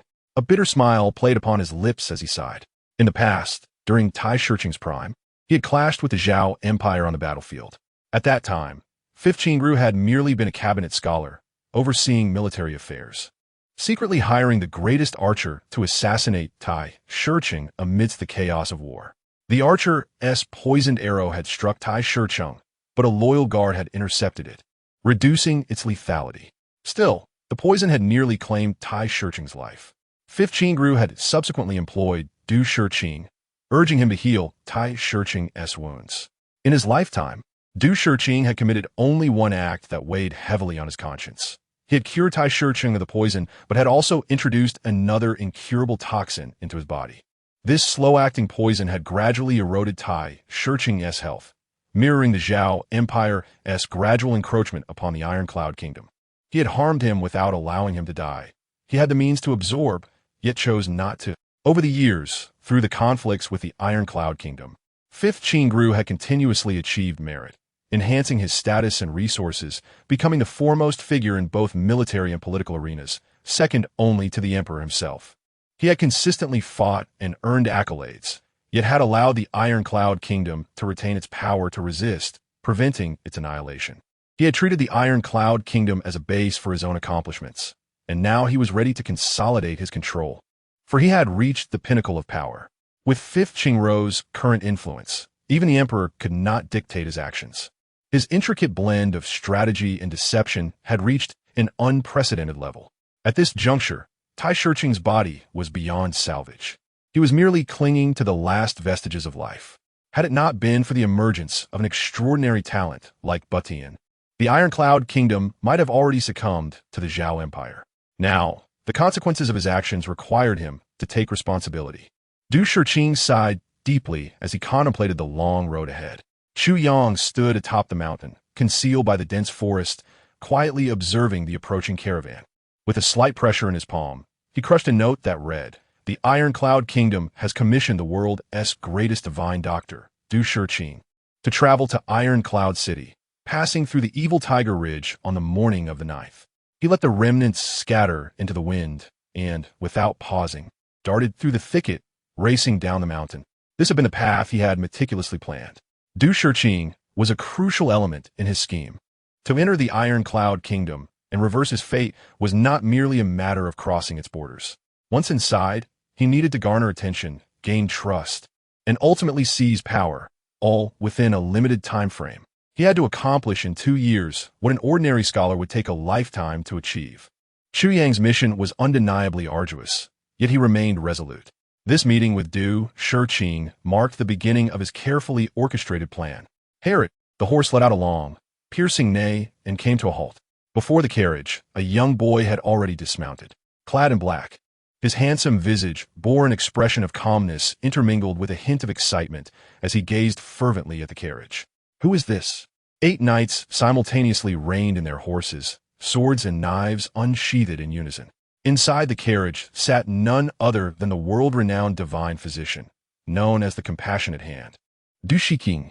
The black-clad youth's eyes sparkled with genuine gratitude and reverence as he looked inside, seemingly oblivious to the gleaming weapon surrounding him. "Who are you?" The leading knight's gaze was sharp as an eagle's, coldly scrutinizing the boy, maintaining a vigilant stance. The other knights, while locking their energy onto the youth, subtly spread out to encircle the carriage in a tight formation for protection. "Is it not related to you?" The boy stepped forward, displaying an urgency that was palpable. The lead knight coldly commanded, "Step back." He discerned that the youth bore no malice, yet the gravity of their mission warranted utmost caution. "If it is indeed Du Shiqing, I implore you to come forth." The boy persisted, unyielding. "Impudent." A thunderous shout erupted as 3 gleaming blades sliced through the air towards the young boy. Momentarily taken aback, the black-clad youth's expression shifted to one of anger. His body twisted as he deftly dodged the oncoming blades. The blades cascaded like a waterfall, yet he maneuvered through them with remarkable ease.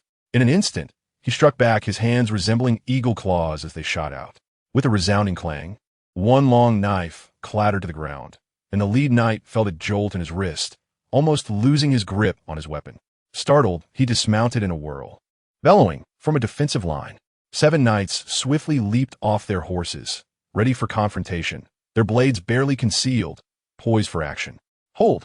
Du Shiqing's calm voice rang out from within the carriage. "Young master, I am indeed Du Shiqing. Pray tell, what brings you here?" He lifted the carriage curtain, revealing his visage. "Du sir, please be cautious. This individual comes from an unknown background and harbors dubious intentions." 2 guards immediately positioned themselves before the carriage, swords at the ready. Indeed, it is the divine physician Du. The black-clad youth's face flushed with excitement as he suddenly disregarded the surrounding blades. Fixated on Du Shiqing with unwavering intent, stepping forward without a hint of trepidation. As he took 2 steps closer, his body brushed against the edge of a blade. Yet the lead knight showed no intention of retracting it. The youth felt the sting of the blade against his skin and, with an apologetic smile, he bowed deeply to Du Shiqing. This unusual act left everyone in bewilderment. "Du sir, do you recall 8 years ago when you traveled to heal the world? It was beneath this very evil Tiger Ridge, amidst the conflict between our nations. Your benevolent heart saved countless lives. On that occasion, while gathering herbs, you rescued a couple of villagers?" "Oh, Du Shiqing furrowed his brow. Throughout his life, he had treated countless individuals. How could he possibly remember them all? Yet he recalled being active in this area 8 years prior, during which he had treated the injuries of the king of Iron Cloud, Tai Shiqing. You saved not only my parents, but, seeing our family's destitute condition, you took nothing in return and even left behind a silver ingot. The black-clad youth's eyes shimmered with emotion. Your immense kindness is etched in our family's hearts forever. The youth continued, at that time, my parents were gravely ill, and we were on the brink of despair. It was solely thanks to the silver ingot left by you that we managed to survive. Ah, I see. Du Shiqing vaguely remembered such an incident, but had no distinct recollection. It seemed he could only recall it upon hearing the youth recount it. However, he had performed similar acts countless times, and any specific memory was likely lost in the haze of time. Yet, the sentiment of being recognized for a good deed was undeniably heartwarming. Indeed, my late father, Chu Daji, often reminded me to seek you out and repay your kindness when I grew up. Before his passing, he lamented his inability to repay you. The black-clad youth's eyes brimmed with tears. Heaven has shown mercy. For today, I have finally traced your whereabouts and can express my gratitude in person. If my father were to know, he would surely feel at peace. As he spoke, his eyes reddened. Your father's sentiments, I deeply appreciate. Du Shiqing felt a wave of nostalgia wash over him, sighing, the past is but a memory. Is it true? Has your father passed away? Yes, the youth replied, his voice quivering. 3 years ago, he ventured into the mountains to hunt tigers and met with misfortune. What a pity. Your father was indeed a brave man. Though Du Shiqing had not yet fully recalled the events, the youth's recounting revealed the father's struggle against poverty and his unwavering gratitude for the help received. Even in his last moments, he had not forgotten to express his gratitude. The fact that he had ventured into the mountains to confront a tiger truly reflected his courage. Unbeknownst to him, Du Shiqing felt a sense of fulfillment from having done a good deed. Despite the fog of memory, the sincerity displayed by this young boy upon meeting him was unmistakable. Du sir, I am Chu Yang, and I had the honor of meeting you back then. Time flows on, and now you have grown into a fine young man. Du Shiqing stroked his beard with a smile, feeling a sense of comfort and nostalgia. In that moment, he experienced a feeling akin to finding a descendant of an old friend, and he sighed. If your father could see you now, he would surely smile from beyond. Indeed, 6 years ago, I followed my master to train in martial arts. Chu Yang hesitated, a hint of awkwardness evident. Ahem, I'm finally able to meet Du sir today and learn that you are traveling to Iron Cloud. Though I may be insignificant, I would like to offer my assistance in escorting you on your journey. That may not be necessary, Du Shiqing replied hesitantly. Are you denying me the chance to repay your kindness? Chu Yang's voice was filled with sorrow. I know my skills are lacking, but it is a heartfelt gesture to fulfill my father's last wish. I implore you to grant me this opportunity. At this point, there were no more doubts. Even the 8 knights had altered their demeanor towards Chu Yang, with one of them clapping him on the shoulder and laughing. You, a mere boy, lack skill? We couldn't even stop you with 3 of us. Chu Yang humbly replied, that is because you gentlemen showed mercy, considering my youth. Otherwise, a single strike could have cleaved me in 2. Laughter erupted among the knights. They all knew that there had been no leniency earlier, yet they had indeed held back. They found the boy's sensitivity and understanding quite endearing. To remember a kindness and to pursue it relentlessly, honoring a father's last wish. This exemplified great loyalty and filial piety. Such individuals are welcomed wherever they go. Very well, since we share a bond from the past, you may accompany me. Once we reach Iron Cloud, if the opportunity arises, I shall seek a chance for your advancement. Du Shiqing smiled. All 8 knights exhibited expressions of envy. Du Shiqing's endorsement, especially now that Iron Cloud sought his assistance, was an invaluable opportunity. It could be said that, with a mere word from Du Shiqing, the boy's future was indeed bright. That is not my interest, Chu Yang replied, a hint of despair evident in his demeanor. I only wish to ensure your safe arrival in Iron Cloud before I can depart, for though I may be lacking, I prefer to maintain my distance from such matters, to avoid the inexplicable loss of one's head at any moment. How could Chu Yang not recognize that this was Du Shiqing's final test? He decided to adopt an attitude that regarded fame and fortune as mere refuse, while making an effort to conceal the despair that lingered in his heart. Upon hearing this, even the expression on the old coachman's face softened. Du Shiqing shook his head and chuckled, saying, well then, You may accompany me." Instantly, Chu Yang transformed his sorrow into joy, leaping high and exclaiming, "Thank you, Mr. Du." Seeing the youthful exuberance on his face, Du Shiqing could not help but laugh heartily. Little did he know that this seemingly honest and kind-hearted youth was internally grappling with the urge to retch from the very act of his joyous leap. Du Shiqing would never have imagined that the so-called genuine and heartfelt memories, the final wishes, were all mere fabrications. Chu Yang was unaware of his own lineage. So how could there be any Chu Daji? Nevertheless, Chu Yang's initial plan had succeeded. He had successfully infiltrated this group, which would undoubtedly capture the attention of the highest echelons of the Iron Cloud Kingdom. Chu Yang had other plans ahead, but this group was the most crucial element in his strategy. At the very least, before the revelation of Du Shiqing's plot against Tai Shicheng, this group held considerable significance for Tai Butian. Leaving a profound impression on Du Shiqing and the others was an essential step. Initially, he thought of changing his identity, but upon further reflection, he realized that he still bore many traces that could be uncovered.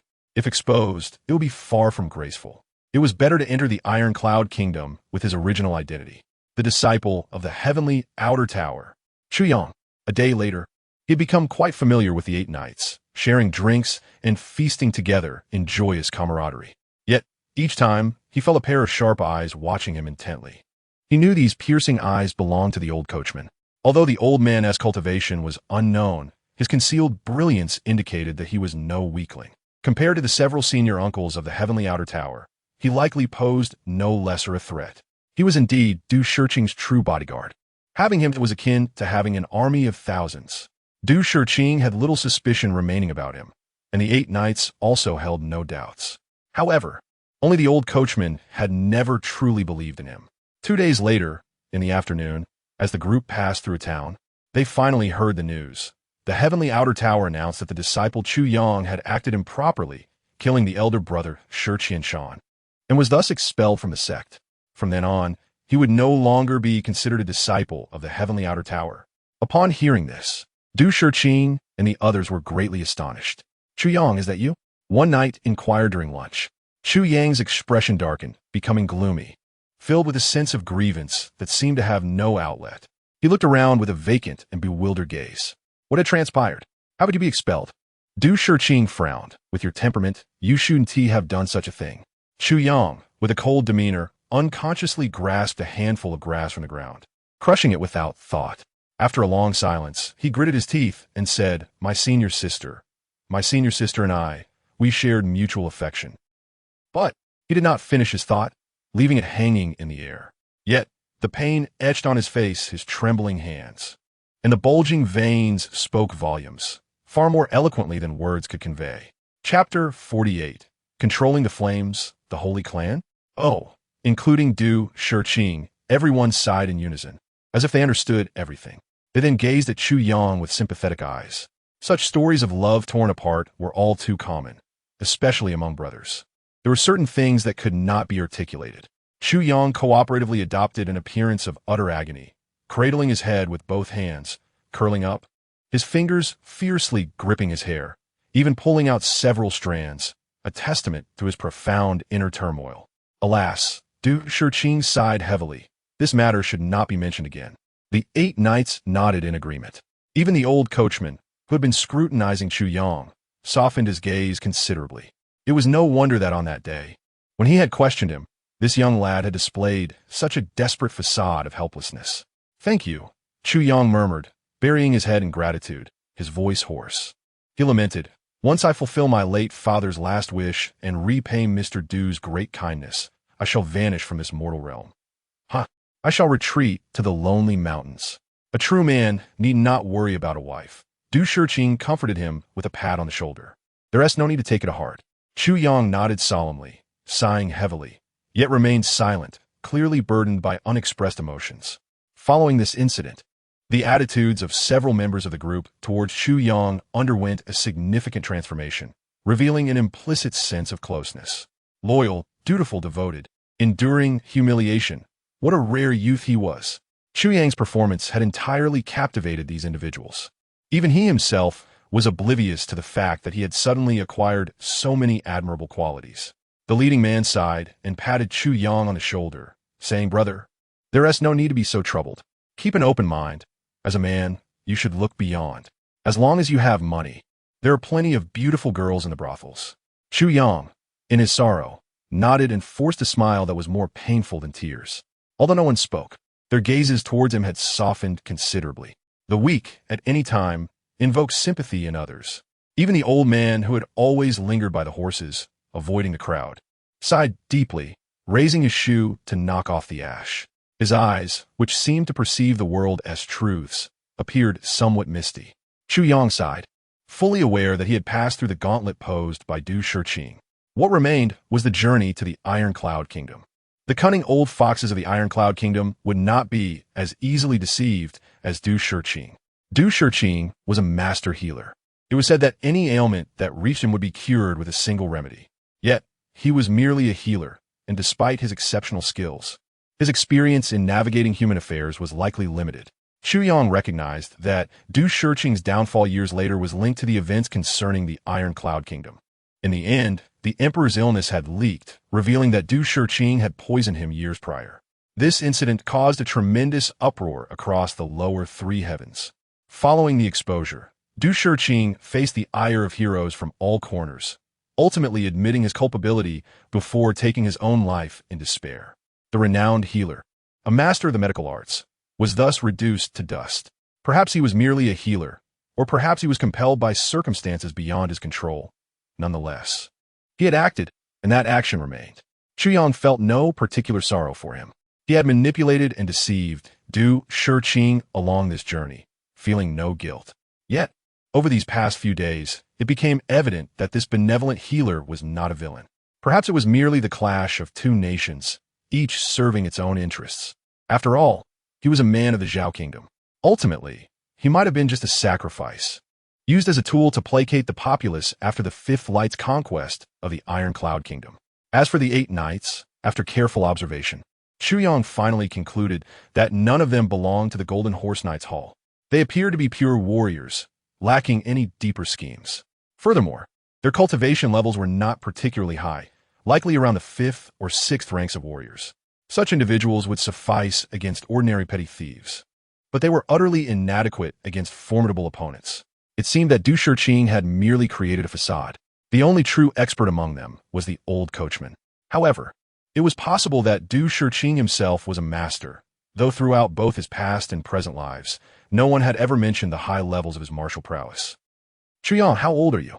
As Chu Yang remained silent, the enigmatic old coachman surprisingly approached, brandishing a large smoking pipe, and posed a rather intriguing question. 16. Chu Yang now dreaded any attempt at conversation, for his sorrow was merely a facade. What if he spoke too much and inadvertently revealed his true feelings? 16. It appears you have early insights into matters of the heart. The old man displayed a lewd grin, his yellowed teeth glimmering. Yet, a fleeting glimmer in his eyes alerted Chu Yang to the fact that this old fellow was not merely here for pleasantries. Such matters are often difficult to articulate. In truth, I remained somewhat bewildered myself. With a sigh of lament, Chu Yang mused, how many things in this world are quietly endured, only to become searing memories once lost? Indeed, it was a poignant observation. Upon hearing his words, the old man fell into silence, eventually offering a faint smile and remarking, "It is in the tranquility that memories become profound. It is late. Time to rest," he concluded, settling beside the fire, gazing blankly at the flickering flames, uttering not a single word more. The dancing firelight reflected in his dim eyes, creating a moment of disorientation. This unexpected reaction from the old man took Chu Yang aback. He understood this was the old man's final attempt to probe his depths, yet he wondered why. After such a simple statement, the old man chose to abandon his inquiries. Reflecting on his thoughts, Chu Yang sighed again. It is precisely in the stillness that memories etch themselves deeply. This sentiment was not said lightly. Just as in a past life, he and Mo Qingwu had traversed numerous earth-shattering events. Yet after her passing, the memories that lingered were those of gentle warmth and serene moments, rather than the grand occurrences. Who among us has not experienced youth? Just then, the old man murmured a phrase that echoed Chu Yang's internal thoughts, causing them to exchange astonished glances. The old man turned to him with a twinkle of amusement in his gaze. Old man Gao, do refrain from reminiscing about youth. Winter has already settled in your heart. The head of the knights laughed heartily, raising a wine pouch for a swig, and the other 7 knights burst into laughter. Old man Gao snorted, flicking his pipe, sending a spark that landed directly into the wine pouch of a burly man who had just moved it away from his lips. With half the pouch still filled with wine, such a small spark ignited explosively, flames shooting several feet high, singeing the knight's hair. A pungent odor wafted through the air. Old Gao, are you serious? The knight shouted in indignation. Old Gao snorted again, hunched over, and slowly ambled away. The knight spat in frustration, watching him depart, but dared not utter another word. Chu Yang's gaze sharpened as he observed the old man's retreating form, a flicker of wariness gleaming in his eyes. What appeared to be a simple act was, in reality, a display of remarkable skill. A half-full wine pouch contained at least 3 to 4 pounds of liquid.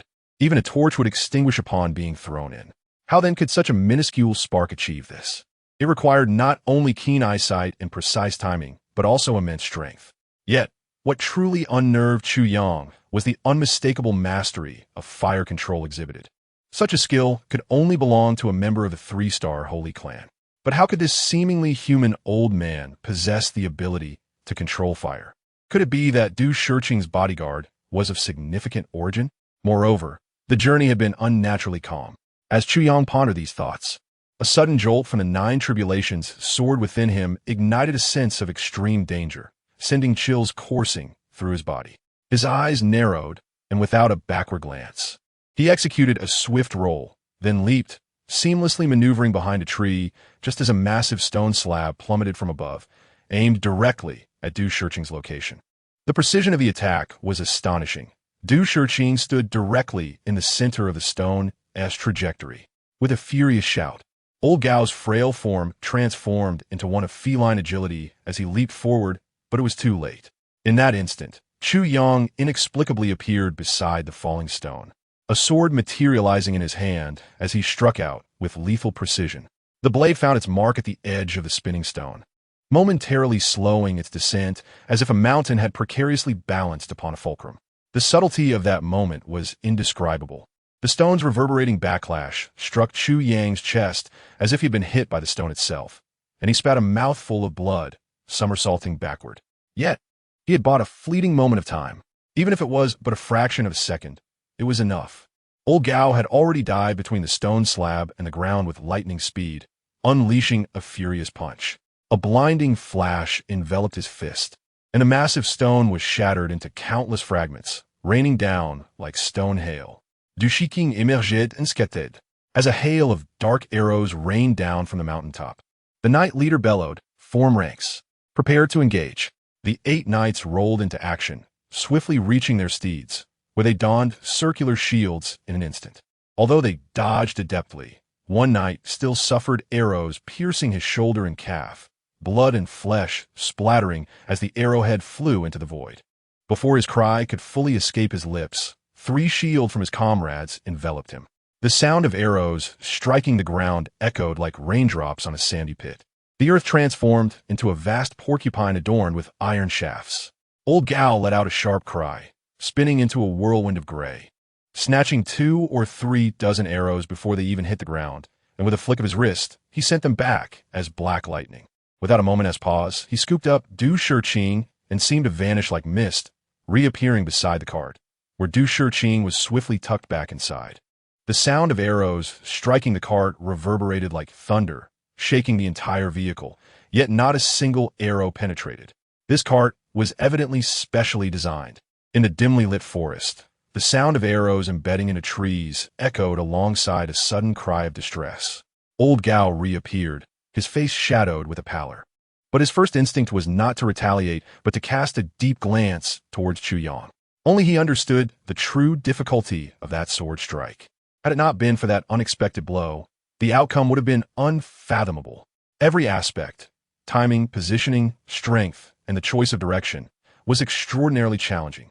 That sword strike was nothing short of divine intervention. This young man, merely a warrior, had managed to halt a colossal rock plummeting from above. Even a peak martial artist would find such a feat nearly impossible. Yet, Chu Yang had succeeded in momentarily obstructing it, though it cost him blood and pain. His ordinary sword emerged unscathed. This is truly an unfathomable occurrence. The timing of the ambush is exceedingly peculiar. They are already deep within the territory of the Iron Cloud Kingdom, having faced no trouble along the way, yet here they are, beset upon. Strikingly, the attackers did not choose the dead of night, but rather the twilight hour for their assault. Everything transpired so suddenly, evoking the impression that a band of roving brigands had unexpectedly stumbled upon a prime target and hastily decided to make their move. Even the seasoned veteran, Old Gao, who has navigated the treacherous currents of the underworld for a lifetime, was caught utterly off guard. Yet, in the midst of this chaos, Chu Yang managed to unleash a singular, extraordinary strike, a sword imbued with an aura of the miraculous. It appeared as if every action had been meticulously rehearsed 1,000 times over. Old Gao realized that no one could have orchestrated such a performance. This was neither mere coincidence nor premeditated malice. As he turned his gaze towards Chu Yang's position, he discovered that the figure who had once been there had vanished without a trace. 8 knights formed a protective shield, slowly advancing until they enveloped the entire carriage in their defense. Old Gao intended to pursue, yet hesitated, opting instead to command the carriage to retreat gradually. The horses pulling the carriage had transformed into 2 enormous iron porcupines, and half of the mounts of the 8 knights lay slain. As Old Gao stumbled, the sound of thundering hooves echoed. The corpses of the robust steeds were hurled aside, creating a brief barricade against the view from the forest. He then crossed his arms protectively over his chest, his senses heightened, vigilantly scanning the surroundings as he stepped back cautiously. Their mission was merely to protect Du Shiqing, not to engage in combat. Remarkably, the concealed enemies remained utterly unresponsive during this time. The assailants had yet to utter a single word since the initial 2 cries of despair. Everything felt akin to a silent performance. The torrential rain of arrows ceased abruptly. Silence reclaimed the scene, as if nothing had transpired at all. From the extreme intensity to the profound stillness, there was no intermediary. With the arrows vanishing, an enveloping twilight descended upon the earth. The atmosphere grew oppressively thick, rendering breaths laborious. It was abundantly clear to all that the enemy's assault would not be limited to this singular effort. Yet who were they? Whose forces were they? Were they from the Great Zhao, the Iron Cloud, or the Wujia Kingdom? Or perhaps, from elsewhere entirely? All of this remained shrouded in mystery. However, regardless of the faction, it was evident that this had been a long-planned endeavor. Only after they had retreated 10 paces did the forest respond. A series of eerie rustles followed by a piercing sound of something cutting through the air erupted as a shadow, fierce as a raging dragon, burst forth from the woods, exuding an overwhelming authority, and in the blink of an eye, it had reached the carriage. The shadow bore an arrow, an astonishing 3 lengths long, as if it had emerged from the depths of hell, reeking of death. In the encroaching night, it struck fiercely at the center of the carriage. Should anyone be within, a direct hit from this arrow would guarantee their demise. Chapter 50. Into the dense forest, the siege crossbow. You scoundrels! Old Gao bellowed, his voice filled with rage, as flames flickered to life around his fists, which he then drove forward with tremendous force. Controlling the fire, with a thunderous explosion, the tip of the enormous shadow, reminiscent of a black dragon, shattered, sending sparks flying in every direction. Yet the arrow's momentum remained unyielding, as it continued its relentless advance. Following the strike, Old Gao roared in fury, unleashing a barrage of 18 punches. Each blow was infused with an extraordinary control of fire, landing squarely upon the tip of the siege crossbow. He became like a hammer, relentlessly striking the enormous arrow's point. Alternatively, one might say, the arrow was a hammer, incessantly battering against Old Gao's fists. The force surged forth, illuminating the night sky as if thousands of fireworks had simultaneously erupted.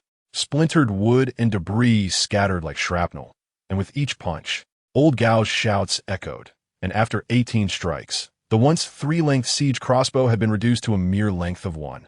Old Gao felt a tremor run through his spine, and he staggered back several steps, his back colliding heavily with the carriage. Yet the siege crossbow, too, had finally exhausted its might, landing at his feet. The air was thick with the acrid scent of charred flesh.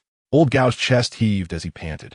his gaze fixed intently upon the forest, until suddenly he turned his head and spat out a mouthful of crimson blood. As the blood left his lips, a shadow of dark red washed over his face, only to vanish swiftly, and his breathing became eerily calm. He had never anticipated that the enemy would have set up a siege crossbow in such a location. Caught off guard, even with his mastery of the sword sect, he had sustained internal injuries from the forceful impact of the crossbow. The siege crossbow was a military contraption, specifically designed to breach city gates, typically measuring over 3 lengths. It was constructed from a stout black ironwood trunk, its tip sheathed in a massive, sharp iron casing. It lay soaked in a pool of black oil, only to be utilized during sieges. To fire, it required at least 100 strong men, each possessing martial prowess, to cooperate in drawing back the massive bowstring, thereby releasing a decisive arrow. The power of the siege crossbow was immense, capable of obliterating anything in its path. When employed, the gates of any city would be doomed. After a moment of silence, a crisp applause rang out from the direction of the forest. A voice declared, "Truly commendable, Flame Sword Sect. One shot from the siege crossbow could breach the city gate, yet you single-handedly absorbed its impact. Impressive indeed." As this voice echoed, 8 figures emerged simultaneously from various positions, clad in black and masked, their eyes sharp and cold, advancing toward old Gao. His pupils constricted as he spoke gravely. "Who are you?" One among them scoffed coldly, saying, "It is said that Gao Weiqing of the Flame Sword Sect has withdrawn from the world of martial arts. Who would have thought it to be untrue? The esteemed sword sect has become mere bodyguards, living a carefree existence akin to dogs. How enviable indeed. Gao Weiqing, where's your sword?" Old Gao's body trembled. Suddenly, he straightened his back, his previously stooped form now erect, his eyes gleaming with a sharpness akin to a blade.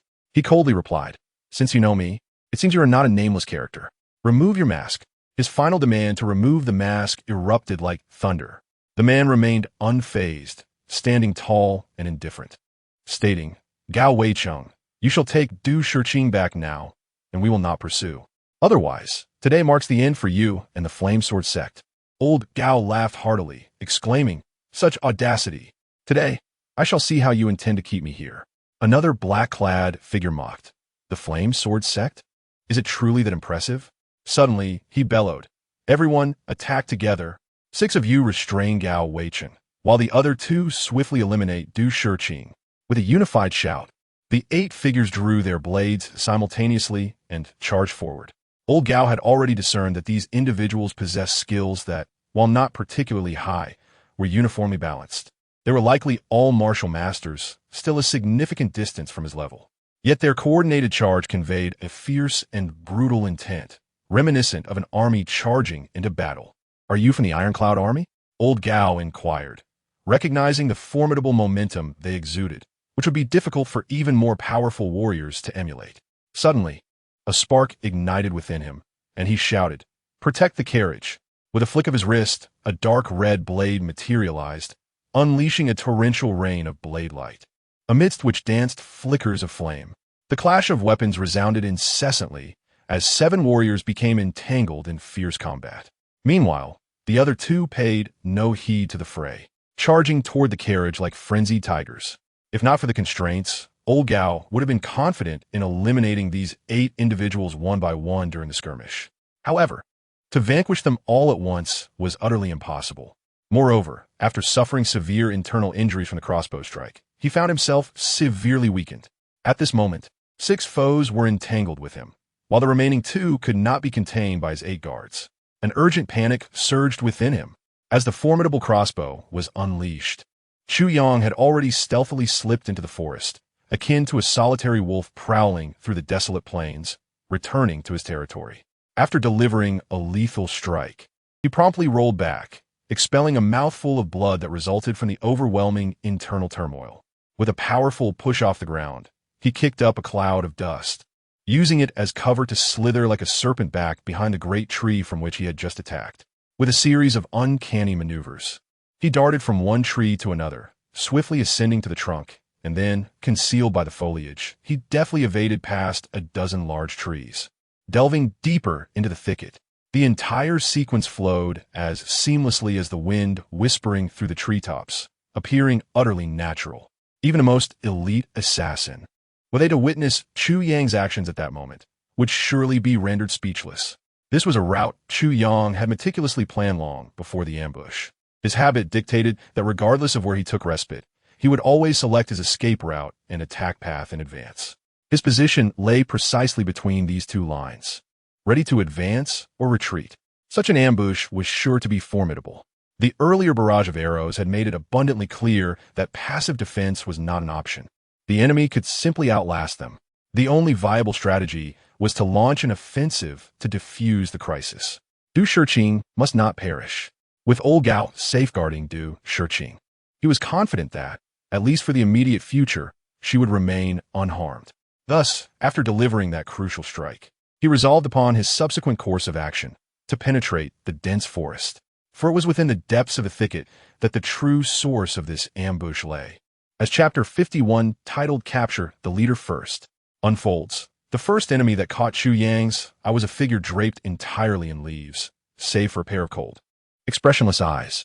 The mere sight of those eyes revealed this individual to be a seasoned warrior, forged in the crucible of countless battles. Such a person possesses but one guiding principle: to eliminate the enemy and fulfill their mission.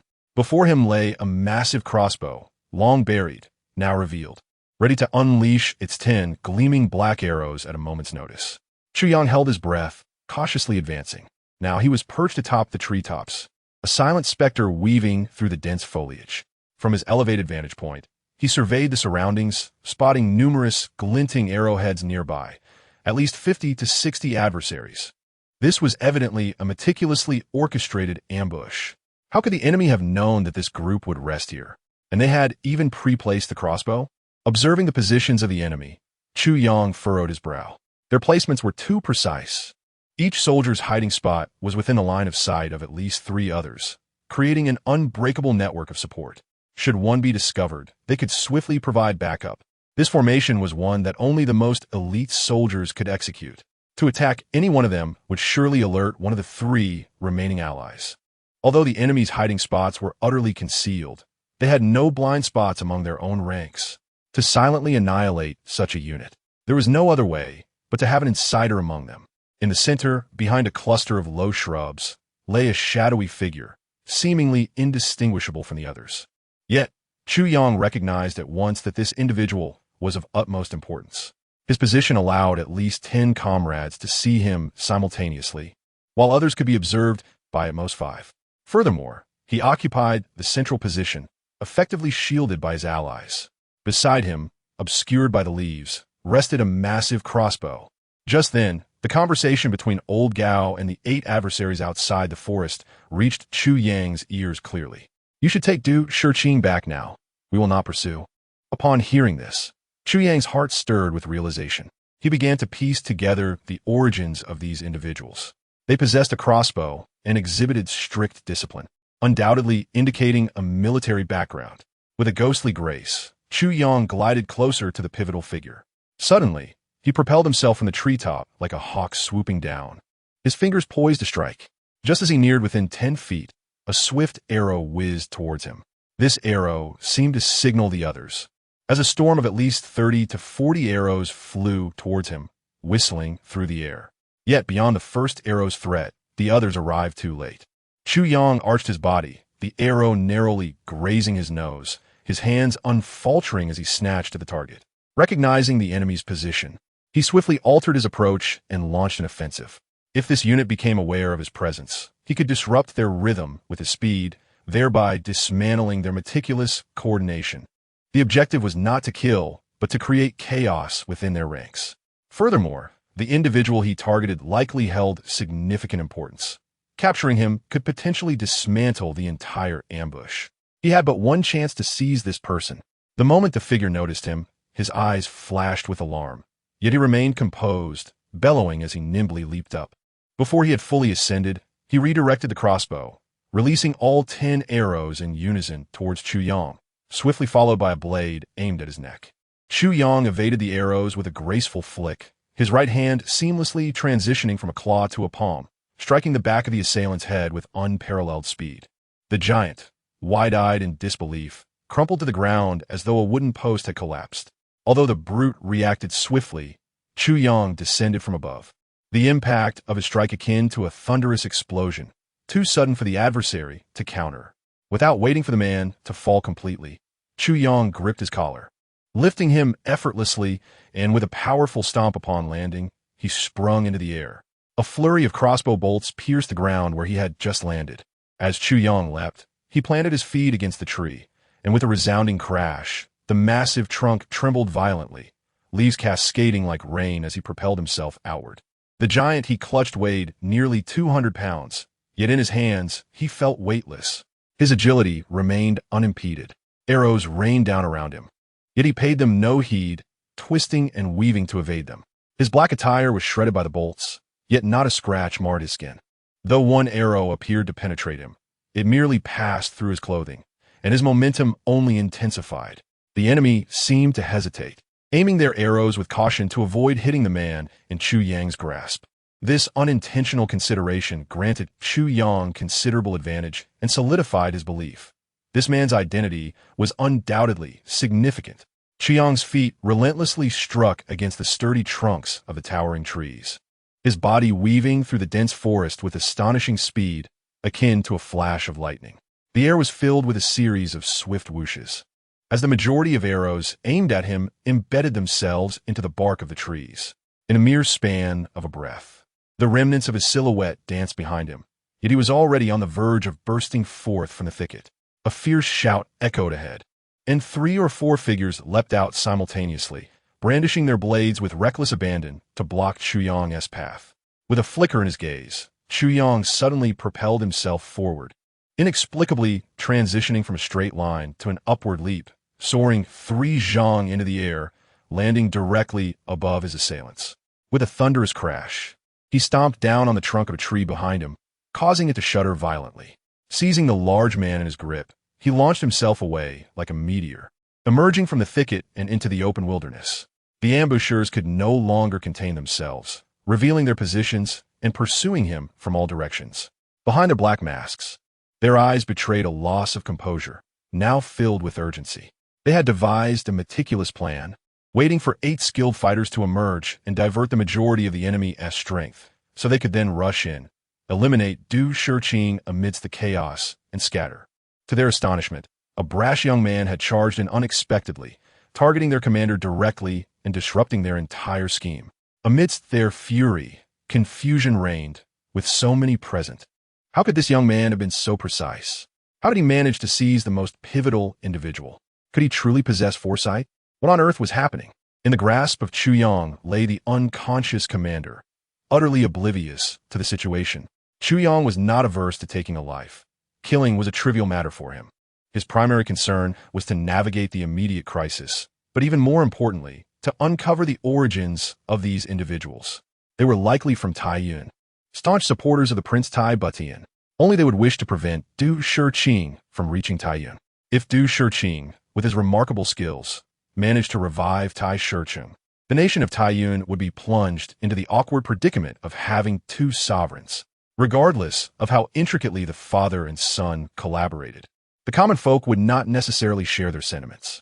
As it stood, Tai Butian had become the spiritual pillar and acknowledged savior of Taiyuan, the sole hope. The revival of Tai Shiqing would significantly undermine Tai Butian's prestige and diminish the morale of the entire army, for no military would simultaneously pledge allegiance to 2 leaders. If it truly came to that, facing a formidable opponent like 15 the nation of Taiyuan would be all but doomed. Should these individuals be the culprits, Chu Yang could not afford to kill them. The power of Taiyuan was already in a state of utter disadvantage compared to the great Zhao. Every bit of strength was invaluable. Such die-hard warriors were treasures within the army. If he were to slay them, one could be certain that at least one troop would fall into utter disarray. While the impact on the overall battle could be debated, it would undoubtedly affect the local skirmishes.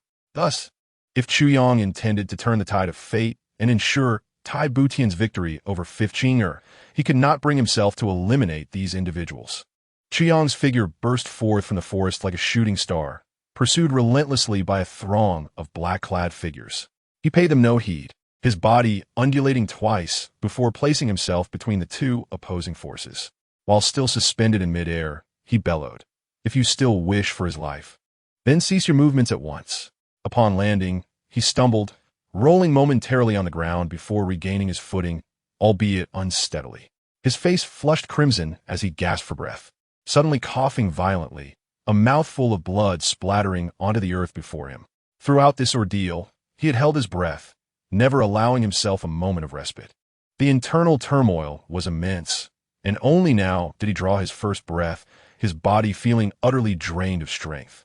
Yet his first act was to place the blade of his long sword against the neck of the unconscious man in his grasp, the gleaming edge cold and menacing. He knelt on the ground, dragging the man along, his sword poised, panting heavily and appearing disheveled, yet his gaze remained as calm and frigid as ice. There was no doubt he would swiftly sever this man's head should they fail to comply with his demands. The situation in the clearing was perilous. The old man Gao, besieged by 6 adversaries, though holding his ground, found it impossible to extricate himself to rescue Du Shiqing. The 6 opponents, aware they could not match Gao, fought with reckless abandon, desperately clinging to him. Although they were all wounded, they refused to retreat. Meanwhile, 2 others had already lunged towards the carriage. Among the 8 bodyguards accompanying them, lay lifeless on the ground.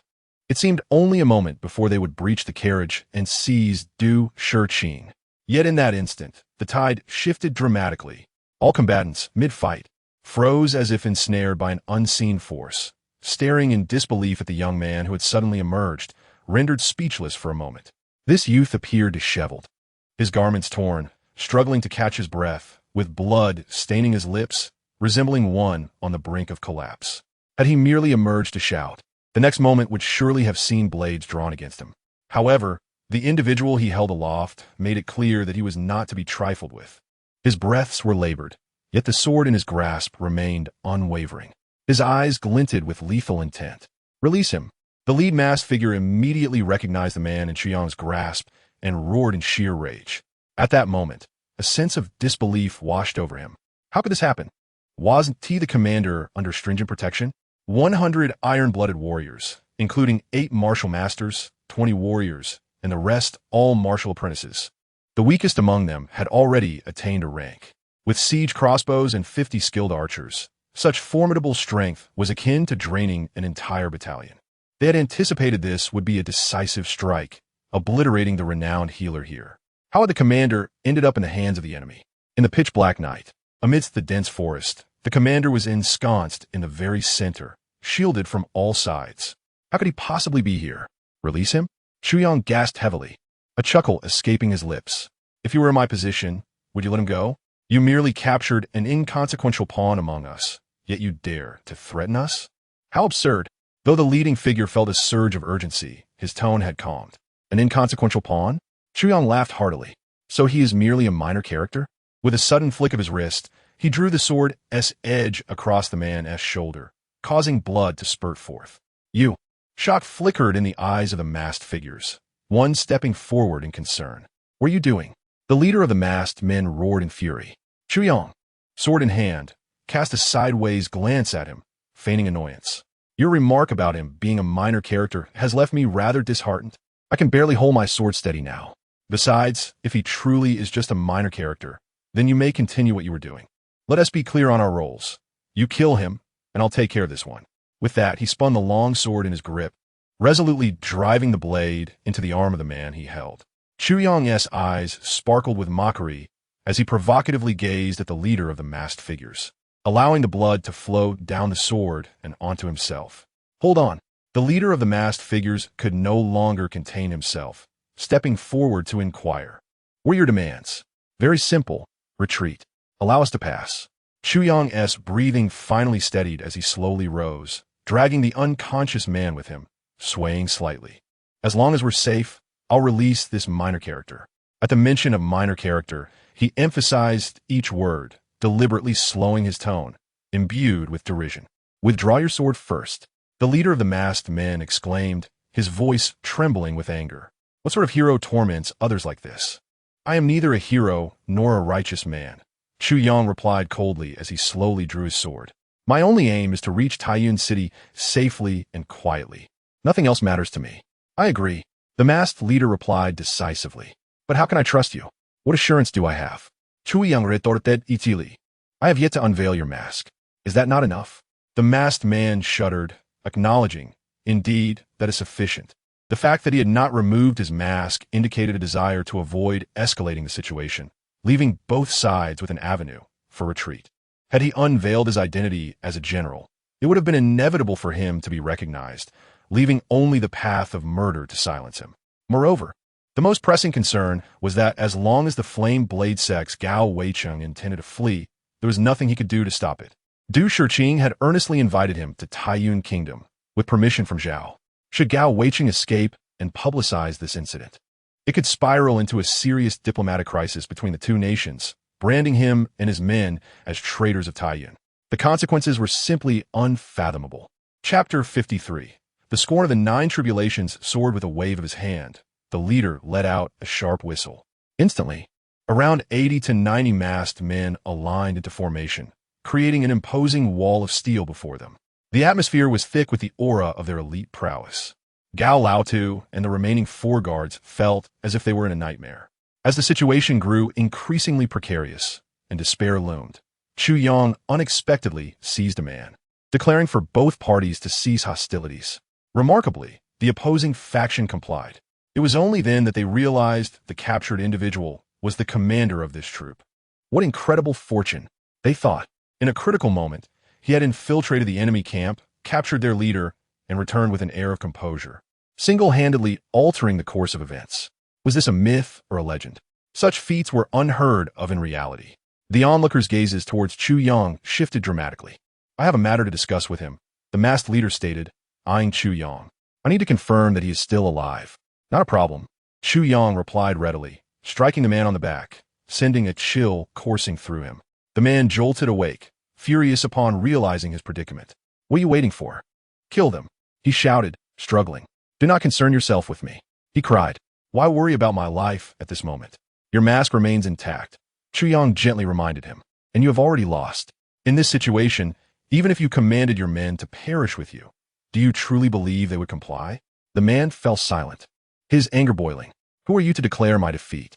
My authority lies in the fact that you are now in my grasp, Chu Yang proclaimed arrogantly. You are the fish, and I am the butcher. The man gasped in humiliation and defiance, suddenly twisting his neck to charge at the sword's edge. Gasps echoed around them.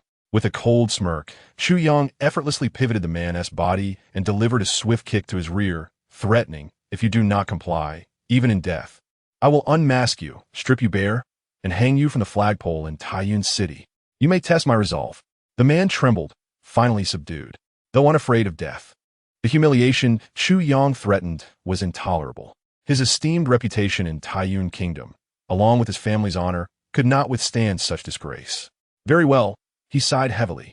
You seek nothing more than safe passage to Taiyuan City. I shall not obstruct you, but I do not trust you, Chu Yang replied coldly. Therefore, you must escort us personally. You. The man spun around, glaring at Chu Yang. In that moment, Chu Yang noticed the authority and relentless coldness in his eyes, conveying a disdain for life itself. This was undoubtedly a figure of significant stature. Do not glare at me. Once we are safe, I will allow you to leave. I understand your concerns, so rest assured, I will not trouble you nor reveal your identity.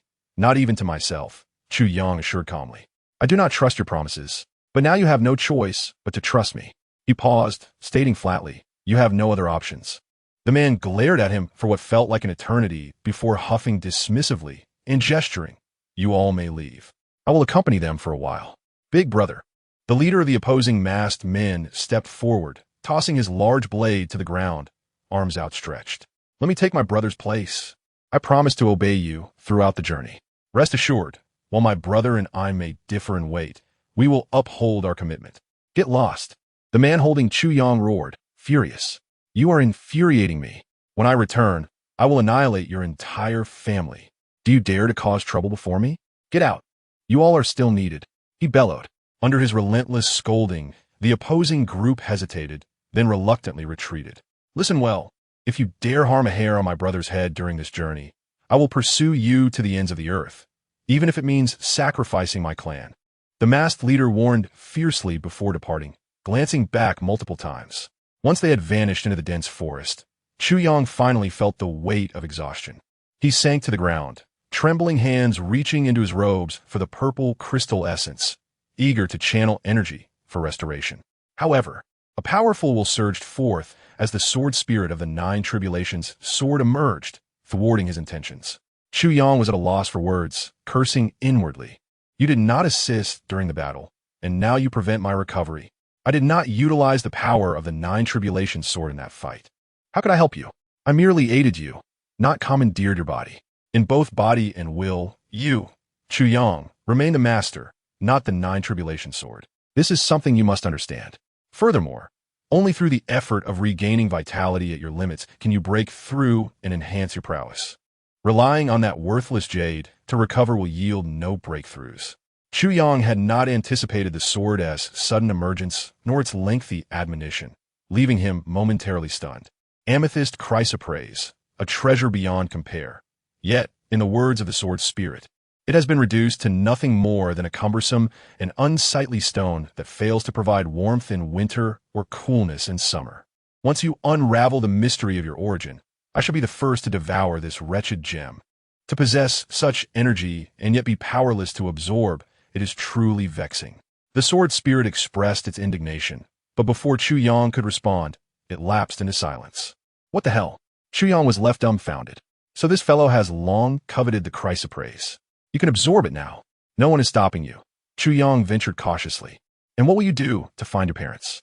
Will you wander the world bare? The Nine Tribulations sword spirit roared in fury, muttering, after tens of thousands of years without finding a suitable host, I finally discover one. Yet he turns out to be such a blockhead. Who are you calling a blockhead? Chu Yang was utterly enraged, his inner cosmos erupting as he bellowed, glaring with fiery intensity. How dare you, a mere sword, speak to me in such a manner? This is intolerable. I didn't insult you. A bewildered voice interjected. The old man approached Chu Yang with a complex expression, about to express his gratitude, only to have Chu Yang suddenly open his eyes and exclaim, Who are you calling a blockhead? The old man was thoroughly confused. Did I insult you? I haven't even spoken yet. Chapter 54. Another breakthrough. Chu Yang felt a shift in the atmosphere, awkwardly chuckling. It wasn't he directed at you. The old man looked around in bewilderment. Not directed at me? It seems there is truly no one else here. So this chap is mentally unstable. The large man, slumped on the ground, rolled his eyes and sighed in despair, reflecting on his once heroic life now reduced to being at the mercy of a madman. You're the one who's deranged, Chu Yang retorted, rolling his eyes. Suddenly, he paused, realizing the familiar tone of self-adulation. Could this fellow share the same character flaws as Tan Tan? At that moment, the remaining 4 guards approached, their gazes towards the masked man tinged with hostility. 4 of their brothers had perished at his hands. Back off. Don't disturb my enjoyment. The large man boisterously declared, if you don't want to die, dare to make a move. This fellow remains audacious even as a captive. Du Shiqing emerged from the carriage, surprisingly calm. He nodded at Chu Yang, saying, Chu Yang, thanks to you this time. Pausing, he continued, had it not been for you, I might have met my end here, regardless of my past kindness toward your family. We are now even. Du Shiqing smiled and added, thus you need not dwell on it. The heart of a healer is to treat the sick and save lives. For a healer, it is not a debt of gratitude, but a duty. However, your assistance was indeed a genuine act of saving my life. Chu Yang felt a surge of admiration. Du Shiqing's words were worthy of his esteemed title as the foremost physician. He replied, Mr. Du, you are too kind. I hope you and old Gao, along with your brothers, can comprehend my unilateral decisions and not let them jeopardize our agreement. Of course, Du Shiqing nodded, smiling. The safety and identity of this man also determine our own safety. I would never disregard the greater good. The large man snorted. You wouldn't dare. He then turned to Chu Yang, his sharp gaze piercing. Boy, with so many people, why did you only capture me? Chu Yang replied with a smile. Because you are the most significant. If I had captured someone else, would you have retreated? The large man laughed heartily, his voice revealing an unrestrained spirit despite his masked face. But why do you believe I am the most important? That is what puzzles me the most. This is a matter I had no intention of revealing. However, seeing that you are not so bad, I shall make an exception. Chu Yang pondered briefly, tilting his head with a grin, because your subordinates hold you in the highest regard. Nonsense. I always share meals and quarters with my brothers, leading the charge in battles. always at the forefront. How can there be such a notion of importance? The large man retorted angrily, "You speak foolishness. Perhaps it is how you act. But they do not perceive it that way, nor do they think so." Chu Yang coldly stated, "A military without a general is like a scattered sand pile.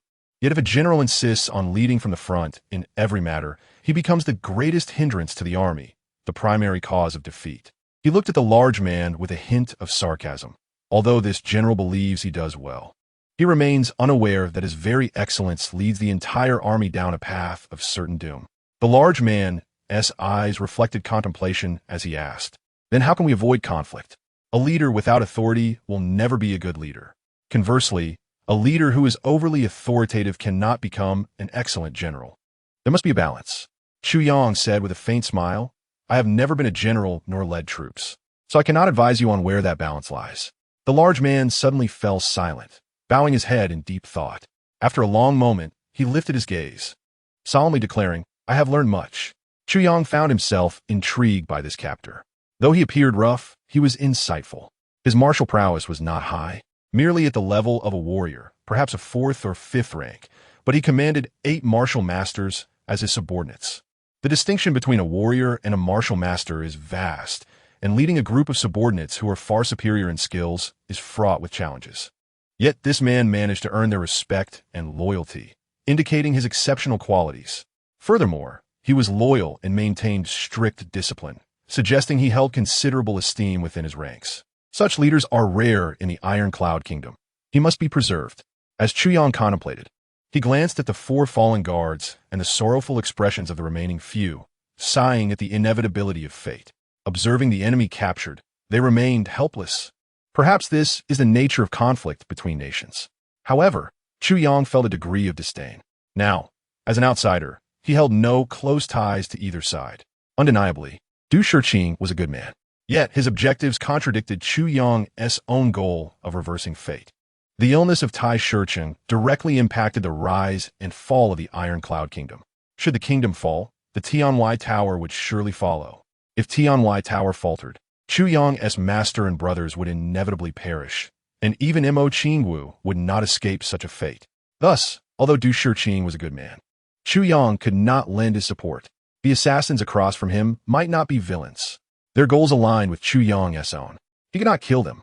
Nevertheless, he believed that had he been one of the remaining 4 guards, he would have been compelled to kill this man without hesitation, disregarding any promises or grander schemes. Having lost 4 brothers, to seek no vengeance. What kind of man would he be? Yet these 4 guards merely stood in sorrow, not even attempting to act against the captor, revealing their lack of resolve. Chu Yang harbored contempt for such spinelessness. Even if he was bound by promises, he still held disdain. Surveying his surroundings, Chu Yang sat cross-legged. At this moment, restoring his strength was of utmost importance. He held his breath, channeling every ounce of remaining energy within his dantian. In truth, his dantian was already empty. The best he could muster were the meager remnants lingering within his meridians. A pitiful amount indeed. However, this time, it was the first occasion when Chu Yang harnessed the 9 tribulations, 9 heavens divine art to recuperate. Now that he had departed from the Celestial Tower, he could finally unleash his full potential. In his previous life, despite cultivating the 9 tribulations, 9 heavens divine art, he had never fully comprehended it. This technique evidently facilitated progress at a pace far surpassing that of ordinary martial arts, leaving him to ponder whether it belonged to the realm of demonic arts. After all, it was an exceedingly peculiar form of cultivation. Upon observing Chu Yang enter a meditative state to restore his strength, the old man, Gao, decided against interrupting him and instead stood by to guard. Yet, in the next moment, his eyes widened in disbelief. Could it be? In such a brief span, he had already entered a state of meditation. After just settling down, watching the radiant sheen emerge on Chu Yang's face, Gao rubbed his eyes in astonishment. Typically, one would require a lengthy process of sitting, calming the mind, focusing intent, drawing energy, mobilizing the dantian, traversing the meridians, and completing several revolutions before gradually achieving a meditative state. Throughout history, who had ever transcended these established norms? I have been part of the Blade sect for decades. Although I have yet to ascend to Blade Sovereign, I have become quite seasoned. Yet, I still adhere to this regimen. Especially after sustaining injuries, the challenge becomes even greater. How could this fellow simply sit down and enter meditation so effortlessly? Gao's eyes widened further, suddenly feeling as though his beliefs were being overturned. Chu Yang manipulated the residual true energy within his meridians, gradually channeling it into his dantian, and then traversing the meridians in accordance with the trajectory of the nine heavens' divine art. Suddenly, the tip of the nine tribulations' sword erupted from his dantian like a sharp arrowhead, leading the flow of true energy as if it were a general guiding soldiers into battle, causing all barriers in its path to dissolve. Within a short time, the sword's tip continuously emitted a bizarre power, nourishing Chu Yang's meridians.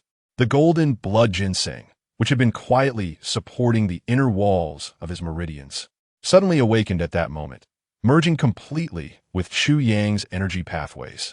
After completing a revolution, a force erupted from his sword's tip, granting Chu Yang's meridians an incredibly pleasant sensation of expansion. His attire billowed outward, and an indistinct black mist erupted from his mouth and nostrils. Instantly, Chu Yang felt a wave of relief wash over him. Gao, standing opposite him, was left dumbfounded. What am I witnessing? Oh heavens, save me. I must be ill. My eyes. This boy, not only did he enter meditation the moment he sat down, but within a breath's time his injuries were healed, and just a short while later he broke through? How can this be? This extraordinary phenomenon left the renowned blade sect utterly bewildered. Chu Yang slowly opened his eyes, a sharp glint flashing within them, returning to normalcy.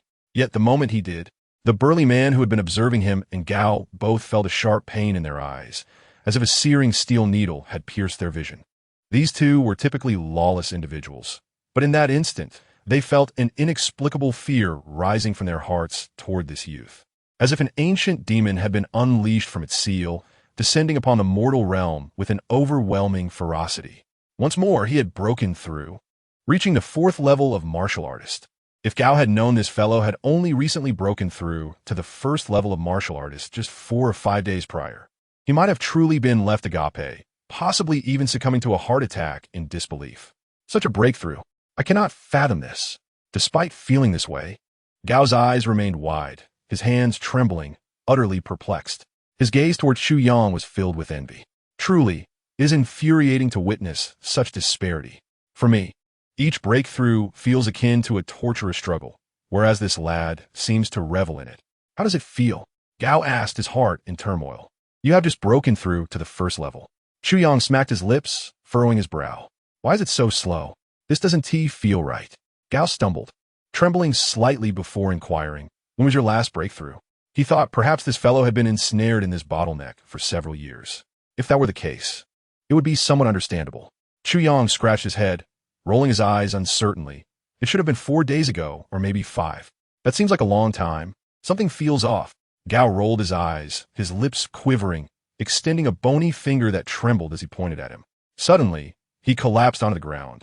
His wrinkled face flushed, as if all the blood had rushed to his head. After a long moment, he stood up, dizzy and disoriented, his face pale as he turned to leave, his steps somewhat unsteady.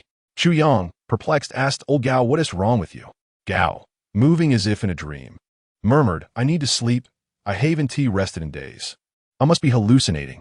Stumbling away, the veiled burly man shook his head, internally lamenting. Previously in Iron Cloud City, I saw a few pretty boys posing, acting as if they were above money, and I thought they were just pretentious. But only today did I realize what true pretentiousness looks like. Such skill, they should be the ancestors of those little brats. Chu Yang was left speechless. I was merely speaking the truth. In my past life, I often soared several levels at once, akin to being launched on a rocket. However, the experiences and sensations during such ascensions were entirely different. Steady progress, building a solid foundation, is the true path. Each step must be accompanied by its own insights. Such accumulation leads to the pinnacle. Do you think the rapid ascension of my past life was pleasant, you fool?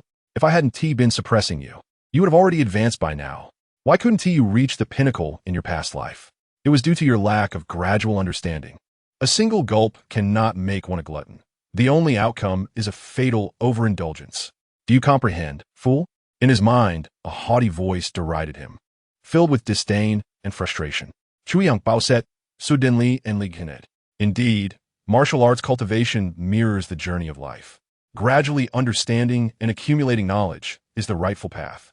If one were to give a 3-year-old a potion to instantly mature into a 30-year-old, would they truly possess a 30-year-old's intellect? No wonder such formidable power could only result in a single level of ascension.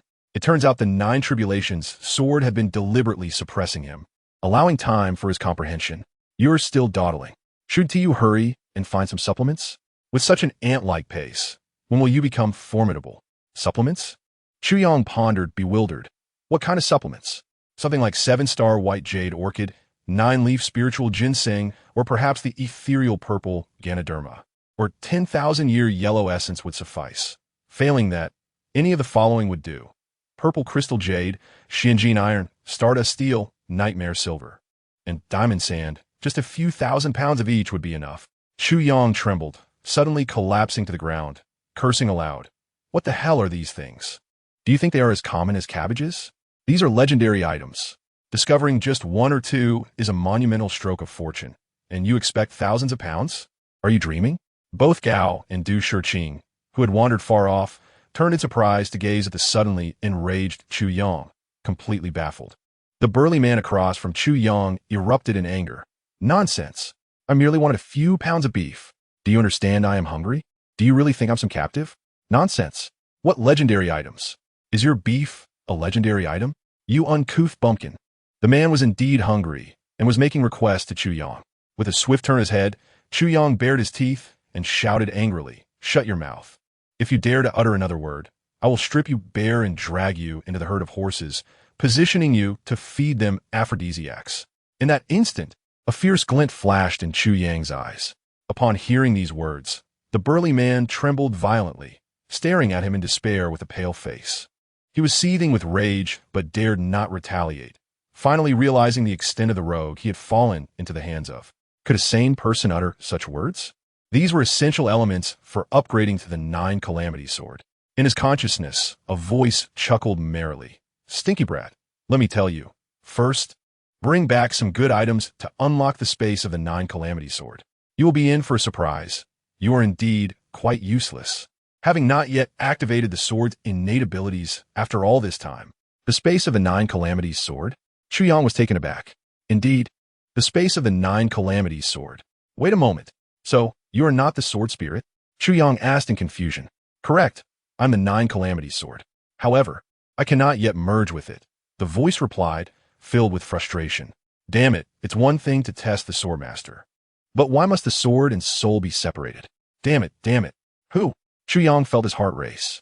Perhaps the one the sword spirit was cursing was the mysterious creator of the 9 Calamities Sword. I've even forgotten who he is now. The voice sighed in exasperation.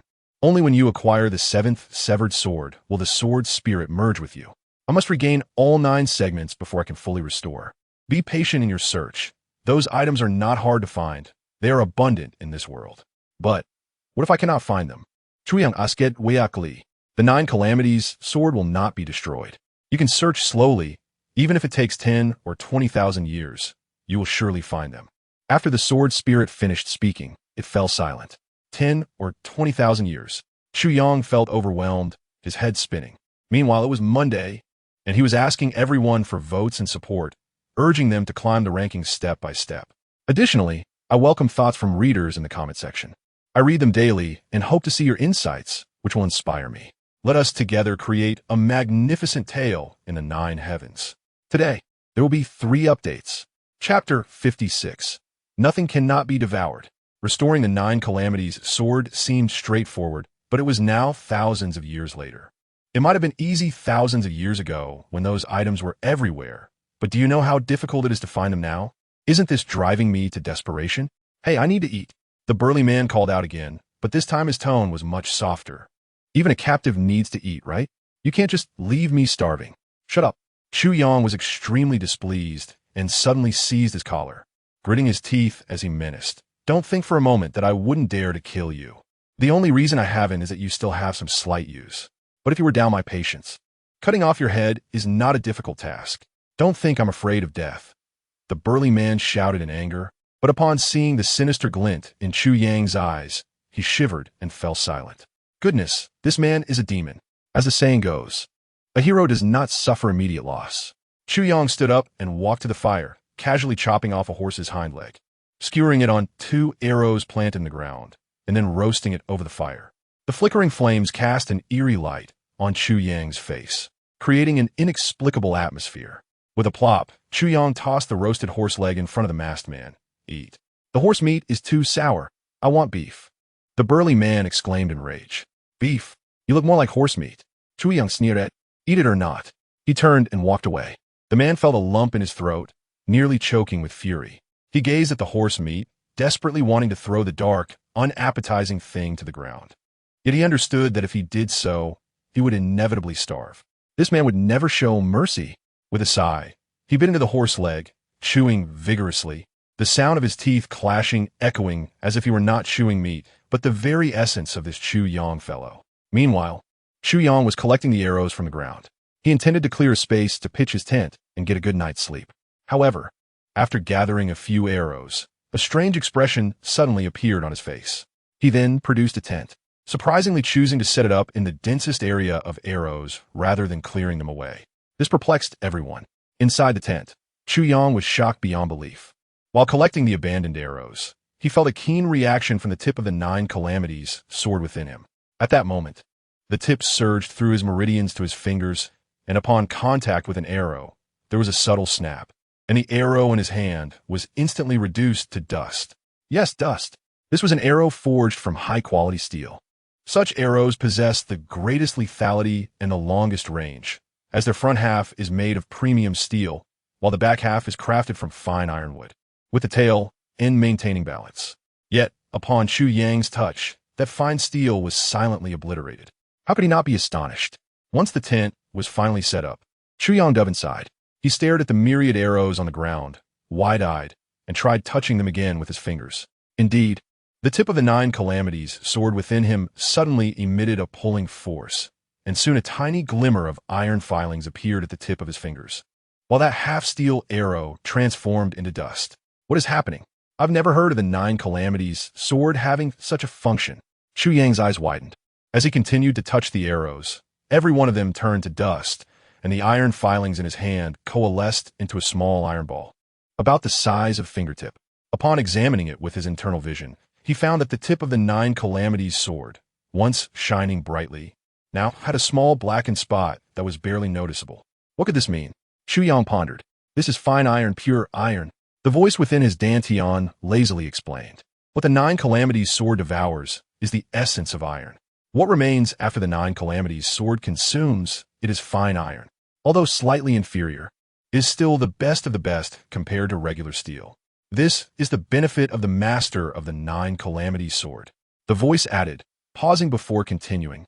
One of the benefits? Chu Yang's mind raced. Does this mean there are many more benefits? His eyes sparkled with excitement. Indeed, anything that comes into your possession will have its essence automatically extracted by the 9 calamities sword, while the unnecessary portions will be purified for your use. Once the 9 calamities sword is fully restored and reaches its peak, all those things will be yours. However, such matters are too far in the future for you to concern yourself with now. Ah, I see. Chu Yang mused, holding the small piece of iron thoughtfully. Anything can be devoured? Of course. Between heaven and earth, nothing is beyond the capacity to be devoured, including the very essence of the universe. However, at present, the 9 calamities sword possesses only its initial segment, capable of consuming merely some ordinary metals and spiritual herbs. So, can this exquisite iron be crafted into weaponry? It is self-evident. Provided there is sufficient quantity, one can manipulate the sword's tip to aid in forging any weapon desired. Such refined iron is a treasure that is rare even for the most ordinary martial artists. Do you comprehend? Weapons crafted from such exquisite iron will far surpass the inferior ones you currently wield by dozens of times. Sitting on the ground, Chu Yang fell into contemplation. In that moment, a clear plan suddenly emerged in his mind. He resolved to travel to the Iron Cloud Kingdom through Du Shiqing, a decision made on a whim, akin to being thrust into a situation. Prior to this, he had no concrete plans, merely advancing step by step. Yet at this instant, a complete concept crystallized within him. Perhaps it should be articulated in this manner. The heavy iron block in his palm seemed to impart a certain revelation, illuminating his thoughts with sudden clarity. In the following days, tranquility reigned. This group of individuals trailed behind at a leisurely pace or walked alongside at a distance of several yards. Each one visibly irate, yet helpless. Originally intent on murder, they now appear to be akin to bodyguards for the intended victim. Nevertheless, this orderly band of over 100 maintained perfect discipline, regardless of their surroundings, remaining utterly silent throughout the journey, resembling a silent black torrent. Observing these elite soldiers, Chu Yang mused, it requires not many. If the Iron Cloud Kingdom could muster a mere 30 to 50,000 such soldiers, no, even less than 100,000 would suffice. They could sweep the world clean. Chapter 57. Arrival at Iron Cloud, noticing Chu Yang's gaze. The masked giant beside him chuckled with pride, remarking, "My brothers are quite impressive, are they not?" Within this entourage, due to his unique status, even the likes of the Elder Gao and Du Shiqing dared not show him any disrespect, save for Chu Yang, who treated him without courtesy. Yet, he insisted on remaining by Chu Yang's side, engaging in conversation, even if it occasionally provoked Chu Yang to the brink of fury. He understood clearly that, while Chu Yang was brusque with him, he was the only one in the entire group who did not wish for his demise. The others, though polite, all harbored murderous intent. If they deemed it safe, a sudden strike against him was not out of the realm of possibility. But Chu Yang would not do so. "Good soldiers," Chu Yang remarked, his gaze fixed on the flowing black mass. "Indeed, they are good soldiers," the giant replied with satisfaction. "Otherwise, how could they secure Yang?" Demiti. You dare to twist my words?" Chu Yang rolled his eyes in exasperation, responding wearily. "Do you truly think I would stoop so low as to pry into your affairs? If I wish to know anything about you, a simple packet of spring medicine would suffice." The giant shuddered, staring wide-eyed at the beastly youth before him, wisely opting for silence. He suddenly recalled Chu Yang's earlier words. "I will strip you bare, position you amidst the horses, and feed them all spring medicine." The thought sent chills down his spine. If it were to come to pass, he might indeed find himself yielding. That morning, they finally beheld a grand city in the distance. Du Shiqing and Elder Gao simultaneously exhaled in relief. Having reached the heart of the Iron Cloud Kingdom, the population began to swell, and government buildings appeared in succession. At this juncture, the risk of assassination had largely dissipated. Should Du Shiqing perish here, Iron Batian would undoubtedly be furious, and the officials along the route would suffer dire consequences. Thus, all would treat Du Shiqing as a lord. Indeed, at the city gate, banners waved as a contingent emerged to greet Du Shiqing. Over 100 pairs of eyes turned to observe, with Elder Gao abruptly pivoting, his murderous intent palpable. Should the giant be slain here, it was clear that the 100 or so individuals accompanying him would be powerless to intervene. The atmosphere between the two sides grew tense and strange. "Let me go." The giant sensed the ill intentions of Elder Gao and the others. Before he could finish, Chu Yang flicked his wrist, lifting the restrictions placed upon him, and with a swift gesture sent the giant's 200-pound frame soaring into the air. Elder Gao, a moment too late, glared at Chu Yang in anger, exclaiming, "You!" With a whoosh, the giant soared 7 or 8 yards, a whistle sounded, and a sturdy horse galloped forward. A warrior mounted upon it reached out to catch the giant, who, upon landing, swiftly settled himself astride the steed. The 100-plus black-clad, masked individuals erupted into cheers. Suddenly, the giant commanded, and they all reined in their horses, pivoting to circle around Du Shiqing and the others. Their masked eyes glimmered with a chilling intent that sent shivers down the spines of onlookers. The iron-clad torrent circled back, and the giant let out a long laugh, calling out, "That little rascal, we shall meet again. Next time, I'll strip you bare and feed you to the horses." He spoke with an air of triumph, seemingly unashamed of his capture, rather taking pride in it. Chu Yang could not help but be astonished at the giant's audacity. "Let us go." He glanced sideways, casting a knowing look at Elder Gao and the others, before waving his hand to turn the horse's head, urging it forward. The riders followed closely, forming a torrent of iron upon the road. As they thundered down the path, a thick plume of yellow smoke billowed behind them, reminiscent of a furious dragon. Along the way, the giant's boisterous laughter echoed. "Damn it, did you all prepare fine wines for me? I've been thoroughly mistreated by that fellow these past few days. I haven tea change clothes, and I'm all covered in sweat. A cacophony of laughter ensued, accompanied by a flurry of whistles. Clearly, this entire group, from top to bottom, did not regard their capture as a disgrace. They bore no significant grievances regarding the failure to assassinate Du Shiqing. It seemed that the giantess' return was regarded as a most fortuitous event. The completion of their mission mattered little. "Why let him go?" Elder Gao inquired, looking at Chu Yang. "A man without trust cannot stand." Chu Yang replied coldly, unwavering. "Furthermore, it is Mr. Du who has shown me kindness. My duty is to escort him here, and has nothing to do with you." He gradually spoke, disdain evident in his tone. "Had you been able to disregard everything and slay him the moment I captured him, I would have had no objections and would have even commended your loyalty. But you only now contemplate murder? Ha! Elder Gao, is the reputation of your Fireblade sect truly built upon such actions?" At his words, the remaining 4 riders flushed with embarrassment, speechless. Elder Gao slowly nodded, repeating good, with an increasingly stern expression. Chu Yang let out a cold snort, proudly declaring, "What? Do you intend to burn the bridge after crossing it? Planning to turn against your benefactor?" He was solely focused on achieving his ultimate goal, indifferent to their thoughts. Gao Weicheng was taken aback, staring at him for a moment before turning away. Behind them, Du Shiqing sighed, saying, "Elder Gao, Chu Yang has committed no wrongdoing. A true man ought to be trustworthy." Elder Gao's stooped figure paused for a moment before turning back, acknowledging, "Indeed, you speak wisely." Chu Yang was left utterly astonished. Upon first encountering the venerable Gao and the esteemed Du Shiqing, he was utterly unprepared for the profound respect that Gao exhibited towards Du. This demeanor was akin to that of a servant bowing to his master, an unusual display for one of Gao's stature as the head of the Blazing Blade sect.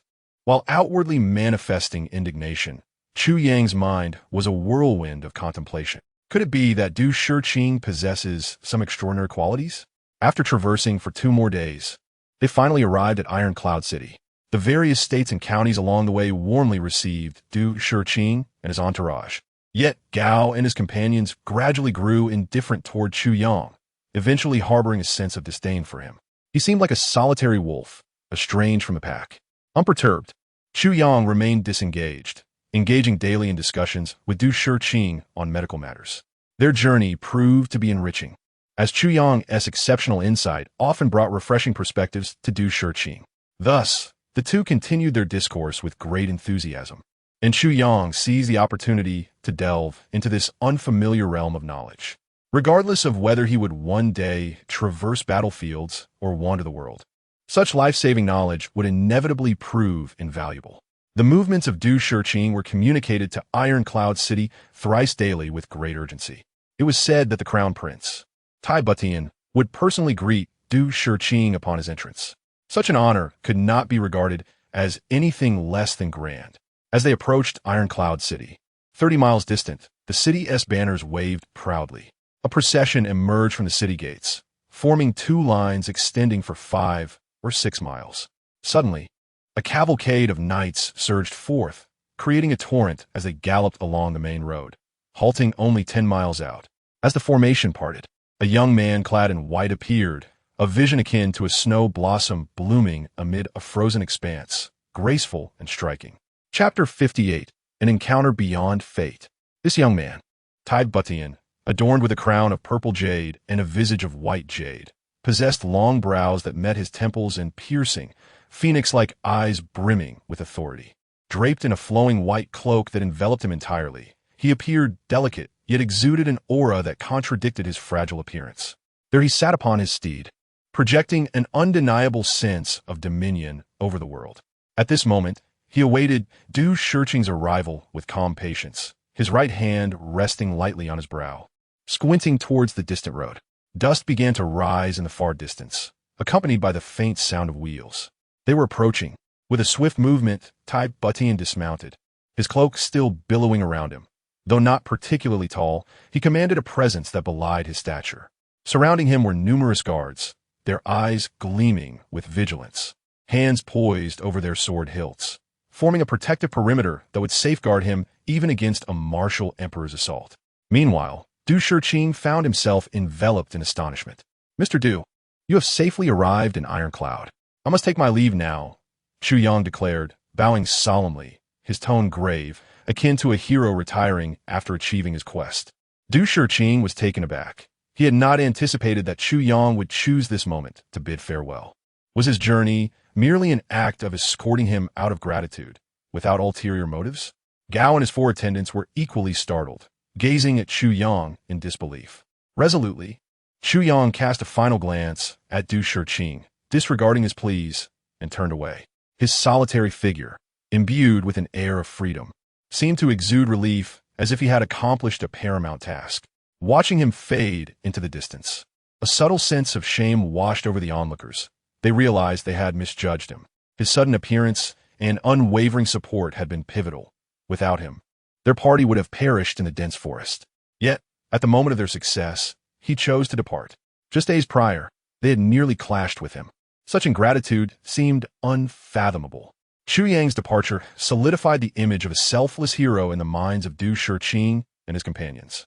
They stood transfixed, observing his lone figure shrink into a mere speck on the horizon, their hearts heavy with contemplation. It was clear to them that Chu Yang had come to repay a debt of gratitude. However, they speculated that he harbored additional motives, perhaps seeking to ingratiate himself with the upper echelons of Iron Cloud for personal gain. Yet, in that moment, Chu Yang's actions dispelled their suspicions, instilling within them a sense of shame for their narrow-mindedness.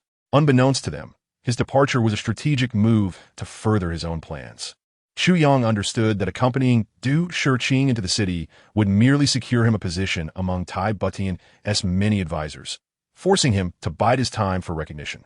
However, he cannot afford to wait indefinitely. That which comes easily is seldom cherished, a truth equally applicable to men and women, love, wealth, and ambition. Thus, Chu Yang resolved to cultivate an image of importance by creating an opportunity for Tai Butian to seek him out, rather than the other way around. He had already made a lasting impression on Du Shiqing. Now, he needed to ensure that Tai Butian would mention him in a manner that would compel Du Shiqing to speak favorably of him. As the entourage awaited outside Iron Cloud City, relief washed over them when they finally spotted Du Shiqing's carriage approaching, followed by an unexpected figure darting out from a group, toward them, or rather, toward the city. The figure, rapidly approaching, transformed from a distant speck into a striking presence. A black lightning bolt racing towards them with remarkable speed. Extraordinary, a burly man beside Tai Butian remarked, unable to contain his admiration. Others shared his sentiments, their hearts echoing the same awe. This figure was not mounted, but traversed the ground with astonishing swiftness. As he drew nearer, the guard surrounding Tai Butian felt a chilling premonition. Then, this streak of motion abruptly glanced up, fixing his gaze upon Tai Butian. 2 piercing eyes, sharp as divine swords, sliced through the darkening sky, locking onto the prince and his entourage. Every expert in Tai Butian's retinue felt the weight of that gaze, a sensation of vulnerability washing over them as if they were laid bare before an unseen force. It seemed as though he had been stripped bare, standing amidst an endless expanse of snow and wind. Simultaneously, a frigid aura, as if capable of freezing the world, swept in from the direction of a figure ahead, threatening to engulf everything in its path. Like a tranquil sea suddenly beset by towering waves, absolute calm was instantaneously transformed into a cataclysmic upheaval. This stark contrast left everyone unprepared, particularly the guards of Tai Butian, who instinctively heightened their vigilance. Both sides were masters of their craft, and the tension was palpable, ready to erupt at any moment.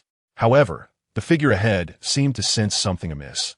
The coldness retracted abruptly, a seamless ebb and flow that astonished all present. At this moment, that individual locked eyes with Tai Butian, teetering on the cusp of passing by each other. Unintentionally, Tai Butian turned a glance. Their gazes met in what appeared to be a casual encounter. Yet both felt an electric jolt coursing through them. This seemingly accidental exchange was, in fact, a deliberate act by both, though only one was acutely aware of its significance. Tai Butian's glance was infused with the majesty of imperial prowess, accompanied by the refined essence of his cultivated ice heart, jade bone technique. A calculated maneuver to instill an impression of invincibility and convey the notion that he was a born sovereign. Should this impression take root, It would greatly facilitate any future endeavors to recruit this individual, ensuring that their collaboration would flow seamlessly. At that moment, Tai Butian assumed that the figure merely passed by without any intention towards him. In reality, during confrontations or dialogues, one often scrutinizes the eyes of their opponent. Yet, who could have anticipated that such significance lay within a mere gaze? Conversely, Chu Yang's glance was equally intentional. For that fleeting moment, he had summoned the chilling essence from the Nine Calamities' sword's tip, channeling it into a formidable aura that enveloped the surroundings in an icy grip, establishing an overwhelming presence before unleashing his boundless rebellious spirit through that single glance.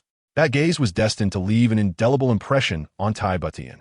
Chu Yang's eyes were calm, sharp, proud, and wild, akin to the Wolf King of the Northern Steppes, piercing as a blade, chilling as ice. Within those eyes lay an indifference to mortality. All beings were mere ants beneath his gaze, ripe for slaughter. The celestial realms were but weeds, ready to be trampled. In contrast, Tai Butian's gaze was gentle, warm, and placid, like a sea that embraces all. Yet, it possessed the majesty of a ruler surveying the world from the heavens. An aura that effortlessly spread around him, declaring, "Here I stand as sovereign. Under heaven, all lands are mine. Along the shores, all subjects belong to me." One was intent, the other oblivious, yet both exerted their utmost effort. This was a contest, yet one devoid of a victor. If Chu Yang's gaze was akin to the crashing waves, Tai Butian's was the steadfast rock. The waves surged, frothing around the boulder that remained unmoved. Who could truly determine whether the rock shattered the waves or the waves engulfed the rock? The outcome remained shrouded in ambiguity. Following that exchange, Chu Yang transformed into a gust of wind, effortlessly gliding past Tai Butian's entourage and vanishing in the direction of the city gates, his expression unwavering throughout. Tai Butian's gaze returned to its tranquil state, lost in contemplation, as if this encounter had merely been a fleeting coincidence, a brief intersection of paths. The guards behind Tai Butian exhaled in relief, their faces now etched with gravity, some even breaking into a cold sweat. The sudden release of their gathered energy cracked the ground beneath them. The earlier sensation of an all-consuming chill had left them in a frozen stupor. Although the figure had made no aggressive moves, merely darting past, the overwhelming aura had instilled a terror akin to a sword slicing through the air, a force impossible to resist. Such a formidable individual, mused Tai Butian, eyeing the direction where Chu Yang had disappeared. His gaze and presence suggest he is a top-tier executioner of the realm. A figure clad in green beside him inhaled sharply, speaking with intense caution. However, his intentions towards the prince are evidently non-threatening. When he regarded your highness, there was no trace of malice, only indifference.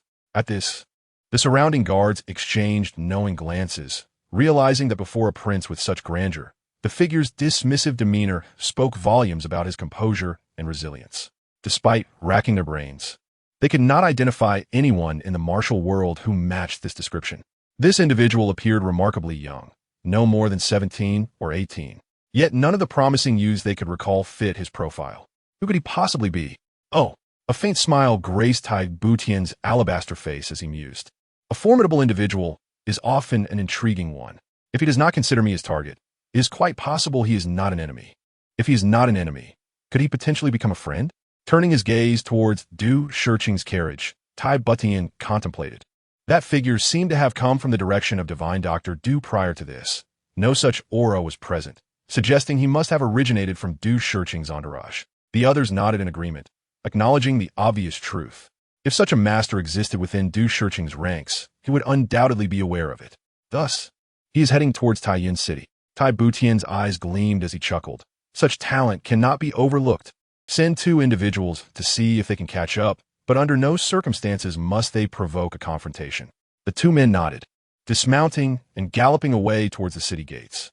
Without turning back, Tai Butian waved his sleeve and instructed, "Everyone, follow me to welcome Divine Dr. Du."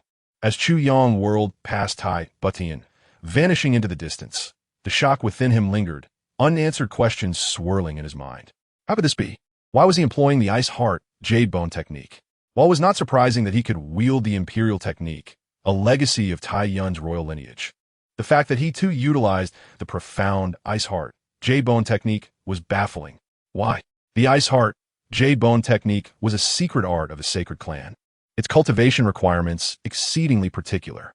Either it is the cultivation of a delicate and somewhat effeminate man, or it requires the embodiment of a woman to achieve the utmost efficacy. A man brimming with masculine vigor, upon attempting to practice the ice heart, pure J-bone technique, may find himself unable to master it throughout his life.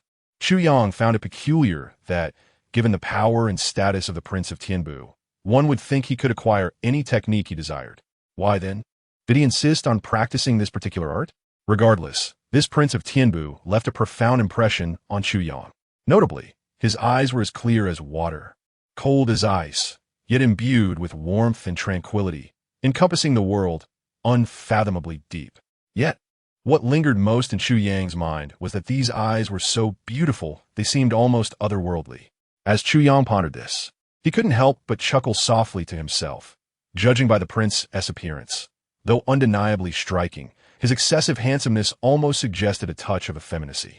He was indeed a quintessential pretty boy, so it seemed unsurprising that he would choose to practice the ice heart, pure J-bone technique. Eventually, Du Shiqing's carriage appeared before the crowd. The elderly man, Gao, lifted the curtain, and Du Shiqing stepped out. Tai Butian moved forward and bowed deeply, stating, "Mr. Du, you have traveled far and endured much. I am Tai Butian, here to personally welcome you." His voice was clear and steady. In the presence of Du Shiqing, he referred to himself in a humble manner, eschewing titles like this prince or I. He showed great respect for Du Shiqing, underscoring how seriously Tai Butian regarded his father's ailment. "Your Highness is overly courteous. I am unworthy of such honor. I fear to trouble you, for it is an immense honor for an old man like me to receive your personal welcome." Du Shiqing replied hurriedly, his face reflecting a hint of excitement. "There is no need for such formality. If you can cure my father, you will be a benefactor to all of Tu Nation. Whatever treatment I receive shall be well-deserved." Tai Butian smiled, gracefully gesturing for Du Shiqing to proceed. Du Shiqing replied, "Your Highness, please." They then returned to the carriage, moving towards the city gates amidst the throngs of followers. "Mr. Du, I wish to inquire about something," Tai Butian remarked with a smile. "Earlier, I noticed an individual swiftly departing from your retinue. Was he not accompanying you?" Chapter 60. The Prince's Tears. "Oh, that person is an old acquaintance of mine." Du Shiqing began, "Truly a man of great character, loyal, righteous, and both brave and wise. Despite his youth, he is a rare gem among men." Du Shiqing shook his head with a sigh as he recounted Chu Yang's background, emphasizing the ambush he had encountered, and concluded, "Had it not been for him, I doubt I would have the fortune to meet the prince today. This man possesses extraordinary talent, an uncanny ability to learn and remember, and his intelligence is nothing short of remarkable. He is indeed a contemporary genius." Du Shiqing spoke with profound admiration for Chu Yang, a sincerity evident in his tone. If Chu Yang had not accompanied him on this journey, the outcomes would likely have been unforeseen. Du Shiqing arborait à fin regret, having expressed his desire to take Chu Yang as his apprentice and impart his medical knowledge. At one point, he had even lamented, "Tu Yang, I have an ominous premonition that this journey to Tiyun may be my last. If you cannot accept me as your master, my medical knowledge may vanish with me." Despite the weight of his words, Chu Yang had still declined. Du Shiqing sighed deeply, resigned to the loss of a disciple. Nevertheless, he entrusted his life's work, the immortal medicine, to Chu Yang, along with a tattered copy of the herbal compendium. This compendium is the foundation of my medical expertise, and I have only grasped about 60% of its wisdom in my lifetime. The immortal medicine embodies my life's devotion. If you can learn it, that would be splendid. If not, please preserve it for posterity, he implored Chu Yang. To Du Shiqing, although Chu Yang did not formally accept him as a master, it felt as if he had already passed on his legacy. His praises for Chu Yang were boundless. Meanwhile, Gao, the elderly man, grunted softly, sensing that since Chu Yang intended to depart, he ought not to enter Tiyun City. Yet, feeling guilty for misunderstanding Chu Yang, he remained silent, thinking that the young man's apparent indifference to fame and fortune seemed genuine. Mr. Du is truly a benevolent healer, extending his grace to all. Hearing this, "My respect for you grows," Tai Butian remarked, though a glimmer of calculation flashed in his eyes as he silently noted Chu Yang's name. Presently, Tu Nation was in dire need of talent. Were it not for Tai Butian's management of the military and creation of the Tianbu Pavilion to bolster Tiyun's strength, the 5th Qing'er would have already led an army northward. For Tai Butian, every talented individual was a treasure not to be overlooked, particularly someone as formidable as Chu Yang. His demeanor shifted to one of cold detachment as he quietly instructed a cloaked figure nearby. Convey a message to Wu Kuangyun, instructing him to visit Tiyun City. Tell him that if he cannot clarify the circumstances surrounding the ambush on the divine Dr. Du, he need not bring his body, only his head. Wu Kuangyun, the supreme commander of the Iron Blood Cavalry, was a fierce general at the southwestern border of Tiyun and ranked 10th among the continent's renowned generals. Although his rank was at the bottom of the list, it was not solely earned through valor in battle. At this moment, Tai Butian was convinced that the timing and nature of the incident pointed to Wu Kuangyun's involvement, without a doubt. The cloaked figure nodded in acknowledgement, suppressing a smirk. Thinking to himself, "Old Wu, you are in for a rough time this time, though I would have preferred to take your place." Turning back, Tai Butian's expression softened as he addressed Du Shiqing gently. "Mr. Du, please do not be alarmed." Du Shiqing repeatedly insisted he was not worthy of such concern.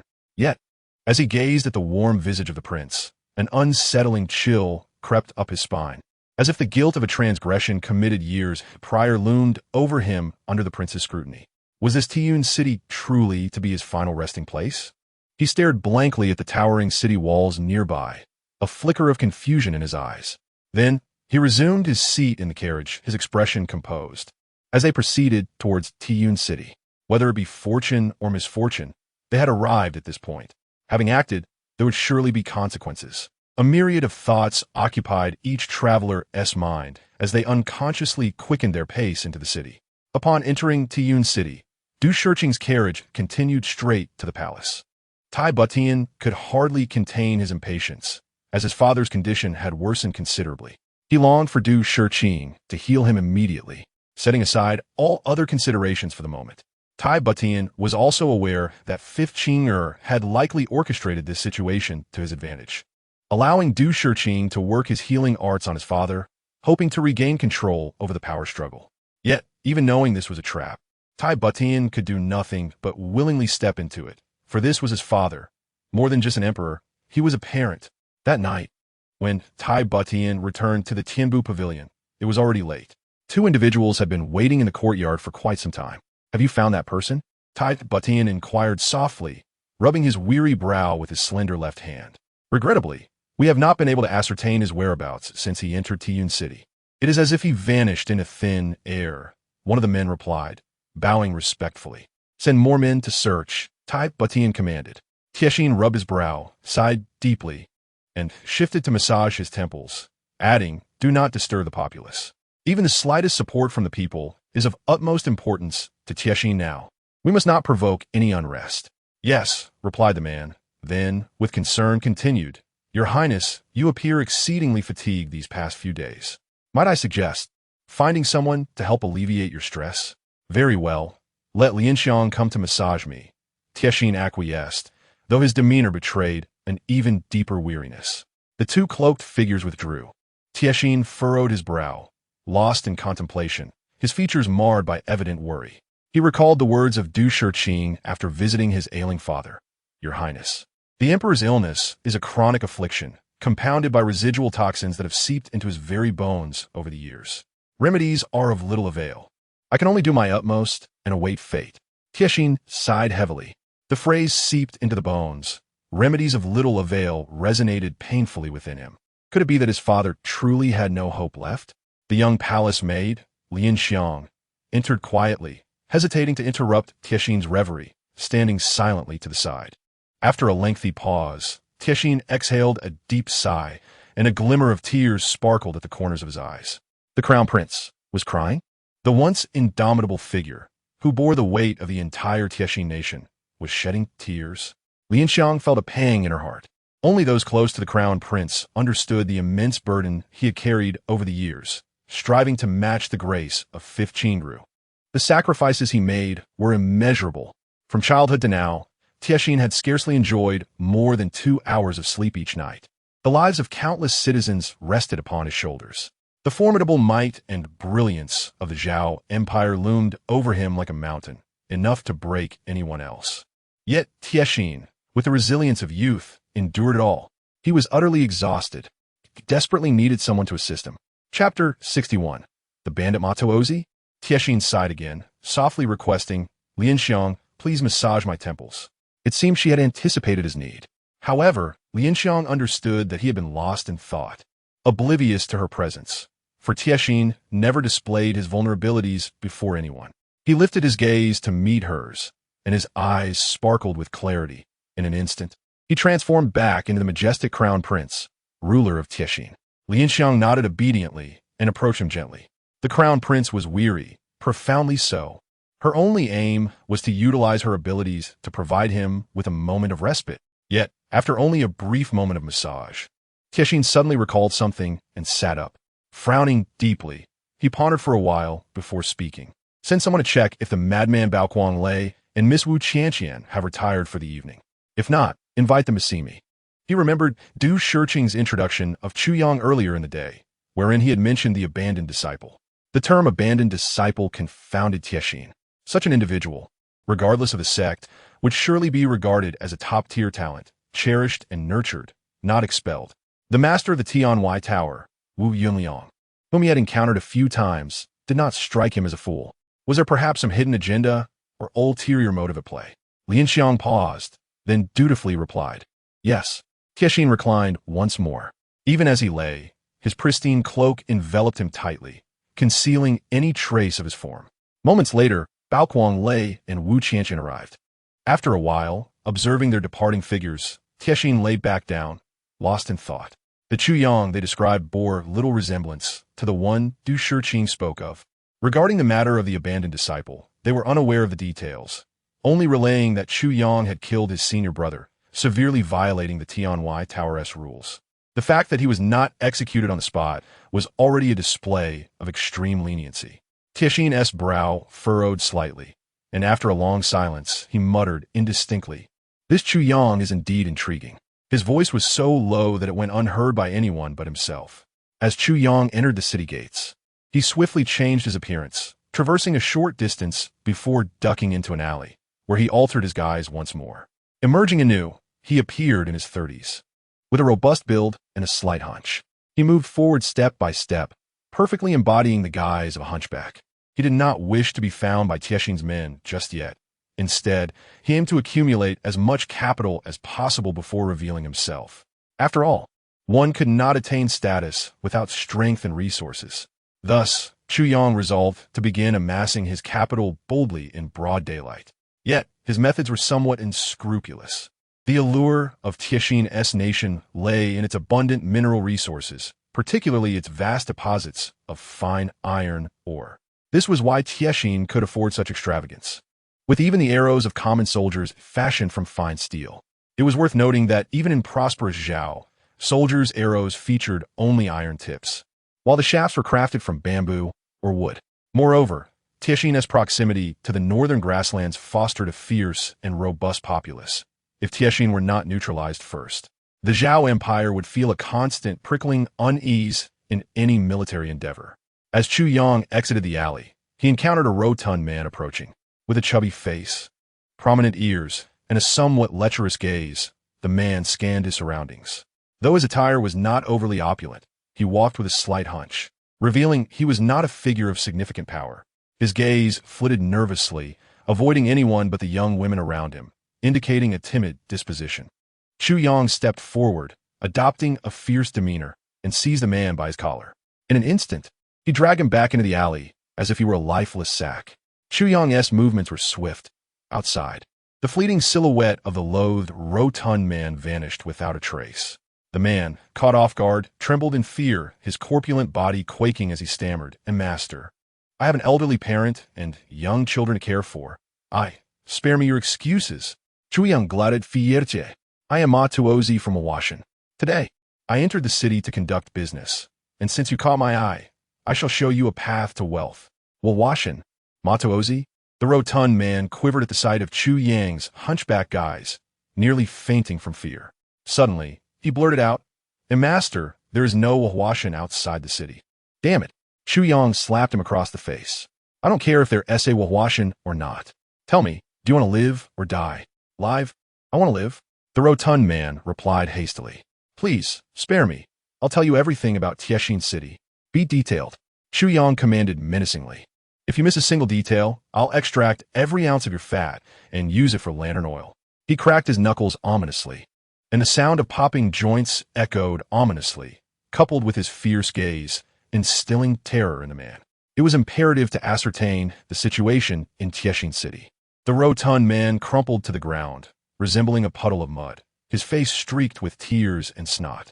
In the depths of the alley, a foul stench erupted, enveloping the surroundings.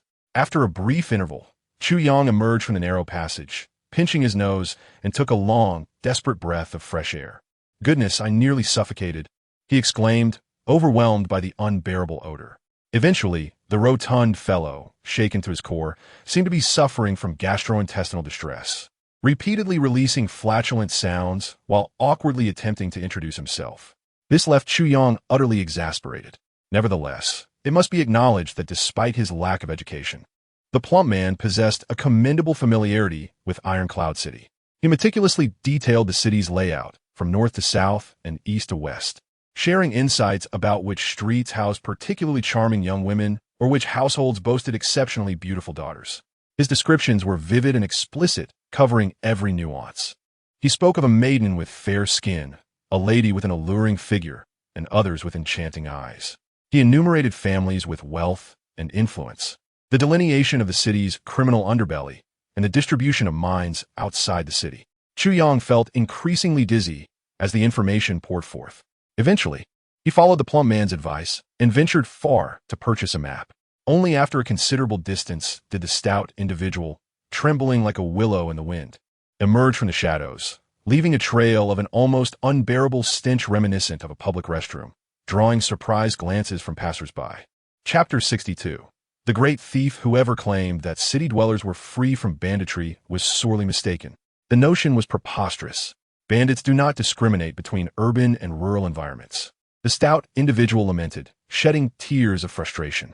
Not only had he been terrified to the brink, but the villain had also pilfered several of his meager silver notes before making off with a feigned noble excuse.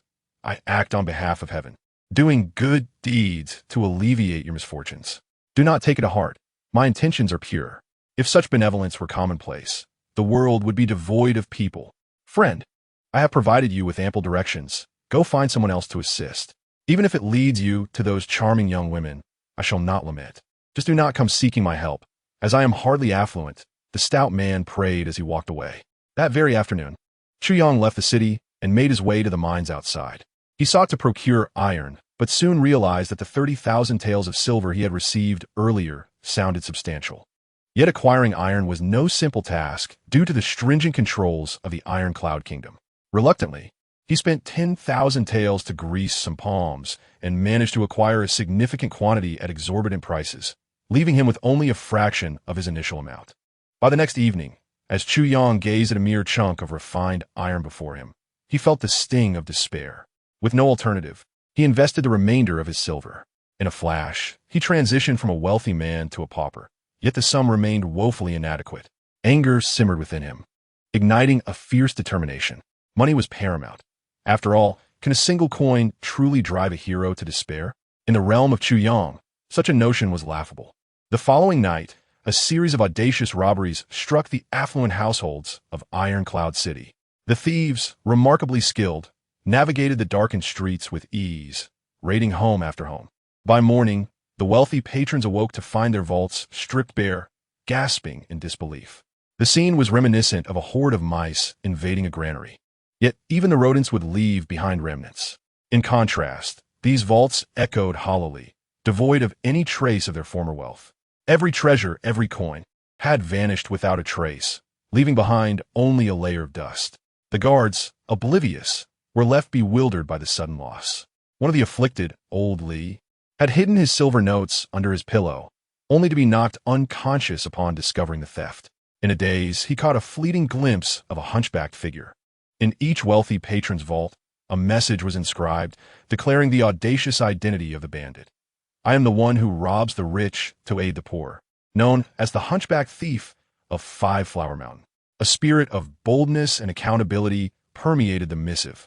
The next morning, the town crier's drum echoed throughout Ironcloud City, a lamentation of the distraught wealthy, who wept openly, their despair palpable. Yet, the townsfolk, from officials to commoners, observed with cold detachment, some even relishing the misfortune of the affluent. The officials dutifully recorded the incidents, instructing the wealthy to await further news.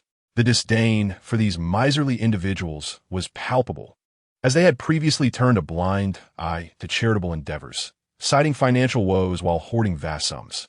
How is it that they can lose such fortunes? It serves them right. Perhaps they should have lost their trousers as well. The callousness of the common folk was evident, as they expressed no sympathy for the wealthy's plight. Despite the rampant thievery, the news of the hunchback thief's exploits spread like wildfire. It was imperative to apprehend this audacious criminal, whose actions threatened to unleash chaos upon the city. In mere days, law enforcement intensified their efforts, yet while they failed to capture the mastermind, they ensnared countless petty thieves. Meanwhile, in a distant corner, a richly dressed stout man trembled as he observed the weeping patrons, his eyes bulging in shock.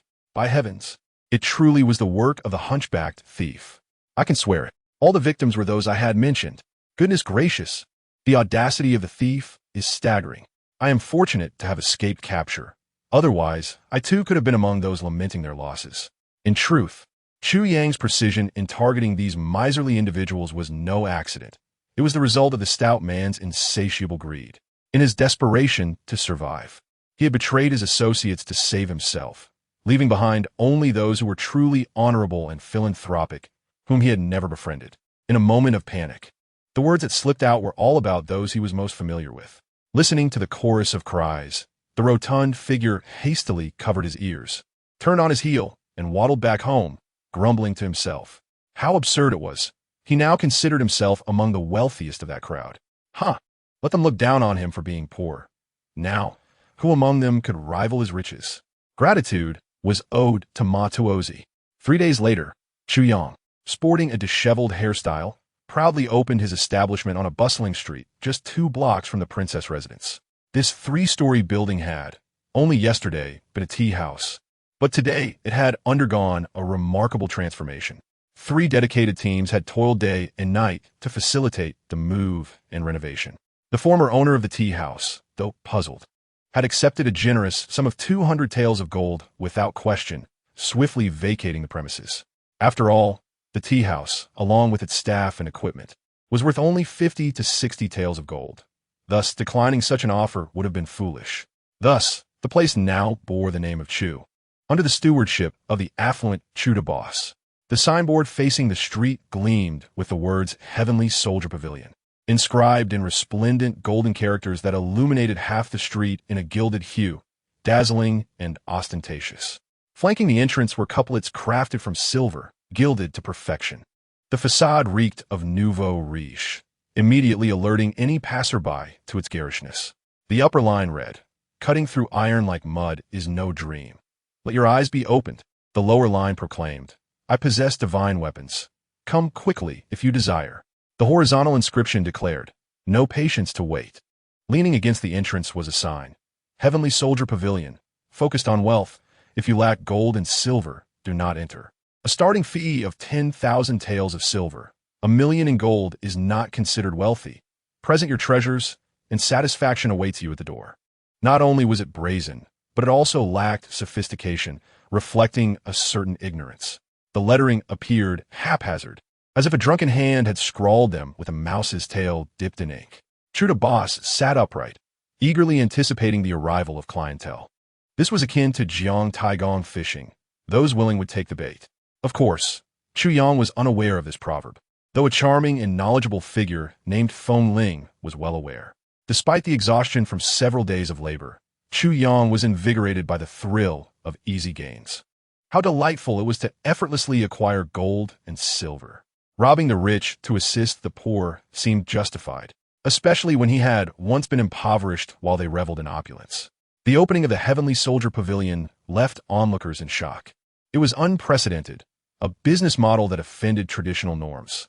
This was not merely commerce. It was a blatant provocation. Instantly, the Heavenly Soldier Pavilion became the subject of ridicule throughout the Iron Cloud Kingdom, a grand joke since its inception. A crowd quickly gathered outside, drawn by curiosity. What madness compelled this fool to open a shop in the most affluent area of Iron Cloud City? Surely, the man's sanity was in question. Yet, if he truly were a fool, how could he afford such a venture? With his legs crossed, Chu Yang lounged at the counter, which held not divine weapons, but merely a cup of tea, the steam curling gracefully around him as he struggled to stay awake. On the left wall near the inner door hung a sword, a knife, a short sword, and a short dagger, seemingly the only weapons he possessed for his grand opening. Outside, a cacophony of voices speculated and mocked, but Chu Yang remained oblivious. His target clientele were not these rabble. Moreover, his memories from a previous life clearly indicated that while the Iron Cloud Kingdom might overlook many things, the term Heavenly Soldier would undoubtedly strike a nerve among the elite. Make way, make way. Good dogs don't block the road, boomed a brash voice from afar as several burly men swaggered down the street, exuding an air of arrogance. The crowd scattered as if faced with a plague. What this Heavenly Soldier Pavilion? How absurd, exclaimed one man with a prominent black mole, his eyes narrowing greedily at the sign. No, entry without silver? I may have less silver, but I'll go in regardless. Big brother, a nearby lackey exclaimed in astonishment. It's all silver, pure silver. The man jumped with excitement, nearly in a frenzy. Silver? The burly man, puzzled, squeezed the sign, his expression shifting to one of avarice. By the heavens, it truly is silver. His gaze turned ravenous. He called out, Who is the owner? Step forward. The man's voice grew hoarse as he imagined the riches within. What did he need? Just to intimidate the owner and claim the sign as his own would suffice. You wish to purchase something? Chu Yang said, leisurely stepping outside. He was the sole proprietor and attendant of the Heavenly Soldier Pavilion. Upon seeing the ruffians, he felt irritation rise within him. He had hoped for big fish, but instead had drawn a pack of thugs. This shop belongs to you? The burly man sneered, his nostrils flaring. What is the matter? Chu Yang replied curtly, his mood sour. What is the matter? You seem to have some spirit. Do you not know who stands before you? The thug lunged forward, intending to seize Chu Yang by the collar and deliver a beating. Get lost. Chu Yang barked, his eyes narrowing. With a swift motion, he unleashed a wave of palpable dark energy, a chilling aura that surged forth.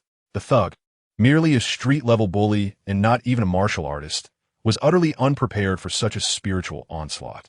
As the thug's bravado faded, he was engulfed in an overwhelming dread, his vision spinning white as he was transported into a nightmare.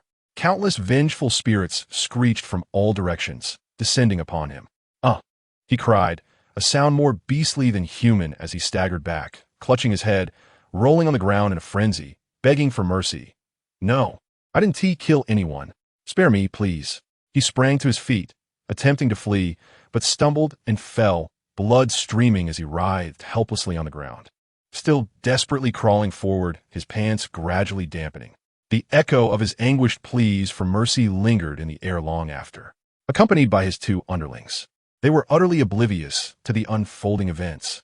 However, witnessing their leader's abrupt transformation from an ordinary demeanor to one of sheer terror sent a chill coursing through their veins. Unable to contain themselves, they shouted in panic, scattering in all directions. Chu Yang, with a perplexed expression, gazed at the retreating figures, scratching his head in confusion, seemingly at a loss for what had transpired. After a moment of contemplation, he remarked, I see. The divine weapons each possess their own malevolent aura. It appears these individuals harbored ill intentions and provoked the divine weapons, which, having a spirit of their own, exacted punishment.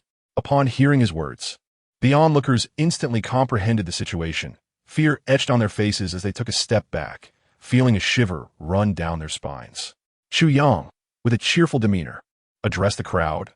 Ladies and gentlemen, I wonder if anyone else wishes to come in for a closer look? Please do not hesitate. With a thunderous crash, the gathering dispersed in disarray. Chu Yang chuckled to himself, turning to leave. The Heavenly Soldier Pavilion is truly remarkable. The divine weapons there possess sentience. Should any malicious intent arise, divine retribution would swiftly follow. This rumor spread even more rapidly than the last, especially since numerous witnesses had seen it unfold. The accounts were shared in hushed, cautious tones, as listeners felt a chill of apprehension. Who would dare to doubt it? Did they not witness the frenzy of those thugs on East Street? What? You haven't heard of them? They are the ruffians who extort protection fees. Thus, the story grew increasingly sinister. As time progressed, various versions emerged, cloaking the newly opened Heavenly Soldier Pavilion in an aura of mystery. Chapter 64. The peculiar young man that night. Chu Yang remained perplexed. On the very first day of its opening, the audacity of the Heavenly Soldier Pavilion had attracted throngs of onlookers, including many martial artists. Among them were individuals clad in opulent garments, exuding an air of arrogance, likely from one of the prominent families in the city. Why, then, could these individuals suppress their curiosity and refrain from entering? A divine weapon in hand could significantly elevate one's combat prowess, whether in the martial world or on the battlefield, an invaluable treasure for survival. Possessing a weapon of extraordinary quality is akin to gaining an additional life. Surely, such a lure would suffice for both noble families and military forces. Chu Yang found himself utterly bewildered by this inexplicable phenomenon. As far as he knew, in the Iron Cloud Kingdom, upon hearing such news, one would expect a rush of eager enthusiasts. Yet, how could it be that no one was interested? The following day, the crowd continued to gather, but it was even more subdued than before, with not a single soul daring to enter. The first day had at least seen some ruffians causing a ruckus. By the third day, even the spectators had dwindled. Chu Yang could not help but feel disheartened. The question of whether or not to purchase was one thing, but surely a few individuals should at least come in to take a look. With a city of millions, was there truly no curiosity among them? What on earth was happening? On the third night, finally, there was a commotion.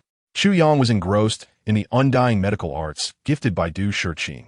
Upon opening the front page, he read a preface. In this world, who can escape death? No one. Therefore, a physician can only treat ailments that do not lead to death. Yet, what constitutes an undying ailment?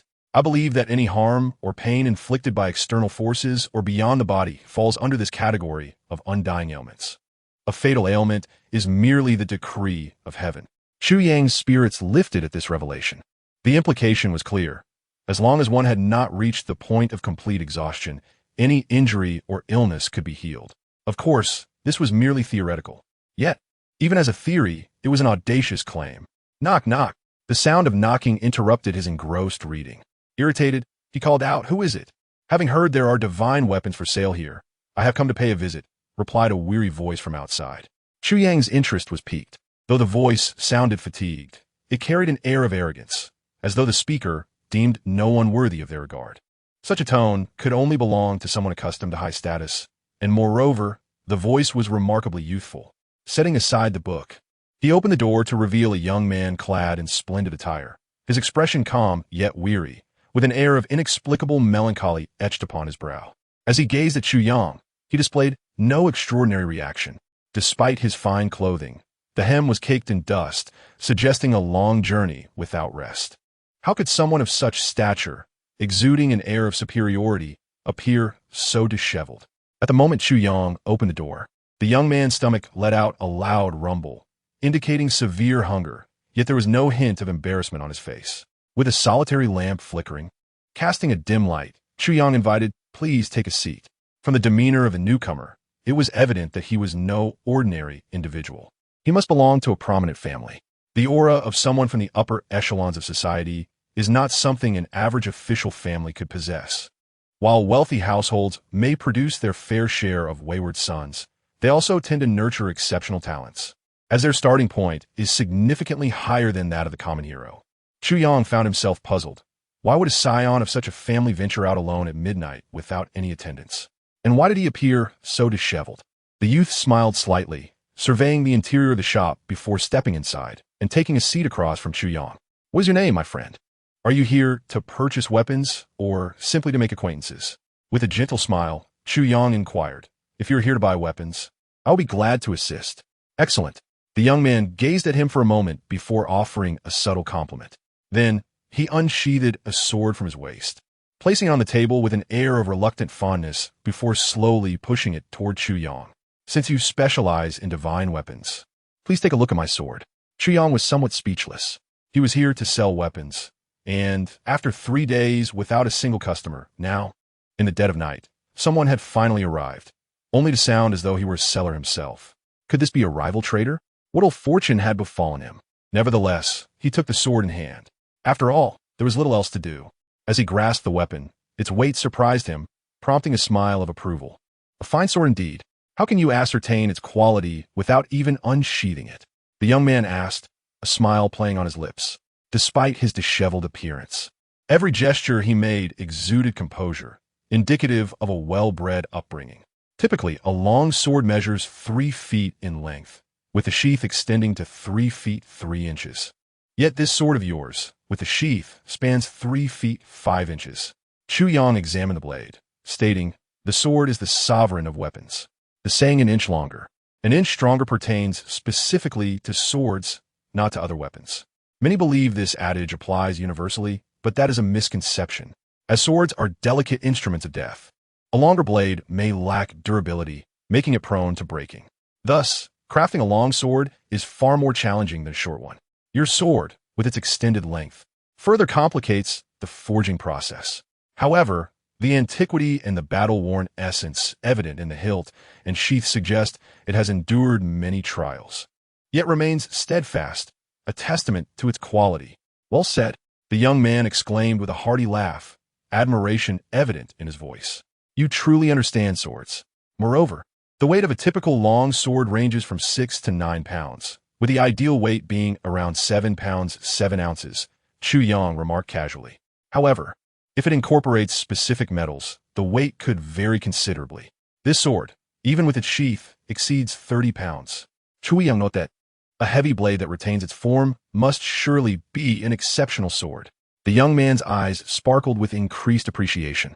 With a swift flick of his wrist, Chu Yang drew the sword, and with a resounding clang, it sang like a dragon soaring and a tiger roaring, unleashing a brilliant flash of light. The glow reflected off the blade, illuminating the room with a myriad of brilliant colors, rendering the entire space almost radiant. What a magnificent sword!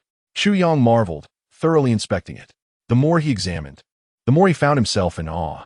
The blade shimmered like autumn waters, appearing to quiver even while at rest.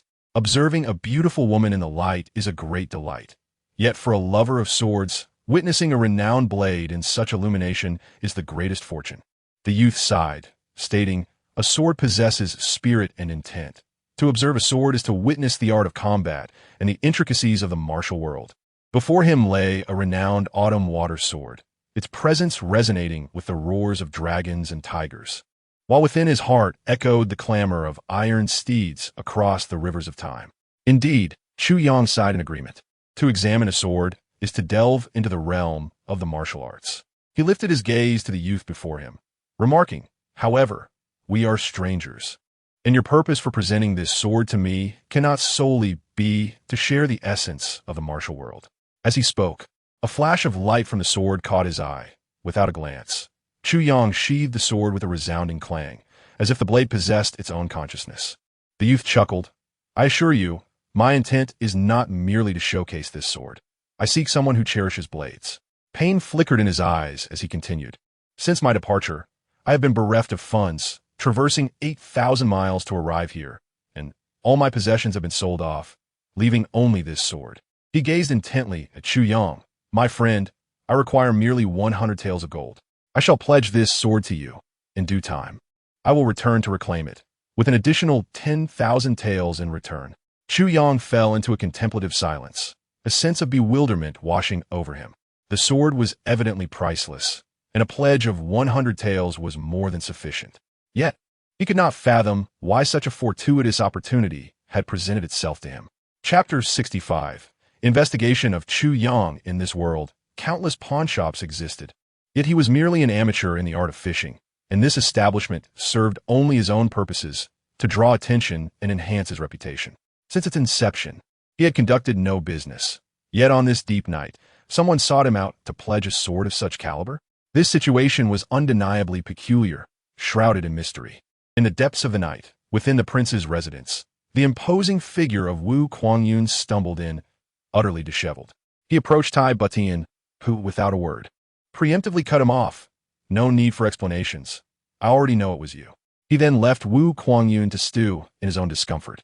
standing rigidly in the hall for an entire afternoon and half the night. This esteemed general of the Ironclad Kingdom, renowned for his valor on the battlefield, found himself drenched in cold sweat, while Tai Butian remained preoccupied with official documents, directing a steady stream of individuals in and out, each hurrying along. Wu Kuangyun stood in the center, motionless, feeling utterly humiliated. The gazes of those around him, filled with curiosity, surprise, and mockery, made him wish he could vanish into the ground, especially those familiar faces that looked at him as if he were a spectacle. Countless times, he cast pleading glances at Tai Butian, silently begging, "Even if you choose to execute me, spare me this humiliation." Yet Tai Butian did not even spare him a glance, his focus unwavering. The aura of the young prince, bolstered by years of accumulated prestige, instilled profound respect and fear in Wu Kuangyun. At last, Tai Butian's words salvaged his predicament. Without lifting his gaze from the documents before him, he commanded, "Go to the military law office, receive 100 strikes. A year's salary will be forfeited for all involved." He continued, "I trust you will not cause any further mischief. Now leave." Tai Butian's tone remained calm, yet this very tranquility sent tremors through Wu Kuangyun's heart, for it signified genuine anger. Had it not been for the current crisis facing the Ironclad Kingdom, his head might well have adorned a flagpole by now. If circumstances were not dire, how could I have acted so foolishly? Upon hearing Tai Butian's punishment, Wu Kuangyun felt as if a great weight had been lifted. Expressing his gratitude fervently before darting out of the prince's residence like a rabbit fleeing a hunting dog, he exhaled deeply, collapsing onto the ground, gasping, "By my mother, I've finally escaped. This torment is worse than a beating." As for any scheming, Wu Kuangyun had never entertained such thoughts. While 100 strikes were substantial, he could endure them. However, should he dare to plot, the repercussions would be far graver. He had witnessed numerous precedents and dared not provoke the prince's ire. "Your Highness, we have located the individual." "Oh, where is he?" Tai Butian, engrossed in a mountain of official reports, scribbled rapidly with a brush, processing several documents without hesitation. Although swift, each was executed with clarity and meticulous consideration, pinpointing the crux of the matter with remarkable insight. Earlier that morning, rumors circulated on the streets of the Ironclad capital regarding someone who had gone mad. And upon investigation, we found the person the prince sought, running a shop. His demeanor was rather peculiar, as if suppressing laughter. A shop? A proprietor? Tai Butian could no longer contain his surprise, inadvertently smudging ink across the document before him. It was utterly unexpected that such a wolfish figure would be managing a store in Ironclad City. However, it was the Heavenly Armory. The black-clad attendant described the Heavenly Armory, stating it appears to specialize in divine weapons, boasting an unprecedented audacity. Divine weapons? Audacious claims? Tai Butian set his brush down, his brows furrowing thoughtfully. After a pause, he mused, "I shall pay a visit tomorrow." Moreover, the rumor suggested that the individual had succumbed to madness due to a confrontation with divine weapons. But our investigation revealed that he had been overwhelmed by Chu Yang's imposing presence, leading to his current state of insanity. "Oh." A flicker of interest ignited in Tai Butian's eyes as he inquired, "What level of cultivation is required to frighten someone into madness merely through presence?" "That is difficult to ascertain." The attendant hesitated before replying. "Generally, those below the martial sovereign level cannot induce such fear in ordinary individuals. After all, presence is an intangible force, and only those of comparable strength can perceive it acutely. However, there are always exceptions." "What exceptions?" "If the individual emanating presence is a notorious killer, a blood-soaked warrior, or a general seasoned in countless battles, their aura could potentially terrify someone to death. Yet, I find it hard to believe that such a young lad like Chu Yang could embody such a reputation." "Oh." Tai Butian pondered deeply. "We initially intended to investigate, but the military has sealed off the Heavenly Armory, preventing any entry." "The military?" Tai Butian chuckled. "Are they from the Dragon City royal uncle?" "Indeed. It seems the royal uncle is ready to intervene." Tai Butian chuckled lightly, surprised that the Tianbing Pavilion had summoned the reclusive royal uncle of Longqing, whom he had seen only once in years. This Chu Yang truly seemed to be his lucky star. Furthermore, 3 of the 7 branches of the Butian Pavilion in the Great Zhao had suddenly lost contact. "Your Highness, it seems the 5th Qingru has taken action." Tai Butian furrowed his brow, contemplating for a long while before slowly stating, "It cannot be the fifth Qingru. She is not one to act rashly." He did not elaborate on why he dismissed the possibility, as if his conclusion was irrefutable. "Is there any other news?" Troops have begun mobilizing in the southeastern region of the Great Zhao. 3 major legions are converging towards the Ghost Cry Valley. However, this appears to be directed at the Wujiguo and does not concern our Taiyun. Taiyun is located in the northern part of the Great Zhao, separated by thousands of miles from the southeastern mobilization. Yet, upon hearing the words of the man in the green attire, Tai Butian's expression suddenly grew grave. "Southeast?" he murmured, his eyes flashing with sharpness. "Southeast? 3 major legions?" "Indeed, southeast," replied the man in green, taken aback by the prince's reaction. "Can the movements of troops from such a distance truly affect Taiyun? Gather all the generals and military ministers here by tomorrow afternoon," Tai Butian said, his expression serious. "This mobilization by the Great Zhao is surely unusual. Order the Butian Intelligence Pavilion to expedite the collection of information regarding this matter. Upon receiving any news, relay it to me with utmost urgency." "Understood. Relay the message to Lord Wang of Tai Longcheng," Tai Butian added. "Since he has emerged, he ought to be aware. Even if he were not to come forth, he would still know. Yet he must let me know that he knows." This statement, almost like a tongue twister, made Tai Butian chuckle softly. The man in green's eyes sparkled with understanding. Tai Longcheng was Tai Butian's uncle, the foremost prince of the Taiyun kingdom. Yet he was not merely a pampered royal. He was also a general, a renowned general. He ranked first on the continent's list of famous generals, undefeated in battle and unparalleled in conquest. The entire border of the Taiyun kingdom was managed with impeccable precision under his command.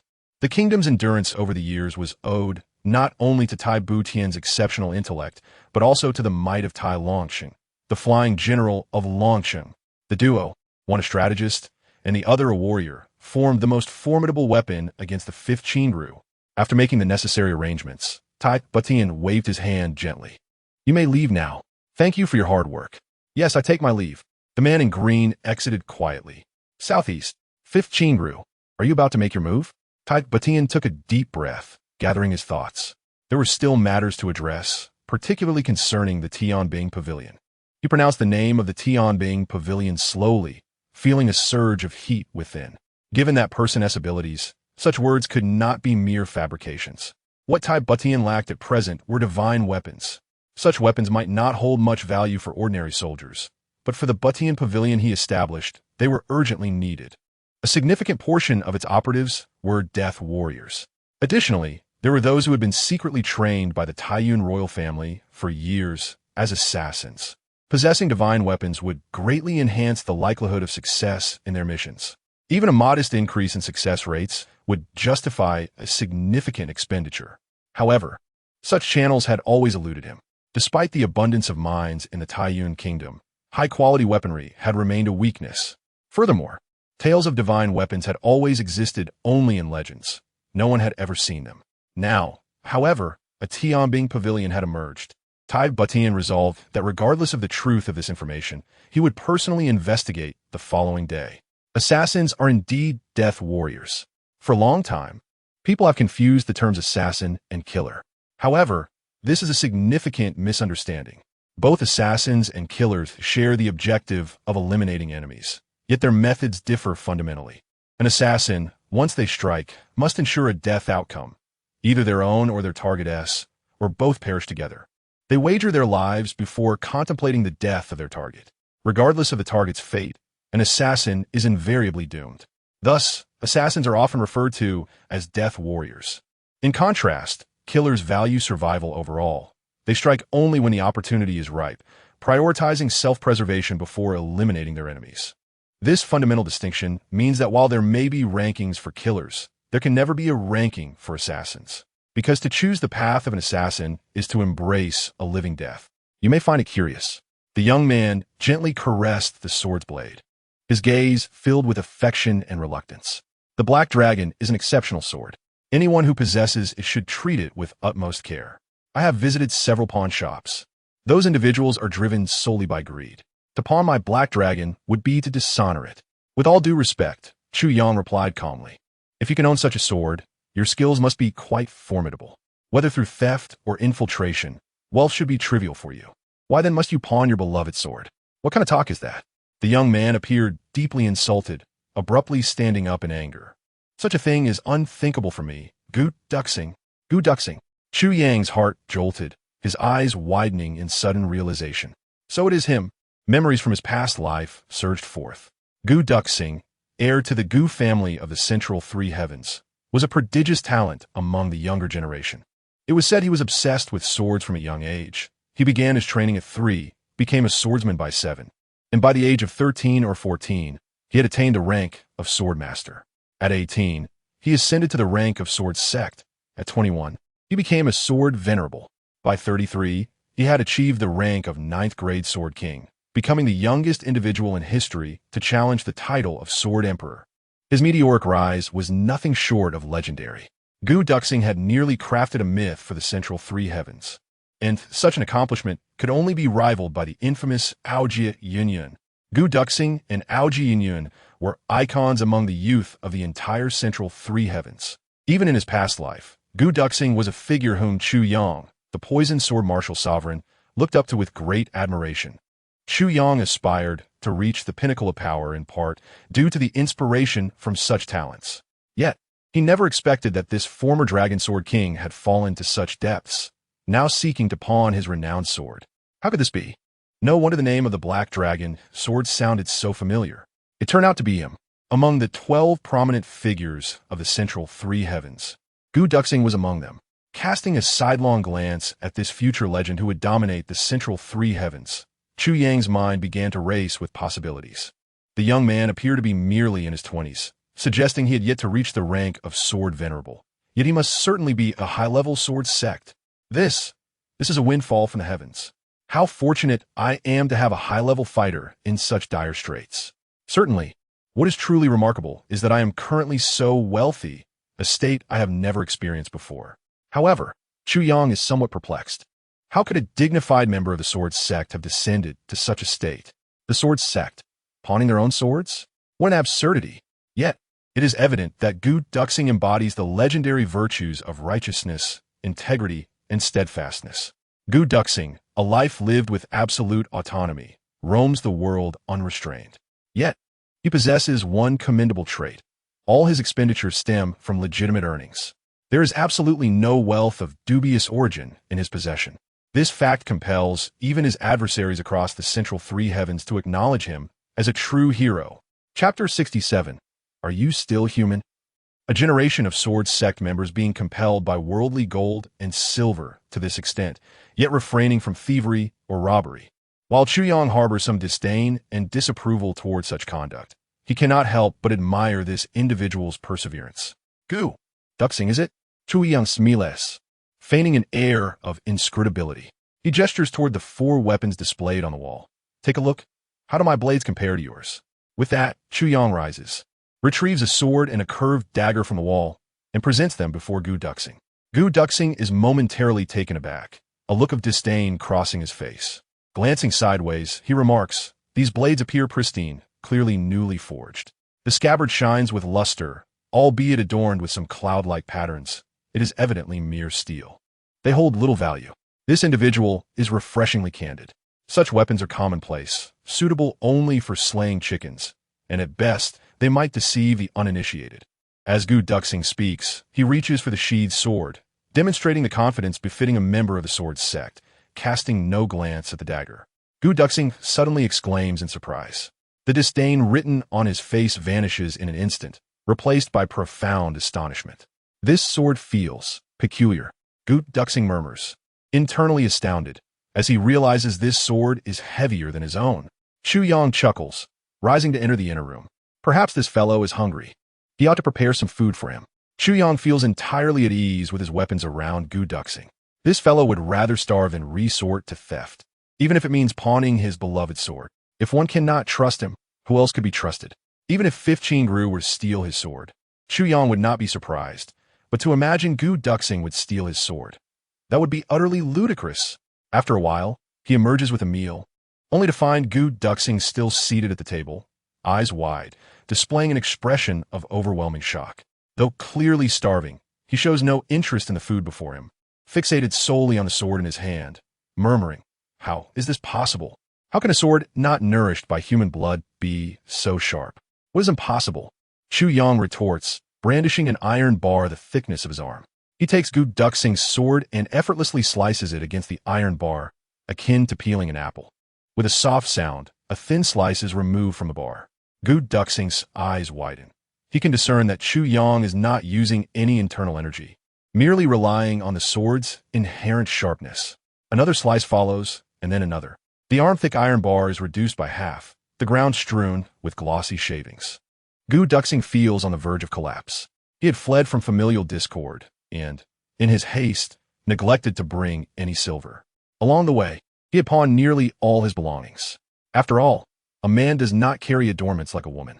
He has only a jade pendant and a few golden beads intended as concealed weapons. Yet, each visit to the pawn shop has left Gu Duxing utterly exasperated. His jade pendant and golden beads were treated as trifles, reduced to shabby items. Is there truly such a thing as a broken treasure? Thus, even after 2 days of hunger, Gu Duxing resolutely refuses to visit the pawn shop. His black dragon is an esteemed sword. If those ruffians were to deem it a mere trinket, he might indeed be driven to slay. This is why he has journeyed here. Upon hearing the legendary tales of the Heavenly Soldier Pavilion, he sought it out. When he saw the 3 characters of Heavenly Soldier Pavilion, a wave of comfort washed over him. Could it be that his black dragon is indeed a heavenly soldier? No other words could possibly match the grandeur of his black dragon. Even the term divine weapon falls short. The black dragon possesses a spirit of its own. Thus, Gu Duxing entered, resolved to gather wealth in the shortest time possible to reclaim his black dragon. Naturally, this was contingent upon the owner of the Heavenly Soldier Pavilion valuing the black dragon. Little did he know that he had stumbled into a place housing such a treasure.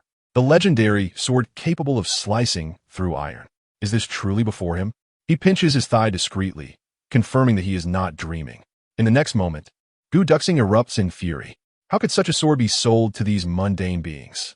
He leaps up, eyes wide as saucers, glaring furiously at Chu Yang. His stomach grumbles louder, and he roars, "You are desecrating it. This is a crime, an insult to these divine swords." Gu Duxing's rage is palpable as he spirals into madness. Seeing Chu Yang maintain a nonchalant demeanor only serves to further ignite his wrath. Such divine swords should be owned only by unparalleled swordsmen, unworthy of any commoner. Have you not heard that a precious sword belongs with a noble hero, and a pearl is bestowed upon a fair maiden? A mere mortal cannot possess these divine weapons. Heavenly soldiers, indeed. I will not allow it. Gu Duxing leaps once more. His gaze sharp. I will not permit it. Chu Yang stands in stunned silence, observing this seemingly starving individual bouncing about in his shop, passionately declaring he cannot sell his own belongings. How absurd. My friend, this shop appears to belong to me. Chu Yang replies bemused. Gu Duxing, momentarily taken aback, defiantly asserts, what is yours is irrelevant. Yours cannot be sold. Chu Yang is left speechless. It is no wonder this fellow progresses swiftly in his training. He seems utterly bewitched by swords, completely enraptured. This is an obsession beyond measure. This is a once-in-a-lifetime treasure. Gu Duxing's eyes radiate with an intense fervor, his entire being infused with a frenzied glow. How perfect this sword is a weapon of slaughter. Just imagine, should such a sword pierce a heart, or sever a head. How exhilarating would that be? The very thought is a delight. Lost in reverie, he closes his eyes, extends his hand in a sword-holding gesture, and mimics the sound of blade against flesh, entirely oblivious. Swish, swish. This is the essence of a sword. This is its rightful place. Chu Yang is left dumbfounded, regarding this lunatic as he categorically classifies him among the mad. Is there truly such a thing? Gu Duxing, in a frenzy, draws another blade from the table with a resounding clink, the blade shimmering as his excitement escalates to near convulsion. This blade is also an extraordinary treasure. Dashing to the wall, he unsheaths both the short sword and dagger simultaneously. This is the ultimate dream of every martial artist in the world. Gu Duxing stands frozen, suddenly glaring at Chu Yang with despairing fury. You intend to sell such swords and blades? You dare to sell the dreams of all martial artists? He stared wide-eyed, slowly advancing towards Chu Yang, his facial muscles convulsing. His eyes bulged like a frog's one moment, and then narrowed into a piercing glare the next. His lips trembled as he suddenly roared with thunderous intensity. "Are you even human?" Chu Yang was utterly flabbergasted. Chapter 68. Heart and soul aligned. Chu Yang was dazed. He merely intended to use these swords as bait, nothing more. How did he end up selling the dreams of all martial artists in the world? It was just a single sword. Was such a grave consequence necessary? After selling this sword, had he truly become the enemy of every martial artist? If that were the case, life would indeed be unbearable. Chu Yang was speechless for a moment, finally conjuring a reason. Gu Duxing, why do you want to pawn your treasured sword? I need to eat. Gu Duxing struggled to comprehend why the other party brought this up. Yes, you need to eat. So you pawn your beloved sword. Chu Yang nodded, pointing to his own nose. But what about me? Have you considered that I also need to eat? If I don't eat, I will starve. I am in the same predicament as you. Do you understand? If I don't sell the sword, I have no other skills. What am I to eat? Omans. Chu Yang asked fiercely, growing more righteous with each word, his voice rising in indignation. Spittle nearly splattered Gu Duxing's face. What he was saying was utterly absurd. The sign outside was made of pure gold and silver. There was no worry about food and drink. Yet, Gu Duxing evidently did not notice this or had simply forgotten. Seeing Chu Yang's fervent demeanor, he was momentarily at a loss for words. Only then did he realize that this fellow across from him also needed to eat. Although you have not displayed martial prowess, I cannot discern your cultivation level. Gu Duxing finally found reason. With your skills, why not resort to theft or robbery? Surely that would fill your stomach better than selling such a divine sword. How dare you? Chu Yang retorted with righteous indignation. Am I, Chu Yang, such a person? Your words are a blatant insult to my principles, a desecration of my spirit, a violation of my will, and an assault on my character. I see you as a person of good stature, yet you are nothing more than a petty thief at heart. Spit. The last word was practically spat out. Gu Duxing was drenched in spittle. The question Gu Duxing posed to Chu Yang was the very one Chu Yang had asked him earlier, which had earned him scolding. Now, with Gu Duxing asking it back, Chu Yang felt a surge of satisfaction. Who dares to insult the Sword King of Tunglong? I do. Gu Duxing, recalling his previous response, felt a twinge of shame. Indeed, one should not impose on others what they do not wish upon themselves. If he himself would not do it, how could this righteous youth before him, sitting in this establishment furnished entirely with silver obtained through Chu Yang's thievery? He couldn't help but feel a surge of respect. It turned out that the other party, like himself, was a man of conviction and ambition. It seemed that he was not alone on this path. Who claimed I was foolish? Here was a kindred spirit before me. Despite the unrelenting reprimand from Chu Yang, Gu Duxing suddenly found the youth endearing, feeling a sense of camaraderie and shared purpose. However, even for the sake of sustenance, Gu Duxing gazed at the two swords and two daggers, his heart aching at the thought of parting with such divine weapons. This was not merely pawning. Once sold, it would be a permanent loss. Could this matter be reconsidered? Gu Duxing cautiously suggested, Brother Chu, as lovers of swords, we must find a worthy home for these treasures. If money isn't of utmost importance, if we can manage. Chu Yang rolled his eyes dramatically, letting out a sigh. According to your reasoning, what should we do? Gu Duxing was momentarily speechless. How about this? I will give you this sword to sell. Is that acceptable? A sudden spark of inspiration ignited within Chu Yang, and he couldn't help but feel exhilarated. Since you have nothing pressing to do, why not work as my assistant here? This way, you won't have to pawn your sword, and you'll also have food and shelter. Most importantly, you can find a suitable owner for these divine weapons, ensuring they do not fall into disgrace. It's a win-win situation. Brother Gu, what do you think? Huh? Gu Duxing felt a bit dizzy. He had not anticipated that after such a conversation, he would end up as someone else's assistant. Nevertheless, this seemed a feasible plan. He had ventured out to escape. Well, wasn't this still an escape? Reflecting on the reasons for his departure, Gu Duxing sighed deeply. What should I do? What? Are you unwilling? Chu Yang asked anxiously. It's not that I am unwilling, but Gu Duxing appeared to have some unspoken concerns. Since you are not against it, then it's settled. Chu Yang interrupted him decisively. Brother Gu, from now on, we are family. From this day forth, you will have the final say in this establishment. You decide who to sell to. I admit I am not well versed in this field. Chu Yang's admission was indeed the truth. He had little knowledge of this trade. However, that did not hinder his intention to keep Gu Duxing around, as long as he stayed. How could he escape from Chu Yang's grasp? If anything happened in the shop, would he not intervene? If he didn't, Chu Yang would simply give the swords to beggars and see if it would cause him any distress. After all, he cared not. With the 9 Calamities sword, he could have as many as he wanted. Thus, under Chu Yang's clever persuasion, Gu Duxing found himself unwittingly ensnared as his assistant. This fellow was infatuated with swords, yet it was his first time venturing out into the world. Furthermore, having run away, he possessed no experience in the martial realm. In the eyes of Chu Yang, a cunning old fox who had lived 2 lifetimes, it was impossible to resist. It must be said, youth is blissfully naive, or rather, easily deceived. The primary reason was that Gu Duxing simply could not fathom Chu Yang's cultivation. In his mind, anyone whose cultivation he could not see must surely possess power superior to his own, serving as an assistant under such a strong figure, while also achieving his goal of escaping from his family. It didn't seem shameful at all. After a ravenous meal of white rice served by Chu Yang, he swiftly prepared a room for Gu Duxing, pushing him inside. After a night's rest, Gu Duxing finally queried Chu Yang, "There's something off. What is it?"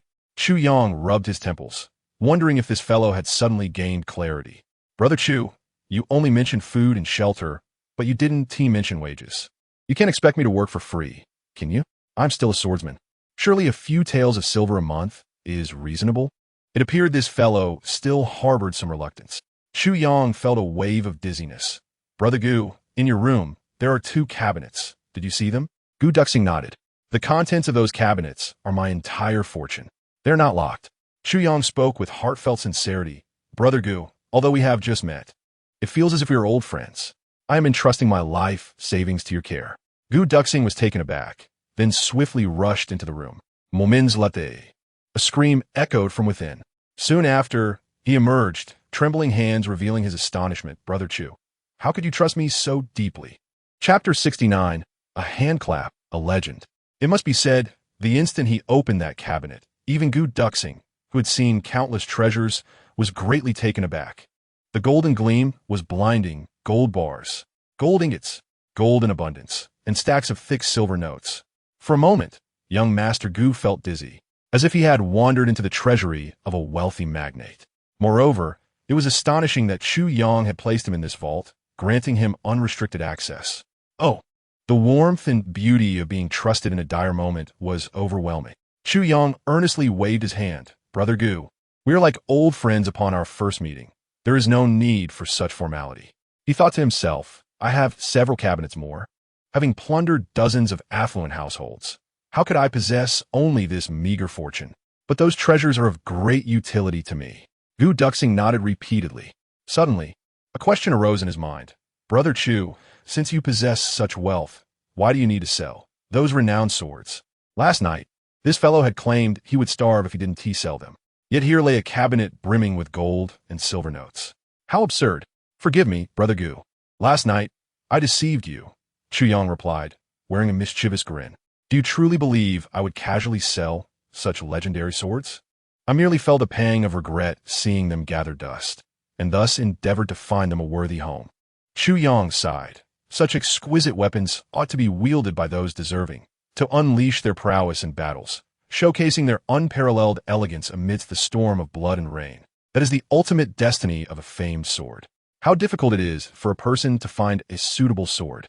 Yet, for a sword to find a worthy master is even more challenging. Fortuitously, Brother Gu and I share similar aspirations, allowing me to take a little breather, haha. Understanding dawned upon Gu Duxing, and he chuckled, feeling a sense of satisfaction as his heart was unburdened. A feeling akin to the camaraderie of heroes blossomed within him. These renowned swords were never meant to be mere commodities. Even if Chu Yang had some ulterior motives, it was only because he valued him. One cannot deny that such a shift in perception brings warmth. Even if the other party errs, one finds excuses that are comforting to oneself. Of course, seeking a true master for the famed swords was indeed a heartfelt wish. However, one must also gather enough silver to sustain our livelihood. Chu Yang smiled, more offert. If the rightful master of the famed sword does not pay a certain price, even if he possesses it, he may not cherish it. Gu Duxing nodded in agreement. Reflecting deeply, Indeed, I recall the arduous journey I endured to acquire the black dragon. The two shared a knowing smile. Compared to the legendary sword emperor of his past life, the current Gu Duxing lacked a bit of worldly wisdom, yet possessed youthful impulsiveness and innocence. Chu Yang recognized the immense value of the man before him. Gu Duxing's tenacity, his obsession with swords, his unwavering principles, and his steadfastness had never wavered throughout his previous life. Such a person was undoubtedly worthy of friendship. Chu Yang did not share Gu Duxing's rigid determination. He viewed such steadfastness as somewhat foolish. However, this did not hinder his admiration for Gu Duxing. Their differences in character were the very reasons why Chu Yang had become a martial sovereign in his past life, yet not a sword sovereign. For while he wielded a sword, his abilities transcended that of mere swordsmanship. Brother Gu, how do these swords compare to your black dragon? Chu Yang inquired. In terms of sharpness, they surpass my black dragon. In terms of hardness, they also exceed it, Gu Duxing replied thoughtfully. Yet in my heart, my black dragon remains unparalleled. Although your swords are rare and extraordinary, I sense they lack something essential. If given a choice, I would still choose my black dragon. His fingers tenderly caressed the hilt at his waist, and the emotion in his gaze was profoundly sincere, akin to a young lover gazing upon his beloved. Though his beloved may not possess ethereal beauty, standing beside the most stunning of women, the one who truly touched his heart would always be this singular person. Other beauties might inspire admiration, but for a lifelong companion, there is only one. Lacking something? Chu Yang's heart skipped a beat. Gu Duxing's intuition was correct. These swords, though appearing razor-sharp, indeed lacked something crucial. The essence of iron had been devoured by the 9 Calamity sword. That was the true spirit of sword. Without the iron essence, these swords were merely dense chunks of iron, incapable of becoming the legendary divine weapons. The subtle distinction could only be perceived by sword masters at a higher level during combat. In lower realms, no one would notice the difference. Yet, even as a sword sect disciple, Gu Duxing had already sensed something amiss with these swords through his keen intuition. Brother Gu, my establishment of the Heavenly Armament Pavilion is not solely for this purpose. Chu Yang pondered for a moment before continuing. I have other aims. However, this pavilion does hold its necessity. The matters at hand are complex and perilous, and I require your assistance. Chu Yang smiled. To be honest, I never imagined someone like you would arrive. But since you are here, I shall not let you leave. I trust you, and I have faith in my judgment. A genuine smile sparkled in Gu Duxing's eyes as he replied, good. Just a single word, yet it was Gu Duxing's promise. He could discern that Chu Yang's words concealed much, yet they were sincere, from the depths of his heart. Thus, he readily agreed. Regardless of the circumstances, it was simply because this individual was pleasing to him. Moreover, this person had aided him in his most challenging times. The two exchanged smiles, their palms striking together with a resounding clap. Little did they know, this moment would forge a legendary tale on the 9 Heavens continent. I hail from a prominent family, the Gu family. You may not grasp the weight of these 4 characters, but truth be told, there may be few who know of the Gu family's formidable reputation across the entire lower 3 heavens. Gu Duxing raised his cup, a glimmer of nostalgia in his eyes. Imbued with profound emotion, I am the adopted son of the family patriarch. After my biological parents perished in an accident, my adoptive father took me in and nurtured me with great care. Chu Yang nodded, contemplating that he ought to have known about the Gu family. Such a colossal family would be impossible to overlook. Ah, so the rumors were erroneous. The future heir of the Gu family was, in fact, an adopted son rather than a biological one. My adoptive father has a daughter and 2 sons, Gu Duxing continued. My 2 adoptive brothers have always marginalized me, yet I have never contemplated contesting for anything with them, enduring their disdain. I am acutely aware that I am merely the adopted son of this family. The core of power does not belong to me. Even if I achieve something in the future, I will protect this family and ensure no harm befalls anyone within it. Yet I shall never become its master. Gu Duxing smiled, a smile that seemed discordant on his chiseled, cold visage. But why did you choose to leave home? Chapter 70. The legendary Gu Miaoling, my adoptive father's daughter, a year my senior, is the reason I left the Gu family. Gu Duxing's gaze was bittersweet, yet tinged with sweetness. Since childhood, Sister Miaoling has been my guardian angel, no matter the trials or tribulations. She has always stood in front of me.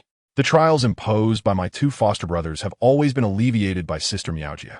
Whenever I faced challenges, she would teach me, Whenever I encountered obstacles, she would assist me. She even defied the family elders and her own brother for my sake. Under her protective wing, I grew up in peace and security. Throughout my life, each time I was on the verge of breakthrough, she would venture into the family's medicinal garden and treasure vault to procure spiritual herbs for me, aiding my advancement. Many of these precious herbs were rare, invaluable treasures, often deemed unattainable. It was through these invaluable gifts and Sister Miaujia's meticulous care that my reputation as a genius was forged. My path of cultivation was smooth sailing, with barely any significant bottlenecks, for the spiritual elixirs I consumed far surpassed the limitations of my own strength, rendering any hindrance utterly negligible. The herbs Sister Miaujia obtained were so extraordinary that even my foster father and several esteemed elders were hesitant to use them. For this, Sister Miaujia suffered countless punishments unbeknownst to me. Each time, she would assure me, "Just eat this. We have plenty at home." And so I naively indulged. Chu Yang listened in silence, and at that moment, he finally comprehended why Gu Duxing had created a legendary path of cultivation at such a tender age. The sheer volume of spiritual herbs amassed by the vast resources of the Gu family was certainly not ordinary, given Gu Duxing's consumption of such an abundance of these herbs. It was no wonder his cultivation speed was extraordinary. We had all matured, and I, too, surpassed all my peers in cultivation speed, thanks to Sister Miaujia's reckless generosity. I continuously broke through one level after another, becoming the envy of all families. Yet, they remained oblivious to the immense effort Sister Miaujia had poured into my success and the injustices she endured on my behalf. I had taken pride in my talents, blissfully unaware of the sacrifices made for me. With a glimmer of tears in his eyes, Gu Duxing suddenly downed his cup of wine in one gulp and refilled it, until one fateful day, when Sister Miaujia procured the family's ultimate treasure, the Yunxiao purple Ganoderma, to help me break through to the sword sect, igniting the wrath of the entire family. Gu Duxing struck his head with a fist, just as I was on the verge of breaking through the sword sect's bottleneck. My foster father, in his fury, broke Sister Miaujia's leg and imprisoned her. My two foster brothers were even more incensed with me for this. Seeking to make my life difficult, yet unaware, I retaliated against them. Then my elder brother said, "You've always hidden behind a woman. Do you not feel ashamed? Now, you've caused her such suffering. Don't you feel guilty?" I was taken aback and chased after them, demanding answers. This time, they revealed everything without reservation. Tears streamed down Gu Duxing's face, falling into his cup. I sought out my foster father, who merely sighed and told me that Sister Miaujia was punished by the Elders' Council for repeatedly stealing family treasures and was locked away in the prison dragon cave. The sentence was for eternity. The Yunxiao purple Ganoderma was a family treasure, meant to be consumed by the eldest elder at the critical moment of reaching martial emperor, ensuring the family's supremacy and paving the way for our ascension to the upper heavens, thus securing the family's unrivaled legacy. Sister Miaujia stole it to give to me, and I had already consumed it, thereby jeopardizing decades of the family's preparations. This was an unforgivable transgression for the entire family. If another family could ascend to martial emperor first, the Gu family would face annihilation by giving me the Yunxiao purple Ganoderma. Sister Miaujia had severed the family's path to progress. This mistake was inexcusable. Chu Yang sighed deeply. In that moment, through Gu Duxing's portrayal of Gu Miaujia, he saw Mo Qingwu. These two women were strikingly similar, willing to disregard everything for the ones they loved, their eyes focused solely on their beloved, with no space for anything else. I went to see Sister Miaujia, as permitted by my foster father. It was my only chance to visit her before she was taken to the prison dragon cave. We gazed at each other across a barrier of purple gold bars. I cried, my heart shattered, asking her why she was so foolish. Why? It's not worth it for me, not worth it. Tears streamed down Gu Duxing's face as he recklessly drank from the wine jug, mixing tears and wine as they flowed freely. Chu Yang sighed once more, quietly pouring himself another jug of wine. Thud! The empty jug was placed on the table, and Gu Duxing's eyes were bloodshot. At that moment, Sister Miaujia said, "Fool, you truly are a fool. When we were young, I considered you my brother and cherished you dearly. I gave you all the good things. But as we grew, I no longer regarded you as a brother." When Sister Miaujia uttered those words, she gazed at me in a daze and then smiled sadly, saying, "Forget it, you can go now." There's nothing more to be done. I'll just meditate in seclusion. Silly brother, you're no longer a child. It's time for you to start a family. Alas, I fear I won't be able to celebrate your wedding. Go on, don't come back. Just pretend you never had a sister Miaogia. Then she turned and walked into the prison dragon cave. Gu Duxing's face contorted with rage, muscles twitching, trembling all over. To me, Sister Miaogia had always been like a celestial being. Gu Duxing quivered. I loved her, I admired her, I. But once she entered the prison dragon cave, I realized my heart was empty, devoid of anything. I could not live without her. I could not live without her. Gu Duxing let out a low roar, tilting his head back as tears cascaded down his face. Yet she was imprisoned in the prison dragon cave. Such a grievous error might condemn her to a lifetime of confinement. What must be done? What conditions must be met to free her? To obtain another Yin Shao purple Ganoderma? Chuyang, his gaze steady, inquired. It is futile.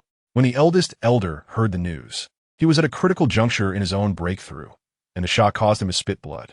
His rank fell, and he lost the opportunity to ever challenge for martial emperor again. No one else in our family can do it either. What did your foster father say? My foster father could do nothing. Gu Duxing stared blankly into the void, tears silently falling. I endured 2 years of unbearable torment until last month, when my foster father arranged a marriage for me. Chuyang immediately understood. It seemed that this dragon sword king was not only obsessed with swords, but also with love. No matter what, even if I were to live a solitary life, I could never betray Sister Miaogia. Gu Duxing gritted his teeth. Thus I escaped. No wonder this fellow in his past life practiced with such fervor, advancing at an alarming rate. It was all to strive for the title of Sword Emperor and rescue Gu Miaogia. Chuyang felt a wave of sympathy. Chapter 71. The Frenzied Sword Art, Second Update. Seeking votes. Even though Gu Duxing possessed unparalleled talent and exceptional qualifications, he would likely not reach Sword Emperor until well into his 60s. Meanwhile, Gu Miaogia, suffering in the prison dragon cave, was a year older than him. Their most beautiful days had been squandered and could never return. To free Sister Miaogia, I must reach Sword Emperor, but how distant that goal seems. Sister Miaogia is already 21 this year. Gu Duxing despaired. Even if I advance rapidly, it would still take at least 30 to 40 years to reach that level. 30 to 40 years. How could Sister Miaogia endure? Chuyang raised his head thoughtfully and said, This matter may not be without solution. You have a solution? Gu Duxing sprang to his feet, causing the wine cup on the table to topple with a crash. His blood-red eyes widened in disbelief. Yes. Chuyang nodded steadily and said, Please, sit down and let us converse. Gu brother, those involved are often clouded by their emotions, while observers possess clarity.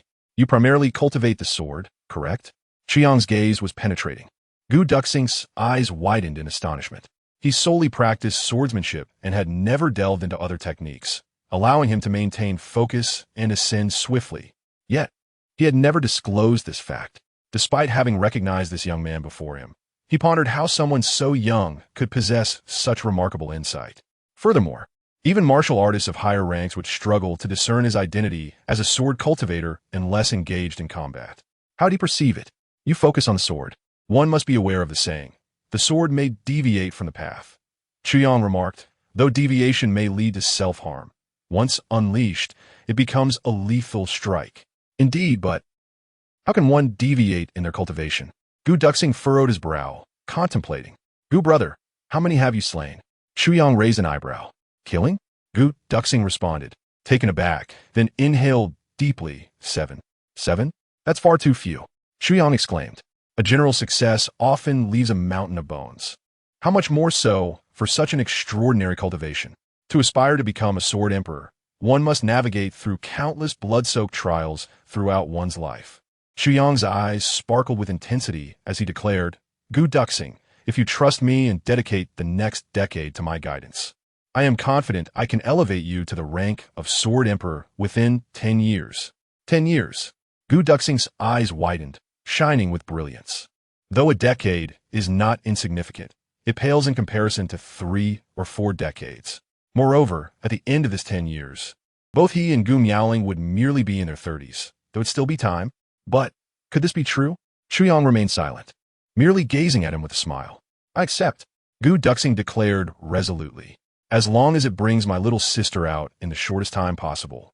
I would not hesitate to grant you a decade, or even a lifetime. Excellent. It's a deal. Chuyang extended his hand. As long as you heed my words, I promise you will be reunited within 10 years.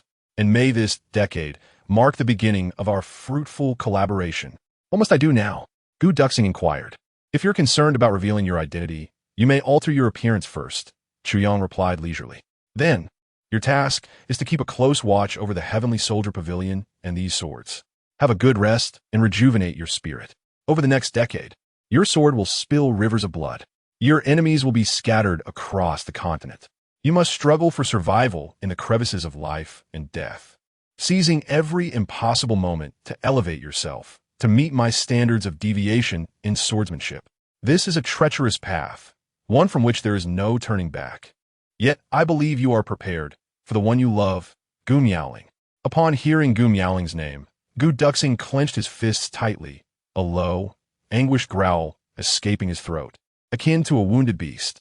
Only he understood that every time he thought of that name, it felt as though a knife had plunged into his heart. Noritri, for little sister Miaoling, what need have I for retreat? Chuyang rose and approached the counter, retrieving a sheet of paper, dipping the brush in ink. He contemplated for a moment before swiftly writing. Gu Duxing, swaying slightly, stood beside him to observe. But as he watched, his eyes suddenly widened in disbelief. The frenzied sovereign sword technique. The 4 words were spoken with great difficulty. He quickly lifted his head, looking at Chuyang in disbelief. Is this real? The frenzied sovereign sword technique is reputed to be the fastest method for sword cultivation. Once initiated, the practitioner immerses their entire being into it, unable to halt until a stage is reached. It is the most extreme method. One either destroys themselves in the frenzy or elevates their swordsmanship to a new level. Practicing the frenzied sovereign sword technique presents 2 possibilities: success or death. There exists no third option. This technique is said to have been created by the heart-sealing Sword King centuries ago. It is labeled as heart-sealing, but it may as well be termed heart madness. For all acknowledge that the creator of such a technique must be a madman. This technique was discovered by Chuyang after he arrived in the middle 3 heavens, during a treasure hunt where someone unearthed the burial site of the heart-sealing Sword King, retrieving this sword technique. However, many who studied it found that while it could rapidly enhance one's sword skills, those who practiced it to the end would invariably become mad. The heart-sealing Sword King met his demise through this very practice. Countless individuals attempted to reform it, but none succeeded. Thus, the frenzied sovereign sword technique was discarded. For despite its immense power, becoming a madman renders it useless. Nevertheless, the essence of this technique has persisted throughout the middle 3 heavens. One day, upon discovering the frenzied sovereign sword technique, Chuyang scrutinized it closely and noted its similarities to certain principles within the 3rd segment of the 9 Calamities sword, albeit at a much lower level. By substituting key phrases within the frenzied sovereign sword technique, one could practice it as normal, achieving that extreme madness that fosters rapid advancement. However, the efficacy of the frenzied sovereign sword technique pales in comparison to the 9 Calamities sword, which is why Chuyang had refrained from practicing it, though it left a lasting impression. Now, however, it proved invaluable. Gu Duxing, at this moment, desperately required this technique. Furthermore, his obsession with the sword had reached a frenzied level, making him the ideal candidate for this technique. Take it. Chuyang completed the final stroke, blowing gently on the still glimmering ink before handing it to Gu Duxing. This is the modified frenzied sovereign sword technique. To practice, it requires only unwavering determination. Gu Duxing's hands trembled violently as he accepted the pages.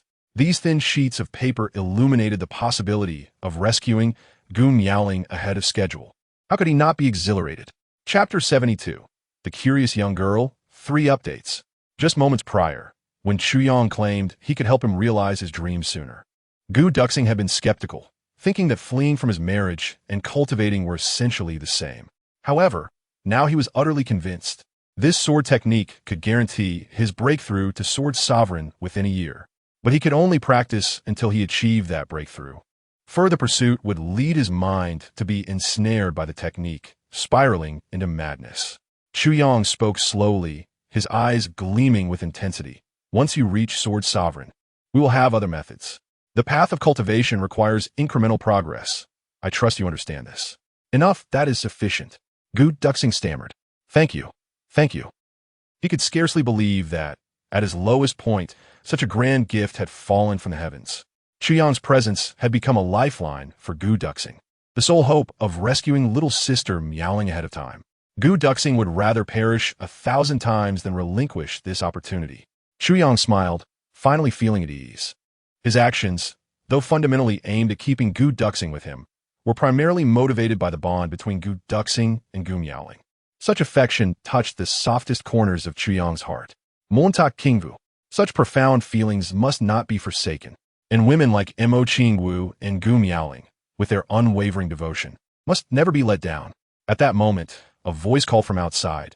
"Excuse me, is anyone inside?" The two exchanged glances, and in unison they exclaimed, rising to their feet. These two individuals have spent the entire morning indulging in their own revelry, completely oblivious to the responsibilities expected of a merchant. The Tianbing Pavilion remains shuttered, even as the sun climbs high in the sky. As I prepare to open the door, the words I was about to utter were interrupted when Gu Duxing sprang into action, cradling his cherished Quangzuan sword manual and swiftly retreating to his room. In disbelief, I hastily cleared the table of the scattered drinking vessels, tossing it aside with a swift motion before finally opening the door. A wave of intoxicating air surged forth as the door swung open. Before me stood a young maiden, patiently awaiting entrance, her expression souring as the scent assailed her senses. "Ah, come to purchase a sword?" I raised an eyebrow in curiosity. This girl, by my reckoning, defied easy description.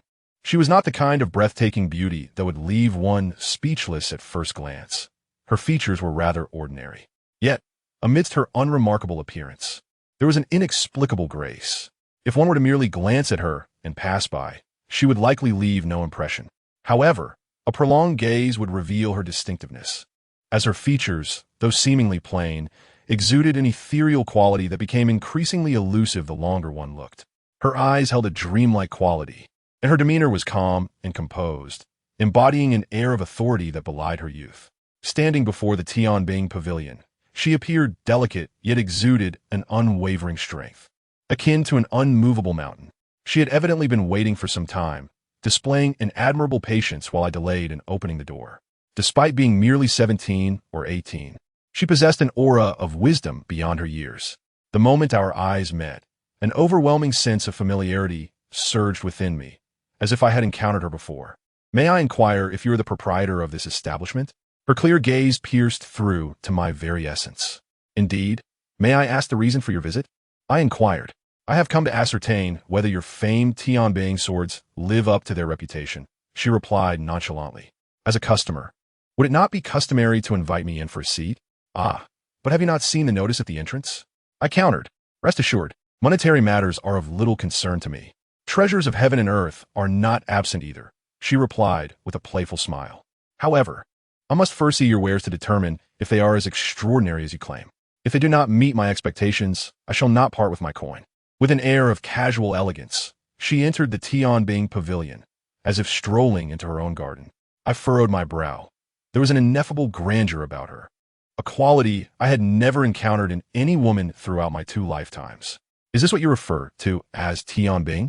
she mused, gazing at the 4 weapons displayed on the wall, tilting her head slightly. Her mere presence evoked a sensation of regal authority, as if she were a sovereign surveying her realm. The feeling perplexed me further. She was undeniably a woman, and yet I could not shake this impression. Indeed, a voice interjected, though it was not mine. Gu Duxing emerged from the shadows, his icy gaze fixed upon the young maiden. His expression had shifted slightly, yet his countenance remained as cold as a statue, indifferent to her femininity. "May I examine the swords?" she asked, her demeanor unruffled by his sudden appearance. "Purchasing a sword here is not based on wealth or status, but rather on one's worthiness to wield such a weapon," Gu Duxing replied coldly. "If you are unworthy, even the riches of a kingdom will not suffice." "Oh, seeking a worthy master for your famed swords? How intriguing," she mused. "However, while you assess individuals, I shall assess the swords. Should they fail to impress, even if you were to kneel before me in supplication, I would not accept them." Her words were a sharp retort to Gu Duxing's declaration.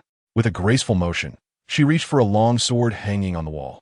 As she lifted it, the weight surprised her. It was nearly 3 times heavier than a typical sword. Her arm faltered momentarily before she steadied herself, a look of astonishment crossing her features. Long sword? Gu Duxing and I exchanged glances, both taken aback.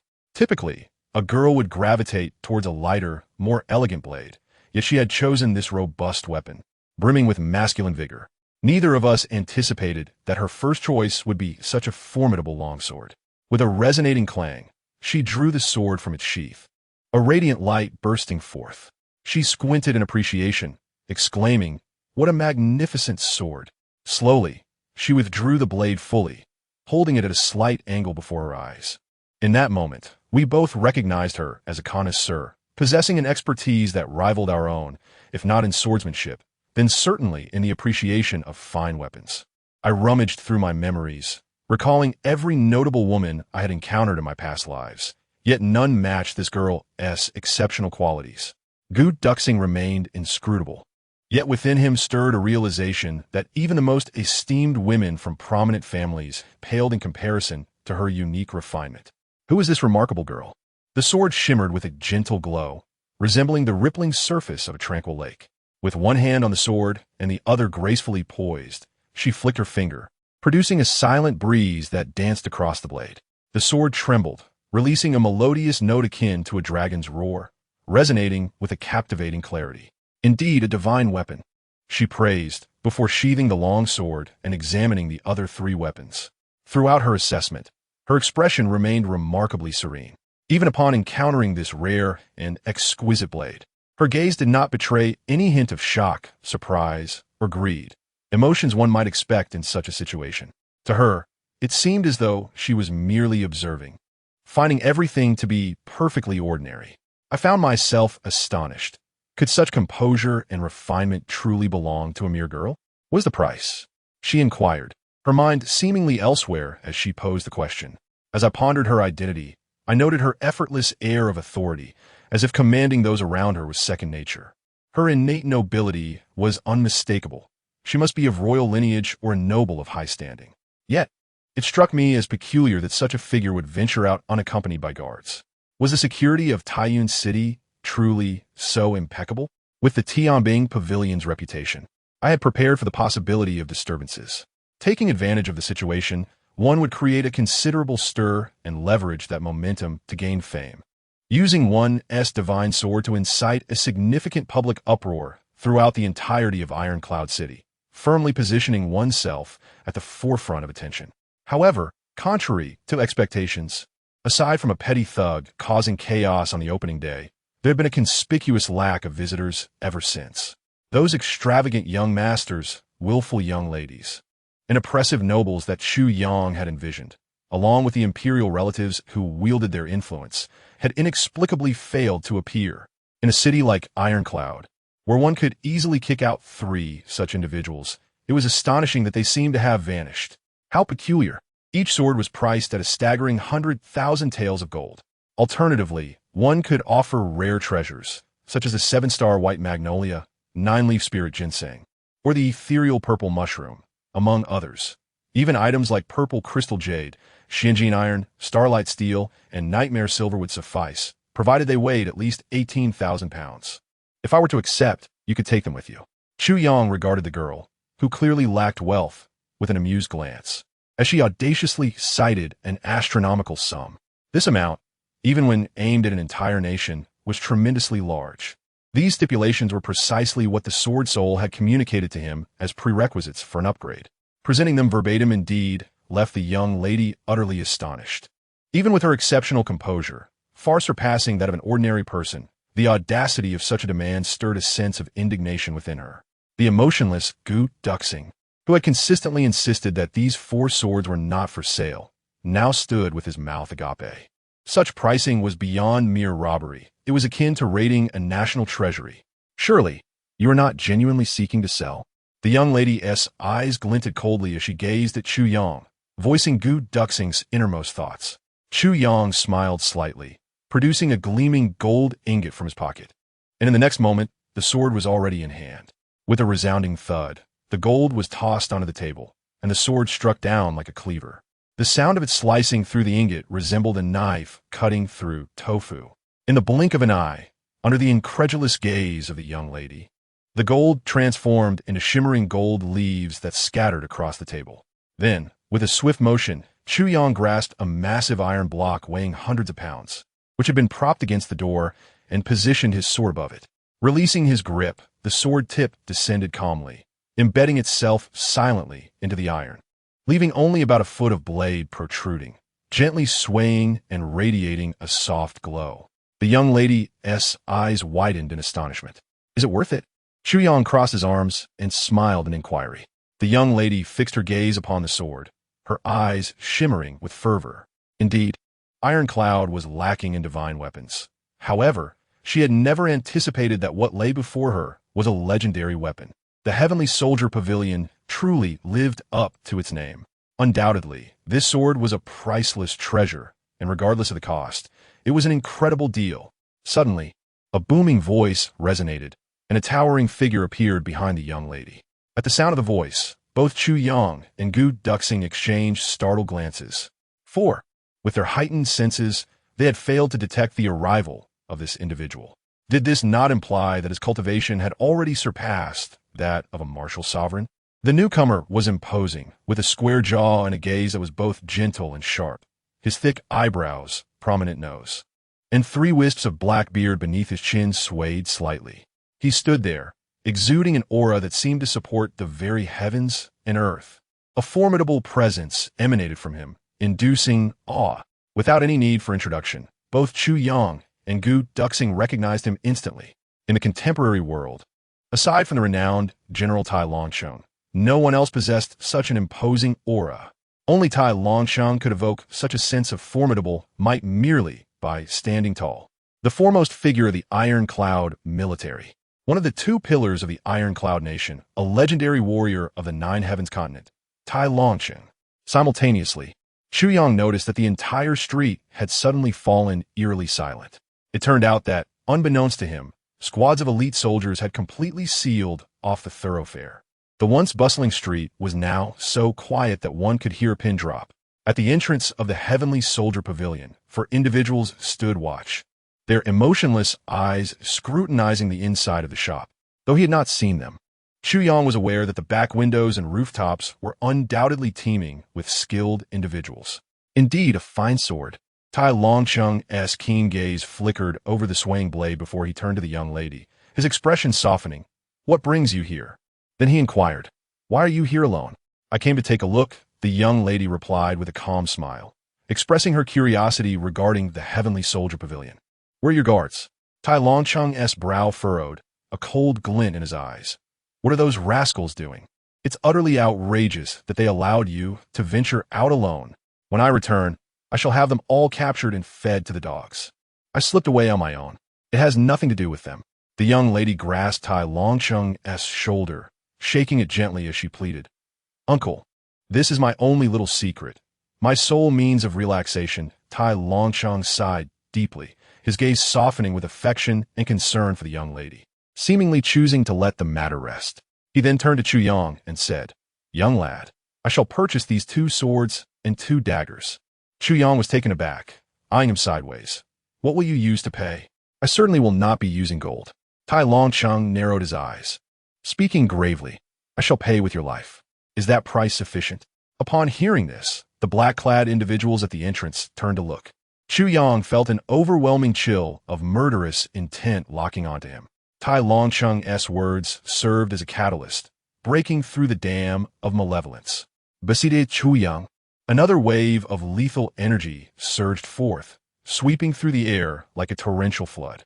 This aura was even more potent and piercing. It was none other than Gu Duxing, who stood quietly by Chu Yang's side. Gu Duxing's hand was already resting on the hilt of his sword, his eyes radiating a brilliance that could only be summoned by concentrating all of his strength. Commanding, yet serene, the murderous intent of Gu Duxing intermingled with that of the 4 men, and suddenly, the entire shop felt as if it had been plunged into an icy abyss. A chilling aura enveloped half the street. In Gu Duxing's eyes, regardless of the status or accomplishments of these individuals, they would forever remain beneath the lesser tiered. The lower tier would never compare to the middle tier. It mattered not if they were generals or even emperors, what of it? Chu Yang was his greatest ally in rescuing Sister Miao, his sole hope. Should these individuals seek to harm Chu Yang, they would have to step over his corpse first. He would stop at nothing. If they dared to act, he would not hesitate to kill. Tai Longqing looked at Gu Duxing in surprise, then waved his hand, causing the 4 auras of hostility to dissipate. Gu Duxing snorted, retracting his own aura, and resumed his cold, impassive demeanor, remaining motionless behind Chu Yang. The 4 opponents also withdrew their murderous intent, cautiously regarding Gu Duxing. The impact of such ferocity emanating from a youth was monumental. Indeed, Tai Longqing remarked, unsure whether he was praising Gu Duxing or the sword itself. He turned to Chu Yang and said slowly, "You have only been open for 3 days. Yet your establishment has faced numerous threats of closure. Do you realize that if it weren't for my orders, both you and the shop would have long been reduced to ashes?" "Why?" Chu Yang silently gritted his teeth, realizing that the reason for the absence of disruptions was due to this old man's interference. "You old fool. You've sabotaged my plans and now seek to claim credit? All for the sake of the title Heavenly Soldier." In Iron Dragon City, Horan raised his head and gazed at Chu Yang. "Your choice of name and the audacity with which you have erected such a sign on the foremost street of Iron Cloud Kingdom reveal the depth of your cunning and your far-reaching vision. You have grasped the true flaws of Iron Cloud. I have come to discern your true intentions. Otherwise, for a mere small establishment like this, even if it were filled with divine arms and weapons, it would hardly be worth my esteemed presence." "What intentions?" At the mention of this phrase, the young girl beside them also lifted her gaze towards Chu Yang. Indeed, this individual harbored ulterior motives. However, if his intentions were merely suspect, it would not warrant my visit. Iron Dragon City clasped his hands behind his back, stating, "The reason for my personal visit today is quite significant. Moreover, prior to this, I must prevent anyone interested in the Heavenly Arms Pavilion from approaching, regardless of who they may be, should anyone arrive." The proprietor could easily realize his schemes through these visitors, although I am unaware of his true designs. A direct blockade will undoubtedly eliminate any opportunity for such schemes to take effect. This establishment does not merely sell weapons. It seeks to incite conflict. Iron Dragon City pronounced coldly, almost revealing Chu Yang's genuine intentions. A direct blockade. This was the simplest and most effective method. Were it a different time, I might have allowed him some leeway. Yet, with 5th Qingru already initiating maneuvers in the southwest, there could be no indulgence at this moment. Chu Yang felt a tremor within, beads of cold sweat forming on his back. Who proclaimed that the world was filled with fools? This Iron Dragon City was utterly terrifying.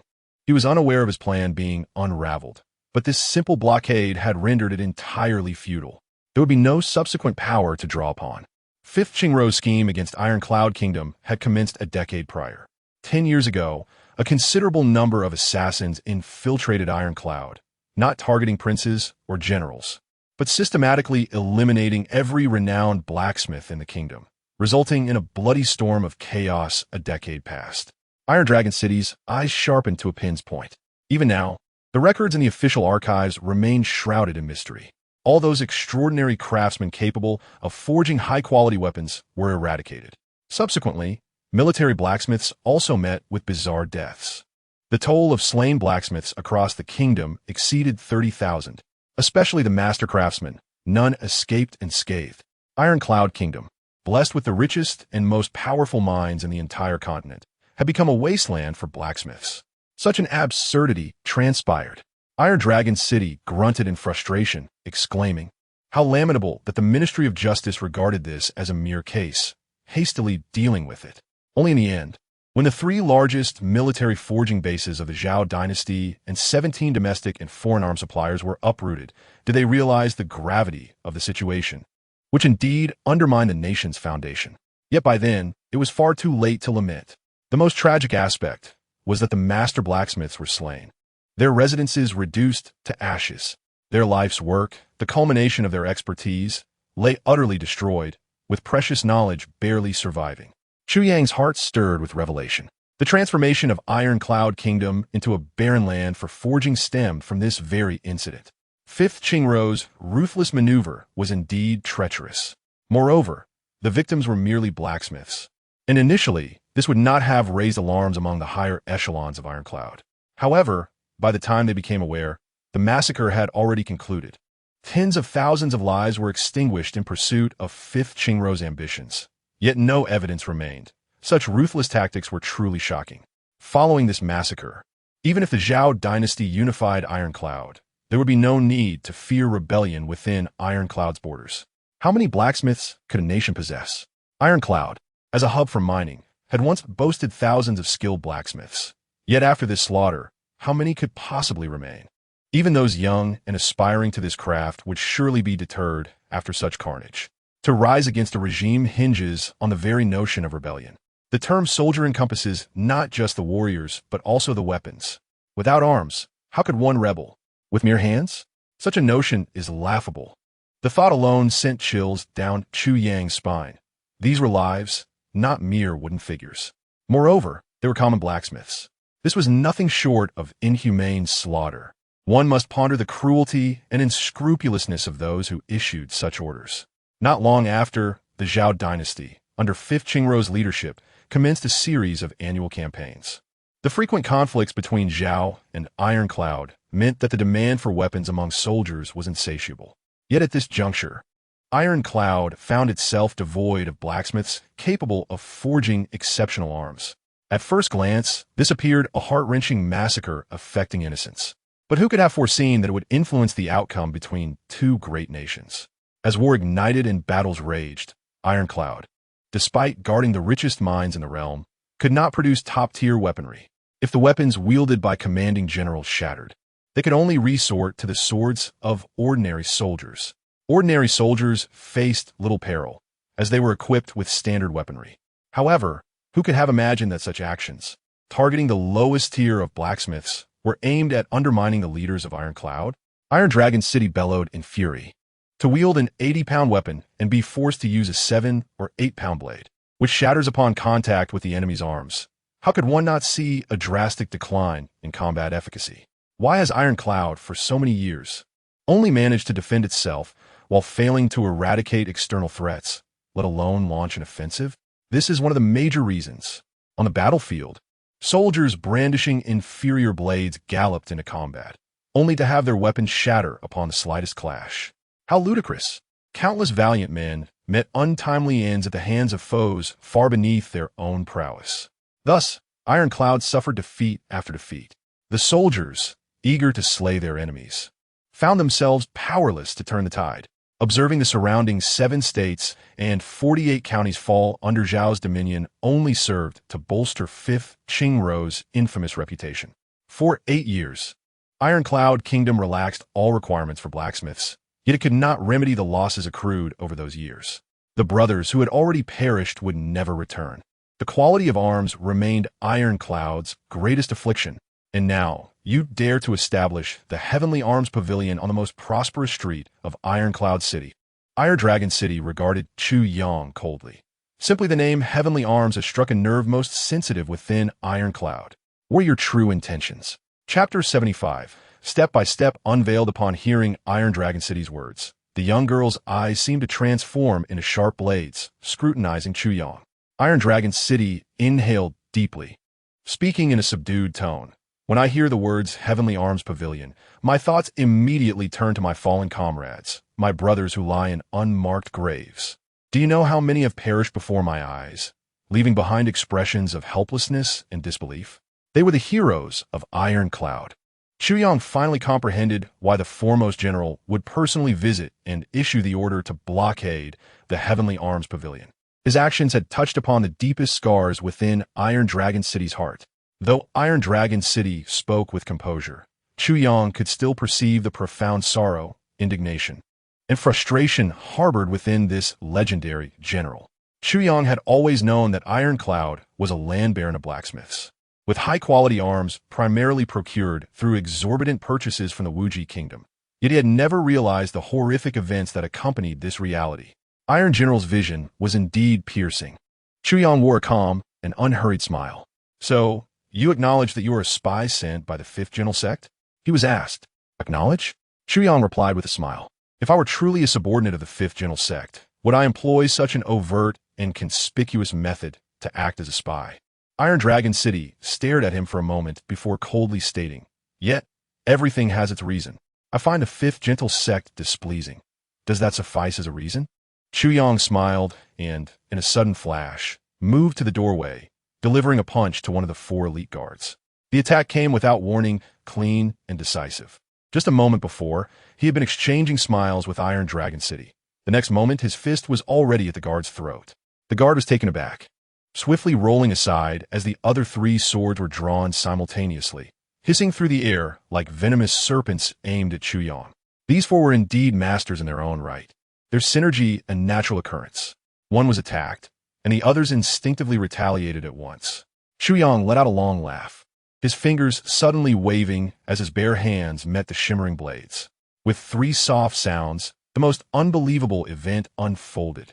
Chu Yang's finger met the three swords, and the lethal blades, which had claimed countless lives, suddenly snapped silently at the point of contact. The two guards, witnessing Chu Yang's barehanded interception, revealed expressions of horror, as if they could already envision the gruesome outcome of his fingers being severed.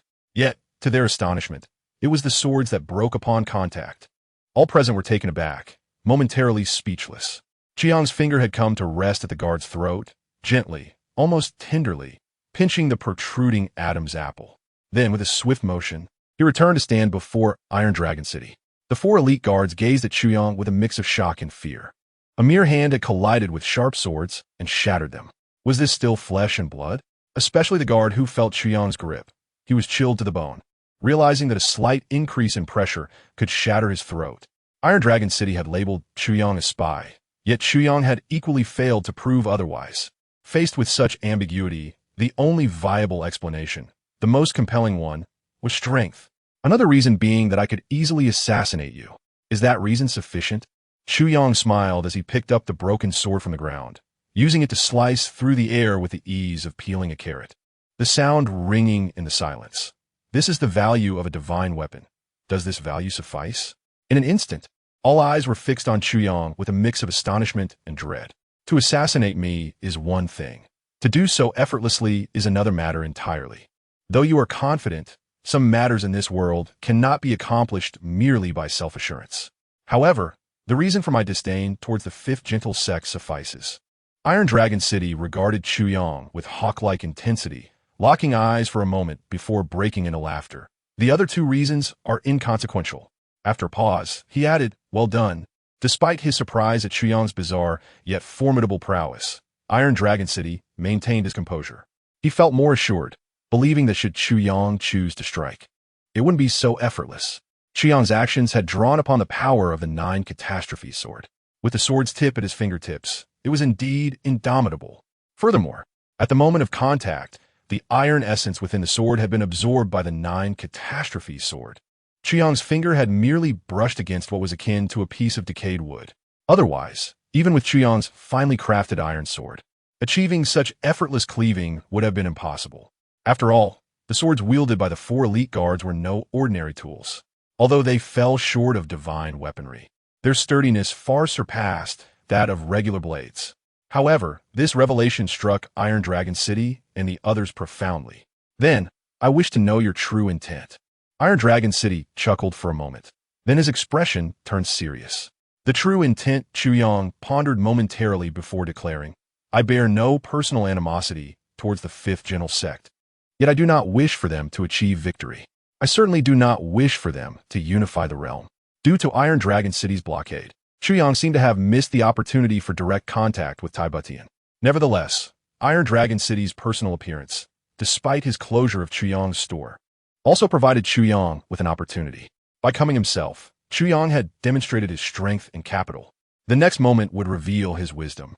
Even if he were to meet Tai Butian directly, Iron Dragon City's stance would be of utmost significance.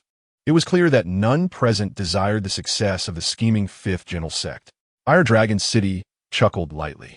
Chu Yang's display of strength had seemingly put him at ease, at least on the surface. Chu Yang smiled. However, at present, the notion that Iron Cloud could defeat the fifth gentle sect is fundamentally a delusion. It is absolutely impossible. From what perspective? The girl inquired, deep in thought. Iron Dragon City, however, simply smiled, remaining silent as he listened. His earlier imposing aura had vanished entirely. Firstly, the Fifth Gentle Sect boasts a formidable military force, with nearly 600,000 armored soldiers from the Great Zhao, among the continent's top 10 generals. The second to seventh are all from the Great Zhao. Each one is an unparalleled warrior. In contrast, Ironcloud possesses only two, the first and the 10th. We must understand that such rankings are not arbitrary. They emerge from countless life and death struggles. Each general's path is paved with the lives of hundreds of thousands. Chu Yang rapidly recalled information from his past life. Secondly, although the Great Zhao is nominally ruled by a monarch, the actual power rests entirely with the Fifth Gentle Sect. Furthermore, the Fifth Gentle Sect's intelligence network far surpasses that of Ironcloud and Wuji combined. The Golden Horse Knights Hall, though never seen in public, is teeming with talent, boasting an astonishing combat capability, with elite knights numbering over 8,000. This revelation struck like lightning in Iron Dragon City and the girl's hearts. You are aware of the Golden Horse Knights Hall? Iron Dragon City furrowed his brow, raising a hand. His demeanor turned serious for the first time. Instantly, the surrounding troops retreated several paces, the entire street falling silent. Except for a few close guards, the area within several dozen paces was empty. Sounds of movement echoed from the rooftops as numerous experts surged forward, sealing off the entire roof. The Heavenly Soldier Pavilion had suddenly become the epicenter of the city, as if no bird could enter. This underscored Iron Dragon City's grave concern regarding the news. Strangely, however, the girl, who evidently had no ties to these military affairs, was not dismissed by Iron Dragon City, but rather permitted to remain. Chiang's gaze flickered, and he began to form a hypothesis. It seemed this girl held a significant status. Earlier speculations regarding her being a county princess were likely unreliable. If she were not a princess, she must be a favored concubine. Chapter 76. The Strength of the Fifth Gentle Sect. Continue. How do you know that the Golden Horse Knights Hall boasts more than 8,000 members? Iron Dragon City inquired gravely. Do you realize what it signifies if the Golden Horse Knights Hall has more than 8,000 members? It implies that no army on the continent can withstand a direct assault from the Golden Horse Knights Hall. Understand that below the rank of Martial Master, no one can qualify for the Golden Horse Knights Hall. Iron Dragon City was somewhat astonished. For the existence of the Golden Horse Knights Hall, even within the Fifth Gentle Sect's secretive circles, was a closely guarded secret. The entirety of Ironcloud had expended immense resources, with countless lives lost, merely to uncover this revelation, that the Fifth Gentle Sect had concealed such a formidable force. Though aware, their understanding of the Golden Horse Knights Hall was still superficial, lacking a systematic analysis. Before the young man spoke, he mentioned the Jimon Knights Hall, indicating that this information was clearly not a secret to him. The figure of 8,000 merely represented the number of Jimon Knights. However, the Jimon Knights Hall encompassed more than just them.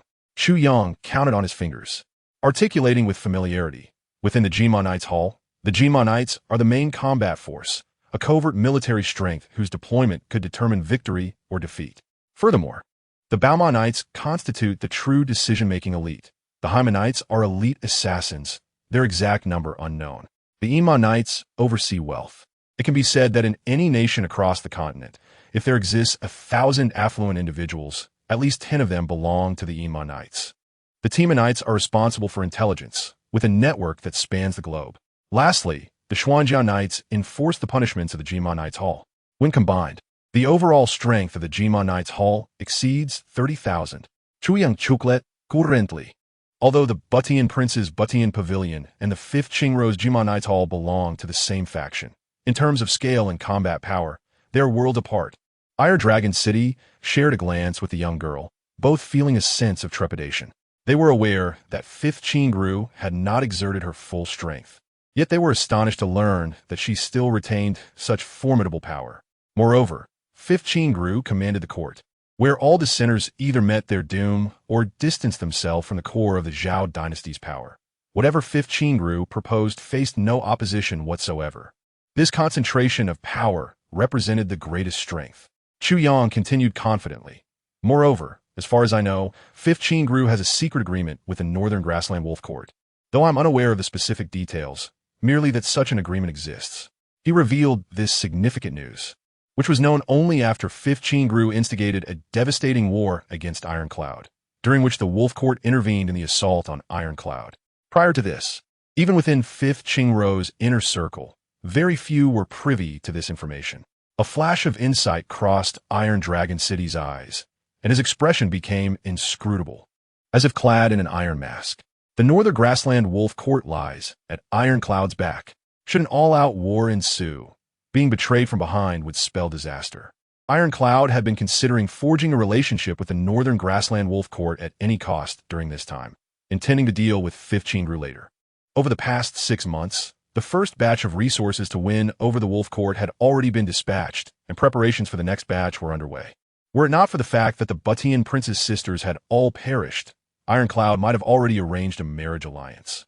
Upon hearing this news, although the truth was yet to be confirmed, they felt a deep sense of internal turmoil.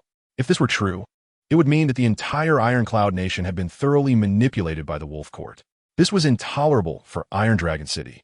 As the military had proposed this course of action, the military had always favored war over peace, and this time it was compelled by 5th Qingru's immense pressure. If they were to fall into a trap instead, that would be a profound disgrace. Conversely, the young girl appeared unperturbed, seemingly oblivious to the gravity of the situation. Furthermore, 5th Qingru wields considerable influence over the forces of the Jianghu. Globally, a significant portion of the Jianghu sects have 5th Qingru supporters. Additionally, among the 7 major sects that dominate the lower 3 heavens, 2 are already under 5th Qingru's control, while the others are infiltrated. Iron Dragon City's expression grew increasingly somber. 5th Qingru has 4 top-tier experts under her command, 2 protect her safety, while the other 2 are the leader and deputy leader of the Jima Knights Hall. It is said that each of these 4 individuals possesses the capability to easily enter the middle 3 heavens. Even within the middle 3 heavens, they are formidable masters. All 4 are royal-level experts, with the strongest among them reputed to be at the 6th rank of the Blade King. Chuyang dropped this heavy bombshell. The revelation of 4 royal-level experts left both Iron Dragon City and the young girl astonished. Even Gu Duxing, who stood nearby, gazed in shock. Impossible. Royal-level experts should have long since entered the middle 3 heavens. Even those at the emperor level, who are enamored with worldly wealth, exist in plenty. Chuyang smiled, Otheruise. Would the conflicts in this world cease to exist? Becoming a powerful figure and overlooking all is merely the pursuit of a select few, while the vast majority chase fame, fortune, power, and beauty. The young brother speaks wisely. Iron Dragon City sighed, murmuring, "No wonder my 2 esteemed brothers perished in their attempt to assassinate 5th Qingru. It turns out there are royal-level experts by her side." His tone was filled with sorrow. After the failed assassination, Iron Dragon City had suspected the presence of elite protectors around 5th Qingru. However, he could never have imagined there were 4 royal-level experts in the lower 3 heavens. Royal-level experts are nearly insurmountable mountains, figures who should not exist. Iron Dragon City's one straight posture now slightly slumped, his face revealing an expression of strange regret. Over the past decade, 5th Qingru has cultivated her trusted confidants, infiltrating every level, especially within military, where her influence flourished. The Grand General, who has long been engaged in conflict with the Zhao dynasty, should have perceived this. In these 10 years, the loyal generals of the Zhao dynasty have vanished, many having turned into the military's achievements within Ironcloud. Have they not? Indeed. Iron Dragon City sighed, the lines on his face deepening. However, the new officials of the Zhao dynasty, though youthful, are not to be trifled with. 5th Qingru employed such tactics to eliminate rivals and place her people strategically, all culminating from a decade of meticulous planning. As Chu Yang spoke, he suddenly halted, realizing an almost unbelievable truth. 5th Qingru's actions were twofold. Without cooperation from the other side, no matter how capable she was, she could not sway the hearts of men, especially not control the thoughts of the enemy leader.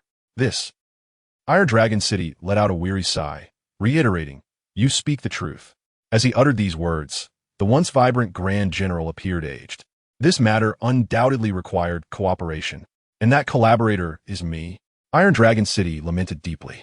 However, at such a crucial moment, several commanding generals unexpectedly stumbled into a deadly trap due to erroneous intelligence, allowing us to annihilate them with ease. These were the decisive 3 great battles that granted the Iron Cloud a moment to breathe. In retrospect, as we gathered our forces after the fact, we realized that we had made no concerted effort to ensnare them in a trap. In other words, they had walked into their own demise. This revelation left us all astonished. Afterward, the great Zhao Empire took a month to regroup its army, a month that seemed unnecessary. It appeared as if they were deliberately granting us time to recuperate and contemplate. Iron Dragon City took a deep breath and remarked, "It was only after we meticulously analyzed the intelligence regarding the great Zhao that we discerned this was the 5th subtle conspiracy. Yet this conspiracy compelled us to cooperate, leading us by the nose. The 5th subtle sought a protracted war, accumulating merits to eliminate rivals, elevate loyalists, and seize control of both military and political spheres.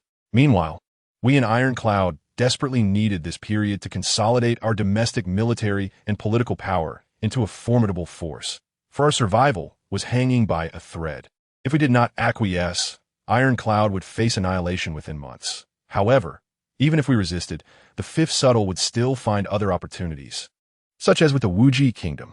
Thus, we had no choice but to swallow our pride, despite the humiliation." Iron Dragon City sighed deeply at this juncture. Although he did not continue, Chu Yang and the others understood. At that moment, the commanders of both nations, under this tacit understanding, unified their efforts to eliminate rivals and consolidate power within their realms.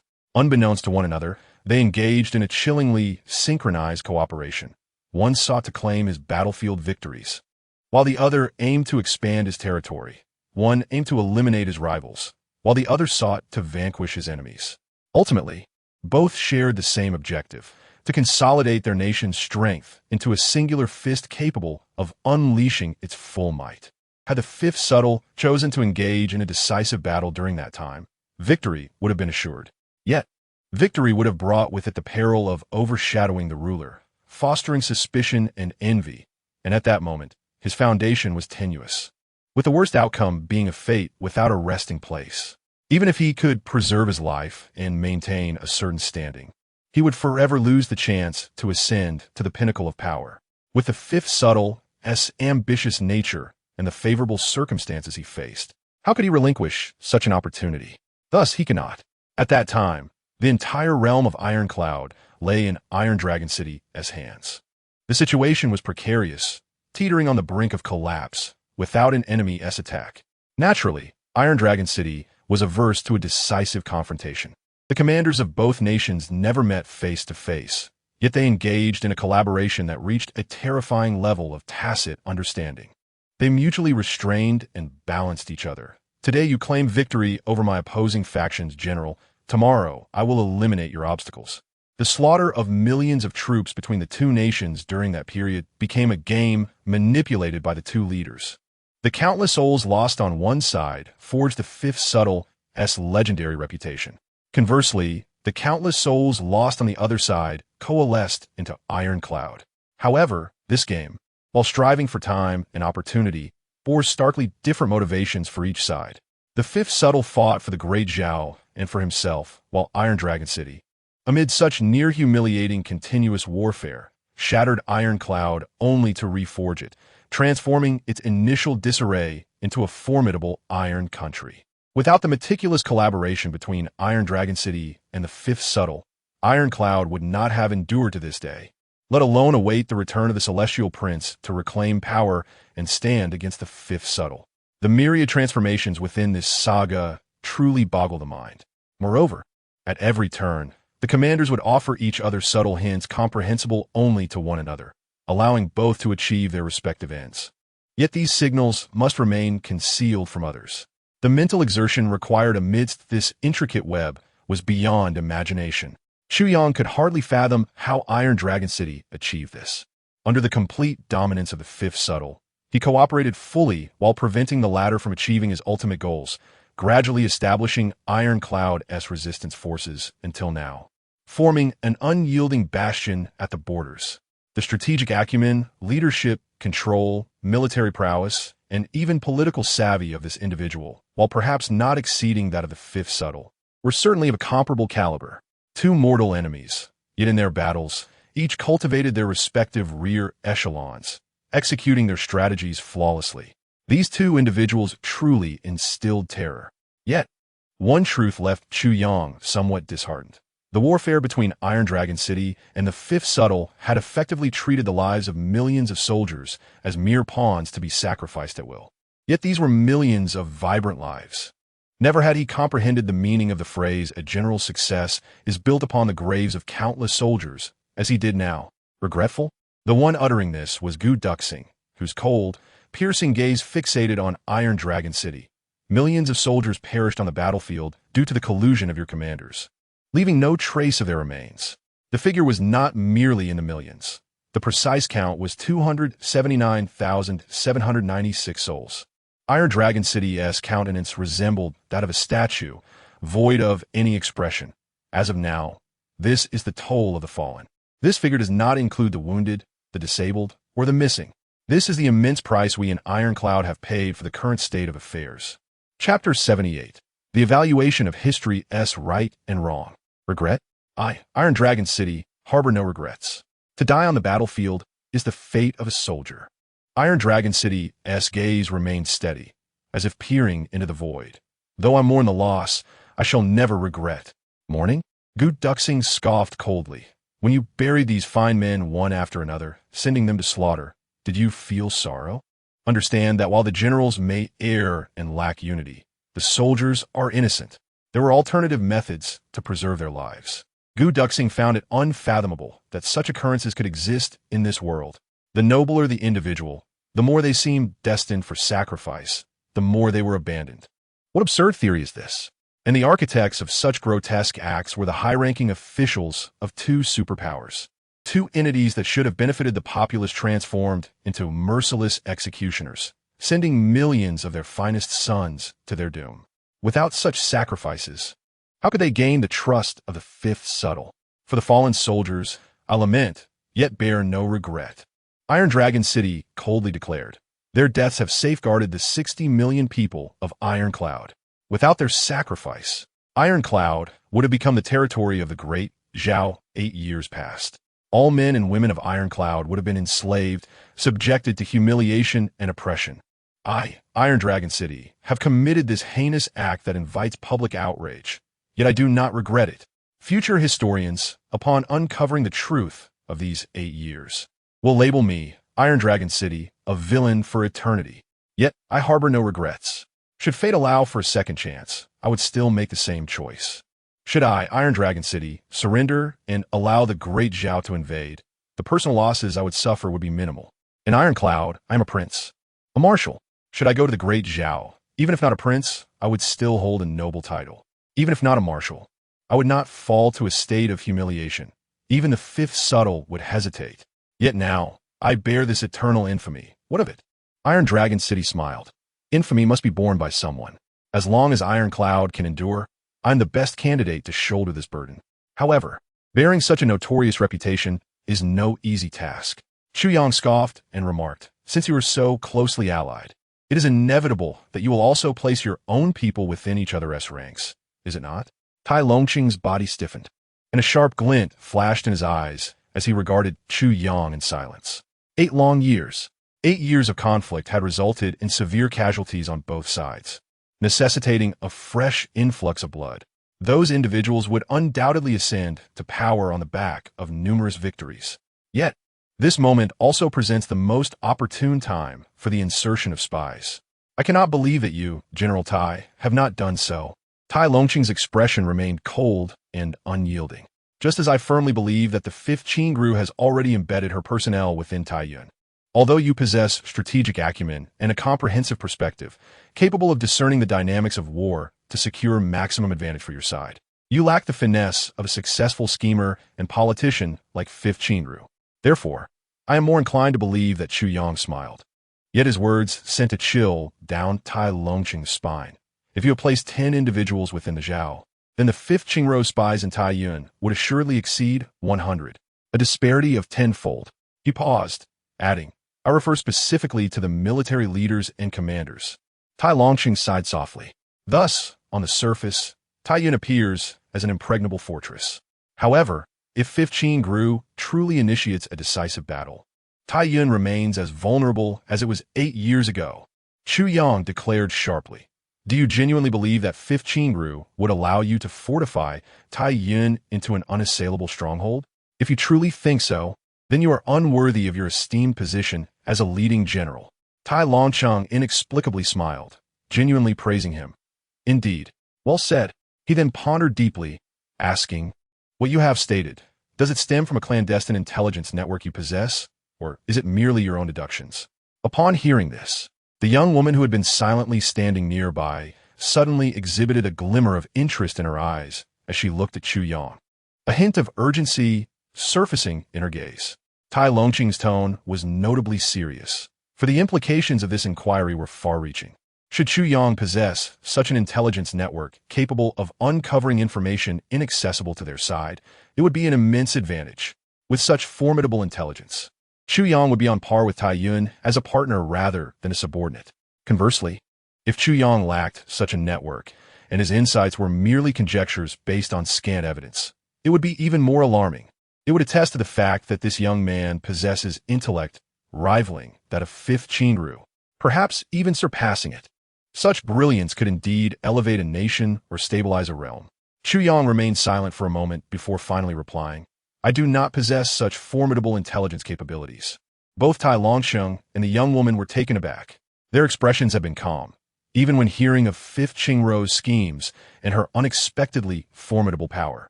Yet upon hearing Chu Yang's statement, their faces changed dramatically. Was this entire revelation merely a manifestation of the young man's personal wisdom? These insights were not mere speculation on my part.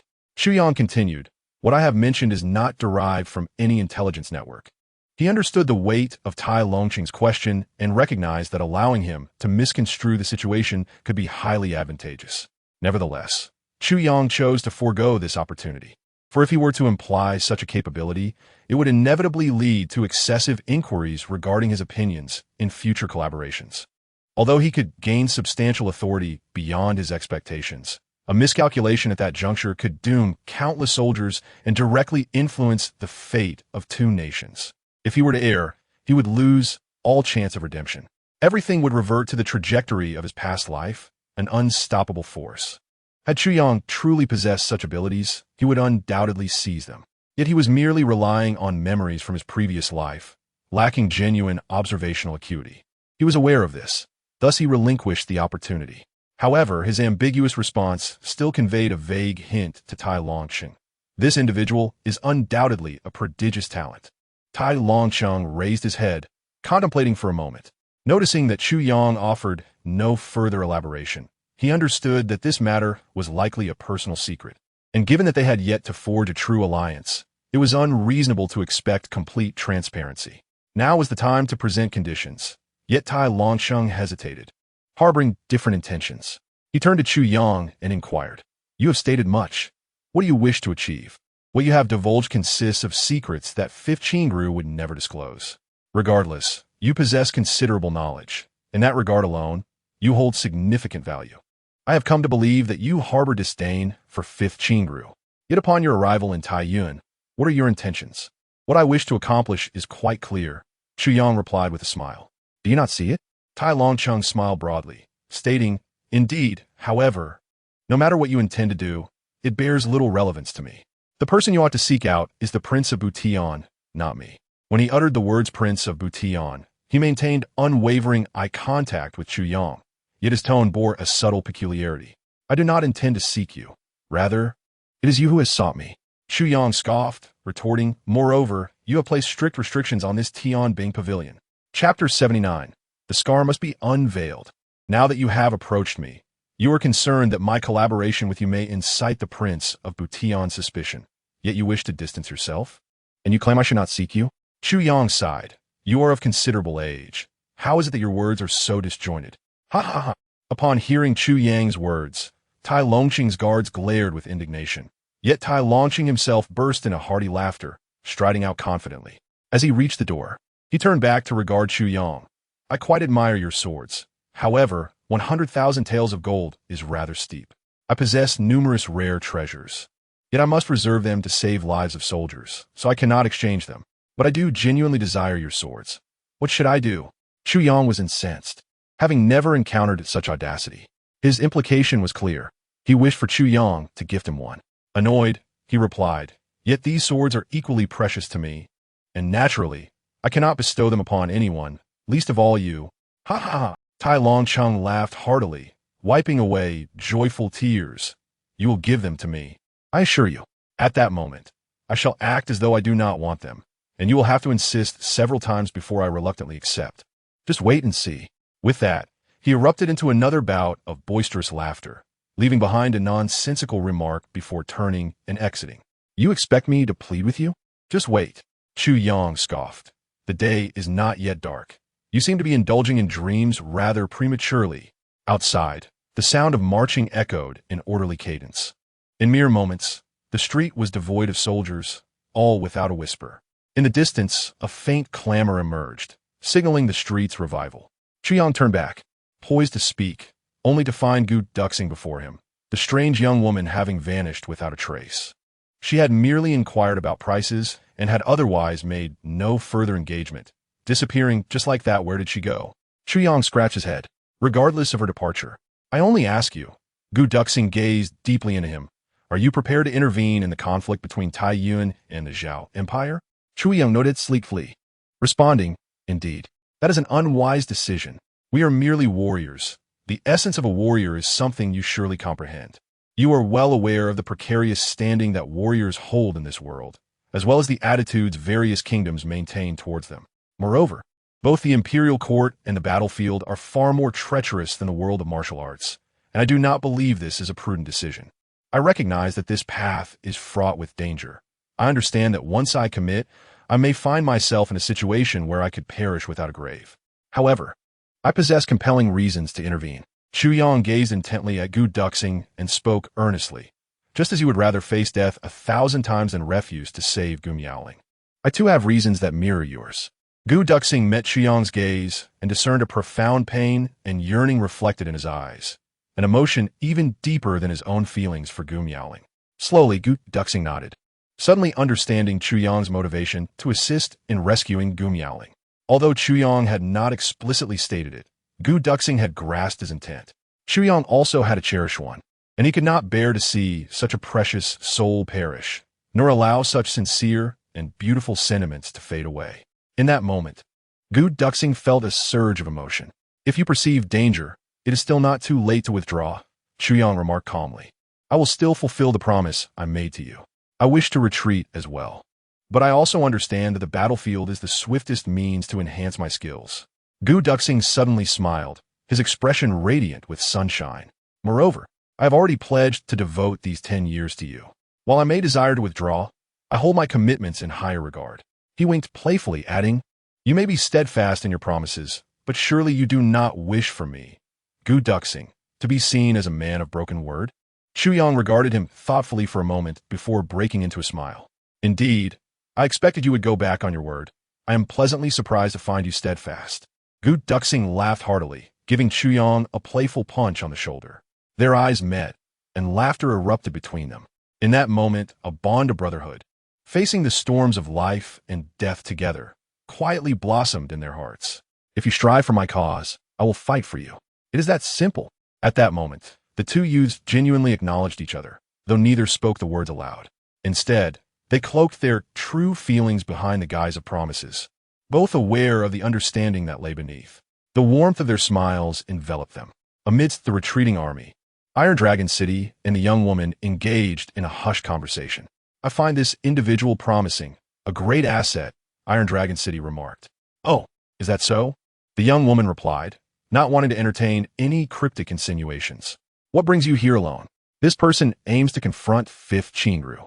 While I am unaware of the reasons, the establishment of the Heavenly Soldier Pavilion has revealed his intentions." Iron Dragon City smiled knowingly. "This is indisputable. No one would be foolish enough to create the Heavenly Soldier Pavilion under Iron Cloud, for those two characters represent a taboo for Iron Cloud. Yet he has done so, which leads me to believe he may be unaware of past events."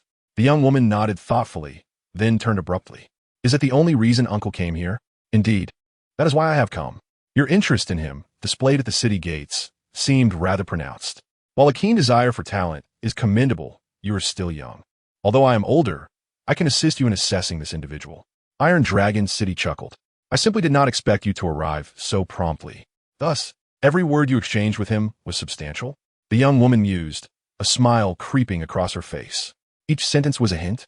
You are indeed astute, uncle. Huh. He intends to confront Fifth Chingru. And since you are here, I must ensure he understand the extent of our efforts against her. This is a prerequisite. However, I admit there are certain secrets he mentioned that I am not privy to. Yet this revelation reopened old wounds within Uncle S. heart. The young woman inhaled deeply, stating somberly, I know that among all in Iron Cloud, you are the one who wishes to avoid discussing the past. Yet today, you brought it up willingly. You did this for me and for Iron Cloud.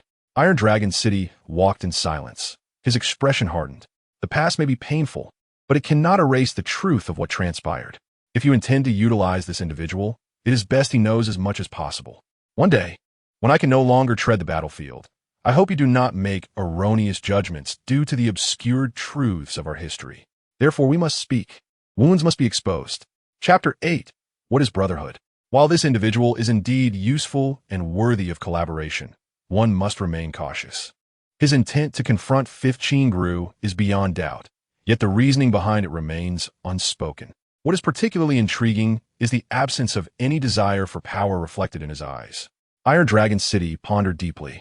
Could it be related to that celestial trial? Perhaps, but if that is the case, your identity must remain concealed. However, such legends have not circulated for quite some time. We must hasten and direct our intelligence operatives to search for any unusual yet powerful young individuals. Iron Dragon City responded calmly. If there are indeed multiple candidates, then we can be certain. However, those individuals must maintain their distance. Of course, they may be useful, but they must not be controlled. This Chu Yang is a disciple cast aside by the Celestial Tower. The young woman pondered aloud, her voice slow as if savoring each word. A disciple cast aside by the Celestial Tower? Surely not. Such a talent would not be so easily discarded, she mused. I, too, find it perplexing, she continued. Moreover, I believe the individual beside him is the true one from that place. The one beside him? The young man beside him is equally formidable, and his origins appear even more enigmatic, seemingly materializing from thin air. Nevertheless, he follows Chuyang's lead. Thus, we shall observe how Chuyang proceeds. Additionally, we must find a way to contact Wu Yunliang from the Celestial Tower. I wish to inquire further. Understood. Inform the Ministry of Justice that there is no need to investigate the case of the Celestial Thief any longer. Iron Dragon City chuckled. After all the inquiries, should we truly reach a conclusion, it will fall upon you and me to clean up the mess. Uncle has considered this as well. The young woman blushed, clearly taken aback by the bluntness of his expression. Everyone must clean up after themselves. Iron Dragon City laughed heartily. Yet, this remark caused the young woman to ponder. Her eyes sparkled with realization. Though crude, the statement seemed to carry a profound significance. At a crossroads, the young woman and Iron Dragon City parted ways, waving lightly before she floated away, disappearing around a bend. Iron Dragon City watched her vanish, releasing a gentle sigh. Observing her retreating figure, a hint of tenderness flickered in his gaze, and he murmured, the burden of Iron Cloud is indeed heavy. No matter how burdensome, as long as you, the marshal, remain, Iron Cloud shall endure, his deputy remarked, filled with unwavering respect and faith in Iron Dragon City. I'm merely a marshal, not. Iron Dragon City shook his head, leaving the thought unspoken. He commanded, return now. We shall proceed ahead. Not far ahead lies the Heavenly Might Manor. The Heavenly Might Manor serves as Iron Dragon City's residence. His title in Iron Cloud is none other than the Prince of Heavenly Might. I have grown old. It is time for me to yield this path to the youth. Iron Dragon City reflected silently, issuing a decree. From now on, all military matters, regardless of magnitude, shall be reported to both me and the Crown Prince. As long as a comprehensive battle does not commence, do not expect me to make any further decisions. I, an old man, shall take a few years of rest. Those nearby, upon hearing this, were collectively astonished. The Crown Prince, capable of enduring such weight. Tai Longqing remarked with a hint of gravitas. If he cannot endure, then this nation has no reason to exist. His words carried profound implications. Tai Longqing departed, yet his strict edict remained unrevoked. Here, Chu Yang was still surrounded by a throng of onlookers, none bold enough to step forward. However, the two individuals within the establishment remained unperturbed as noon approached. Gu Duxing, clutching a handful of silver, ventured out for a lavish procurement, adorning the table with an abundance of food and drink. As he filled his cup, Gu Duxing raised it first. Chu Yang, I toast you with this bowl. Cheers. Alas, I truly do not wish to drink this bowl. Oh, why so? After drinking this bowl, I, Gu Duxing, will no longer be Duxing. It does not align with my name. Then you may change your name to Gu Shuangfei. How about that? That could work, but would you be Shuangfei with me or I with you? Get lost. You can fly with two pigs. Ha ha. After several rounds of drinks, 2 empty jars lay discarded on the floor, while the other 2 jars on the table were half empty. These were 5-pound jars of exceptional liquor. Gu Duxing's tongue had begun to grow heavy. Chu Yang, I see your prowess, yet I truly do not understand which family you hail from. It is quite unreasonable that there exists a young man in this world whom Gu Duxing admires. I have no family, Chu Yang replied after a moment of silence, downing his drink in one go. No family? I am an orphan, strictly speaking, a castaway. Chu Yang Chuklet, tears forming in his eyes. I do not even know my surname or given name. This name was bestowed by my master. A moment of silence ensued. At least you still harbor hope. One can only wonder in which corner of this world your parents might still exist. Gu Duxing sighed. I have parents and know my surname, yet they were slain by others. I shall never see them again. Cheers. Let us drink. Indeed, let us drink and speak of nothing else. Chu Yang, before encountering you, I had no brothers. Now I do. You do? Where? I have not seen them. If you have not seen them, it matters not. I have seen them, and that suffices, ha. What is a brother? Brothers, ha. Brothers are simply brothers. They are not defined by anything else. Gu Duxing laughed heartily. If a brother faces a mountain of blades, then I willingly let him tread upon me to cross it. That is what brotherhood means. Even if my brother does not regard me as one, as long as I consider him a brother, he is my brother. Eventually, Gu Duxing succumbed to intoxication, swaying as he rose, suddenly pounding his chest with a fist and letting out a roar. For over a decade, I have never felt such joy. Ha, so liberating. With that, he abruptly collapsed onto the table and fell into a deep slumber. Chu Yang's gaze began to blur, yet he still poured another drink for himself, downing it in a single gulp, momentarily pausing to murmur, if a brother faces a mountain of blades, then I willingly let him tread upon me to cross it. That is what brotherhood means. Even if my brother does not regard me as one, as long as I consider him a brother, he is my brother. He nodded suddenly, then shook his head, smiling as he murmured to himself, if you can treat your brother thus, then your brother will naturally reciprocate. Brotherhood is mutual. It begins with one and extends to another. It is not a solitary performance. His eyes gazed into the void as he spoke softly yet firmly. My brother will never perform a solitary act. Though his voice was low, it resonated with conviction. A flicker of reminiscence crossed his gaze. At that moment, he recalled Tan Tan, the one who had, prior to this, possessed only a single treasured item, yet chose to gift it to his brother. A brother indeed. He then lifted the jar and poured its contents into his mouth, the liquor splashing everywhere. The aftermath of this revelry led to the Tianbing Pavilion closing its doors. The two of them lay in the hall, deep in slumber, while outside, people passed by in a steady stream. Within, the sounds of snoring resonated, mingling with the fragrant aroma of food and drink. Rarely did they indulge themselves to such an extent. Both understood that moments of such relaxation would likely be a thing of the past. It was not until the afternoon that they awoke, both drenched in sweat. They exchanged glances and burst into laughter. Just then, a knock echoed from outside. Excuse me, is Chu Yang here? It was a young girl's voice. Chu Yang froze, recognizing that voice. It belonged to Wu Qianqian. Chapter 81. The Crown Prince requests your presence. As the door swung open, Wu Qianqian, clad in a flowing azure robe, stood there with an air of vitality. Chu Yang, it is indeed you. Wu Qianqian's expression was complex as she regarded him. She had never imagined that Chu Yang would suddenly arrive in Taiyin City, nor that his presence would capture the Crown Prince's keen interest. When Iron Butian inquired about him, Wu Qianqian could hardly believe that the Chu Yang he referred to was the same person she had encountered in Zizhu Garden. She assumed it was merely a coincidence of names, thinking there must be another young prodigy bearing the same name. Although the Chu Yang from Zizhu Garden was clever, he lacked the cultivation to warrant the crown prince's attention. However, upon seeing the familiar face before her, all doubt dissipated. Senior Sister Wu, what brings you here? Chu Yang asked, Somelhat astonished. What, am I not allowed to come? Wu Qianqian blushed as she spoke. She recalled Du Shiqing's words to the crown prince. This young man's background is indeed pitiable. He has fallen for his senior sister, yet his senior brother covets her affection, leading to a moment of impulse where he ended up killing his senior brother. Alas, such a talent wasted. It seems his senior sister is the only daughter of the Tian Weifang's leader. Wu Qianqian blushed at this thought. The daughter of Tian Weifang's leader? Her father had only one daughter. Could it be that Chu Yang has feelings for her? But how utterly unexpected. Of course I can come. I certainly can. Chu Yang scratched his head and stepped back a bit. Senior sister, please come in. You're no longer a disciple of Tian Weifang. My father has issued a decree expelling you from our ranks. I can hardly refer to you as senior brother. Wu Qianqian felt a pang of regret at the thought of Chu Yang being expelled. Moreover, she wished to create some distance between them with this statement, lest he take advantage of the situation and become overly familiar with her. After all, they were in Taiyuan City.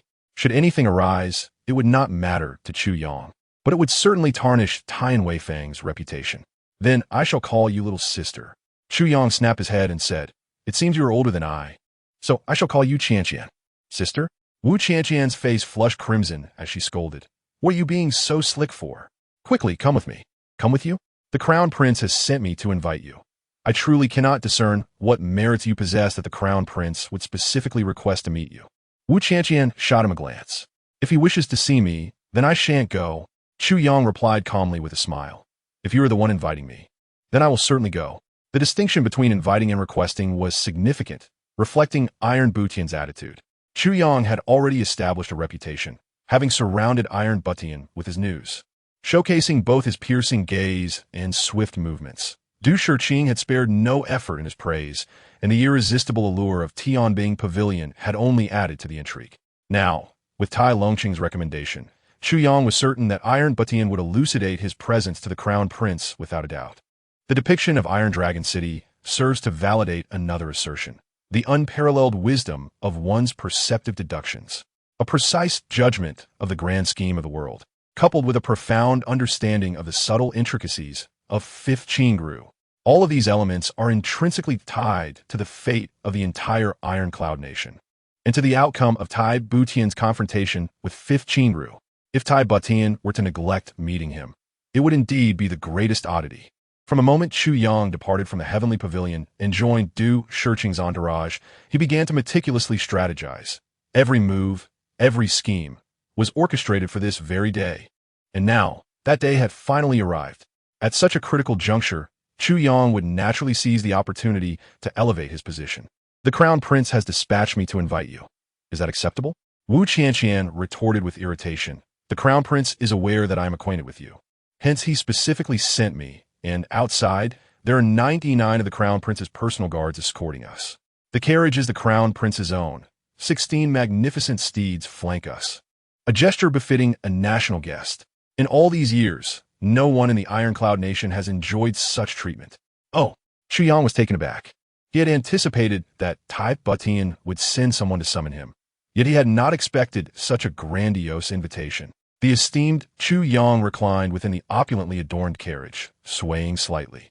Before him stood 8 valiant knights clad in golden armor, for paving the way ahead, astride pure white steeds, immaculate and without a single blemish. At the center of the procession, 2 golden-armored knights flanked the carriage, while 4 more brought up the rear. Additionally, 99 soldiers clad in silver helmets and armor marched with impeccable posture, akin to sculptures. Their synchronized movements, arms swinging, feet lifting, and landing in unison, formed a perfect line, exhibiting unparalleled precision from every vantage point. The harmonious rhythm of their footsteps, the sculpted visages of the soldiers, their resolute gazes, and their formidable formation amalgamated into a striking tableau. Chu Yang squinted, striving to maintain an air of calm indifference, solemnly seated. Yet, internally he mused, by heavens, how magnificent! When peace reigns, I too shall assemble a retinue such as this, to accompany me wherever I go. What a spectacle that would be! Despite this allure, Chu Yang firmly grasped the carriage curtain. Should he reveal his identity, it was likely that Fifth Qingru would learn of Tai Butian's invitation by the following day. And that would not bode well. Safety first. Mr. Chu, your presence is greatly appreciated, Tai Butian remarked, exuding elegance in his pristine white cloak. Unblemished, as he stood like a graceful tree in the wind, his smile warm and inviting. Unexpectedly, the venue for their meeting was the esteemed Butian Pavilion. Moreover, throughout their journey, no other soul had been encountered, as if their meeting was to be treated as an extreme secret.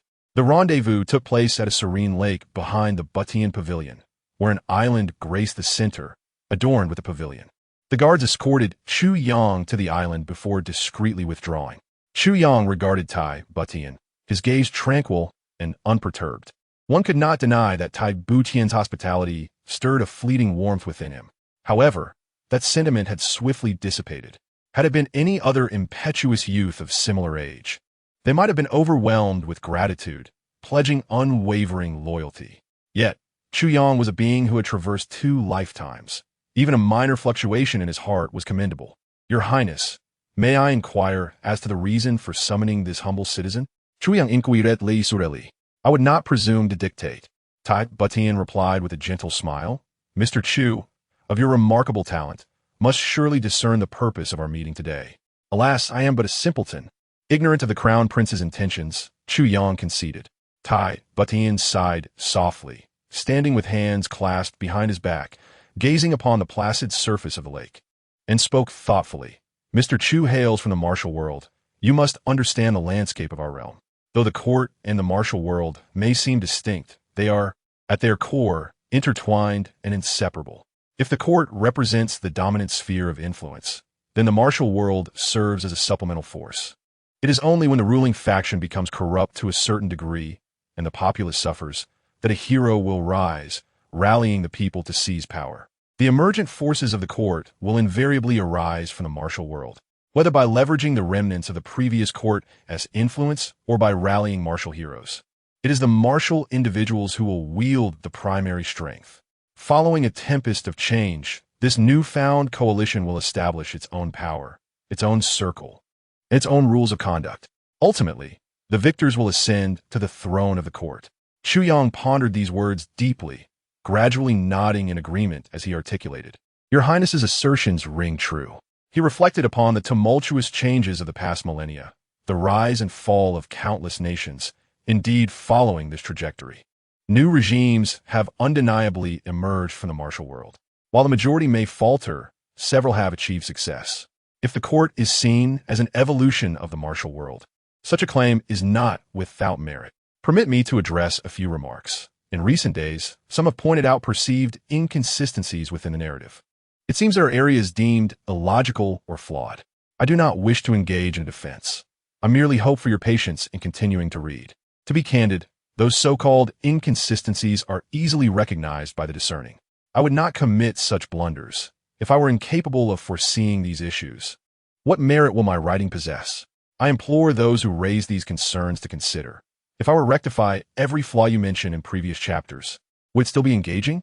It would simply transform into a manual, straying into soliloquy. What would become of the suspense?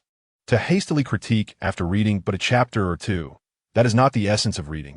Chapter 82. The First Encounter with the Crown Prince. Our forebears were once a significant family within the martial realm.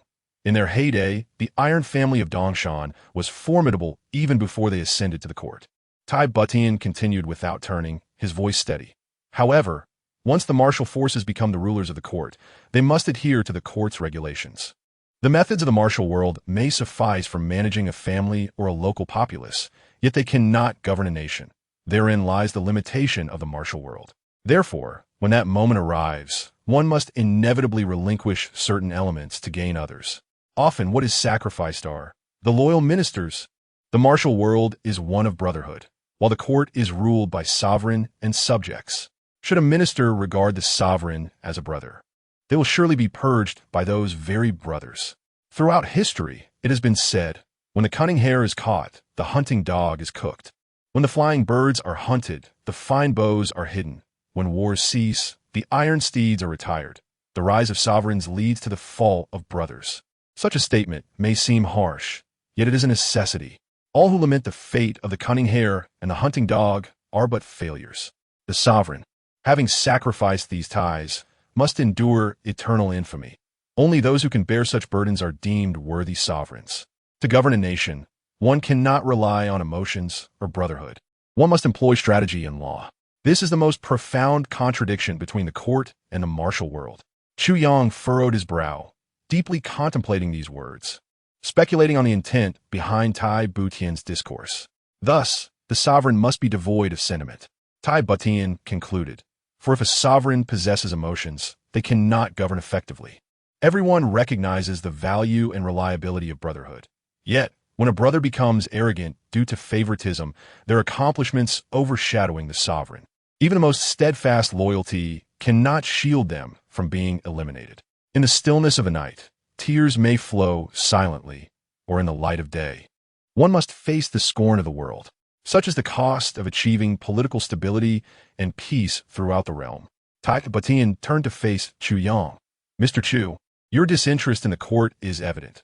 Your arrival in Ironcloud is driven by the desire to leverage its power to topple 5th Qingru. Tai Butian proclaimed earnestly, this is the paramount purpose of your presence in Ironcloud. Mr. Chu seeks not to be a minister to Tai Butian, but rather to forge a partnership, become a brother in a different sense. What cannot be achieved by Butian, Mr. Chu shall accomplish in the manner of the martial world. This is Mr. Chu's method, approach, and intent. The reason lies in Mr. Chu's proud spirit as a man of the martial world. Such a proud spirit will not allow Mr. Chu to willingly submit to anyone, nor will he be content to be driven by others. He smiled faintly, a hint of sorrow in his eyes, and slowly inquired, Mr. Chu, do you believe Butian is correct? Chu Yang felt a shiver of surprise as he gazed into the seemingly pure, unblemished eyes of Tai Butian. His heart stirred. It was astonishing that Tai Butian had discerned his thoughts during their very first conversation. This exquisite perception elevated Chu Yang's impression of the prince to an entirely new height. You speak wisely, he replied, his gaze lowered. That is indeed my sentiment. Tai Butian forced a bitter smile, momentarily lost in thought, before stating, today, in our first meeting, I must clarify this matter. For if Mr. Chu acts with this mindset, there will be conflict between us, a conflict that embodies the discord between the court and the martial world. Irreconcilable. The prince is overthinking. The conflict you speak of arises only after peace prevails in the realm. Yet, I harbor no interest in the power of the court. Once the 5th Qing'er falls from that moment forth, your highness shall never see me again. I understand. I know you would make such a choice. Tibutian seek it deeply.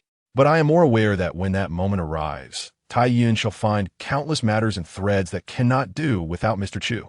Should you depart, it would precipitate an uncontrollable turmoil within Tai Yun. May I inquire, your highness, how old are you this year?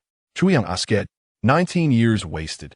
Tai Butian replied, a hint of melancholy and disappointment in his gaze. The prince delves too deeply into power and imperial strategies, Chu Yang said sharply. Every matter is weighed by the court, calculated with cunning, judged by interests, and viewed from the grand perspective, such as exhausting and unnecessary. The prince has considered many things. Yet one crucial aspect he has neglected is the matter of life and death, victory and defeat. Chu Yang remarqued coldly, currently. The nation of Tai Yun flickers like a candle in the wind, on the verge of collapse. The great Zhao's might surpasses that of Tai Yun tenfold. Their generals are formidable, each a paragon of military prowess, while the 5th Qing'er reigns supreme in the great Zhao, calculating every move with icy precision. Overseeing the realm like a master chess player, Tai Yun may fall at any moment. The lives of 60 million people hang in the balance. Faced with such a grave crisis, the prince considers politics only after the realm is peaceful. Chu Yang sneered. I know not from whence your highness derives such immense confidence, or perhaps arrogance, but should you confront the 5th Qing'er with this belief, I, Chu Yang, would rather retreat to the mountains, for ignorance brings peace to the heart. Tai Butian's expression changed, visibly moved. He gazed deeply at Chu Yang before suddenly bowing deeply. Mr. Chu speaks truth. I have been enlightened. Indeed, this is not the time for such considerations. After their meeting, the two had already engaged in a verbal duel. At present, it appeared that Chu Yang held the upper hand. Taibu Tian's words sought to dispel Chu Yang's original convictions, attempting to compel him to accept a subordinate role. Though based in truth, they were somewhat exaggerated. Chu Yang's retort clearly expressed his unalterable decision and highlighted Taibu Tian's erroneous mindset. Both had overstated their positions. Yet they understood each other's true intentions without articulating them directly, for to do so would be too piercing. Taibu Tian could not afford to lose, nor could Chu Yang afford a rift. A delicate situation had formed between them. As the tension mounted, Taibu Tian's final concession marked the conclusion of this verbal skirmish, indicating that he would no longer pursue this line of discussion that day. Indeed, Mr. Chu's words are sharp as blades. Taibu Tian smiled. Your Highness proceeds cautiously. Chu Yang replied with a smile. Mr. Chu, on your journey here, you have exerted great effort, first appearing with thunderous might to capture my attention, and then leveraging the assistance of physician due to further heighten my urgency. Taibu Tian sighed with a smile. After accomplishing all this, Mr. Chu does not come meet me directly, but instead uses the Tianbing Pavilion, an irresistible condition for Tai Yun, to enhance her stature, thereby shaking the higher echelons and prompting even my uncle to meet you in person, while simultaneously showcasing your keen insight into the world's affairs and profound wisdom. Then Mr. Chu sits comfortably within the Tianbing Pavilion, awaiting my invitation, each step meticulously orchestrated according to your design, progressing smoothly. Chapter 83. To secure the interior before repelling the exterior, I do not wish to follow a path entirely charted by others, yet I must adhere to Mr. Chu's arrangements. Though it is somewhat stifling, I find it bearable. Mr. Chu seized the initiative, remaining unseen, a mere commoner. Yet, through sheer will, he has crafted a lofty persona, demonstrating his unwillingness to be subjugated, compelling me to approach him as an equal partner in matters of state. Taibu Tian chuckled helplessly, shaking his head gently. Mr. Chu, alone, can create such a situation. Your ingenuity, precision, and maturity truly command my admiration. You are indeed a talent of great worth. Chu Yang narrowed his eyes and smiled. I welcome such compliments. The more, the merrier. As the negotiation period has elapsed, and Taibu Tian has yielded, Chu Yang naturally sought to ease the atmosphere. Taibu Tian paused, then could not suppress a chuckle, quickly recovering to cover his mouth, discreetly wiping the corner of his lips and smiling brightly. Mr. Chu, you truly are amusing. In that moment, a chill ran down Chu Yang's spine, and he nearly fled in panic. What is a prince? Can a woman be a prince? That would be a princess, would it not? Yet Taibu Tian, a man, at this instant, exhibited an unmistakable femininity, the coy smile and the fluttering gaze. Chu Yang stared, his mouth twitching. Heaven, you have tasked me with reversing my fate and rewriting history, yet you wish for me to collaborate with a man of such delicate disposition? Chu Yang felt his heart convulse, and, at last, he understood. No wonder he practices the ice heart pure jade bone technique. With such demeanor, it would be a pity if he did not. When he observed Taibu Tian's subtle gestures, the manner of a ruler surveying the world, Chu Yang felt every hair on his body stand on end, the world spinning around him. Mr. Chu? Mr. Chu? Taibu Tian inquired, noticing his distraction. As the cold sweat gradually beaded on Chu Yang's forehead, he felt an overwhelming sense of foreboding at the thought of collaborating with such an enigmatic individual for at least 2 more years. Mr. Chu, given the current situation with the Iron Cloud, if you were to take charge, where would you begin? Taibu inquired with a smile, seemingly oblivious to Chu Yang's emotional turmoil, his demeanor becoming increasingly reserved. I need to think this through, Chu Yang replied, placing a hand on his forehead, feigning contemplation. In truth, the recent events had left him utterly stunned. To quell external threats, one must first stabilize internal affairs. With a determined effort, he activated the 9 calamities, 9 heavens divine art to suppress his tumultuous thoughts. Taibu shuddered involuntarily at the familiar phrase. He had heard it before. The first time during a tumultuous upheaval in the Iron Cloud's court. The second time, when 300,000 soldiers turned to mere bones on the battlefield. And the third time, when his uncle, Iron Longsheng, raised his blade in the court, ruthlessly executing ministers and generals alike. turning the floor into a river of blood. Now, upon arriving at this juncture, the first suggestion was once again that same phrase. Was this to be yet another bloodbath? That is indeed a valid point, Taiebushin remarked. However, the external enemies are visible, while the internal ones lurk in the shadows. It is merely a matter of selection. Chu Yang smiled confidently, contemplating, what if I were to entrust this matter to you, Mr. Chu? Taiebushin suggested with a smile, formally proposing a collaboration. Not sufficient. Chu Yang shook his head. Not sufficient. I have heard that His Majesty established a pavilion of filling the heavens. Chu Yang inquired politely. Then, with a subtle glance, added, if we are to collaborate, trust must be mutual. I require the pavilion of filling the heavens. Taiebushin regarded him coldly, his gaze chilling and unwavering. After a long silence, he rose to his full height, hands clasped behind his back, and slowly walked to the edge of the pavilion.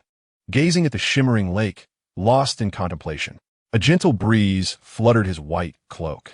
Before he turned 11, Taiebushin was merely a child, cherished by a loving father, a gentle mother, and 6 adoring sisters, living blissfully unaware of the world's turmoil.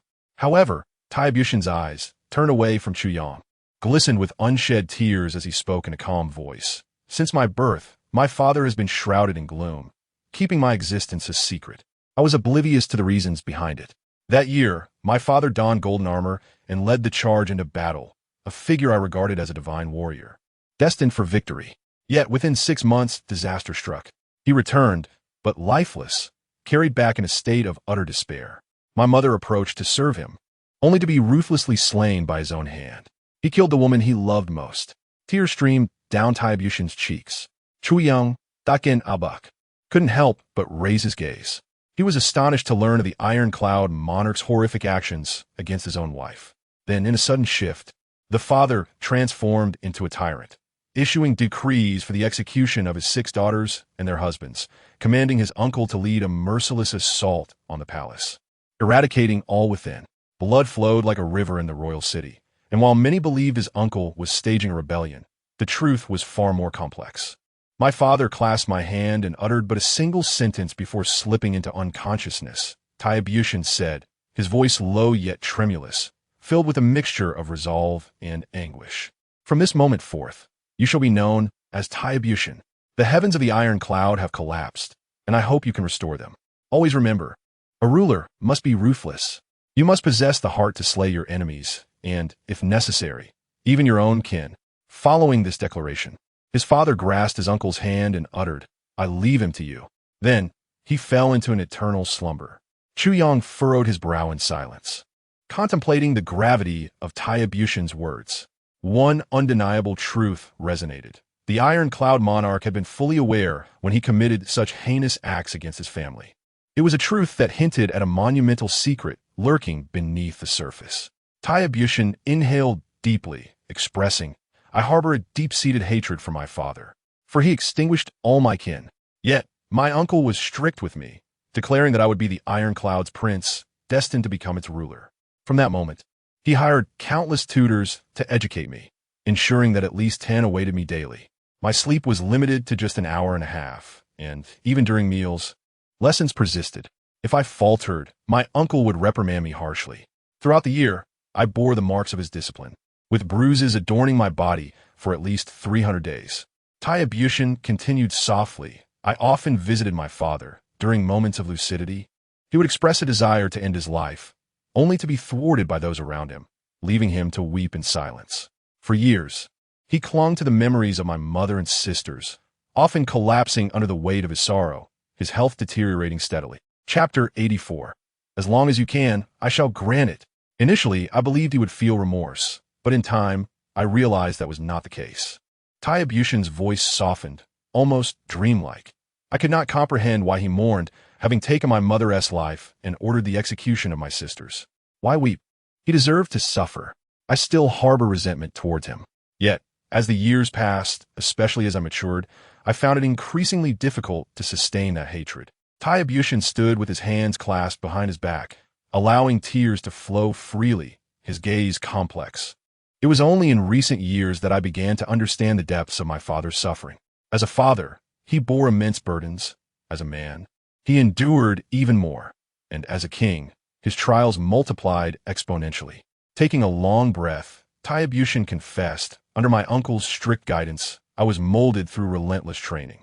Countless times, I reached the brink of despair, weeping aloud, only for my uncle to revive me with a whip and his fists.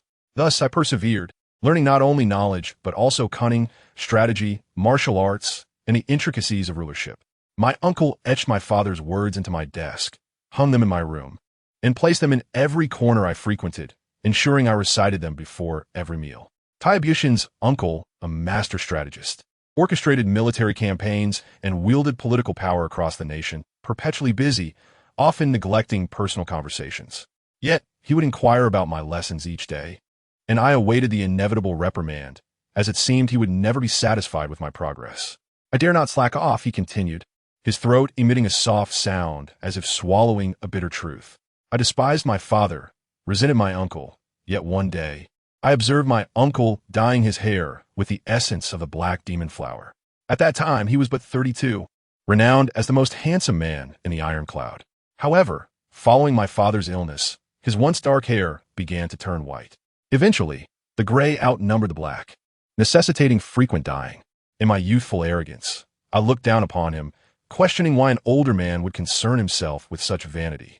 Yet, I later realized that, with my father incapacitated, my uncle had become the Iron Cloud's pillar of strength. His well-being represented the nation's greatest hope. Should the soldiers discover his gray hair, the blow to morale would be immeasurable. Each day, he appeared vigorous on the battlefield, commanding attention with his booming voice that could resonate across the ranks of hundreds of thousands. Yet, upon returning home each evening, he would struggle to lift his feet. Speaking was a strenuous task, and during meals my hands and feet trembled. At that time, he was a master of martial arts, yet he felt utterly exhausted each day. After finally comprehending the suffering and struggles of my father and my second uncle, I devoted myself wholeheartedly to learning. My second uncle would practice each battle he fought with 15 with me for dozens of times upon his return. Thus, 3 years ago, I began to grasp military and political affairs, embarking on my true journey as the Crown Prince. It was then that I realized, prior to this, all decisions had been made in my name by my second uncle, and the entire Ironcloud nation, indeed the whole world, was aware that a natural-born king had emerged from Ironcloud. Ironcloud was filled with hope.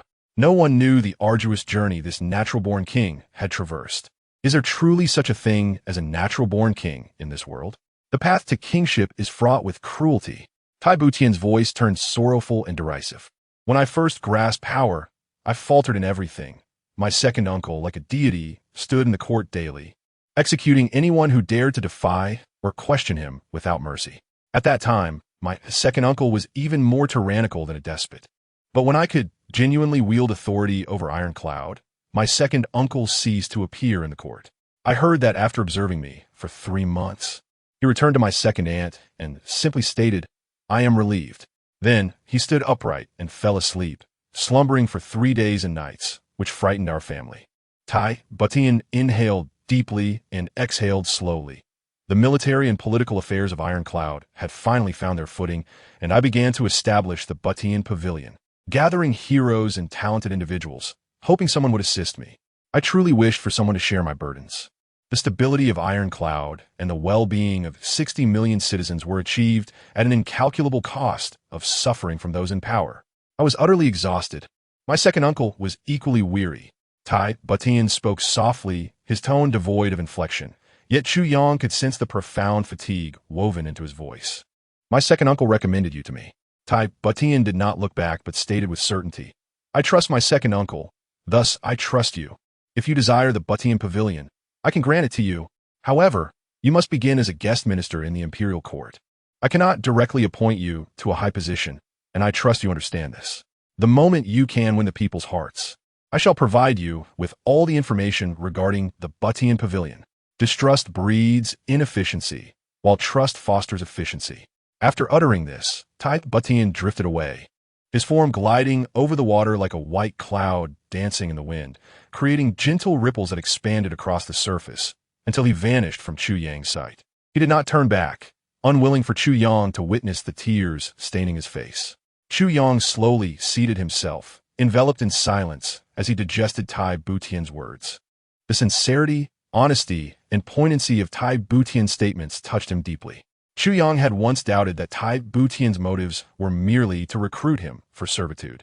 As someone who had lived two lives, he recalled the insights he had inadvertently acquired in his previous existence about the spirit of oblivion, enabling him to review their conversation thoroughly. The spirit of oblivion was a peculiar martial art, devoid of any offensive power, yet capable of discerning every lie. It was a legacy of the three-star Holy Clan, ensuring that its practitioners would not be deceived by anyone.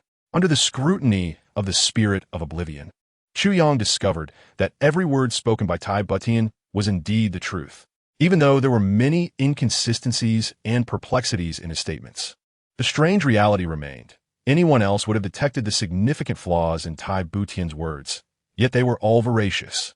For instance, why did the Emperor of Iron Cloud kill his beloved wife after suffering severe injuries? Why did he execute his 6 daughters and their families? Why was the palace subjected to a bloodbath? These were incomprehensible and illogical events, yet they were undeniably factual. Chu Yang was as bewildered as before, unable to fathom the reasons behind it all. Even though he had experienced a version of history, understanding eluded him. After all, Tai Butian had perished too early in his past life to elucidate anything. The situation was shrouded in thick layers of mystery. Chu Yang pondered for a long time, realizing that his thoughts were a chaotic jumble. He decided to abandon further contemplation. Matters of the imperial family were inherently unique.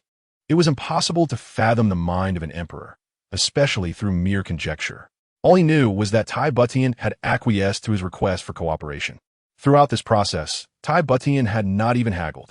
This was undoubtedly due to his open-mindedness, his capacity to embrace others, reflecting the magnanimity befitting a sovereign, coupled with a gambler's mentality. However, the most significant factor was that Chu Yang was acutely aware of the influence of the Ice Heart, pure-bone divine art. Though distinct from the spirit of oblivion, this formidable technique bore similar effects. While it could not unveil lies, it could perceive the human heart, providing Tai Butian with a clear and nearly frightening intuition. Tai Butian could distinctly sense Chu Yang's intentions, though only vaguely. He was certain that Chu Yang harbored no ill will toward him, the Iron Cloud Nation, or any ulterior motives to exploit Iron Cloud for his own gain. Given that none of these elements existed, and witnessing Chu Yang's astonishing abilities, Tai Butian was compelled to take a chance. He was in dire need of assistance. Burdened by the weight of his responsibilities, he longed for someone to share the load. Yet among the court officials, no one could alleviate his suffering, for he was always the sovereign, while the subjects remained merely subjects. However, Chu Yang's presence perfectly filled this void. Chu Yang would never be his subordinate. Yet his unique position, straddling the realms of the martial world and the court, rendered him the optimal candidate to helm the Butian Pavilion. Regardless of who the civil or military ministers were, Tai Butian would never entrust the powerful Butian Pavilion to them. Although he had established the Butian Pavilion, he lacked the energy to manage and expand it. Thus, Tai Butian's agreement with Chu Yang was underscored by this rationale, and perhaps other reasons remained unknown. As Chu Yang contemplated, he could not help but feel that Tai Butian's childhood was profoundly tragic. Compared to the princes of ordinary nations, he had no childhood at all. Just as Tai Butian had articulated, indeed, the path of kingship was extraordinarily brutal. What shall we do about your heavenly armament pavilion? When Chu Yang next encountered Tai Butian, it was in the afternoon. Tai Butian had fully regained his serene composure, and, smiling warmly, inquired. The heavenly armament pavilion, Chu Yang initially considered merging it with the Butian Pavilion, but suddenly paused, stating the heavenly armament pavilion must certainly persist, but not in the form of a storefront.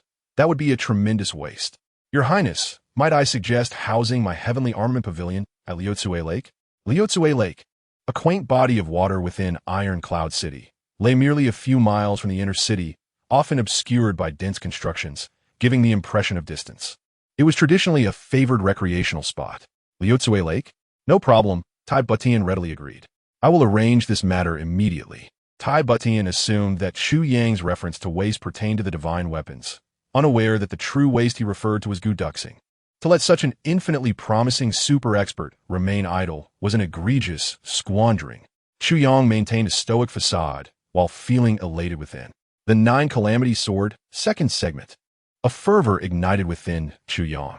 The two climbed into the carriage and set forth. The carriage was impenetrably sealed, rendering it impossible for anyone outside to discern that the current crown prince occupied its ordinary interior.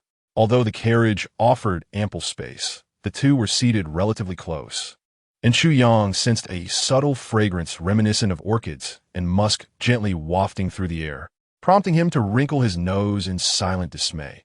What was this man doing, wearing perfume? Tai Butian seemed to sense something and began to engage in a rather aimless conversation with Chu Yang about various topics.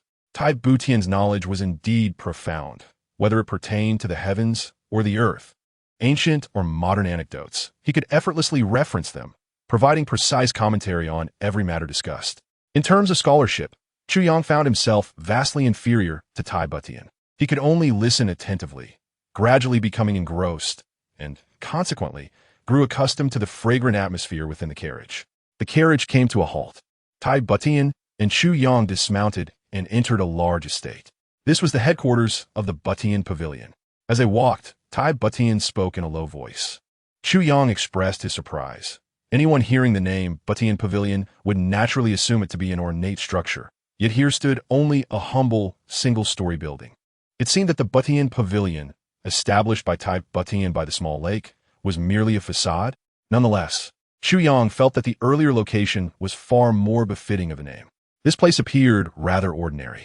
Upon entering the building, Tai Butian led Chu Yang into the main hall. A few individuals were engaged in conversation, and upon seeing Tai Butian, they quickly offered their greetings. "This is Chu Yang." "Mr. Chu," Tai Butian introduced. "From today onwards, Mr. Chu will be a member of the Butian Pavilion, provisionally appointed as the esteemed guest minister. Mr. Chu can participate in all matters concerning the pavilion, including planning and decision-making." The expressions of the 5 individuals in the room shifted simultaneously. The title of esteemed guest minister was no trivial matter. If one were to remove the words guest minister, it would imply the position of the pavilion's esteemed leader, a rank that surpassed even that of the pavilion master. Could it be that this youth was destined to become the pavilion's future esteemed leader? They could hardly fathom why Tai Butian would bring such a young person to hold such a significant position. Within the room were both the pavilion master and the deputy master, along with 3 others who were all masters of martial arts. How could they tolerate a youth being placed above them? "This is the pavilion master, Ice Soul Blade Master Cheng Xiang, and this is the deputy master, Meteor Blade Master Chen Yutong." Tai Butian introduced one by one. The 5 individuals wore smiles and returned the greetings. Cheng Xiang, the Ice Soul Blade Master, appeared to be in his 60s, slender and seemingly fragile, with slightly graying hair. In contrast, Chen Yutong was a robust middle-aged man, around 45 or 46, with a rugged appearance. Both regarded Chu Yang with keen eyes, their smiles tinged with a hint of aloofness. After a brief introduction, Tai Butian took Chu Yang into an inner chamber, a quiet room filled with stacks of documents. Here lay the records of all personnel in the Butian Pavilion, detailing their experiences from childhood to the present, including personal specialties and levels of martial prowess. You may take a look. Generally, those below the rank of martial artist do not enter the Butian Pavilion, and individuals of uncertain background are also excluded, Tai Butian explained slowly. Currently, there are 87 individuals, including 1 blade master, 5 martial masters, and 13 martial experts. The rest are all martial artists of the 4th rank or above. Such strength is somewhat inadequate, Chu Yang remarked, shaking his head. Although this level of capability would be formidable within any sect, in the context of a conflict between 2 superpowers, it was woefully insufficient. Particularly when facing the 5th Lightness and the Golden Horse Knight's Hall, such power could hardly hold its ground. There would be no comparison whatsoever. It was well known that the Golden Horse Knight's Hall had grown into a substantial force, with nearly 30,000 members. Even excluding some logistical personnel, there were still around 20,000 martial masters. Such a terrifying figure could not possibly be compared to the fledgling Butian Pavilion. For a long time, the Butian Pavilion has relied primarily on strategic counsel.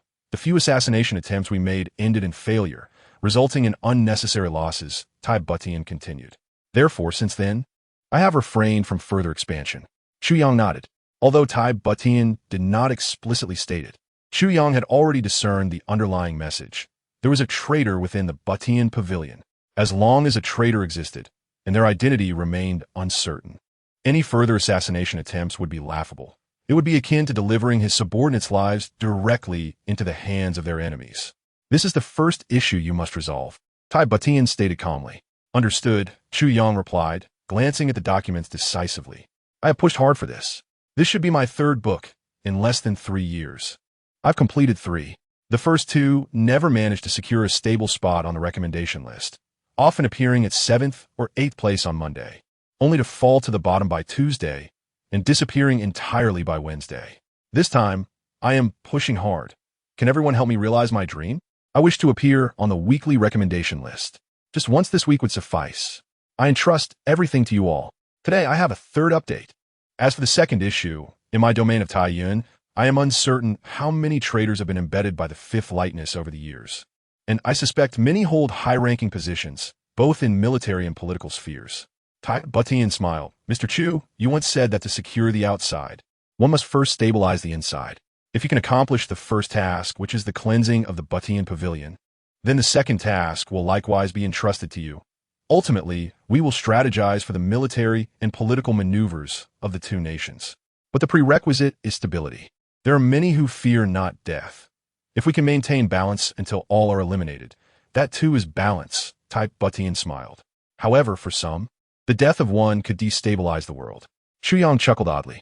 He understood Tai Butian's implication. If he could not even complete the first task, he might as well leave without entertaining thoughts of the second or third. As for the balance he spoke of, it was not merely a sentiment. It referred to the current dynamics between the 2 nations and the political landscape of Taiyuan. Balance. Presently, the stability of Taiyuan was far more crucial than rapid development or strengthening national power, which was Tai Butian's bottom line. Mr. Chu, I entrust the Butian pavilion to you, Tai Butian said as he approached the door, turning back for a gentle smile. The Butian pavilion, haha, is the prince sending me here to mend the heavens? Chu Yang chuckled in response. If Mr. Chu wishes to collaborate, you must demonstrate your own capabilities and methods. Divine weapons are mere externalities. Grandiose claims are nothing but empty rhetoric, Tai Butian replied, his gaze lowered with a smile. The current Butian pavilion is your crucible, Mr. Chu. Having been established for 3 years, the Butian pavilion was still merely in its infancy. With a meaningful smile, Tai Butian gracefully exited. Throughout, he had merely introduced Chu Yang without offering any support. If Chu Yang wished to establish a foothold here, he must rely on his own strength to do so. Only then could he discuss reform and cleansing. Ultimately, gaining control over the Butian pavilion would mark the first step in the collaboration between Tai Butian and Chu Yang. Yet, with Chu Yang's martial prowess, to command a pavilion where every member was a martial artist, especially one that had already undergone familiarization and adaptation. To obey his command and establish his authority was nearly an insurmountable task. But Chu Yang had no retreat.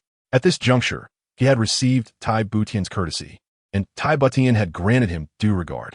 The influence he had crafted was already complete. He even aspired to claim the very core of the Butian pavilion, and Tai Butian had accorded him that as well. In Chu Yang's eyes, although Tai Butian exhibited a somewhat effeminate demeanor, and there was a hint of feminine peculiarity, the trust that Chu Yang coveted was given to him without reservation. Everything he had hoped for prior to arriving at Taiyuan was now in his grasp. It was time for him to showcase his capabilities. Should he fail to impress the members of the Butian pavilion, it would signify that he was unworthy of Tai Butian's trust. The current situation was that Chu Yang and Tai Butian had jointly propelled Chu Yang to an irreversible juncture. Tai Xingxian has departed for quite some time, and Chu Yang is immersed in the vast sea of documents, meticulously analyzing each piece. These documents are merely words, and most of them are untrustworthy. Yet, Chu Yang strives to unearth the truth and identify the flaws within this unreliability, so he may establish a preliminary understanding. To discern the untrustworthy amidst records that have already been filtered by astute individuals is indeed no small feat, however. Chu Yang's initial step must commence from this angle, for he lacks the extensive intelligence network akin to that of a heavenly net. At present, he remains but one man. Chu Yang holds steadfast to a singular belief. No organization is free from exploitable vulnerabilities. Under the fifth delicate plan, Taixingxian may not be as invulnerable as it appears. The personnel responsible for screening at Taixingxian may not inherently possess loyalty. Chu Yang devoted an entire afternoon to scrutinizing the files of the 87 individuals in Butian Pavilion. And by the end of that day, he had memorized them entirely. Closing his eyes, the profiles of those 87 individuals swirled vividly in his mind, down to the minutest detail. He then stepped outside. "Your Excellency," upon seeing Chu Yang emerge, the Ice Soul Blade Master Chengxiang was the first to rise, followed by the others, totaling 12 individuals, 7 more than when Chu Yang had arrived. Their gazes toward Chu Yang were laden with hostility, caution, and distrust. Nonetheless, they stood and bowed, albeit with an undercurrent of mockery in their eyes, clearly anticipating entertainment. "Master Cheng, from this point forward we are colleagues. There is no need for such excessive formality," Chu Yang remarked, causing the dignified Ice Soul Blade Master to twitch slightly at the corners of his mouth. Did he truly consider himself the superior? How presumptuous to suggest that formality was unnecessary. Yet, Chu Yang's first address was Master Cheng rather than Senior Cheng, signifying that he operated according to the conventions of the bureaucratic world rather than the martial arts realm. Rank supersedes all. Chu Yang's opening words served as a subtle admonition to Chengxiang, implying that despite being a blade master of high rank, this was still the political arena under the prince's command. Even if a mere scholar, devoid of martial prowess, were to assume superiority over you, you must acquiesce. In Chu Yang's heart, he held a certain disdain for this so-called elite master. Throughout history, there have been many at the pinnacle of martial prowess, able to reign supreme in the martial world. However, how many of these masters sought the mundane glories of the secular realm? If you have forsaken your transcendent status in the martial world to serve the temporal court, then you are merely a bureaucrat. By relinquishing that identity, your mindset has already diminished. You are no longer a true master. Even with such a title, when faced with peers of equal stature, Chengxiang harbors no hope of victory. "Master Cheng, please inform all Butian Pavilion subordinates in Taiyin City to assemble here at dawn tomorrow," Chu Yang said calmly. "As the newly appointed official, I must ignite 3 fires, as is customary in the bureaucracy. I hope for your robust assistance." Chengxiang was taken aback. This newly appointed guest official was remarkably forthright. Even if one intends to incite 3 fires, it need not be expressed so bluntly. Surely, that evening, upon returning to the Heavenly Soldier Pavilion, Chu Yang heard the howling wind from the courtyard. It was Gu Duxing practicing his swordplay. Chu Yang stood on the steps, observing Gu Duxing while lost in contemplation. Should he bring Gu Duxing into the open? One cannot deny that Gu Duxing's combat prowess firmly positions him as a formidable expert within Taiyin City. Having him by his side would certainly facilitate matters, especially since his own martial strength currently stood at merely the 4th level of warrior. Gazing at the swirling sword light in the courtyard, Chu Yang ultimately shook his head. It is better for Gu Duxing to remain in the shadows. Butian Pavilion is Butian Pavilion, and Gu Duxing's abilities are the lifeline for him and his brother in this city. Having a hidden trump card is far more reliable than overt power. "Chu brother, you have returned," Gu Duxing said, having finished his sword practice, drenched in sweat and appearing somewhat pale from exertion. It seemed he had activated the frenzied blade technique. Gu Duxing found Chu Yang peculiar. Despite being considerably younger, he always felt a strange sense of maturity emanating from him whenever they met. Should age be the measure? He was the elder. Yet, Chu Yang never engaged in discussions of age, which left Gu Duxing perplexed about how to address him. "If you call me Chu brother, should I call you Gu brother?" Chu Yang had no intention of discussing age. After all, admitting to being younger would not serve him well. Gu Duxing could not discern Chu Yang's true strength, uncertain whether he was a martial sovereign or martial saint. In truth, Gu Duxing hesitated to speculate further, fearing the revelation of Chu Yang's current status as merely a warrior might shatter his perceptions. Chapter 87. Our future is not here, Gu brother. We are relocating the Heavenly Soldier Pavilion, Chu Yang stated nonchalantly. We are moving to Liutsue Lake, and I have accepted the prince's invitation to take charge of Butian Pavilion. Oh, Gu Duxing wiped his sweat, clearly disinterested in Butian Pavilion. "Gu brother, I have an idea," Chu Yang said as he walked alongside Gu Duxing. "In this chaotic world, we must possess our own strength. It is far too insufficient for just the 2 of us." Gu Duxing's eyes brightened. "What do you mean?" Whether for survival or to make a name, we need an elite team. Even when we venture to the middle three heavens, the situation there will be even more tumultuous. Devoid of imperial authority, it is entirely a realm of the strong. We will require strength. To put it plainly, even for the sake of rescuing Gu Miaoling, we need power. Xu Yang added, you are well aware of certain matters, even if I do not speak of them. The Gu family has its heirs, and you remain the adopted son of the Gu family. Even if you attain the rank of Sword Emperor, the possibility of rescuing Gu Miaoling still hinges on the Gu family's approval. A family must prioritize its survival and legacy, rather than the desires of a single individual. Gu Duxing's expression darkened. Xu Yang's words were undeniably accurate. By the time he reached the Sword Emperor level, the two sons of the Gu family would likely have already seized power, and the brothers would be embroiled in a struggle for dominance, allowing no room for him to intervene. However, if he were to rescue Gu Miaoling, first, he would be recognized as the adopted son, not an outsider. Second, with the power of the Sword Emperor, he would be unmatched within the Gu family. Third, should he marry Miss Miaoling, he would become a son-in-law of the Gu family, thus solidifying his position. It would be strange if the Gu brothers did not guard against his influence. Thus, the Heavenly Soldier Pavilion must grow in strength. Chu Yang es gaze de Ipanet, and you shall be the first weapon of the Heavenly Soldier Pavilion. If there is a first, there must be a second. Gu Duxing's eyes flickered with keen interest. How do you envision our development? The Heavenly Soldier Pavilion must remain concealed from the outside. It can only grow secretly within. Xu Yang mused, stroking his chin. As for the specifics of development, I will leave that to you. I will not meddle in that. Additionally, the Heavenly Soldier Pavilion's weapons shall remain untouched for now. They will be reserved for our own personnel, as long as they possess sufficient strength. The Heavenly Soldiers shall be bestowed upon them. This serves as an excellent incentive. Gu Duxing's eyes sparkled with enthusiasm as he nodded vigorously. Indeed, our divine weapons are an irresistible temptation for any martial artist. Secondly, as the Heavenly Soldier Pavilion develops secretly, we do not necessarily seek masters. Rather, we require those with immense potential. Xu Yang smiled, his eyes flashing like lightning in the night sky. Our future does not lie in this lower three heavens. One day, we shall surge into the middle three heavens and beyond. In that exalted sanctuary of martial prowess, we shall carve out our own position. Since these individuals are our foundation, they must evolve alongside us. In the lower realm of 3 days, we shall conquer the world. In the middle realm, we shall engage in the tumult of the martial world. And even in the upper realm, we shall traverse freely, unrestrained. Gu Duxing's face illuminated with fervor, his breath quickening. Are you suggesting that we shall not adhere to the rules set by others, but rather become the architects of our own rules? Xu Yang replied calmly, regardless of whether it is the lower realm or the upper realm. Excellent. Gu Duxing's eyes sparkled with enthusiasm. Since you harbor such ambition, I, Gu Duxing, am not one to be trifled with.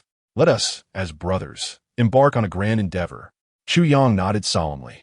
This matter shall be entrusted to you. During this period, we must focus on the affairs of the Tianbian Pavilion. Our mission in the lower realm is to vanquish the 5th Qingru, and this objective must remain unaltered. To defeat the 5th Qingru, Gu Duxing murmured to himself, nodding in understanding. He was uncertain why Xu Yang was so fixated on defeating the 5th Qingru, yet he recognized that Xu Yang must have his reasons for such fervor. The newly established Tianbian Pavilion, having barely endured 3 to 5 days, abruptly closed its doors. Gu Duxing swiftly relocated to Liuzue Lake. His decisive character was on full display at this moment. With Chu Yang's substantial financial backing, Gu Duxing boldly commenced a grand project, erecting a towering wall of 3 zhang around the entire Liuzue Lake, thereby monopolizing this recreational area. While Gu Duxing undertook these actions, Chu Yang remained oblivious. Chu Yang's original intention was simply to claim a large island in the center. He had not anticipated that Gu Duxing would seize the opportunity, encircling not only the entirety of Liuzue Lake, but also the nearby Chuiying Mountain, along with several hundred acres of surrounding land. Although devoid of residential or governmental structures, this area boasted breathtaking scenery and a plethora of lucrative establishments, such as brothels and gambling houses. Naturally, Gu Duxing's encroachment incited discontent among the locals, leading to an uproar. With a stoic expression, Gu Duxing oversaw the operation, exuding an air of unapproachability. Officials from the Ironclad City Supervisory Office arrived to question him, but he swiftly dispatched them with a few well-placed blows, warning them, "This is the prince's command. If you have any objections, take them to the prince." The silver allocated by Chu Yang was solely expended on constructing the wall and hiring workers. He had executed a flawless scheme of empty-handed acquisition. During this period, Chu Yang, the new official, was fervently establishing his authority.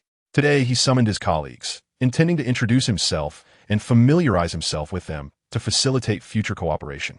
Additionally, he had a few matters requiring clarification from the involved parties. In essence, the new official's flames of ambition were to be fully ignited today. The two vice masters sat beside him, while several others occupied adjacent positions, each with a medicinal box before them. Chu Yang surveyed the 85 individuals below him, his demeanor stern as he paced with authority. At a glance, he discerned that none of these 85, including Cheng Xiang and Chen Yutong, had been present to welcome Du Shiqing. Moreover, those who had welcomed Du Shiqing appeared far more adept. Indeed, Taibu Tian had reserved a hidden hand. "I may merely be a scholar, relatively powerless compared to you all, but having accepted the prince's commission, I shall strive to elevate the Tian Pavilion to its utmost potential. I hope for your cooperation, as I would prefer to avoid making things difficult for anyone."